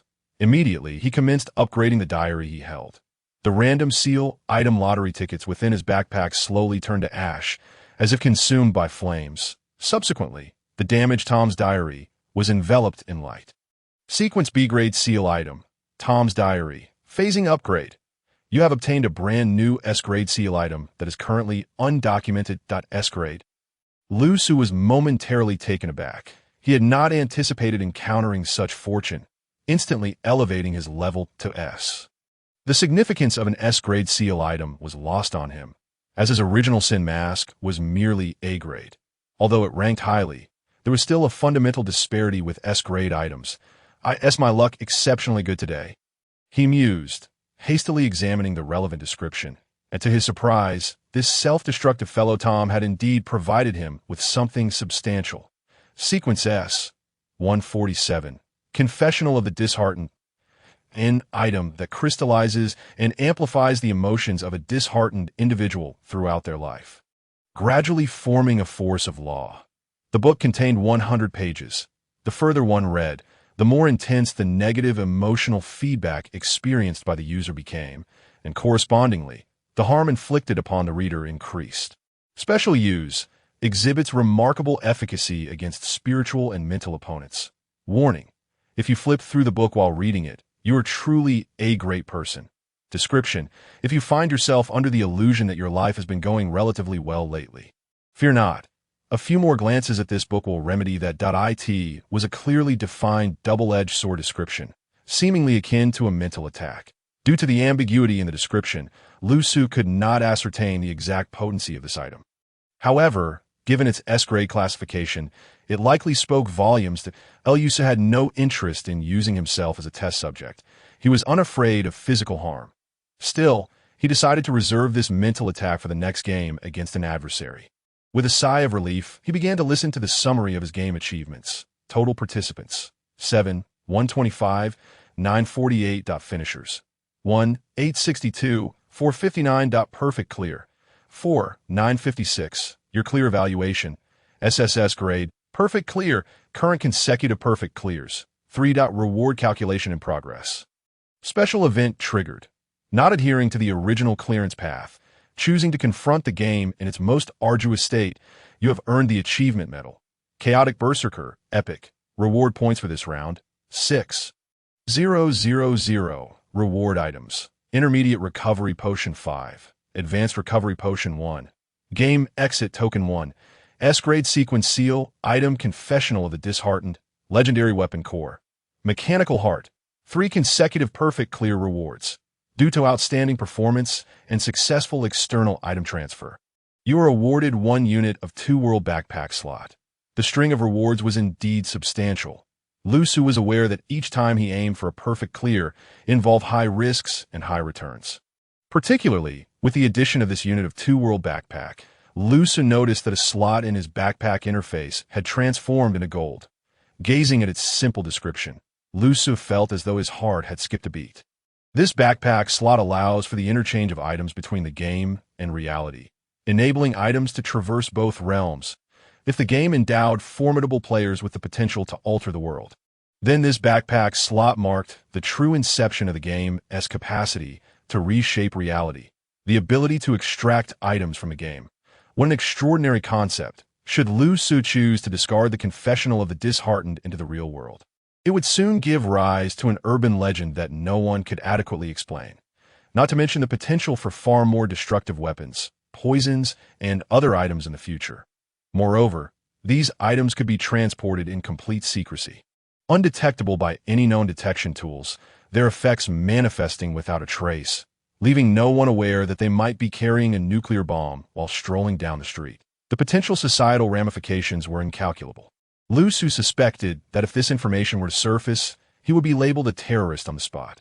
This was the reward for achieving 3 consecutive perfect clears, after regaining some composure. Lu Su realized that this item was likely a rarity, possessed by very few in the current world. The number of individuals achieving 3 consecutive perfect clears was uncertain, but it likely wasn't a common occurrence. As Lu Su contemplated this, an idea struck him, and he retrieved his enigmatic cloak. He wrapped the Hell Roar, Sharp Blade, Confessional of the Disheartened, and a collection of potions together into a sizable bundle. Then he attempted to place it into the 2 World Backpack slot. Only single items may be placed. Please refrain from attempting clever tricks that Lu. Wait, this is a single item. It's merely different components. This thing is called Tom Robot. What item isn't composed of various parts? Is there even such a thing as a naturally whole entity? Lu began to argue his case. Single item is subject to the game's own criteria. Matter is still composed of molecules. Please place a single item. Seeing that his attempts to exploit a bug were futile, Lu pondered briefly before deciding to store the enigmatic cloak as a functional item. It proved quite useful, saving him the expense of purchasing clothes while also providing protective capabilities. Subsequently, Lu quietly awaited the benefits of his perfect clear, repairing his body and restoring his optimal state. This was also the reason he dared to use his body recklessly in every game. Gradually, he slipped into a deep slumber. Uncertain how much time passed, Lu awoke once more in his somewhat cramped and narrow room. He furrowed his brow slightly, pondering whether his rising strength had led to a growing discontent with his surroundings. Perhaps he ought to consider residing in a better place. TSK, why am I beginning to care about these external possessions? Strength should always be paramount. Clenching his fists, he relished the noticeable enhancement in his abilities compared to his previous game entry. Feeling quite satisfied, he wondered how long it would be until the next game. Just as he was lost in thought, the game notification resonated in his mind. Third game. All players have concluded. Individual performances are being compiled, and the peak leaderboard will be released to all selected participants in half an hour. We hope everyone chooses to become a player and join this glorious battle of strength. The game module has loaded the language module. All players will hear automatic translations in every language. A new game mode has been activated. This was the message dispatched to all selected participants. But for Lu, he soon received a tailored notification. Dear player, due to your outstanding performance and exceptional strength, congratulations on entering the peak leaderboard. Please select your name before the official announcement. Listening to the voice in his mind and seeing the prompt, Lu quickly rejected without a second thought. No, I will not use my real name. Certainly, please provide a title for yourself within the game. It can be anything as long as it is not your real name. Will this ranking require me to reveal my identity? Is it confirmed that I will use this name? Just anything but my actual name will suffice. Will this ranking necessitate my appearance? Lu, are you out of your mind? Is this a name? Is it confirmed that I will use this name? Are you truly out of your mind? Lu, this artificial intelligence almost made me laugh out of frustration that Lu's mind began to spiral, pondering whether he could indeed communicate with the game at this moment. Must he resolve this now? Exit the naming interface. Is it confirmed that Lu felt a bit flustered, waving his hand dismissively, choosing to simply name himself, as this artificial intelligence was rather amusing. The peak leaderboard was about to be revealed, and if he continued to dawdle, he might genuinely end up with this name. TSK. He initially thought it would suffice to let the game generate a name based on his characteristics, but now that he had to do it himself, he found himself entangled in indecision. If he fabricated something arbitrary and was unable to change it later, he might encounter various unforeseen complications. After a moment of contemplation, Lu decided to derive inspiration from his mask and its associated titles. Original Sin Mask, Original Sin Bearer, Miracle Walker, still grinding away. Fine, he thought, let the game generate a slightly more dramatic name. After a brief internal deliberation, he ultimately confirmed the name on the game interface. Sin.is. It confirmed that I will use the name. Sin, confirmed. The game ID has been confirmed, and your peak leaderboard persona will be drawn from your in-game image. We wish you an enjoyable gaming experience. May your valor soar to the heavens. Once the formalities were concluded, the game's voice faded back into silence. Lu sat up from his bed, donned his enigmatic cloak, transformed into a school uniform, and comfortably began scrolling through his Redmi smartphone. The news on major entertainment websites was now saturated with posts related to the Divine Selection game, with celebrities and timely news relegated to mere footnotes. The Divine Selection Paradise, a game that was reshaping the world, had gradually become mainstream, with an increasing number of chosen ones emerging daily. Although most chosen ones were hesitant to become players, opting instead to remain spectators. Their curiosity and admiration remained unchanged. Numerous experts had emerged, making unwelcome comments about the game, suggesting it should be resisted. However, such news had lost its significance, as no one truly cared. Currently, what mattered most to everyone was that the peak leaderboard was about to be unveiled. In truth, not just the spectators, but Lusu himself was quite curious about this matter. Was he still the strongest? If not, who had surpassed him? By what means had they done so? With the benefits of the painful divine selection. And having completed 3 perfect runs, what kind of strength did the other heroes possess? Casually scrolling through the largest domestic social media platform, Lusu came across numerous grassroots speculations, featuring guesses from various top players about the strongest contenders currently in the spotlight. Among them, Lusu noticed experts from different countries, including himself. However, his portrayal was somewhat excessively gruesome and violent, while many more serious depictions were not permitted. Ultimately, in the public's perception, he was merely a deranged individual wearing a mask. The peak leaderboard was about to be unveiled. The game had commenced 3 times, yielding many formidable players. To encourage everyone to strive for greatness. A peak leaderboard would be established. The top 10,000 contestants would receive corresponding medals, while the top 100 would be showcased on the list. Long-term ranking would yield unexpected benefits, so players were encouraged to give their all. The same announcement echoed in the minds of over 20 million chosen ones across the globe, the voice carrying a soul-stirring effect that sent shivers down their spines. Subsequently, a golden leaderboard appeared on each player's game interface. Lusu barely glanced at it, scrolling from the bottom up, noting that most players were not using their real names. Whether this was to maintain anonymity or to adopt a more favorable nickname, it was unclear. However, individuals like himself, who concealed their faces, were few and far between, as most chosen ones displayed their identities. After swiftly scrolling upwards, Lusu stumbled upon a startling fact. From rank 70 and above, nearly all players had achieved 3 consecutive perfect runs. This implied that the disparity in strength among these players was minimal. What differentiated them might merely be slight variations in performance and luck. For instance, some might have drawn exceptional weapons from lottery tickets, while others did not. Some might have crafted a war chariot from an epic weapon, while others might have drawn a coat that altered their appearance. The gaps remained significant. Some players had seemingly aligned themselves with certain organizations and related powers, hence their personal descriptions were boldly displayed. Number 17, Thomas Reno ability description. Exceptional physical fitness and fighting skills, proficient in all known human weaponry, capable of driving all vehicles globally, currently possesses the ability to create clones, and his body appears to have undergone modifications. Other abilities remain unknown. Related information. Member of a secret American task force, responsible for executing presidential directives. All documents pertaining to completed missions are destroyed post-operation, leaving no data behind. Such backgrounds have been directly exposed by this game. Lusu mused at No.14 Black Mountain Bear, codename, ability description. Enhanced physical capabilities, possesses the superpower of beast transformation, resilient life force, and immense destructive and regenerative abilities. Related information. Participant in the Russian Dead Hand Systems planning.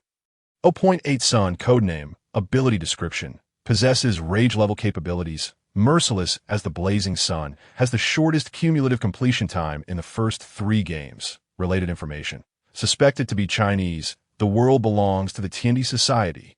Lusu's gaze sharpened slightly, as this description sounded somewhat familiar. Tiandi society? Wasn't that information he himself had created? Truly, they did not miss a chance to advertise. Was he the highest authority in this organization? Lusu pondered, finally flipping through the otherwise inconsequential leaderboard to the top. No.1 Sin, codename, World Number 1. Upon seeing that he had indeed retained this top position, Lusu's expression turned serious. Thankfully, it seemed that his deliberate attempts to enhance his strength through reckless gameplay had paid off. To be honest, the honor of ranking was not paramount. But if he had failed to surpass others despite such efforts, Lusu might have found it hard to accept that he scrutinized his own description. No.1 Sin, codename, ability description, possesses numerous abilities, lacking a representative capability, holds a unique understanding of the game, frequently analyzes how to maximize the difficulty of a game, and willingly places himself in perilous situations, suspected to have severe psychological issues, suspected tendencies towards self-harm and destruction. After a comprehensive evaluation of combat power, in-game performance, psychological resilience, and other factors, the first place is well-deserved. Related background. Unknown. The unknown category for related backgrounds allows any player wishing to conceal their identity to remain anonymous. The only distinction is that his ability description contains slightly more detail than others. The key was that it conveyed a lot while simultaneously revealing very little. It had an absurd beauty akin to pulling down one's pants to fart. However, this could also be seen as a blessing. Currently, Lu Su possessed skills, stat points, and equipment. If he revealed his true capabilities, he would feel quite disadvantaged. The game's privacy protection in this regard was commendable, as ability descriptions were generalized for all. However, his accompanying image was decidedly not low-key. It depicted him in combat at the Demon Asylum, with several iron stakes protruding from his body, while he was surrounded by frenzied, emaciated figures, gnawing and tearing at him. Yet Lu Su remained unyielding. His feet seemingly rooted to the ground, with a red mask displaying a bizarre and grotesque grin, his right hand steadying a hell roar, firing consistently. That image resembled a still from a Hollywood blockbuster, leaving Lu Su momentarily unable to recognize himself. What is going on? Why does it look so cool? Lu Su was laughing at that moment, his mind consumed entirely by the fervor of battle and carnage, oblivious to the image he projected. Now, returning to a state of normalcy and relaxation, he could not help but notice that he actually appeared rather handsome. Upon the immediate release of the rankings, he soared to the top, dominating the media landscape with a staggering lead. The most fervent discussions revolved around the nationalities of the top players.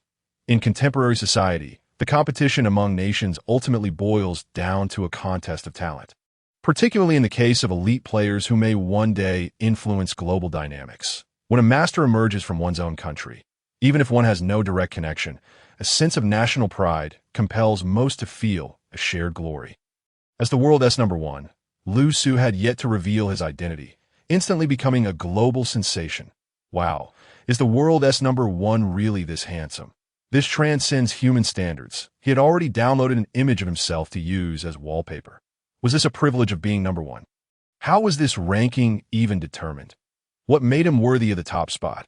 It was difficult to discern how he surpassed those behind him. Meanwhile, a Korean website seemed to have confirmed that this criminal was indeed Korean. From this day forth, the cacophony of discussions would not cease, as Lu Su became a household name almost overnight. Stop. At that moment, in the office of the administrative hall in K Province, southern China, the computer screen abruptly froze. Zhou Tian stood beside the computer, directing the staff to play the video. Enlarge this image, slow it down, extract this frame. As a special operative, Zhou Tian wielded some authority and was commanding from the sidelines. The content displayed was the moment Lu Su revealed Zhao Jiaqing's business card, his third game, that Lu Su was cautious, mostly obscuring it, yet a corner was still visible. Zhao. Zhou Tian muttered to himself, gazing at the man who had, half an hour prior, been his colleague and was now the world #1, that I knew you could do it. How could anyone possibly surpass you? The world's top player is one of us. Perhaps even one of our own. Zhou Tian felt a surge of excitement as he spoke. Are you sure? Another staff member questioned hesitantly. Of course. I spent 2 days with him. We fought side by side in the same game. How can I mistake him? Zhou Tian replied, slightly agitated. The staff member, somewhat at a loss for words, clarified, I meant, are you certain he is one of us? If he is not, but has a business card. That raises questions. Regardless, report to the organization. Search the database for anyone named Zhao. Zhou Tian insisted, his expression growing serious as he fixated on the screen, the red-masked figure.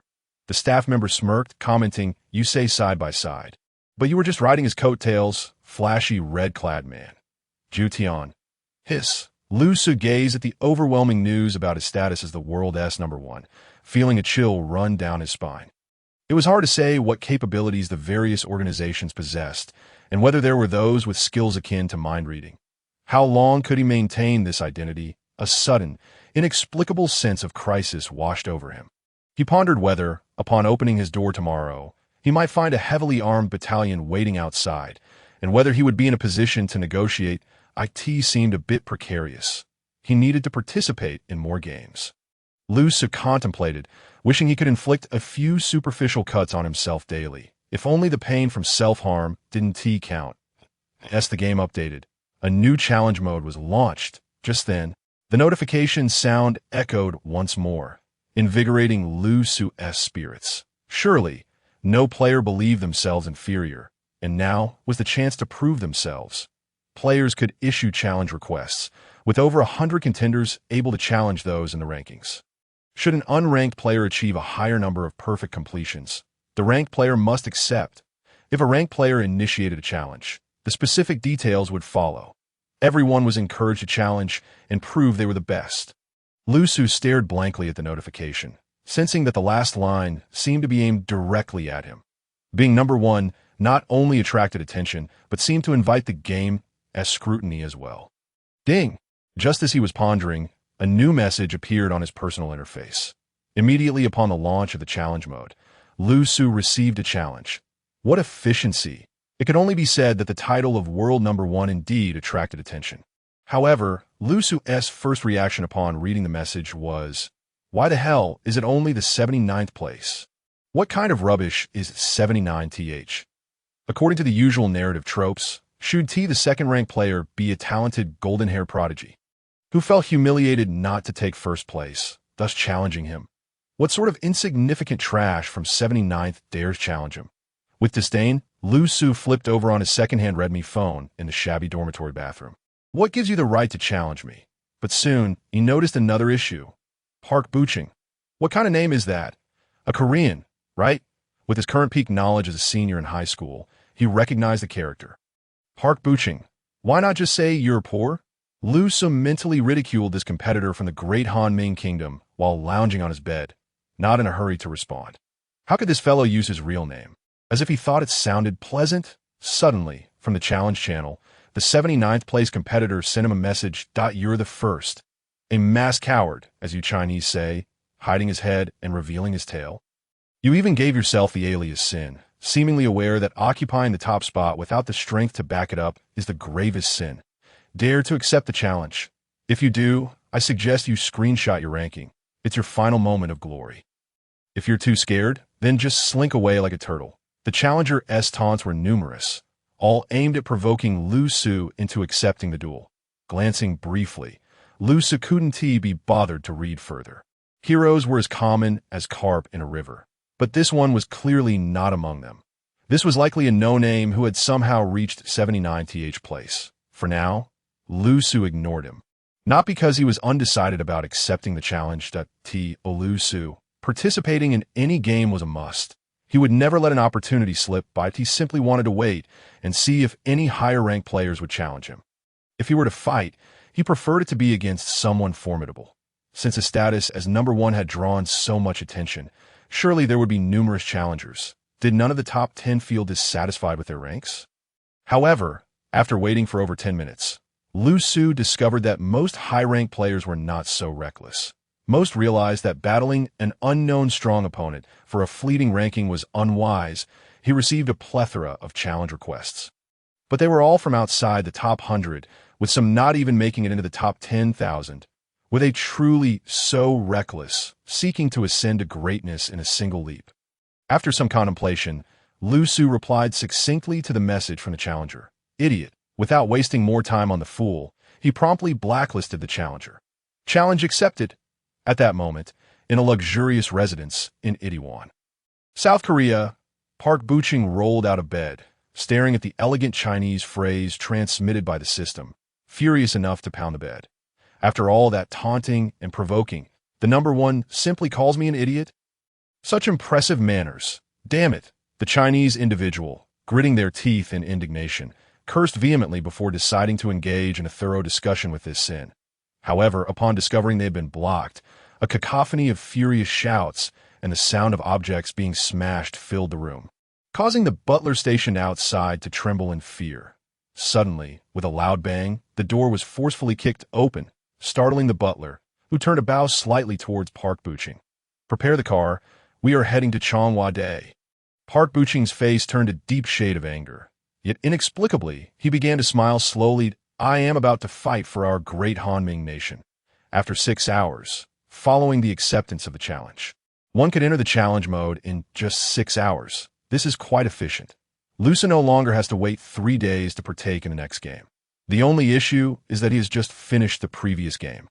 With no time for rest, he is running on a tight schedule. Although he is theoretically recovered, the tension in his spirit, Lusu relishes it. Of course, his foremost task at the moment is to request leave. He opened a Redmi contact page yesterday at 21:08 Anton.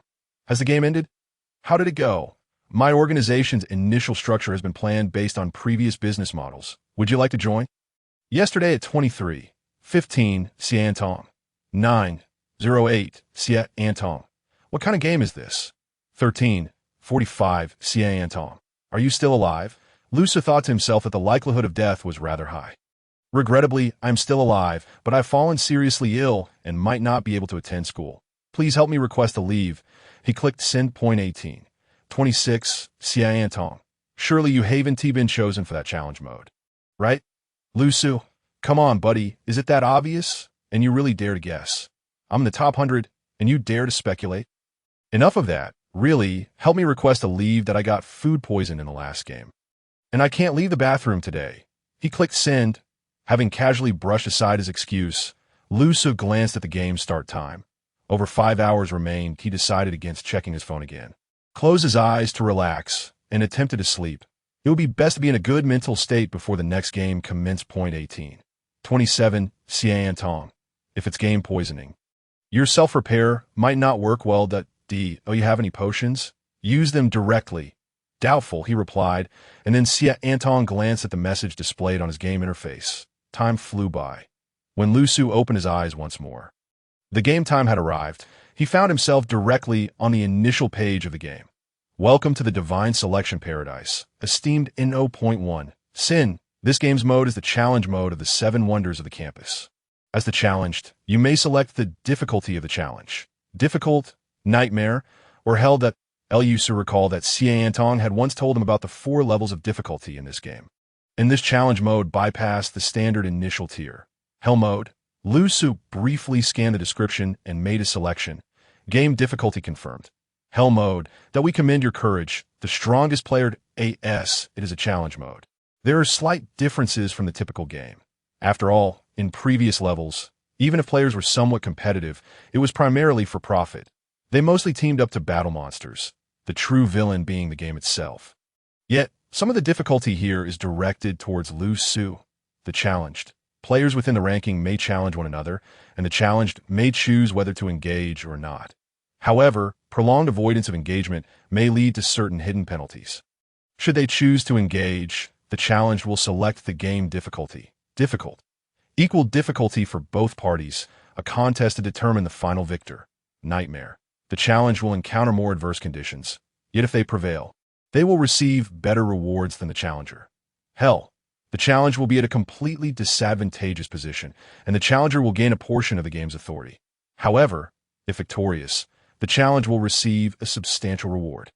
Simultaneously, the challenger will face backlash and incur penalties that Lusu paid little attention to the first halves of these descriptions, focusing instead on the latter parts. This is indeed hell. The most crucial aspect was the backlash. If one wishes to challenge me, there must be a price to pay. If I lose my top ranking, it is merely a loss for you, is it not? Both players have confirmed that the difficulty of this game will be hell mode. On the other side, when Park Buching saw this game prompt, he nearly laughed so hard he could not contain himself. You really dare to choose hell? Do you look down on me? Park Buching, with a sinister expression, clicked the confirmation button. He truly did not anticipate that this sin would make such a bold decision. Let me step on your head as I ascend to the pinnacle of this world. Remember to record his pleas for mercy when I am about to finish him off in the game. The last remark was directed at the audience in his streaming room.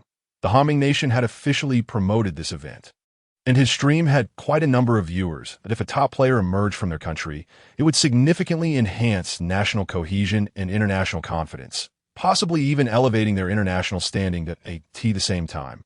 The game's rule introduction appeared before the players. This mode is a competitive challenge. Since the two parties do not belong to the same faction, any messages concerning the opposing side sent by viewers in any streaming room will be invisible to the players. The specific victory conditions for both sides in the challenge mode will depend on the game in question. Should either party use an exit token, it will be considered a victory for the opposing side. There are 10 minutes left until the game begins. Please prepare your necessary equipment and potions. Lusu observed that the game had resolved some bugs and mused that, in this way, the game had become slightly easier. How was this game crazily assisting me? Opening his backpack, Lusu pondered for a moment and then decided to purchase some supplies from a store. Strategically underestimating his opponent, yet tactically he still needed to place some importance on them, especially if aligned with his gameplay style. In a previous game, he had consumed too many potions at once, so Lusu spent several thousand points to replenish both low-level and mid-level recovery potions to 10 bottles each. He had always been reluctant to use high-level potions, but after some thought, he restocked them to 5 bottles. This should suffice for my needs, right? As long as I have potions, unless I am instantly killed, I am practically invincible. The rest included various metals, weapons, and seals, all of which he took with him. Speaking of his mask, the prompt appeared once more. Original Sin Mask. Please select whether to use the currently unlocked Greed or Gluttony. No, Lusu firmly declined, opting for a random selection instead. Initialization is complete. The type used this time will be randomly selected from the emotions that have not been unlocked. Lusu had been clear from the outset that he had yet to fully harness the power of his original Sin Mask. Taking advantage of the game's early stages, unlocking as many emotional masks as possible was his current objective. Just in time, a reckless challenger had come to confront him. The game is ready. Initializing. Hell game has loaded. Wishing all players a delightful experience in the 7 wonders of the campus. Subsequently, Lusu found himself enveloped in darkness, only to awaken in an entirely different scene. Raising his groggy head was akin to awakening from a delightful slumber in the final year of high school. Stirred by the bell signaling the end of class, as he looked up, he was struck by the uncanny resemblance of his classroom to his own from that pivotal year, the nearly identical segmented blackboards. The similar arrangement of desks and the solitary tables flanking the front rows sparked a sense of DJV. Lusu began to ponder whether he had merely dozed off in his own classroom, and whether this so-called divine selection game was nothing more than a figment of his imagination. As he surveyed the familiar surroundings, he instinctively glanced at his fellow classmates. Turning around, he spotted an individual adorned with what resembled a helmet, and recognition dawned upon him immediately. Despite one eye being obscured by a faint blue visor and the other entirely covered by the helmet, with his chin and mouth similarly wrapped, certain features remained unmistakably clear. Lusu was no fool. He was far from being blind to faces. ISNT this my challenge. Who are you? Xian Tong, on the other hand, was utterly unprepared for this encounter. She had merely accepted a random match notification at the onset of the challenge mode, believing it to be less perilous than the standard game mode. Little did she anticipate that she would be met with a notification heralding a hellish difficulty. Stunned, she confirmed her participation with a quivering finger. Was there truly someone idle enough to impose such difficulty upon themselves? Who had she been matched with? Shortly thereafter, she noticed a masked figure seated beside her. The moment she laid eyes upon the pale green mask, everything began to fall into place. The flood of memories rushed back to her, recalling the various games this individual had participated in, along with their unreasonable and exceptionally ruthless behavior, leading her to feel as though her life had been halved. Challenge mode was not a solitary endeavor. It assigned players relevant to the game to both challengers and the challenged. I am your teammate. Suppressing her inner dread and anxiety, Xia Antong endeavored to respond with composure. Lusu. So that is how it is. It seems she too believed herself to be in a similar predicament. Damn, are there really this many challengers? He was tempted to inquire whether she had indeed secured his leave. Lusu continued. So, what is your role? Hearing the chill in his voice, Xia Antong felt an immense pressure mounting. She had analyzed his abilities through several games, leading to a few conjectures, if her deductions were correct. The mask he wore was pale green, wrath, gumi, from the 7 deadly sins. The 7 deadly sins were associated with specific colors, a fact well known to habitual offenders. Initially, it was the blue mask. In the game, Lusu relentlessly pursued wealth, embodying the sin of greed. Next came the red mask. In the game, he began to consume everything, representing gluttony. Anyone with a modicum of knowledge and a penchant for analyzing this formidable player could easily deduce the meaning behind Lu Su's mask color. Xia Antong was evidently one such individual. Gazing at the pale green on Lu Su's face, alarm bells rang incessantly in her mind. The implications of wrath were dire. Given his behavioral patterns, the possibility of him harming a teammate did not seem entirely implausible. Almost instinctively, merely sitting beside him led Xia Antong to contemplate the issue of exit tokens at LU2, realize that his tone had been somewhat off-kilter. His intention had been to inquire about the purpose behind the game's arrangement of teammates, or to ascertain her abilities. Yet somehow his words had been reduced to a rather unfriendly, "What is your role?" This was a decidedly unwelcoming inquiry, yet when viewed through the lens of wrath, it appeared entirely justified, rendering confrontation daunting. Pale green, Gumi, wrath, personality influence, taciturn, cold, irritable. I am the raging fire that consumes the world. Benefits, psychological oppression, inflicting intense mental pressure on the indecisive, inducing fear. Combat prowess, agility, and defense are all enhanced across the board.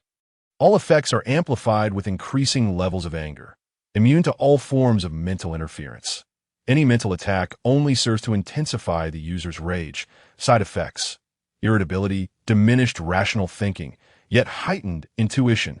All negative emotions are transmuted into rage that, if uncontrolled, one risks becoming a murderous lunatic. As it was his first usage, it remained in standard mode, without entering overload. However, Lu Su had no intention of entering overload. Even he felt a twinge of fear upon reading the description. Was this a normal person? He was akin to a chosen Spartan. Anger was notoriously difficult to manage, for one seldom recognizes the irrationality of their rage while ensconced in it, and one could easily become ensnared deeper within its grasp. The raging fire that consumes the world. For instance, at this very moment, when Xia Antong hesitated for a few seconds in her response, he already felt a twinge of annoyance. This was someone he knew. Had it been a random match, Lu Su might have been seized by an inexplicable urge to strike. Are you inquiring about my abilities? After being subjected to Lu Su's scrutiny, Xia Antong, realizing he was likely in a state of wrath, hastily adjusted her demeanor and proactively stated, "You are the strongest player. If I possess any ability, it would be my wealth." Lu Su, lacking in patience, interjected before she could finish. And what use is that? Wealth is immensely valuable. Regardless of how the world may transform, possessing wealth and power invariably confers a certain advantage. She replied, "For instance, my equipment might even surpass yours." As she spoke, Xia Antong gestured toward the helmet atop her head and continued, "This is the all-knowing eye, a legendary weapon." Lu Su. The moment those words left her lips, he was momentarily taken aback. A legendary weapon? He did not even possess one. What gave her the right? Not everyone sought to battle relentlessly within the game. Many opted to leverage a stroke of luck to surpass a level, and through that fortunate turn, acquire top-tier weapons to barter with the elite for their desires, thus opting to refrain from entering the game thereafter. In reality, since the game's inception, resources had swiftly concentrated among a select few. As Xia Antong spoke, it seemed wrath had momentarily calmed, choosing to unveil her worth. Perhaps you have not considered this, but the challenger on the other side likely belongs to the elite class from Korea. I possess his data. He represents all of Korea in this battle, and his equipment will surely rival mine, which could very well be the source of his audacity to challenge the top position. Otherwise, do you truly believe he seeks certain death? Lu Su. He found himself at a loss for words. Thus, in this challenge, there were 4 players, 3 of whom belonged to the elite class. Only he. The first was the exception, and yet he was perceived as a target, a stepping stone for others.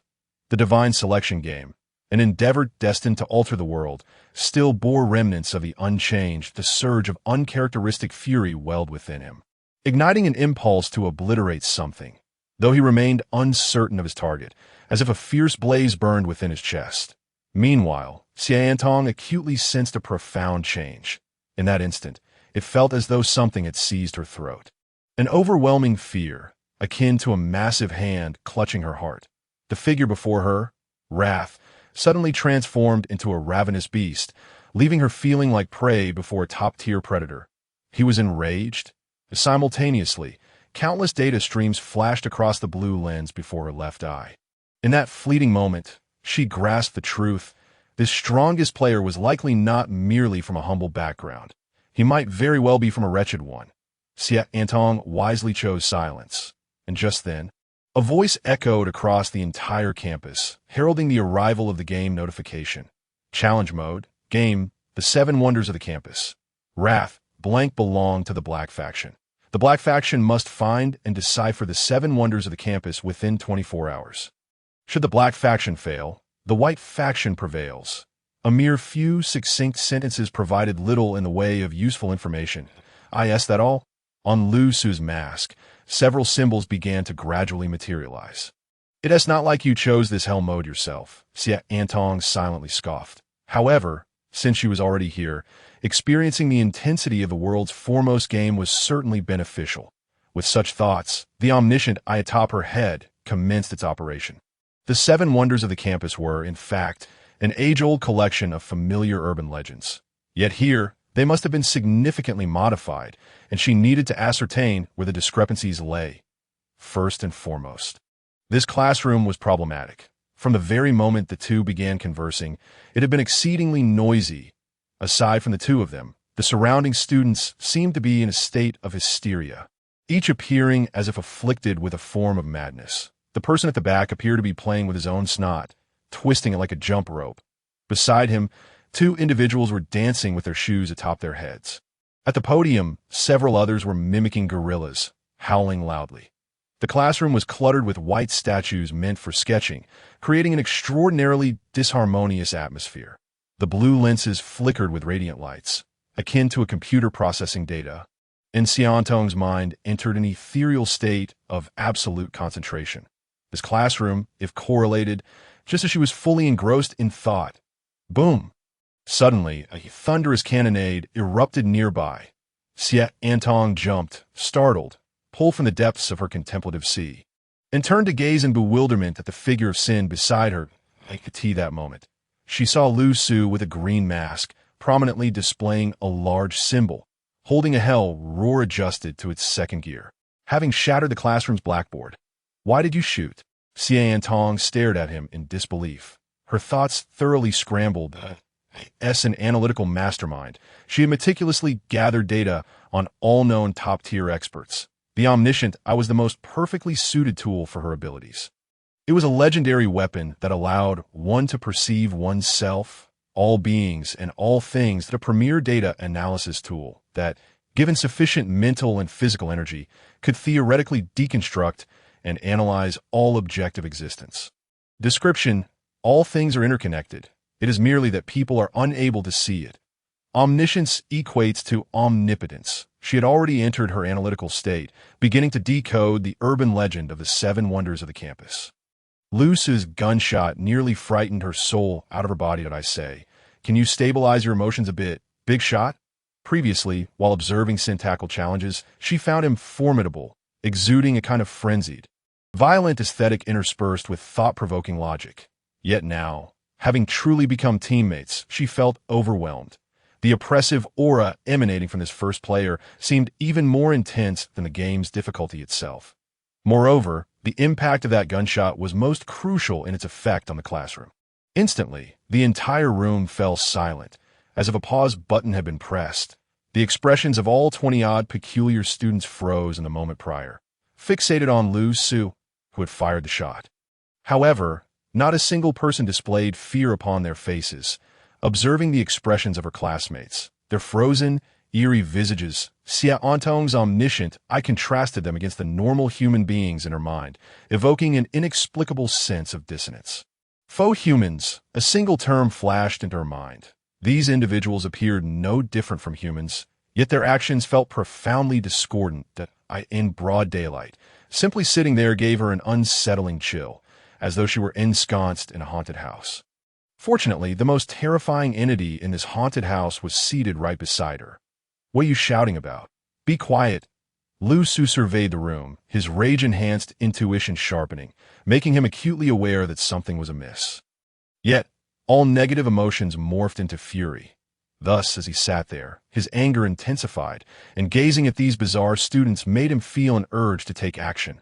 "What is the omniscient eye?" Lu Su asked. The first time he had proactively inquired of Xie Antong. Analyzing, reasoning, establishing connections. Theoretically, one only needed to grasp the information at hand to deduce who the next president of the United States would be.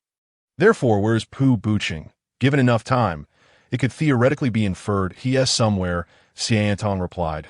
Lusu nodded, spinning his hell roar with one hand. So, you find him, and I'll kill him. Xie Antong, you make a valid point. However, the rules of the game stipulate that your victory condition is to decipher or destroy the 7 wonders of the campus, not to eliminate him. Moreover, given that you chose the hell mode, the freedom within the game is granted to the opponent. Directly locating him seems implausible. Xie Antong merely stated the facts, but as soon as she spoke, a tinge of regret washed over her. This guy might be in a furious state. Would he perceive her words as blame? What are the 7 wonders of the campus? You don't know. Xie Antong was momentarily taken aback, thinking that this had become an internet sensation quite some time ago. If he didn't even know this, then the game's difficulty was truly insurmountable. Thus, she hurriedly explained, the 7 wonders of the campus are a popular urban legend that circulated on early internet forums, consisting of 7 supernatural events within the campus. The Hanako in the restroom, the 13th step at night, the human models in the biology classroom, the moving Ninomiya statue, the piano in the music classroom at night, the tears of the portrait, and the sound of basketballs in the empty gymnasium. However, in hell mode, I surmise that these 7 legends have undoubtedly undergone various modifications. Pu Buching likely altered them beyond recognition, so they are no longer as they once were. After Xie Antong finished speaking, Lu Su slowly lowered his head, his mask adopting a contemplative expression. However, in reality, he was not pondering anything. After listening to her description, he had yet to comprehend what these 7 events entailed. They sounded rather dull. So, these are 7 special incidents occurring within the campus? Yes, Xie Antong nodded. You previously mentioned that you have quite a background. Xie Antong was perplexed by the meaning of this remark. Thinking that saying too much could lead to mistakes, she chose not to respond for the moment. You carry a nuclear bomb? What? The shimmering light in front of Xie Antong's lenses went haywire, as if the omniscient eye had jammed, staring incredulously at the figure of sin before you carry a nuclear bomb. Lu Su reiterated, since this is happening on campus, then that method seems to be the most effective for total annihilation. As he uttered the phrase total annihilation, a fierce killing intent surged within Lu Su. Xie Antong, I'm not saying this, but big brother, perhaps you should refrain from thinking too much while wearing that mask today.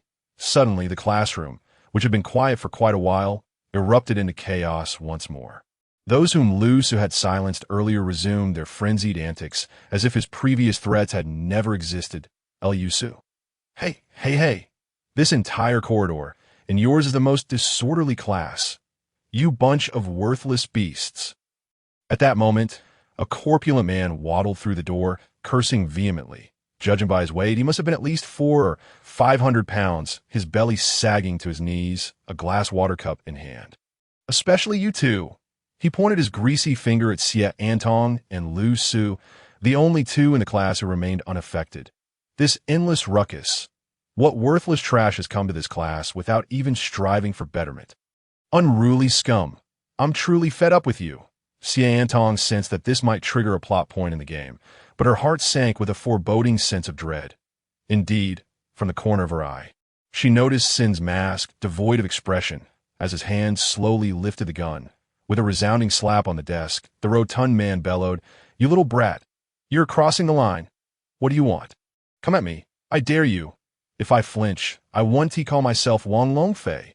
I'll F you up bang. A second gunshot reverberated throughout the classroom. The gunshot rang out, abruptly silencing the room that a bullet hole appeared on the expansive forehead of Wang Longfei. While behind him, a vast spray of blood splattered across half the wall. Red, white, and yellow substances scattered everywhere, fully betraying his massive physique. His eyes remained wide open, the expression of arrogance and ferocity still etched on his face as he fell rigidly to the ground. What did you just say your name was? Bang. Who were you cursing just now? Bang, bang. Lu Su adjusted the hell roar to its highest setting and, without wasting energy, fired several shots into the lifeless body on the floor. The hefty form quivered violently from the impact. These shots were purely an expression of rage. Wang Longfei had long since ceased to exist. For someone who had successfully claimed a name, meeting his demise so early was nothing short of miraculous. The entire classroom paused for a moment, only to swiftly revert to normalcy. As if the gunfire and the corpse had failed to stir any ripples, some continued to play with their nasal mucus. Others persisted in picking their toes, and a few even carried on undressing in a handstand. In this chaotic environment, it could be said that only Xie Antong remained sane. Beneath her helmet, her mouth slightly agape. She felt her mind nearing overload. She had watched gameplay videos of Sin before. Although they had always been wild, one could at least discern his intentions through the minutiae. Now, however, it was genuinely difficult to perceive anything. Perhaps this would trigger some sort of punishment mechanism in the game. Xie Antong weakly murmured, realizing she had no time to analyze the situation. Almost immediately, she became aware of her own ominous foresight. A crimson light suddenly flooded the classroom, and a chilling mechanical voice reverberated through the room. Warning! Warning! Player Sin has violated the game rules and forcibly disrupted the game process. Immediate punitive action is being taken. Following the announcement, a rare smile appeared on Lu Su's otherwise furious mask. Indeed, it was a smile. This had been his intention all along. When one lacks information and is at a loss for how to confront an adversary, the solution is to compel your opponent to confront you, thus providing you with subsequent information.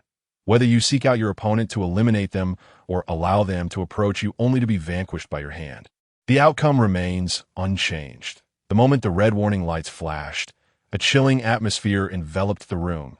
Elius's body was instantaneously immobilized, as if suppressed by the very force of the game's rules, gradually forcing him down into a seat like a dutiful student in a classroom. Beside him, Xie Antong was thrust away by a terrifying force, flung against the back wall of the classroom. Subsequently, the 20-some classmates in a room produced various weapons such as batons, spike clubs, and whips from seemingly nowhere, wobbling toward Lu Su with an air of chaotic enthusiasm. As they encircled him, they sang and danced, resembling wild folk from the mountains clad in school uniforms. Then, a torrential downpour of attacks began. Lu Su felt an urge to laugh, but the sensation of being besieged reignited his fury. How fortunate that we have Park Buching. Earlier, when he sought to accumulate some pain points, he now found it was all too easy. Game punishment. Game benefits. Furthermore, this punitive announcement echoed throughout all players in the game, even reaching the challengers. Park Buching was still busy contemplating the permissions the game would grant him, strategizing on how to maximize his advantages. Xie Antong's guess was accurate. He was indeed a player molded by explicit resources. Armed with top-tier weapons provided by the South Korean government and utilizing his family's accumulated resources, he stepped into the spotlight, ready to challenge for the top with the hopes of the great cold dark nation resting on his shoulders. Should he succeed, he would soar to unimaginable heights. From that point forward in the great cold dark nation, his name would be more advantageous than anything else. So what if he was first? The game had only just begun. How formidable could a mere first place be? He needed to secure his position, as long as he emerged victorious. While he was lost in such thoughts, a notification sound from the game suddenly pierced through, causing his lips to curl into a wild grin. Was it truly this simple? Perhaps it was a tad too smooth? Simultaneously, the viewers from the great cold dark nation, captivated by his live stream, erupted in excitement. Park Buching Appa will surely succeed, they exclaimed. He's already won half the battle. I knew this would be simple. Our players from the great cold dark nation are the strongest. Park Buching was hailed as the premier player, while others popped champagne halfway through their match. The South Koreans had already poured themselves a generous serving at the very outset. Park Buching gazed at the game announcement page, his smile broader than an AK. However, in a bid to maintain an air of composure, he feigned a casual tone. The game is indeed simpler than I anticipated, but I will not grow complacent. I shall ensure that the throne of the strongest player remains within our great cold dark nation. Meanwhile, Lu Su, having accumulated a wave of pain points, concluded his punishment. The group that had encircled him retracted their bloodied implements and slowly retreated. They resumed their earlier bizarre activities, some playing with mucus. Others undressing. Eliusa sat silently in his seat, his trench coat unscathed. Yet crimson blood streamed from his sleeves and pant legs. The atmosphere in the room was as serene as the deepest ocean, yet concealed a storm capable of engulfing everything at any moment. Xia Antong contemplated approaching him, but the oppressive atmosphere rendered her immobile. She understood that at this moment, Sin was likely in a state of wrath and bloodlust. The situation appeared to be spiraling out of control. Lu Su gradually rose, elegantly adjusting the bloodied cuffs of his shirt and straightening his slightly disheveled collar. That moment, his mask bore no expression, reflecting the cold light of the room like a mirror. You thought you could just walk away after shooting? His calm words lacked the fervor of a furious shout, leaving one to wonder if he spoke to anyone in particular or merely to himself. In the next instant, he once again grasped his firearm, aiming it at the back of a person who had previously wielded a stick against him, and pulled the trigger. Bang! The figure collapsed to the ground, the sound echoing like a funeral bell in the vast classroom. Kill! Warning! Warning! Player Sin has violated the game rules and forcibly disrupted the game process. The same warning blared once more, causing all the previously animated classmates to freeze in place. They stared blankly at the lifeless body on the floor, seemingly perplexed as to how such a turn of events could transpire. Gradually, they lifted their heads, their expressions stiff as they gazed at Lu Su. A collective sentiment seemed to convey, "No." Dude thought Lu Su lowered his weapon, awaiting the inevitable constraints and restrictions imposed by the game. His gaze never wavered from the crowd before him. Sensing the palpable, almost tangible aura of murderous intent radiating from Lu Su, Xia Antong realized that any words she might utter were futile. The leash on the beast had been loosened. It was impossible to rein it in now. All she could do was say, "Remember to take your medicine." She was well aware of Lu Su's state as a game-enhanced warrior and could only hope that this formidable figure wouldn't inadvertently eliminate her. That would indeed make for an interesting scenario. As for her, she began to observe the room's layout, her omniscient eye transforming everything before her into data, arranging and combining it for her analysis. With her all-seeing eye, she understood that no coincidence in this world was truly coincidental. With sufficient calculations, even a pencil could be the catalyst for a murder. Thus, if the game had a purpose, the permissions granted to park booching should logically be confined to the locations of the 7 urban legends. Therefore, their starting point, this peculiar classroom, must be one of the sites where one of the 7 legends originated. Even if it had undergone significant alterations, some foundational elements should remain intact. What was the most enigmatic feature of this classroom? Many areas contain those sketch-like statues, seemingly innocuous. Yet one must wonder if the props could only be these. If they were sculptures, a moving statue of the second palace. After being modified by park booching, calling them mere statues would still be plausible. But what are these peculiar classmates and the recently shot Wang Longfei? Were they merely NPCs? Is it futile? Is it merely a means for Pu Buching to inflict harm upon them? Xia Antong stood alone at the back of the classroom, observing everything around her, contemplating alternate possibilities. Meanwhile, Lu Su was surrounded by a throng, subjected to punishment at their hands. The ominous alerts of the punishment mechanism echoed in Pu Buching's mind, leaving him momentarily dazed. What? Violated the rules again? Bro, are the challenges and traps I've devised truly that formidable? Has it triggered the punishment mechanism once more? Dude, are you serious? Haha, it seems our strongest player is rather misnamed. All he wished was for Lu Su to possess some self-awareness. If he truly couldn't manage, he should withdraw. He merely desired the top ranking and had no intention of seeing him perish in front of the audience in the live stream. Pu Buching continued to craft his image. On the other side, Lu Su had completed his punishment, his bloodied form rising as he downed a vial of basic potion and raised his weapon once again. Wait a moment, Sin. You might indeed need to eliminate these individuals. Suddenly, Xie Antong, who had remained silent until now, spoke up. Otherwise, what should we do? Lu Su halted his finger on the trigger as the fierce aura emanating from him shifted and enveloped Xie Antong. But first, allow me to speak. The next bullet should be aimed at that idiot playing with his snot. Shoot him in the head, right through his nose. Hearing Xie Antong's words, the fool who had just turned away continuing his childish antics, looked back in disbelief, his eyes fixed on her. Not you too, sister. You're quite the living demon yourself. Though his appearance was already reminiscent of the simpleton, this revelation only amplified his foolishness. Yet, he had no chance to articulate his thoughts. Bang! The gunfire echoed, the hellish roar consuming lives in its fiery embrace, as a blood hole appeared in the center of the fool's face, causing him to collapse lifelessly. His eyes remained wide open as he fell to the ground. The other students seemed oblivious, continuing their games with an unsettling indifference. A sound of confusion escaped Lu Su's throat. The previously recurring game punishment segment had not materialized this time. Xie Antong let out a sigh of relief. Fortunately, she had anticipated the situation correctly, catching it before his fury spiraled out of control. This classroom was one of the urban legends, merely altered into the chaotic scene before her. The human body sculptures coupled with anatomical sketches on the blackboard and the myriad colors on the floor led her to believe it was an art classroom.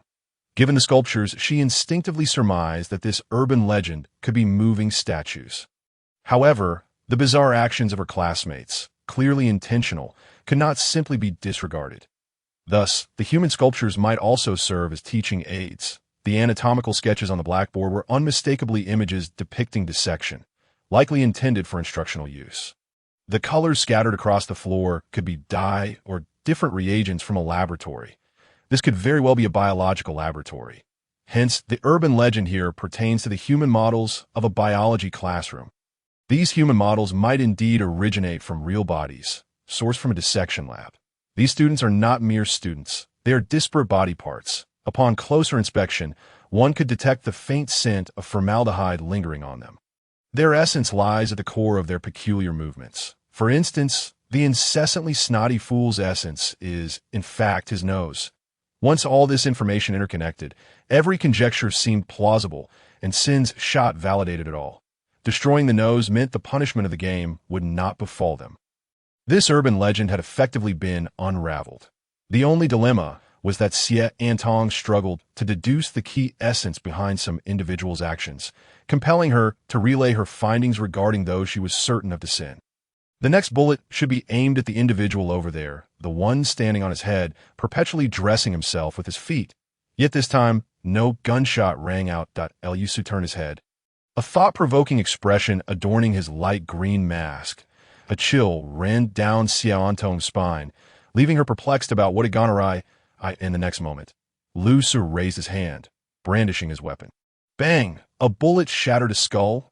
Warning! Warning! Player Sin violated the game rules, forcibly disrupting the game progression.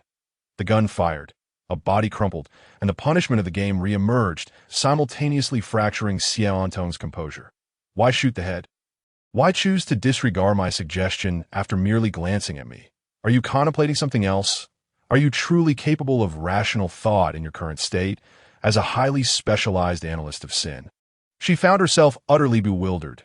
She had effectively deciphered the urban legend. She felt no misjudgment in her reasoning. What then was his true intention? Unbidden, Xie Antong recalled her initial viewing of Sin, the gruesome scene of leg sawing.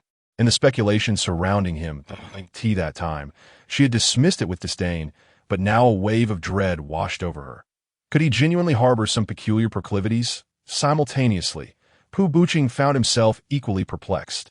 Upon hearing the game warning sound resonate once more after a few minutes, he began to sense something was amiss. Wasn't this rather swift, triggering the game's warning mechanism every 3 minutes?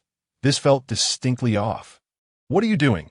Although he enjoyed a high degree of freedom, the inability to see what his opponent was doing filled him with an ominous premonition, causing his heart to race. No. This guy is rather peculiar. Citizens of the great Han Ming kingdom, assist me in discerning what he is up to over there. If it turns out to be too simple, I shan't design so many challenges afterward. Despite his unease, he maintained his bravado, unwilling to show any signs of weakness. Yet he forgot the fundamental restrictions of the game. Viewers in a competitive state cannot provide hints. Thus, the messages reaching him were nothing but bizarre gibberish. He continuously, TSK, what a bunch of useless entities. Watching the strings of gibberish parade across his chat, Pu Buqing couldn't help but curse. However, This annoyance faded as he clearly witnessed the subsequent events. Wow, what are they saying? Claiming we are worthless, forgetting the game rules, and speaking such outrageous words, but we are clearly doing our utmost to assist, and the challenge mode benefits you. Pu Buching Appa wouldn't disgrace us in the Great Han Ming Kingdom. Would he? Within the borders of the Great Han Ming Kingdom, no one would dare speak to Pu Buching in such a manner. Yet now, online and within the game, no one seemed overly concerned about him. In an instant, he felt an overwhelming urge to curse, but he had to mind the impact, so he swallowed his frustration. Everyone, don't be anxious. I didn't mean it like that. I wasn't implying you should rest easy. I will win. Can he win? He will win. On the other side, Lu Su had transformed the classroom into a slaughterhouse that he relentlessly executed as punishments, raising his weapon and taking the life of one punisher after another. Every shot a fatal blow to the head. Throughout this, he uttered not a single word, nor did he issue any threats, just pure, unadulterated carnage. Each punishment now seemed less a consequence for Lu Su and more a countdown to the demise of these punishers. With each countdown that concluded, a life was extinguished, leading into a new cycle, until everyone lay slain. This was a form of psychological torment. Lu Su had said nothing. Yet now, these beings who should possess no human consciousness were filled with expressions of terror. Their movements retained their bizarre, twisted nature, but each action grew increasingly sluggish, as if they were recoiling from something. They sought to distance themselves from Lu Su. They desperately wished to flee from him. Yet the game's rules compelled them to deliver punishment to Lu Su. Lu Su's wrath had somehow instilled fear in beings that should have been devoid of consciousness. This bizarre scene left Xie Antong momentarily stunned, feeling profoundly out of place within it. Gradually, she began to notice that the movements of these impostors were starting to distort, the reason for which eluded her. Previously, a diminutive woman had placed her right leg atop her head. Hopping forward with an unsettling grace, Xie Antong surmised that her true essence must be that very leg. However, now, amid a display of sheer terror, this individual had substituted her leg with another, continuing to bounce about. Was it truly possible to exchange one's essence? Xie Antong found herself perplexed. During this time, she weakly cautioned Lu Zhe, saying, initiating conversation will invariably trigger the punishment mechanism. The body parts one mentioned are their true forms. They are not human at all. Lu Su, seemingly oblivious to her words, persisted in his rhythm of being struck, rising, and firing back, enveloped in a palpable aura of dread that coalesced around him like a dark vortex. He was the most fearsome demon at the heart of this emotional black hole, ensnaring anyone who ventured too close in an instant of terror. Though he was battered and bloodied, with crimson seeping from beneath his trench coat and staining the ground around him, he exhibited no sign of weakness. Rather, his aura grew increasingly potent, as if he were consumed by a bloodlust. This oppressive atmosphere did not extend to Xie Antong, allowing her to maintain a semblance of ease. Though she sensed the air in the classroom had grown thin, weighed down by an unsettling tension that a warning echoed through the room. The game's punitive alerts chimed every 3 minutes, like a harbinger of doom. Yet this time, it was not Lu Su's demise that was being foretold. This moment, Pu Buching was in a state of numbness. The incessant notifications of Zhe violating the rules cascaded around him, transitioning from initial euphoria to a gradual desensitization, ultimately culminating in a paralyzing fear. He was distanced from Zue and utterly clueless as to what was transpiring. The very alerts that should have brought him joy now sent shivers down his spine. What was occurring over there? Why was he unable to reach his teammates outside? Logically, if there were truly a crisis, shouldn't they be in contact with him? The punishment alerts were delivered with impeccable timing, each occurring precisely 3 minutes apart, aligning perfectly with the game's punitive duration. This indicated that Zue was continuously breaking the rules, seated in a classroom on the outskirts of the campus. Pu Buching interlaced his fingers, his complexion ashen. Had any of the supernatural tales or traps he had devised ever led to such a situation? Had he truly become addicted to rule-breaking? The most pressing question loomed. Why was he unable to contact his teammates? Where had the fault arisen? While designing the game, he had contemplated nearly every conceivable outcome, yet he had not anticipated a relentless stream of violations. if it were not due to his own rule design. It could only mean that Zay was actively defying the rules. But what could be his motive? Had he lost his sanity? Was he simply coasting to victory? Although Pu Buqing had often fantasized about his triumph, he had never envisioned such a straightforward method. Was it possible that this first player possessed no real skill at all, and that he was the chosen one?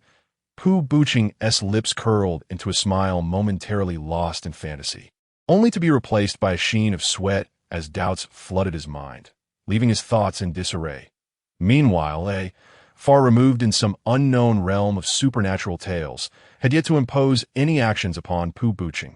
Yet he had already adeptly seized control over his psyche, subjecting him to a torment of uncertainty. Regardless, the current predicament was one of rule-breaking and punishment for him. He had chosen this hellish mode, and thus, the game's repercussions were warranted. This challenge was his confrontation with both me and the game, and the advantage lay with me. For reasons unknown, Pu Buqing began to mutter to himself. Who had inquired? Perhaps this was merely a means of self-encouragement. After instilling some motivational thoughts within himself, he finally began to feel somewhat better. His mood gradually stabilizing. 3 minutes later, he was surprised not to hear the game's punitive sound once more. Raising his head in confusion. After a moment, the game's notification chimed again. The 7 wonders of the campus, the human anatomy model in the biology classroom. Black player has completed. Current progress, 17. Remaining time, 23. 17:08. Upon hearing the notification once more, he focused and realized the voice had changed. It was not as he had anticipated. Clear the level? How had this happened? Pu Buqing was momentarily dumbfounded. Was it not stated that the advantage lay with him? How could the level have been cleared in such a short span of time, especially when Zue had been persistently violating the rules? Was it his teammates? Yet, they had ostensibly been a hindrance to his progress. I protest. God's chosen paradise, can you hear me? I need to know how he cleared the level. I have never heard of a game that allows clearing through mere violations. Just moments ago, he had been incessantly breaking the rules, and now he had cleared the level? Pu Buqing found it difficult to accept this blow and began to directly question the game. However, the game paid him no heed, offering not a single response, as not everyone was like Lu Su, who could provoke the game and emerge victorious with a badge. Ignored by the game, Pu Buqing could only silently accept this rejection. Pacing back and forth in frustration that he felt miserable, yet there was little he could do. He lacked the reckless spirit of Lu Su, who would risk everything to test the game's limits, leaving him with nothing but impotent anger. This was all too bizarre. Wait! Suddenly, Pu Buqing's overtaxed mind recalled something, prompting him to revisit the previous notification. The human anatomy model in the biology classroom. The biology classroom. Isn't that what my teammates are? Panic surged within him. How utterly useless were they? How could someone persistently violating the rules manage to clear the level? He immediately sought to make contact, desperate to ascertain what had transpired. Then, the game's notification resounded once more, shattering his composure entirely. White player, Jean Erlu, has exited the game. The game continues, but Jean Erlu was none other than Pu Buqing's teammate from the biology classroom. What? In an instant, Pu Buqing's expression morphed into one of bewilderment, resembling a meme of a confused black and have consistently violated the rules, only to clear the level, while his teammate exited? What kind of nonsense was this? Was this game truly set to a hellish difficulty for Zay, or was it directed at him instead? Moments earlier, Lusa had risen from the pool of blood after the punishment concluded, adjusting his attire and collar before casting his gaze upon the last remaining individual. The person stood there, seemingly numb, a colleague of his, while the impostors had been reduced to lifeless corpses strewn about the floor. The terror-stricken eyes of this last person were fixed on Lu Su, who only moments ago had been relentlessly assaulted with a stick, yet a mere stick could not fell the strongest player in this world. Now, he likely understood that his life was drawing to a close, that he was fortunate, having been randomly spared by Lu Su and left until the end. Yet he was also unfortunate, as he now had to confront Lu Su directly. What a pity! Lu Su finally spoke, though none could discern to whom he addressed these words, and then he raised his gun. Imposter, what are you regretting? Bang! The gun fired, and the last person collapsed.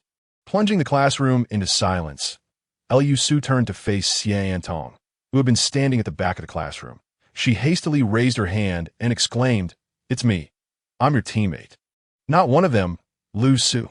"I know." Just then, the multitude of corpses on the ground dissipated in a black smoke, leaving behind only a scattering of body parts, each exuding an unsettling odor. Simultaneously, the game's completion notification chimed. Xian Tong approached, eager to inquire of Zue why he had chosen this course of action. However, she noticed that Zue was currently staring down, motionless, gazing at the scattered limbs and severed arms, before once again lifting his gun. What? Was he about to desecrate the corpses?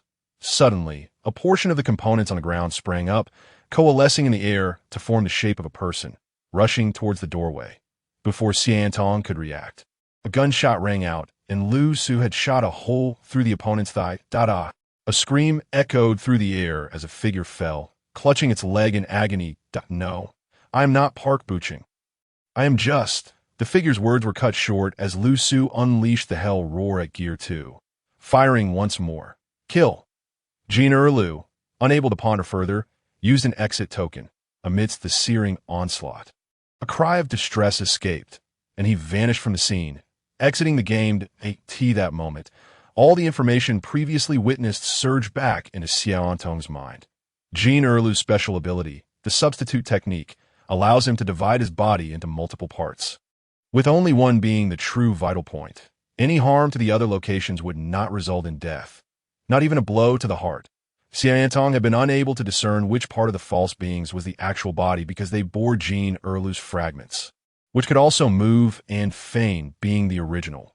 If one attacked the wrong part, it could lead to a situation where, after downing all the false beings, the true location remained undetected, resulting in the game ultimately failing to clear, misleading both Xian Tong and Liu Su into thinking they had misjudged the clearance method.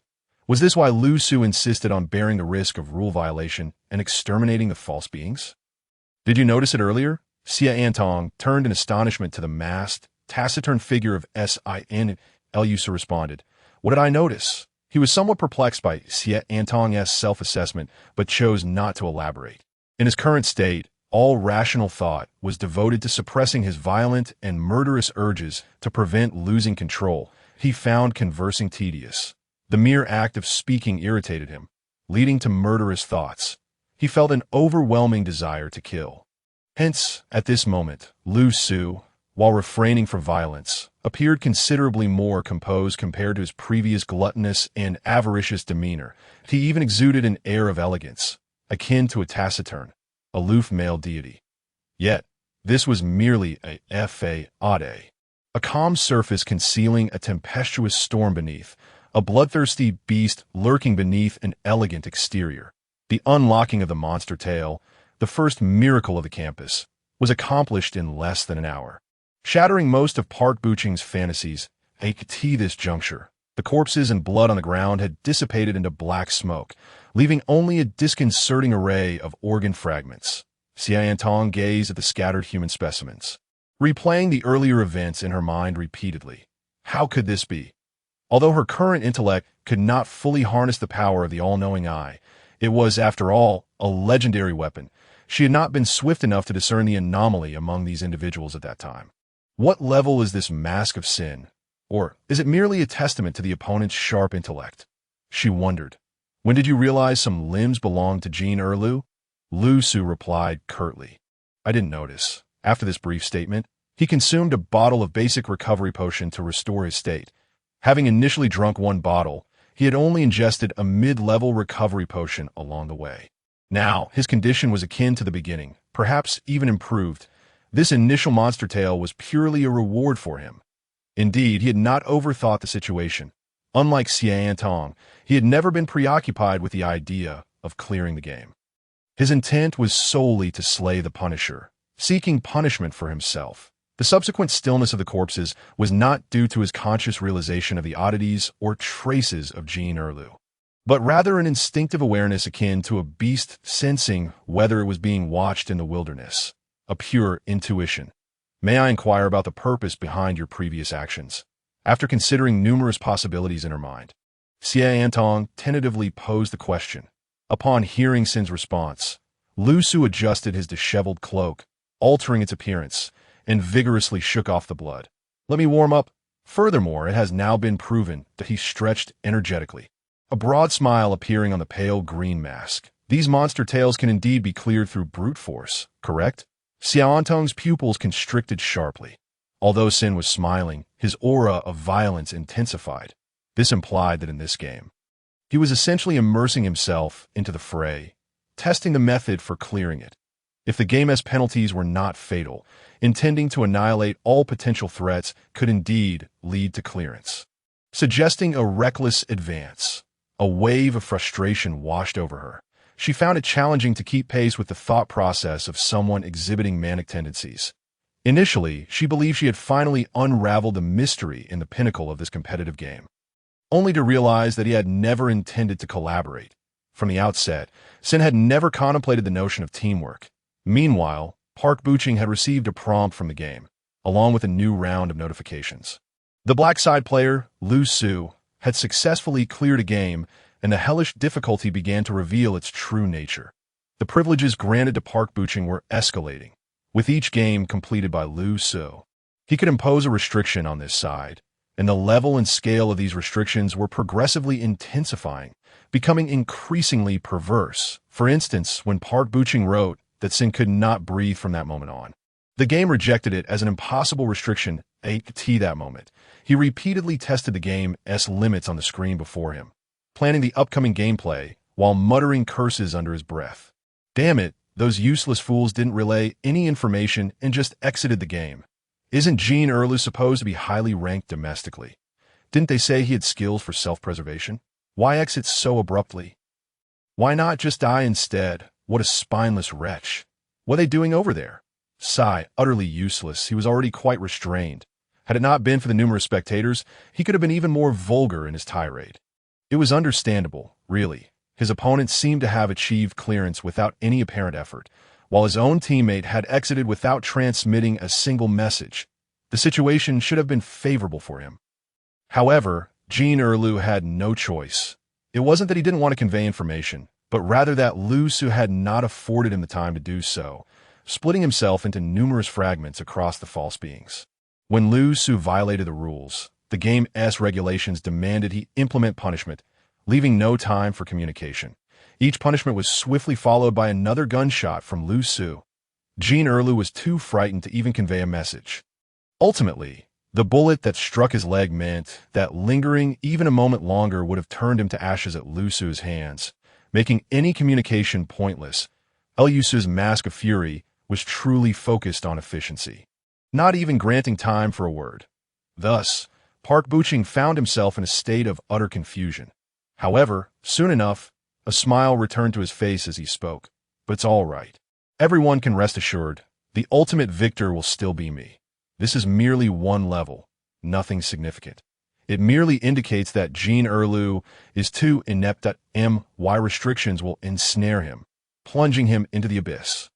He shall pay for his arrogance, Park Buching declared, clicking the confirmation button once more. Some of his Chinese viewers in the live stream were left speechless.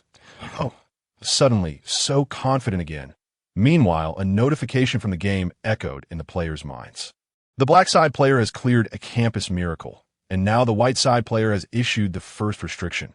Hearing the voice beside them, both Lu Su and Xie Antong were preparing for the next scene's monster tale.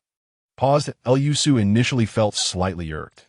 Did this mean they were adding temporary rules? Xie Antong also furrowed her brow slightly.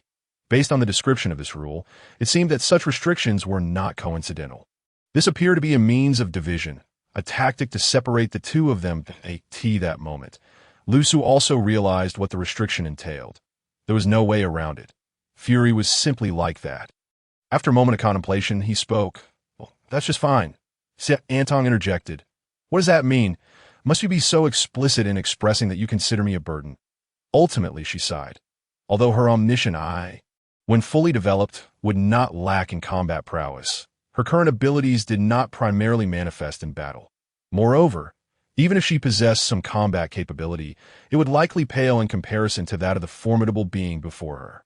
Thus, she proactively stated, Very well, the rules are now clear. At all times, one person must remain within the game scenario. You are stronger, so I shall stay here while you proceed to the next level. Upon hearing her concede, Lu Su agreed, exclaiming, "Good." He then strode purposefully towards the exit. "Wait, not so fast," Anton called out, her words trailing off as she observed his eagerness to unleash his wrath, leaving her somewhat speechless. "Please take this outside and throw it into the sky." She handed him a metallic sphere, barely 2 centimeters in diameter, its texture unyielding a T that moment. Her appearance was striking. Her right eye was graced with a faint blue screen, data streams flickering across it, while her left eye was concealed by a helmet, presenting an unmistakably cyberpunk visage. She gestured towards her sealed left eye and then the metallic orb, stating, "This is my eye. If you toss it into the sky, it will help you survey your surroundings and discern the correct gaming location." Lu Su applied a slight pressure to the sphere, gauging its hardness, and nodded in understanding. "Additionally, you should wear this." Anton produced what resembled a pair of headphones from seemingly nowhere. Akin to a treasure chest of gadgets. Stay in contact, and be sure not to lose it. Lu Su accepted the device, and, upon touching it to his ear, found it morph into a fluid form that enveloped his ear, comfortable, yet secure. "What tier of weapon is this?" he inquired instinctively. "Epic tier," she replied.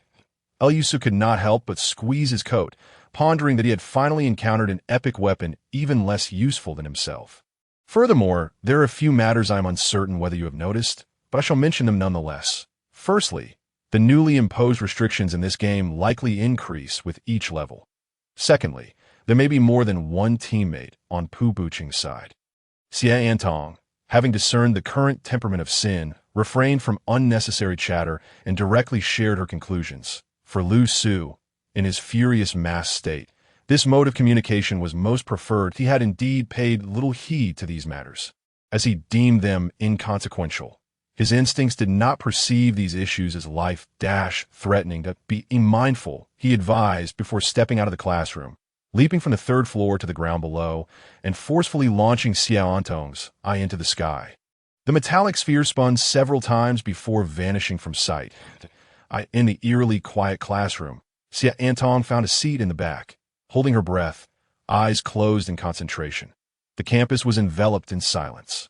Looking up, there was no sun, no clouds, only a muted, grayish hue in the sky, as if a bucket of paint had been overturned onto an oil canvas. The entire world appeared shrouded in a somber haze, imbued with an oppressive stillness that weighed heavily on the heart, inciting Lu Su's anger. He wandered the campus aimlessly, deeply engrossed in contemplating the magnitude of power necessary for Hell's roar to obliterate the entire instructional building. Even if it could bring the structure down, would it not still be a formidable challenge to demolish the entire school? What a nuisance. Just then, Anton's voice echoed through the headphones, her tone calm and steady. Almost robotic. "I cannot ascertain the other locations with certainty, but there is only one gymnasium in this school. Therefore, the sound of basketballs bouncing in an empty gym must originate from this singular location." "Location," Lu Su replied. "Look up." Upon raising his gaze, he observed the metallic eye of the omniscient sphere moving rapidly, refracting a spectrum of colors that coalesced into an arrow, guiding Lu Su forward. "Moreover, while Pu Buqing's abilities are undoubtedly inferior to yours, I must remind you once more, he may possess substantial support and excellent equipment, so do not underestimate your opponent." Perhaps due to Lu Su's absence, the oppressive aura of darkness dissipated, allowing her mind to regain some semblance of normalcy, emboldening her to speak more freely. "I have not underestimated him," Lu Su remarked, lifting his gaze to respond. "I only wish to eliminate him." His voice was steady, devoid of personal vendetta, as if merely stating a fact. He stretched his body, and amidst the fog-laden campus, a sound akin to the cracking of bones erupted, reminiscent of legendary martial arts masters.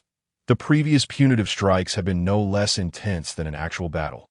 Lu Su was now fully warmed up. With a few agile leaps, he arrived at the entrance of the gymnasium. Even before stepping inside, the cacophony of fierce competition reached his ears, a lively clamor that starkly contrasted with the otherwise somber atmosphere of the school. Standing before the main entrance, he hesitated not a moment longer. boldly stepping inside, fully revealing himself as an intruder. Upon entering, the indoor ping-pong courts were filled with the rhythmic sounds of the ball, while the badminton courts reverberated with the fierce scuffing of shoes and the sharp whoosh of powerful smashes. The din of basketball players filled the air, punctuated by the occasional blast of a referee's whistle. Shouts, cheers, and a multitude of voices erupted within the venue, indicating that the school sports culture was indeed vibrant. Humph. Lu Su mused aloud as he surveyed the scene. It seems there are quite a few people. Standing at the entrance, he took in the entirety of the facility. Yet, amidst the clamor, it was utterly devoid of life. The chaotic gymnasium was entirely empty, an overtly bizarre phenomenon that, coupled with the inherently eerie atmosphere of the school, sent chills racing down his spine. A horrifying ambience lingered in the air. Yet those who had arrived here remained oblivious to the source of their fear. Lu Su, enveloped in a suffocating aura of darkness, ventured to the very center of the vacant gymnasium. The sounds around him felt incredibly real, tantalizingly close, yet he could see nothing. Hundreds of voices surrounded him, yet he could not perceive their sources. He stood within the gymnasium, a solitary island, engulfed in both terror and isolation. This place could drive a person mad if they lingered too long in daylight. At night, one might very well faint from sheer fright. To facilitate the audience's learning for their future roles as players, the visuals were presented from a first-person perspective, having previously watched in videos depicting a deranged individual torturing a game. This eerie atmosphere was a first for them. Why on earth would they create something with a horror theme? No, my cabinet just moved. I can't watch anymore. The other miraculous occurrences around the campus were already steeped in eerie tales. The method to overcome such challenges was inherently violent, and a more conventional puzzle-solving approach would likely be even more terrifying. Observing from her omniscient eye, Xiantong found the situation somewhat tricky. The imagery bore a distinctly Chinese horror flair. Most critically, the apparent emptiness made it challenging for her to gather useful data for analysis. In the center of the gym, Lu Su tilted his chin slightly, an expression of confusion creeping across his masked visage. So many people. Though visually imperceptible, his instincts were alarmingly clear. Within this not-so-spacious area, countless eyes were fixated upon him. It was a primal sensation, an amplified intuition belonging to his fury, just as all present felt the situation reaching an impasse. Uncertain of how to break through, Lu Su inexplicably raised his hand and fired a shot. Bang! The air seemed to warp around the bullet, creating a hollow mark on the distant floor. Yet aside from that, it appeared as if nothing had occurred. It was merely a casual shot. However, the expression on the mask of fury gradually shifted to seriousness, his brows furrowing as he swiftly drew his gun and fired again at another location. Subsequently, the sound of gunfire erupted incessantly, as if Lu Su's right hand had transformed into that of a Western gunslinger, wildly firing at various corners of the room, although he was firing single shots. The rapid rate of fire and the absence of the need for barrel cooling caused the gunshots to resonate in a continuous line, reminiscent of a machine gun's barrage within the confines of the room. The once bright and immaculate gymnasium was instantly transformed into a scene of devastation, akin to a war zone. The backboard of the basketball hoop lay shattered, the badminton net fluttered to the ground, and bullet holes peppered the floor and walls. Yet, the vibrant atmosphere of the gym remained unchanged, with the cacophony of various sports echoing unabated, harmonizing with Lu Su's gunfire, as if they were performing a collaborative dance. The onlookers stood in bewilderment, utterly perplexed by his actions. Within this arena, it seemed as though Sin had descended into madness, firing indiscriminately, yet achieving no discernible effect. What does this even mean? Has he lost his mind? It appeared that the approach of violent resolution was futile here. Quite frankly, how could one engage in violence when not a single living soul was visible? Shooting at the venue was utterly pointless. Initially, they had anticipated a reckless surge forward, but it now seemed clear that a different strategy was necessary. Due to Lu Su's exceedingly bizarre behavior, most spectators concluded that he was having a breakdown. In the earpiece, Xiantong's voice broke through. "What are you doing?" The expression on Lu Su's masked face twisted in frustration as he surveyed his surroundings. He could feel the palpable presence surrounding him, a multitude of watchful eyes observing his every move. their gazes laced with a significant degree of malice. Most of this malevolence was subtle, making it difficult for him to discern whether it was merely a figment of his imagination, as if he were encircled by invisible, intangible spirits. However, just moments ago, a strong intuition tugged at the strings of his mind, intensifying his awareness of a particular source of hostility, which felt more real. Thus, he fired his weapon. Yet he was acutely aware that he had not struck his target. As he raised his gun, that intense malice vanished, only to reappear behind him. With each subsequent shot, he aimed at the clearly defined source of hostility, eager to see what would transpire, but each time he met with failure. Within the vast expanse, it was as if countless stars were scattered about, dim and lifeless, with one occasionally flickering, captured by Lu Su's perception.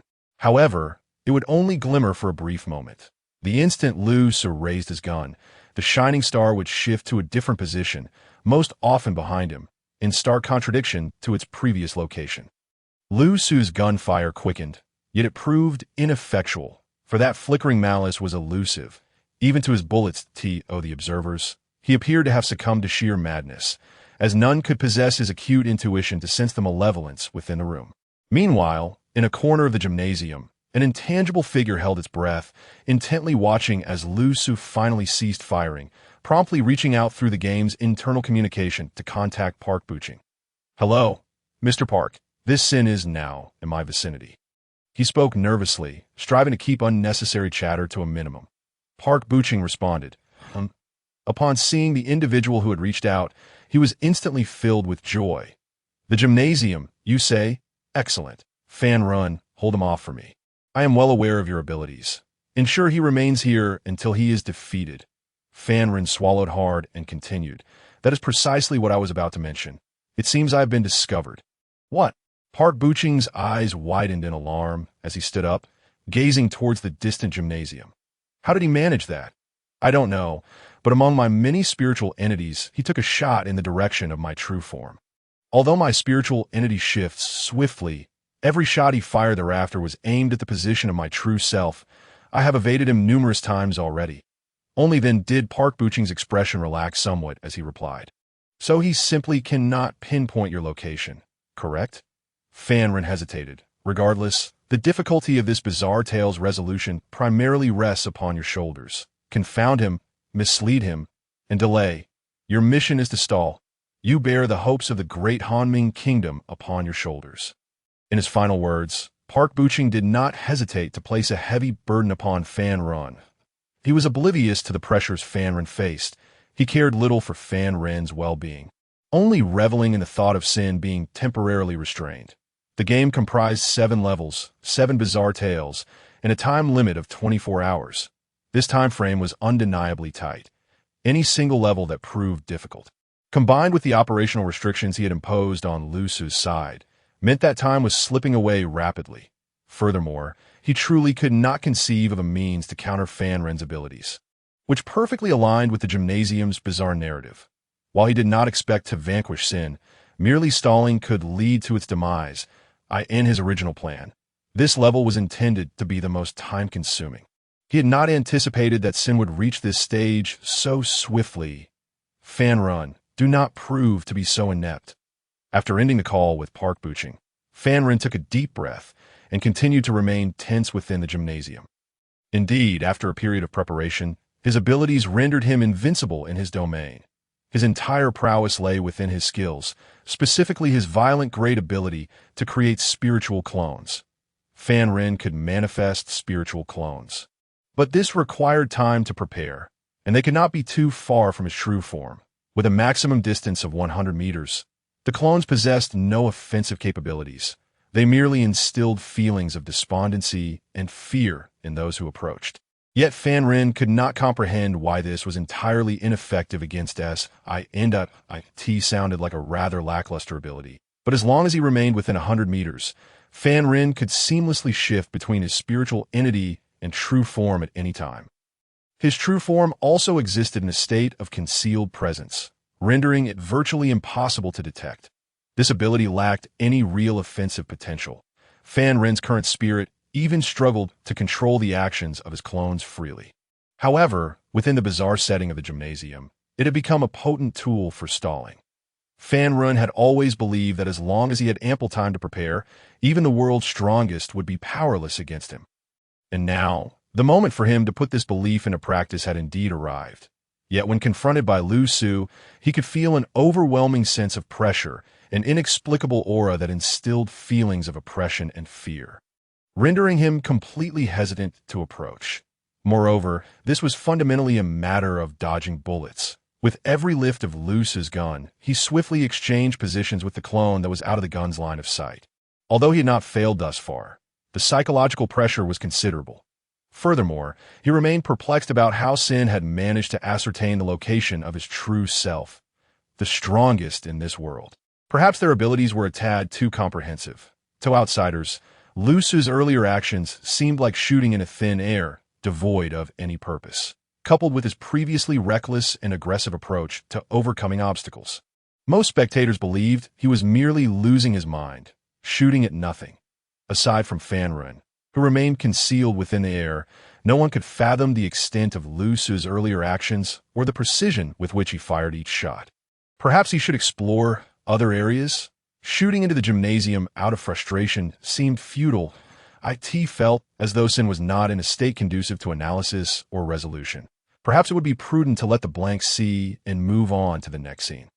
With 24 hours at hand, time was indeed of the essence. He must not lose to the Koreans. The audience began to brainstorm strategies, though their suggestions were merely casual chatter. Seasoned viewers knew that Sin never heeded the audience's commentary. Suddenly, after a period of calm, Lu Su abruptly lifted his gun once more, aiming directly at Fan Ren's true position. Fan Ren. In that fleeting moment, as Lu Su raised his hand, an alarm rang out in Fan Ren's mind, prompting him to swiftly switch places, finding himself behind Lu Su. Engaging in a tug-of-war with this formidable figure was no easy feat. A single misstep could spell death. It was rumored that this esteemed individual could kill without hesitation. And there was even a tale of a certain instance where he allegedly consumed a victim. Fear gripped him. Yet almost immediately, Fan Ren sensed something amiss, his pupils contracting in alarm. The gun did not fire. Lu Su's action was merely an attempt to ascertain how he had evaded the shot. A profound smile gradually emerged on the pale green mask, hinting at a deeper understanding. So you do not simply dodge bullets. You observe my movements, do you? Upon contemplating this, Lu Su loosened his grip, allowing the hell roar to tumble to the ground before vanishing into his backpack. Pressing a button on his earpiece, he spoke. You may depart first and explore elsewhere. Xia Antong responded. Are you certain? Observing Lu Su nodding, the metallic sphere in the air spun twice before decisively darting away. Xia Antong understood that since the decision of guilt had been made, her presence here was likely of little consequence. Soon, the once bustling arena was left with only Lu Su standing in solitude. Gradually, beneath the mask, his eyes closed slowly, the cacophony around him fading into oblivion as he immersed himself entirely in the primal instincts of a beast. After all, the gymnasium was empty. It was better to shut his eyes. At tea times, the unseen can guide the heart. Tell me, is it the gun that is swift, or am I? His voice, though soft, cut through the din of the arena, overpowering all noise like a tiger's roar, silencing the forest creatures, piercing directly into Fan Ren's ears. Fan Ren was momentarily taken aback, unsure to whom the words were directed. How could a human outpace a bullet? Yet in the next instant, a chill raced down his spine as a figure loomed larger in his vision, an overwhelming sense of death enveloping him. Transform! Boom! In the blink of an eye, a thunderous noise erupted as Lu Su's right leg descended sharply, resembling a mountain axe crashing to the earth. The ground of the badminton court was instantly dented, a massive fissure rapidly spreading throughout the gymnasium. Fan Ren stood at a distance, his heart racing as he gazed ahead. He realized why Lu Su had stowed away his weapon. The man exhibited no signs of raising his arms. He could merely gaze forward yet charged backward, although not as fast as a bullet. His movements were far less predictable. But how could this be possible? How could a human possess such speed? Fan Ren had never witnessed anyone like him, even if the opponent were the world's best. He never imagined a person's physique could transform into a weapon. Was his Achilles tendon made of steel? Yet at that moment, He had no time for astonishment before he could catch his breath. A terrifying gust of wind rushed towards him. The ferocious mask, exuding an aura of death, surged into view once more. Only one thought consumed Fan Ren's mind. This seemed like an inescapable fate. Transform, with no time for contemplation, he felt the murderous intent seeping through the air, prompting him to hastily switch positions to evade once more. Boom! Turning back, the floor where he had just stood erupted again. Debris and dust swirling, obscuring Lu Su's figure in an instant. The dust was shattered by a powerful gust, revealing yet another manifestation of guilt. His muscles required no respite or buildup, with fear consuming him. Fan Ren vanished from his position, swiftly swapping places with his spirit form. The next moment, the basketball hoop behind him shattered under a single strike, fragments raining down. Fan Ren's back was drenched in cold sweat. After just these two encounters, guilt, the so-called number one, was no mere title.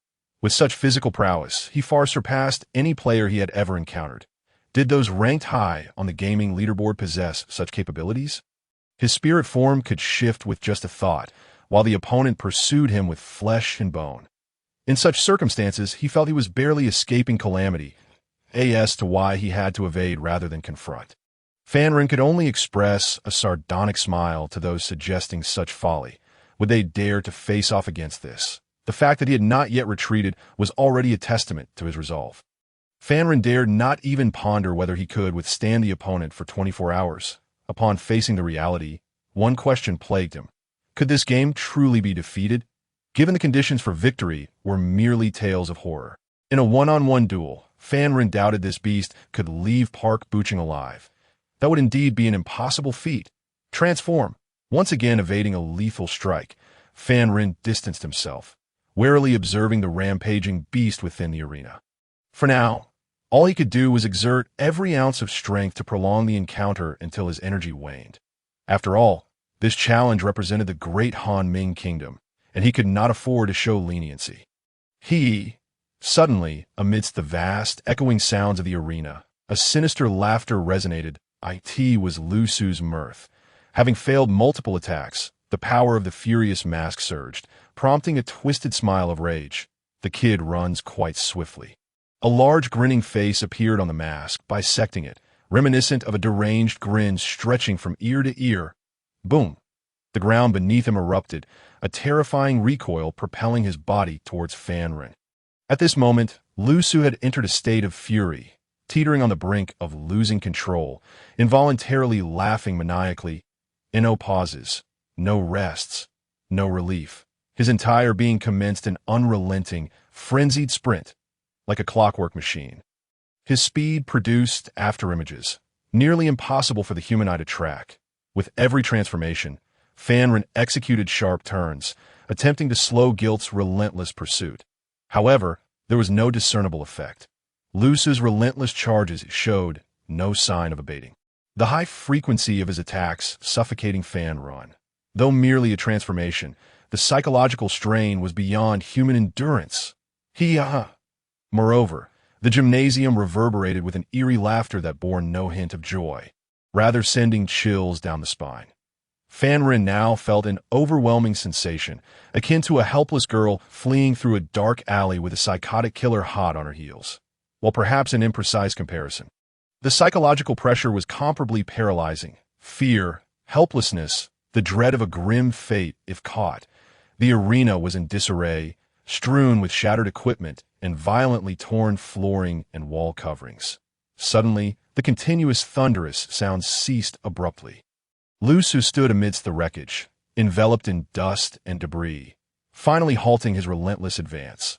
The gymnasium had become unrecognizable, smoke billowing as the scoreboard above swayed precariously before crashing down.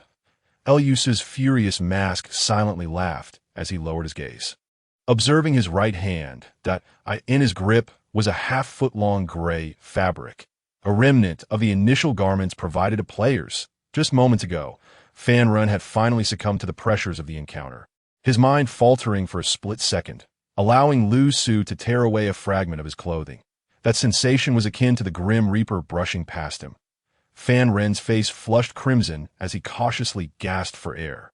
He was unsure why guilt had suddenly paused, but this momentary respite was invaluable. The psychological strain was immense. Was this game not supposed to challenge Park Buching as the first? Why did he feel as though he were trapped in hell? Gazing at his torn clothing, Fan Ren remained shaken, hastily attempting to contact Park Buching while seizing this fleeting opportunity. The internal game channel connected. "Hello, Mr. Park. Prepare for what comes next," Park Buching replied, puzzled. "What do you mean? Prepare for what? I can't hold on much longer. This guy is truly terrifying, absolutely terrifying." Fan Ren repeated the last phrase twice, underscoring the collapse of his mental state and the weight of pressure. Park Buching responded, "What? Can't hold on? It's only been a few minutes. What are you talking about? What's happening?" Fan Ren had already ended the call. In the arena, Lu Su examined the fabric remnants in his hand, his rage slightly subsiding. After all, he did not wish to lose control entirely. Upon seeing the evidence, he confirmed his instincts were correct. Indeed, someone was present, radiating malevolence. "How did you not escape this time? You shall not evade me." As he gazed upon the fragments of clothing that materialized seemingly out of thin air on his hands, he had always believed that sin resided within the erratic audience, who were now equally dumbfounded. Not a WOC? Where did this come from? It's real, an actual entity. This means that just moments ago, the master was pursuing someone. The notion that physical exorcism could truly work sent a chill down my spine. The speed of the opponent was astonishing, and the fact that they had yet to be apprehended hinted at their prowess. If only Fan Ren could witness the viewer's reactions on Lu Su's side, he would likely be left reeling. Fan Ren thought to himself, "What? A master, me?" Lu Su stood still, fixated on the fabric in his grasp for several seconds, the smile on his mask growing increasingly brazen. Before he mused internally, "Very well, it's sufficient to confirm that someone is present in more games. Time to enhance the pain god's abilities." With a mere thought, his personal strength data panel was summoned. After excluding equipment and other factors, Lu Su's personal strength score was undeniably extravagant. Strength 30, speed 15, agility, coordination 15, fortune 3, spirit 3. That aside from the unclear purpose of the fortune attribute, Lu Su had not altered the other statistics, all of which surpassed the levels of other players. The allocation of spirit points seemed rather inefficient at a rate of 1/10, which Lu Su found unnecessary. He preferred the tangible strength of his physical form. Where perception was cleared, in the previous eerie tale, Lu Su had accumulated a considerable amount of pain points. Combined with previous meager gains, he now boasted over 40. Beneath the mask of wrath, Lu Su was too fatigued to meticulously calculate. Since he intended to engage with the opponent thoroughly, he would grant himself a significant boost. As he contemplated this, he raised his speed and coordination dramatically in one fell swoop. That it was akin to a gamble. Speed enhancement, 1530. Coordination enhancement, 1520. He decided to set aside strength for now, focusing primarily on speed. His personal speed score had effectively doubled through the expenditure of pain points. He did not know whether the entity lurking in the shadows was human or ghost, another player or some creation of the game, but he was determined to unearth it. The sensation of being toyed with was infuriating. While Fan Ren felt he was navigating a perilous situation, Lu Su did not share that sentiment. In his perspective, he was dealing with an irritating mouse that merely scurried away, leaving him unable to catch it. Almost every failed attempt further fueled the flames of his ire. Although Fan Ren had been running for a considerable time, he had not delayed matters significantly. However, Lu Su's growing anger had been accumulating, serving to assist him, even while donning the mask of gluttony. Lu Su had no intentions of consuming humans, but now he genuinely craved flesh. This ghostly entity seemed to possess the ability to teleport, displaying extraordinary capabilities, yet it provoked his irritation. Now, with his speed doubled, he felt as though he were gliding on the wind, experiencing a sensation of lightness. If he had previously been able to corner the opponent, his chances were now greatly improved. Fan Ren was hiding at a distance, holding his breath, observing sin and anticipating the next move. Although he could not comprehend why it had halted, a foreboding sense prickled at him, akin to a thorn in his back. Suddenly, Lu Su turned his head. directing his gaze toward Fan Rin's location. In that instant, it felt as though they had locked eyes. Fan Rin was acutely aware that he was cloaked in invisibility, yet that fleeting glance left him feeling exposed. As if stripped bare, his heart skipping a beat. "Friend, your breath is showing." The mask of wrath grinned widely, addressing Fan Rin's position. Fear, much like the scent of blood, would inevitably expose all. In an instant, Fan Rin's muscles tensed, and he held his breath, bracing for a new round of pursuit and escape. Yet, Lu Su did not hasten to attack. Instead, he slowly approached Fan Rin, adjusting his cuffs as he spoke evenly. "I hope you are prepared. The boss has entered its second phase." "What?" Fan Rin was momentarily taken aback, struggling to grasp the meaning of this statement, sensing a profound shift in Lu Su's demeanor. However, without warning, Lu Su's measured pace transformed into a sudden sprint, propelling him directly before Fan Rin. Transition. Fan Rin's nerves were taut. The moment Lu Su's stride commenced, he executed a swift escape. Yet he soon realized something was amiss. Despite having transitioned, the rushing wind still buffeted his face. The pale green mask was already upon him. With no time to ponder the inexplicable nature of this encounter, he barely managed a second transition in a flash, narrowly evading disaster. Lu Su's assault was laced with precognition. Due to fear, Fan Rin always transitioned towards the farthest possible point from Lu Su, maximizing his return angle, which granted him a sense of security. However, such behavior rendered him predictably vulnerable. Thus, Lu Su's initial charge was not aimed at capturing him. Instead, upon arrival, he planted his foot firmly, using the recoil to propel himself backward. Indeed, the moment he moved, he sensed the presence of that primal instinct tracking him nearby. Despite his efforts, Lu Su failed to secure his target with this second attempt.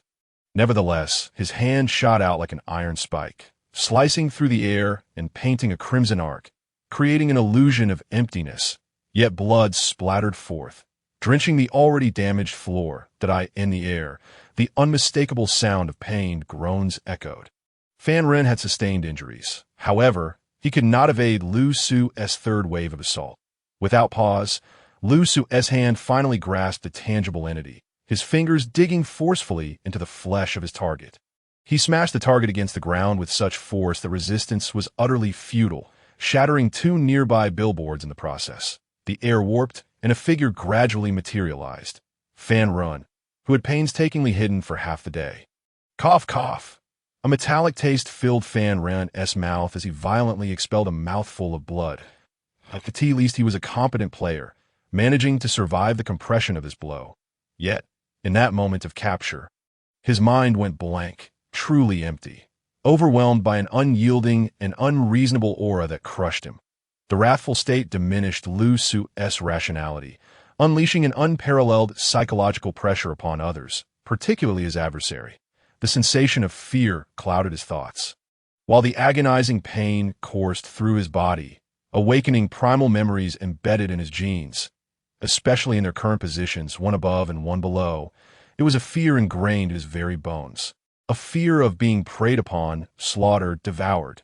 Fan Rin had no time for astonishment. Survival instincts took precedence. He flipped his hand and produced his exit token. However, the moment it was drawn, an immense force seized his wrist. In the blink of an eye, it felt as though his wrist had been placed within a hydraulic press, rendering him senseless with pain. Ah, ah, ah, his screams echoed as the tremendous force compressed his muscles and tendons. A cacophony of cracking sounds filled the air as he lost his grip. The exit token slipped from his fingers, clattering to the ground. Before him loomed the grotesque visage of the pale green mask, grinning menacingly. "Why the rush?" I asked if he could leave. Lu Su's grip tightened further, blood oozing from Fan Rin's captured wrist, the flesh crushing against the bone as if Lu Su intended to shatter it entirely. Fan Rin continued to scream, completely engulfed by terror, his mind clouded with senseless cries. Regret flooded him for agreeing to partake in this game. It was clearly none of his concern. Why was he the one suffering when others had sought to challenge the top spot? In that moment, as he saw the exit token tumble to the ground, he realized he was undoubtedly doomed. Though he was unaware of what had befallen Jean Lu, he had at least managed to escape the game with his life. What about him? As I approach nearly 3 decades of life, the memories begin to whirl before my eyes like a revolving lantern. In this moment, he has already started to reminisce about the past. As if awaiting death, suddenly, the excruciating pain in his wrist loosens, replaced by a tingling sensation, and the ache vanishes entirely. Fanrin exclaims, "What does this mean? Has my hand been crushed?" A gruesome image flashes through his mind, prompting him to turn away in despair. Upon glancing at his hand, he discovers that it was Lu Su who had released his vice-like grip, refraining from inflicting further pressure. For a moment, Fanrin is taken aback, feeling a surge of relief akin to escaping death. However, a low voice pierces the air. "What are you shrieking about?" Lu Su, pressing down upon him, finds himself momentarily bewildered. Why does this grown man emit such a pitiful wail? His confusion slightly alleviates the anger brewing within him. It seems he hasn't even declared his intentions yet. What is wrong with this person? Wasn't it just a grip on the wrist? Surely it wasn't severe enough to snap it. This was utterly unlike the adversary he had envisioned.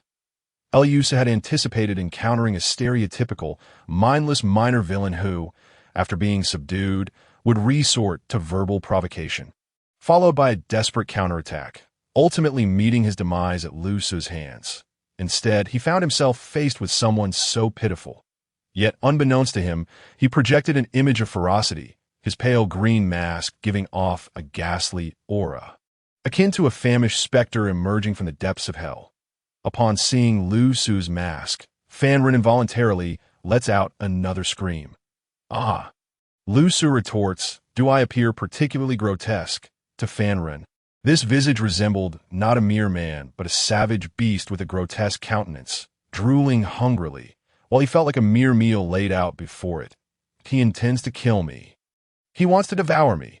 The veins on Fanrin's forehead throb, his mind trapped in a relentless loop of these two thoughts, rendering him incapable of rational thought. The moment he relinquished the token, he felt as though he had already glimpsed his own demise. "Please, do not kill me. I am merely fleeing for my life and have not dared to lay a hand on you. It was Pu Buqing who challenged you, not I. I harbor no intentions against you. I beseech you, spare my life and allow me to leave. Killing me would bring you no benefit, would it? I have an elderly mother to care for." And Lu Su, confronted with such a spectacle, felt a surge of irritation mixed with amusement, almost finding it laughable he had initially perceived his opponent as a formidable escape artist, but now it was evident that fear had rendered him a mere coward. Lu Su chuckled, shaking his head as he lifted Fanrin, allowing him to lean against the wall that if he could amuse the wrathful mask, perhaps Fanrin was not entirely devoid of talent. "I have a few questions for you," Lu Su stated. Fanrin, still shaken by Lu Su's earlier laughter, could scarcely comprehend what was happening. What is there to laugh about? He quivered, oblivious to the words of the crime he had just uttered. "Please do not kill me. Let us converse that I am not delectable. Do not consume me." Lu Su, perceiving Fanrin's state, refrained from further banter and, patting his shoulder, inquired, "This place must harbor many things, correct? The unseen and untouchable kind. Can you enlighten me about it?" Seemingly cautious not to frighten him further, Lu Su's tone softened. "You have 10 seconds to provide an explanation, or I shall press your head into your pelvis. I strike swiftly, it won't hurt. Should that occur, your two heads will be reunited." "Ah?" Fanrin's fleeting composure shattered, and his ears echoed with the horrifying prospect of imminent death at the hands of this man. He erupted into a pitiful wail, though it lacked sincerity, producing only sound without tears. With a resounding force, Lu Su kicked the wall beside Fanrin's head, exclaiming in irritation, "Crying? Is that a waste of time? I will count to 10. 1, 10. As he spoke, Lu Su unleashed a roar that resonated like thunder. No. What about the 8 numbers in between? Allow me a moment." Fanrin lunged forward, clinging to Lu Su's leg. "Yes, it was my doing. If you perceive many things, they must be my spiritual entities." "Spiritual entities?" Lu Su echoed, intrigued. Indeed, just like that, Fanrin hurriedly recounted his abilities, fearing that any concealment would result in immediate demise at the hands of this criminal. Lu Su listened, increasingly astonished. "Spiritual entities, can you retract them?" "I cannot. Truly, I cannot. They will only dissipate once they exit the range, Fan Rin hastily explained, hoping for his release, thinking that once he was freed, the entities would vanish as well. Cannot, you say? Perfect. Lu Su's mask displayed a smile once more. Truthfully, Fan Rin had become the individual who elicited the most varied emotions from the wrathful mask. Perfect? Fan Rin pondered, only to feel a sudden pressure on his shoulder as Lu Su's grip tightened.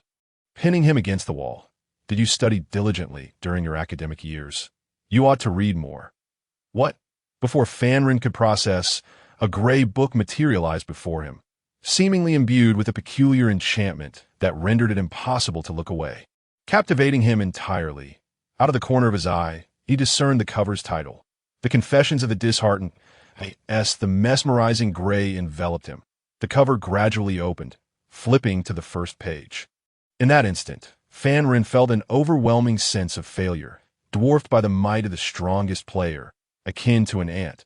Perhaps it would be better to perish here. He no longer wished to live. Simultaneously, unearthly shrieks echoed throughout the gymnasium, resembling the wails of tormented spirits.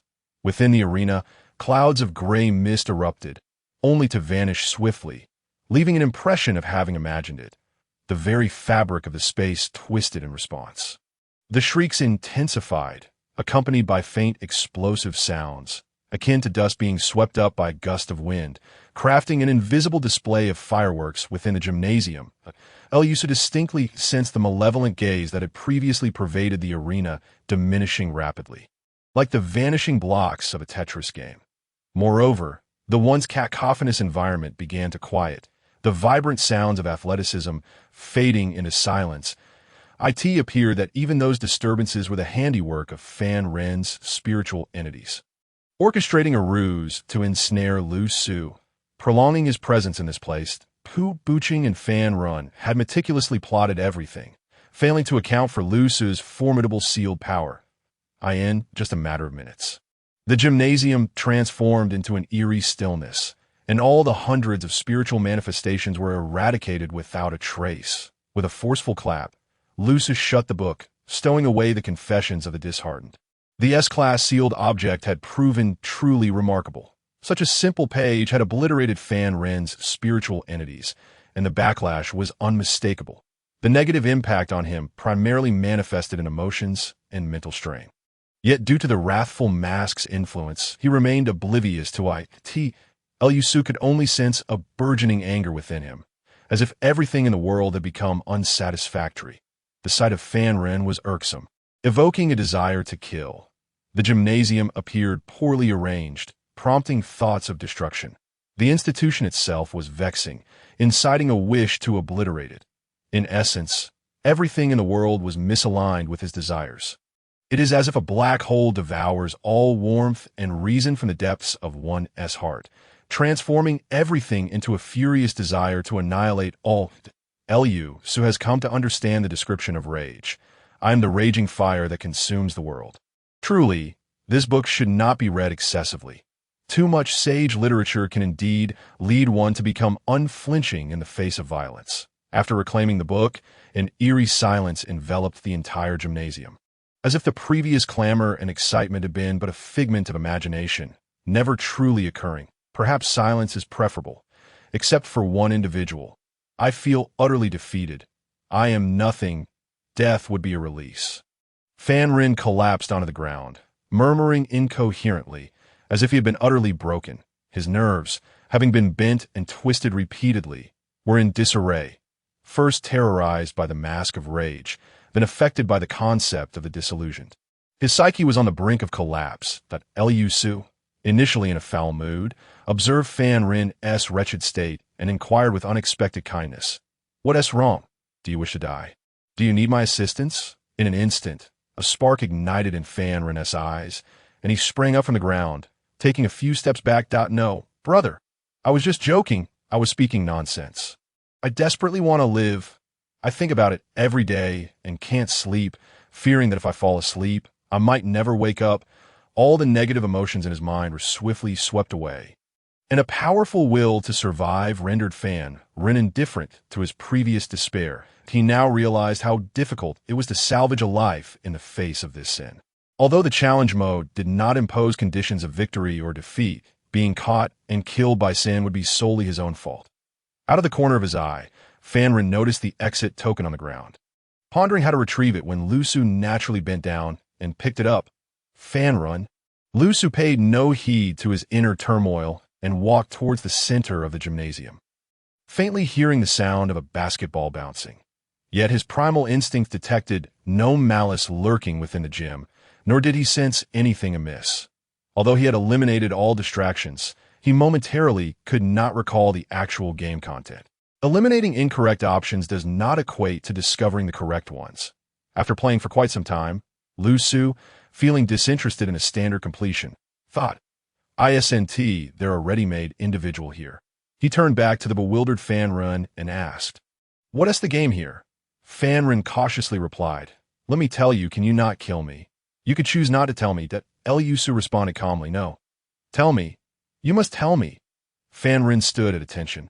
Realizing they were indeed playing basketball, the speed of Fan Ren's transformation astonished all the onlookers. Yet it must be admitted, this was indeed a clever survival tactic. And then, seeing the other party's cooperation, Lu Su continued to inquire. "Then I don't know. Truly, I can only discern spiritual entities, so I possess a slight awareness. The specific method of completion is known only to Pu Buching. Why not go find Pu Buching? Torture him, but don't torture me. It would be of no use." Lu Su.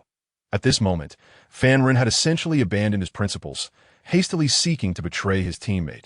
After all, if it weren't for Pu Buching, he wouldn't be facing this harbinger of death. Lu Su.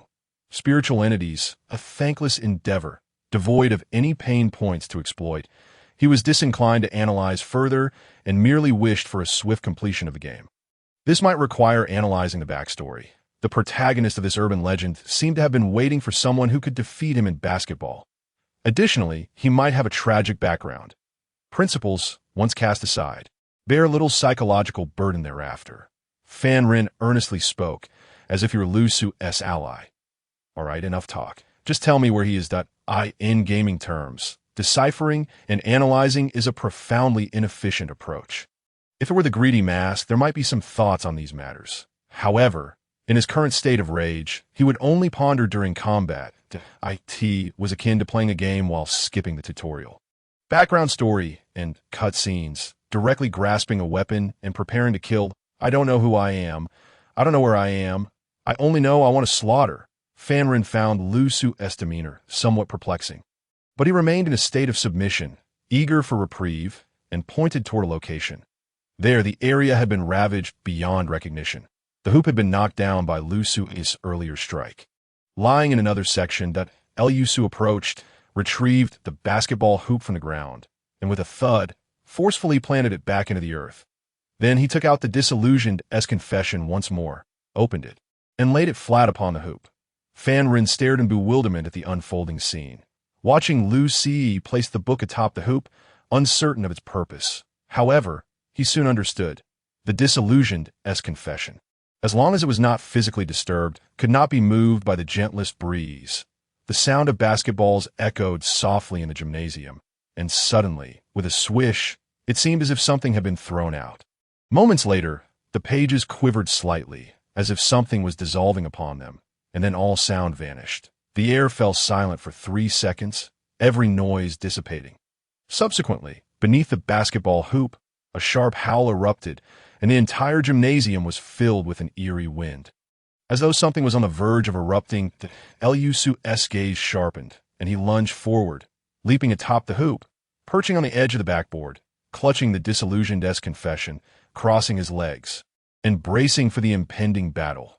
The atmosphere of fury unfurled, clashing with the unseen resentments, akin to a fierce struggle between dragons and tigers.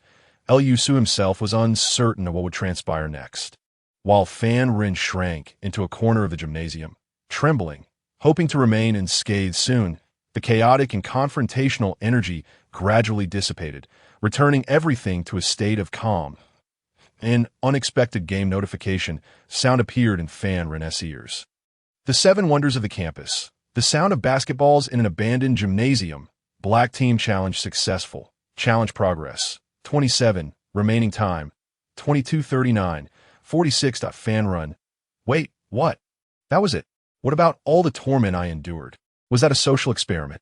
Yet, upon recalling the harm the book inflicted on spiritual entities, coupled with Pooh Buching's earlier words, many things began to seem rational at that time. Pooh Buching had remarked that his ability was unique, and the gymnasium posed no particular difficulty. However, I have tailored it specifically for you. This challenge aligns perfectly with your spiritual entity. As long as you can withstand it and remain undetected, no one will escape this challenge. Unfortunately, Fan Run did not manage to endure. In Pooh Buching's scenario, the hundreds of spiritual entities resembling basketball spirits, mingling together, would render it impossible for anyone to identify the correct target. Furthermore, with Fan Run interfering from the side, no one would be able to locate him. If a normal person were to attempt to eliminate distractions and seek the critical clue, they would have fallen into Pooh Buching's trap. But Lu Su arrived. Upon realizing someone was watching him from the shadows, the Mask of Fury could only capture and eliminate him first. Who dares to unleash malice upon me? Lu Su watched as matters resolved themselves. Having prepared for another encounter, he felt somewhat displeased. Shortly thereafter, a peculiar game voice transmission emerged. White team player, Fan Run, has exited the competition of this challenge mode. Lu Su thought to himself. Hadn't he already taken his exit token? Could it be that the other party had also obtained an exit token from the game rewards? Turning back, he found Fan Run still standing behind him, equally perplexed, as he patted himself down. Seemingly checking if any part of him was missing, that Lu Su furrowed his brow and asked, "Didn't you say your name was Fan Run? Are you deceiving me?" "No, brother," Fan Run exclaimed, now anxious. "What is going on? Why did I exit?" Fan Run had never encountered such a situation before. Strictly speaking, it is likely that no one in this world has ever faced a predicament quite like his. He remained within the game. Yet it felt as though he had already withdrawn. The game announcements had concluded, and his attempt to communicate with his teammates through the in-game messaging system had failed, as that channel had been abruptly closed to him. Even his own live stream had vanished, leaving him staring at a black screen when he opened his interface. What am I now? A living dead in the game? I fear that if my teammates were to see me now, they might mistake me for someone else entirely, perhaps a conspirator in disguise. Fan Run was engulfed in confusion. His exit token was no longer in his possession, rendering him unable to exit even if he genuinely wished to. Every aspect of his in-game status had evaporated. No audience, no teammates, and no one was aware of his wandering presence. Particularly in this moment, can the specter before me truly believe that I am Fan Run? If this fellow cannot discern who he is, he likely does not care to figure it out. Forcing a smile, he addressed Lu Su. "Truly, big brother, you must believe me. I have no reason to deceive you. Perhaps you could return my exit token. I can leave now. Just calm down and refrain from violence." Lu Su remained silent, merely lifting the hell roar in his hand and transferring it to his right. "No, there is no need for hostility. Let us discuss this." Fan Run was nearly paralyzed with fear, nearly losing control of himself. Why did this man not believe that he had no ulterior motives? If you don't believe me, ask your audience. I can't even stream my own perspective. Lu Su did not acknowledge him. After switching hands, he stowed the hell roar away, pressing down on his earpiece. "Hello?" Upon establishing a connection with Xia Antong, Lu Su turned and strode towards the exit of the stadium. "I see. Your completion speed is quite impressive." There was a brief silence on the other end before a reply came. "It's rather straightforward." That Lu Su responded succinctly, inquiring whether the location and details of the next bizarre tale had been determined. "That I've essentially pinpointed the approximate location." Lu Su was pleasantly surprised by Xia Antong's reply. He had not anticipated such optimism. Xia Antong continued. "The music classroom and the art classroom have relatively clear directional indicators. I have a general target in mind and will guide you there shortly. As for the restroom and the 13th step, the indications are unclear, but I have a few rough ideas that that time. I will need you to scout those areas based on the game as triggering conditions." It seemed that she had grown accustomed to the manner of speaking associated with sin, issuing commands without unnecessary words. The pair resembled merciless completion machines, solely focused on traversing this game. It was perplexing. Their conversation exuded an overwhelming sense of pressure, leaving one to wonder if Pu Buqing could withstand it. How utterly disrespectful. How much time has passed? To be frank, I felt invigorated by their interaction. If I sensed an issue, I could directly inform Sin, who would then proceed to obliterate it. Of course, who wouldn't enjoy playing at max level? I too wished to be a formidable ally. Elius's pace in completing the game was exhilarating, leaving one breathless. Finally, having finished, they entered a phase where they could engage in casual conversation. Xiantong's eyes had once again returned, swirling in the air, preparing to guide him towards the music classroom. Lu Su understood that many elements within the Seven Wonders were steeped in the supernatural. If the confession of the disheartened held considerable resistance against spirits, then possessing such a tome might prove more effective than wielding a firearm. Thus, he grasped the book, adjusted his attire, and appeared remarkably refined, akin to a university professor. This striking contrast rendered Xie Antong momentarily speechless, leaving her at a loss for words. The metallic orb circled in the air twice before spotting the despondent Fan Run in the stadium and inquired, "Who is this person?" "Just a bystander. Perhaps his life's aspiration is merely to survive." Lu Su replied. "Understood. Moreover, Pu Buqing is likely devising new restrictions. After all, another level has been cleared, so remain vigilant." Observing Lu Su's silhouette gradually fade from view, Fanren finally exhaled, his entire being collapsing onto the nearly ruined floor. His mind was a blank slate, and he felt utterly lost regarding his current predicament, uncertain of what to do next. He had been ejected from the game system. Was he to remain here and wait? What did Pu Buqing think of him? What did the citizens of the great cold underworld think of him? Given Pu Buqing's character, he would likely perceive Fan Run as utterly useless, perhaps even cursing him vehemently. He hoped that the man would not take his own frustrations out on Fan Ren. Setting aside other considerations, Fan Ren's judgment of Pu Buqing remained astute. What the hell? How could it be that in such a short span of time, a level crafted specifically for that fellow was completed in less than an hour? Moreover, why had no information been relayed back before the exit? Why were they all so incompetent that not a single message was returned? With over 100 avatars, a mere thought could facilitate a swap. Even if they were 100 pigs, they should not perish without uttering a word. What the hell? Pu Buqing was currently seething with impotent rage. He had not anticipated that a single game could secure Sin the title of the world's best. But he simply could not accept that his teammates exited the game without uttering a word. Meanwhile, with Fan Ren's game screen completely vanished, the audience of the great cold underworld, those who had not witnessed much of Fan Ren's first-person perspective, began to speculate and disparage him. Fan Ren's situation was indeed indefensible. The most time-consuming level had been dispatched with such swiftness that I checked. It seems that Fan Run has some Chinese ancestry. This made sense. He was a traitor from within. What the hell?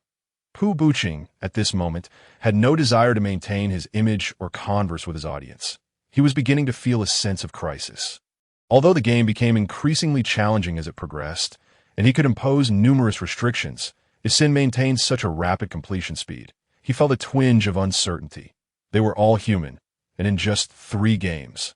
The disparity could be so vast. What the hell? It must be due to the incompetence of my teammates that things have turned out this way. Utterly useless, the suggestion interface for the game had long since appeared. Yet he had not taken the time to exercise his authority to impose new restrictions on the opposing side. His confidence had waned. He was uncertain how to guarantee victory with absolute certainty. The thought of losing was too daunting to contemplate. What the hell? It must be because my teammates are so dim-witted. I designed this. As if struck by a revelation, Pu Buqing's urge to curse momentarily halted as he pondered something. A slight smile crept upon his face as he began inputting new restrictions into the game interface before him. Since my teammates are useless, then no matter how formidable you are, can you be assured that your teammates are equally capable? At this moment, Lu Su had been guided by Xie Antong's eyes to a special arts and sports building, arriving at a classroom on the underground floor. This is it.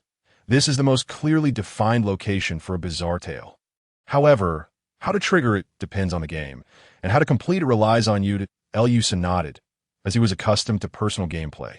This sense of freedom was unparalleled for him. This mode of cooperation did not restrain him in the least. Very well, then I'll handle this area. You can verify the others.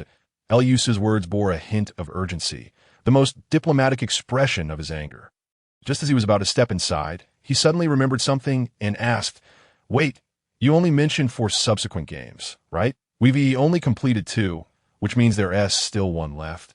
Hearing the question regarding Sin, Xia Antong responded, "Yes, that one should be the most elusive. I haven't discovered it yet. I'll take a look around shortly." Elius furrowed his brow slightly, not because he sensed any particular issue, but rather due to an instinctual feeling that Xia Antong's words seemed to carry an unsettling emotional undertone. However, he refrained from voicing his thoughts, merely responding with an acknowledgement before stepping into the classroom. Inside the biology classroom, Xia Antong sat alone in the chaotic yet silent room, crossing her legs as she engaged in conversation with Zue. Just as she mentioned, "I haven't discovered it yet," unbeknownst to anyone. Behind her, a plaster sketch model shaped like lips bore a subtle smile at the corners. Who said a classroom could only hold one ghost story? Yet, what remained unknown was that Xia Antong, facing away from the plaster model, also wore a faint smile while uttering those words. The all-seeing eye. How could there be any blind spots in its vision? After all, there were eyes watching from behind. In the midst of this delicate atmosphere, the game's constraints finally arrived, albeit belatedly. The black team player had already navigated through the second campus miracle, prompting the white team player to announce the second restriction. Within the black team, every participant in this challenge mode game was required to have a record of completing campus miracles. The moment Xia Antong heard this limitation, her lips could barely contain a smile. Almost bursting into laughter, she lifted her head, her expression laden with meaning. Pu Bu Chung. Although his mindset and behavior patterns were challenging to analyze, it seemed a tad simplistic to predict your moves. As Lusu entered the classroom, he too caught wind of the conversation, causing him to pause momentarily. Xia Antong had seemingly perfected her anticipation of Pu Bu Cheng's intentions. However, Lusu remained oblivious to the extent of Xia Antong's capabilities. The all-seeing eye, a legendary weapon, was indeed impressive, yet its combat efficacy appeared lackluster. Or perhaps it had yet to be demonstrated. Did she also need to complete a level? Wasn't that rather comical? What if she failed? Would that mean he too would be deemed a failure? Was this merely a jest? This game was a challenge mode, a trial between himself and Pu Bu Chung. The previous restrictions had not clarified what would happen if she lost. Contemplating this, Lusu felt the situation might be far more complicated. Upon entering the room, the door closed automatically, and an eerie atmosphere enveloped him. Yet, Lusu paid little heed to it and pressed the earpiece once more, inquiring, "Did you hear the game's restrictions just now?" "I did," Xia Antong replied. "You confirmed the game's difficulty as hell level before selecting your team, which means you were matched with allies that AS for Pu Bu Chung. It's evident he has more than one teammate, granting him additional support. Conversely, the difficulty for you is inherently hellish. Thus, my role as your assigned teammate is essentially to impede your progress." As she spoke, she rose and began to wander aimlessly around the classroom, appearing rather bored as she casually adjusted the positions of the sculptures within the room. By this point, every sketch model in the classroom had been repositioned by her. Listening to her remarks, Lusu fell silent for a moment before responding, "You possess quite the self-awareness. Are you always this blunt? Enough with the pleasantries. Among these ghost stories, do you find any that seem relatively simple?" Lusu's tone shifted to one of seriousness. "You can choose an easier one. I'll take care of them until they're nearly defeated, and you can finish them off. That we shouldn't delay the game." Xia Antong remained quiet for the moment, not yet disclosing her own situation. She had likely already deduced Pu Bu Cheng's strategy. After a few seconds of silence, she pressed her all-seeing eye helmet, causing the armor around her ears to liquefy and reshape itself around her headphones. Subsequently, a slender neural spike pierced her skull, eliciting a slight furrow of her brow due to the pain. However, without uttering a word, her thoughts transformed into sound, reaching Lusu's ears. "Zeh, I hope you keep this discreet. What I am about to say cannot be heard by the audience, nor can Pu Bu Chung possibly know. Only the two of you can hear." Lusu responded, "The weather at this school is truly dreadful." Xia Antong nodded in satisfaction and continued in her mind. To be concise, whether I become a burden to you is not for you to decide, but rather for the game to determine that if the game has such intentions, then your strength may yield counterproductive effects, and Pubu Chung is already approaching this angle. However, I believe we might be able to turn this to our advantage. Lu Su was uncertain how to feign indifference. Wearing an anger mask was quite outside his comfort zone.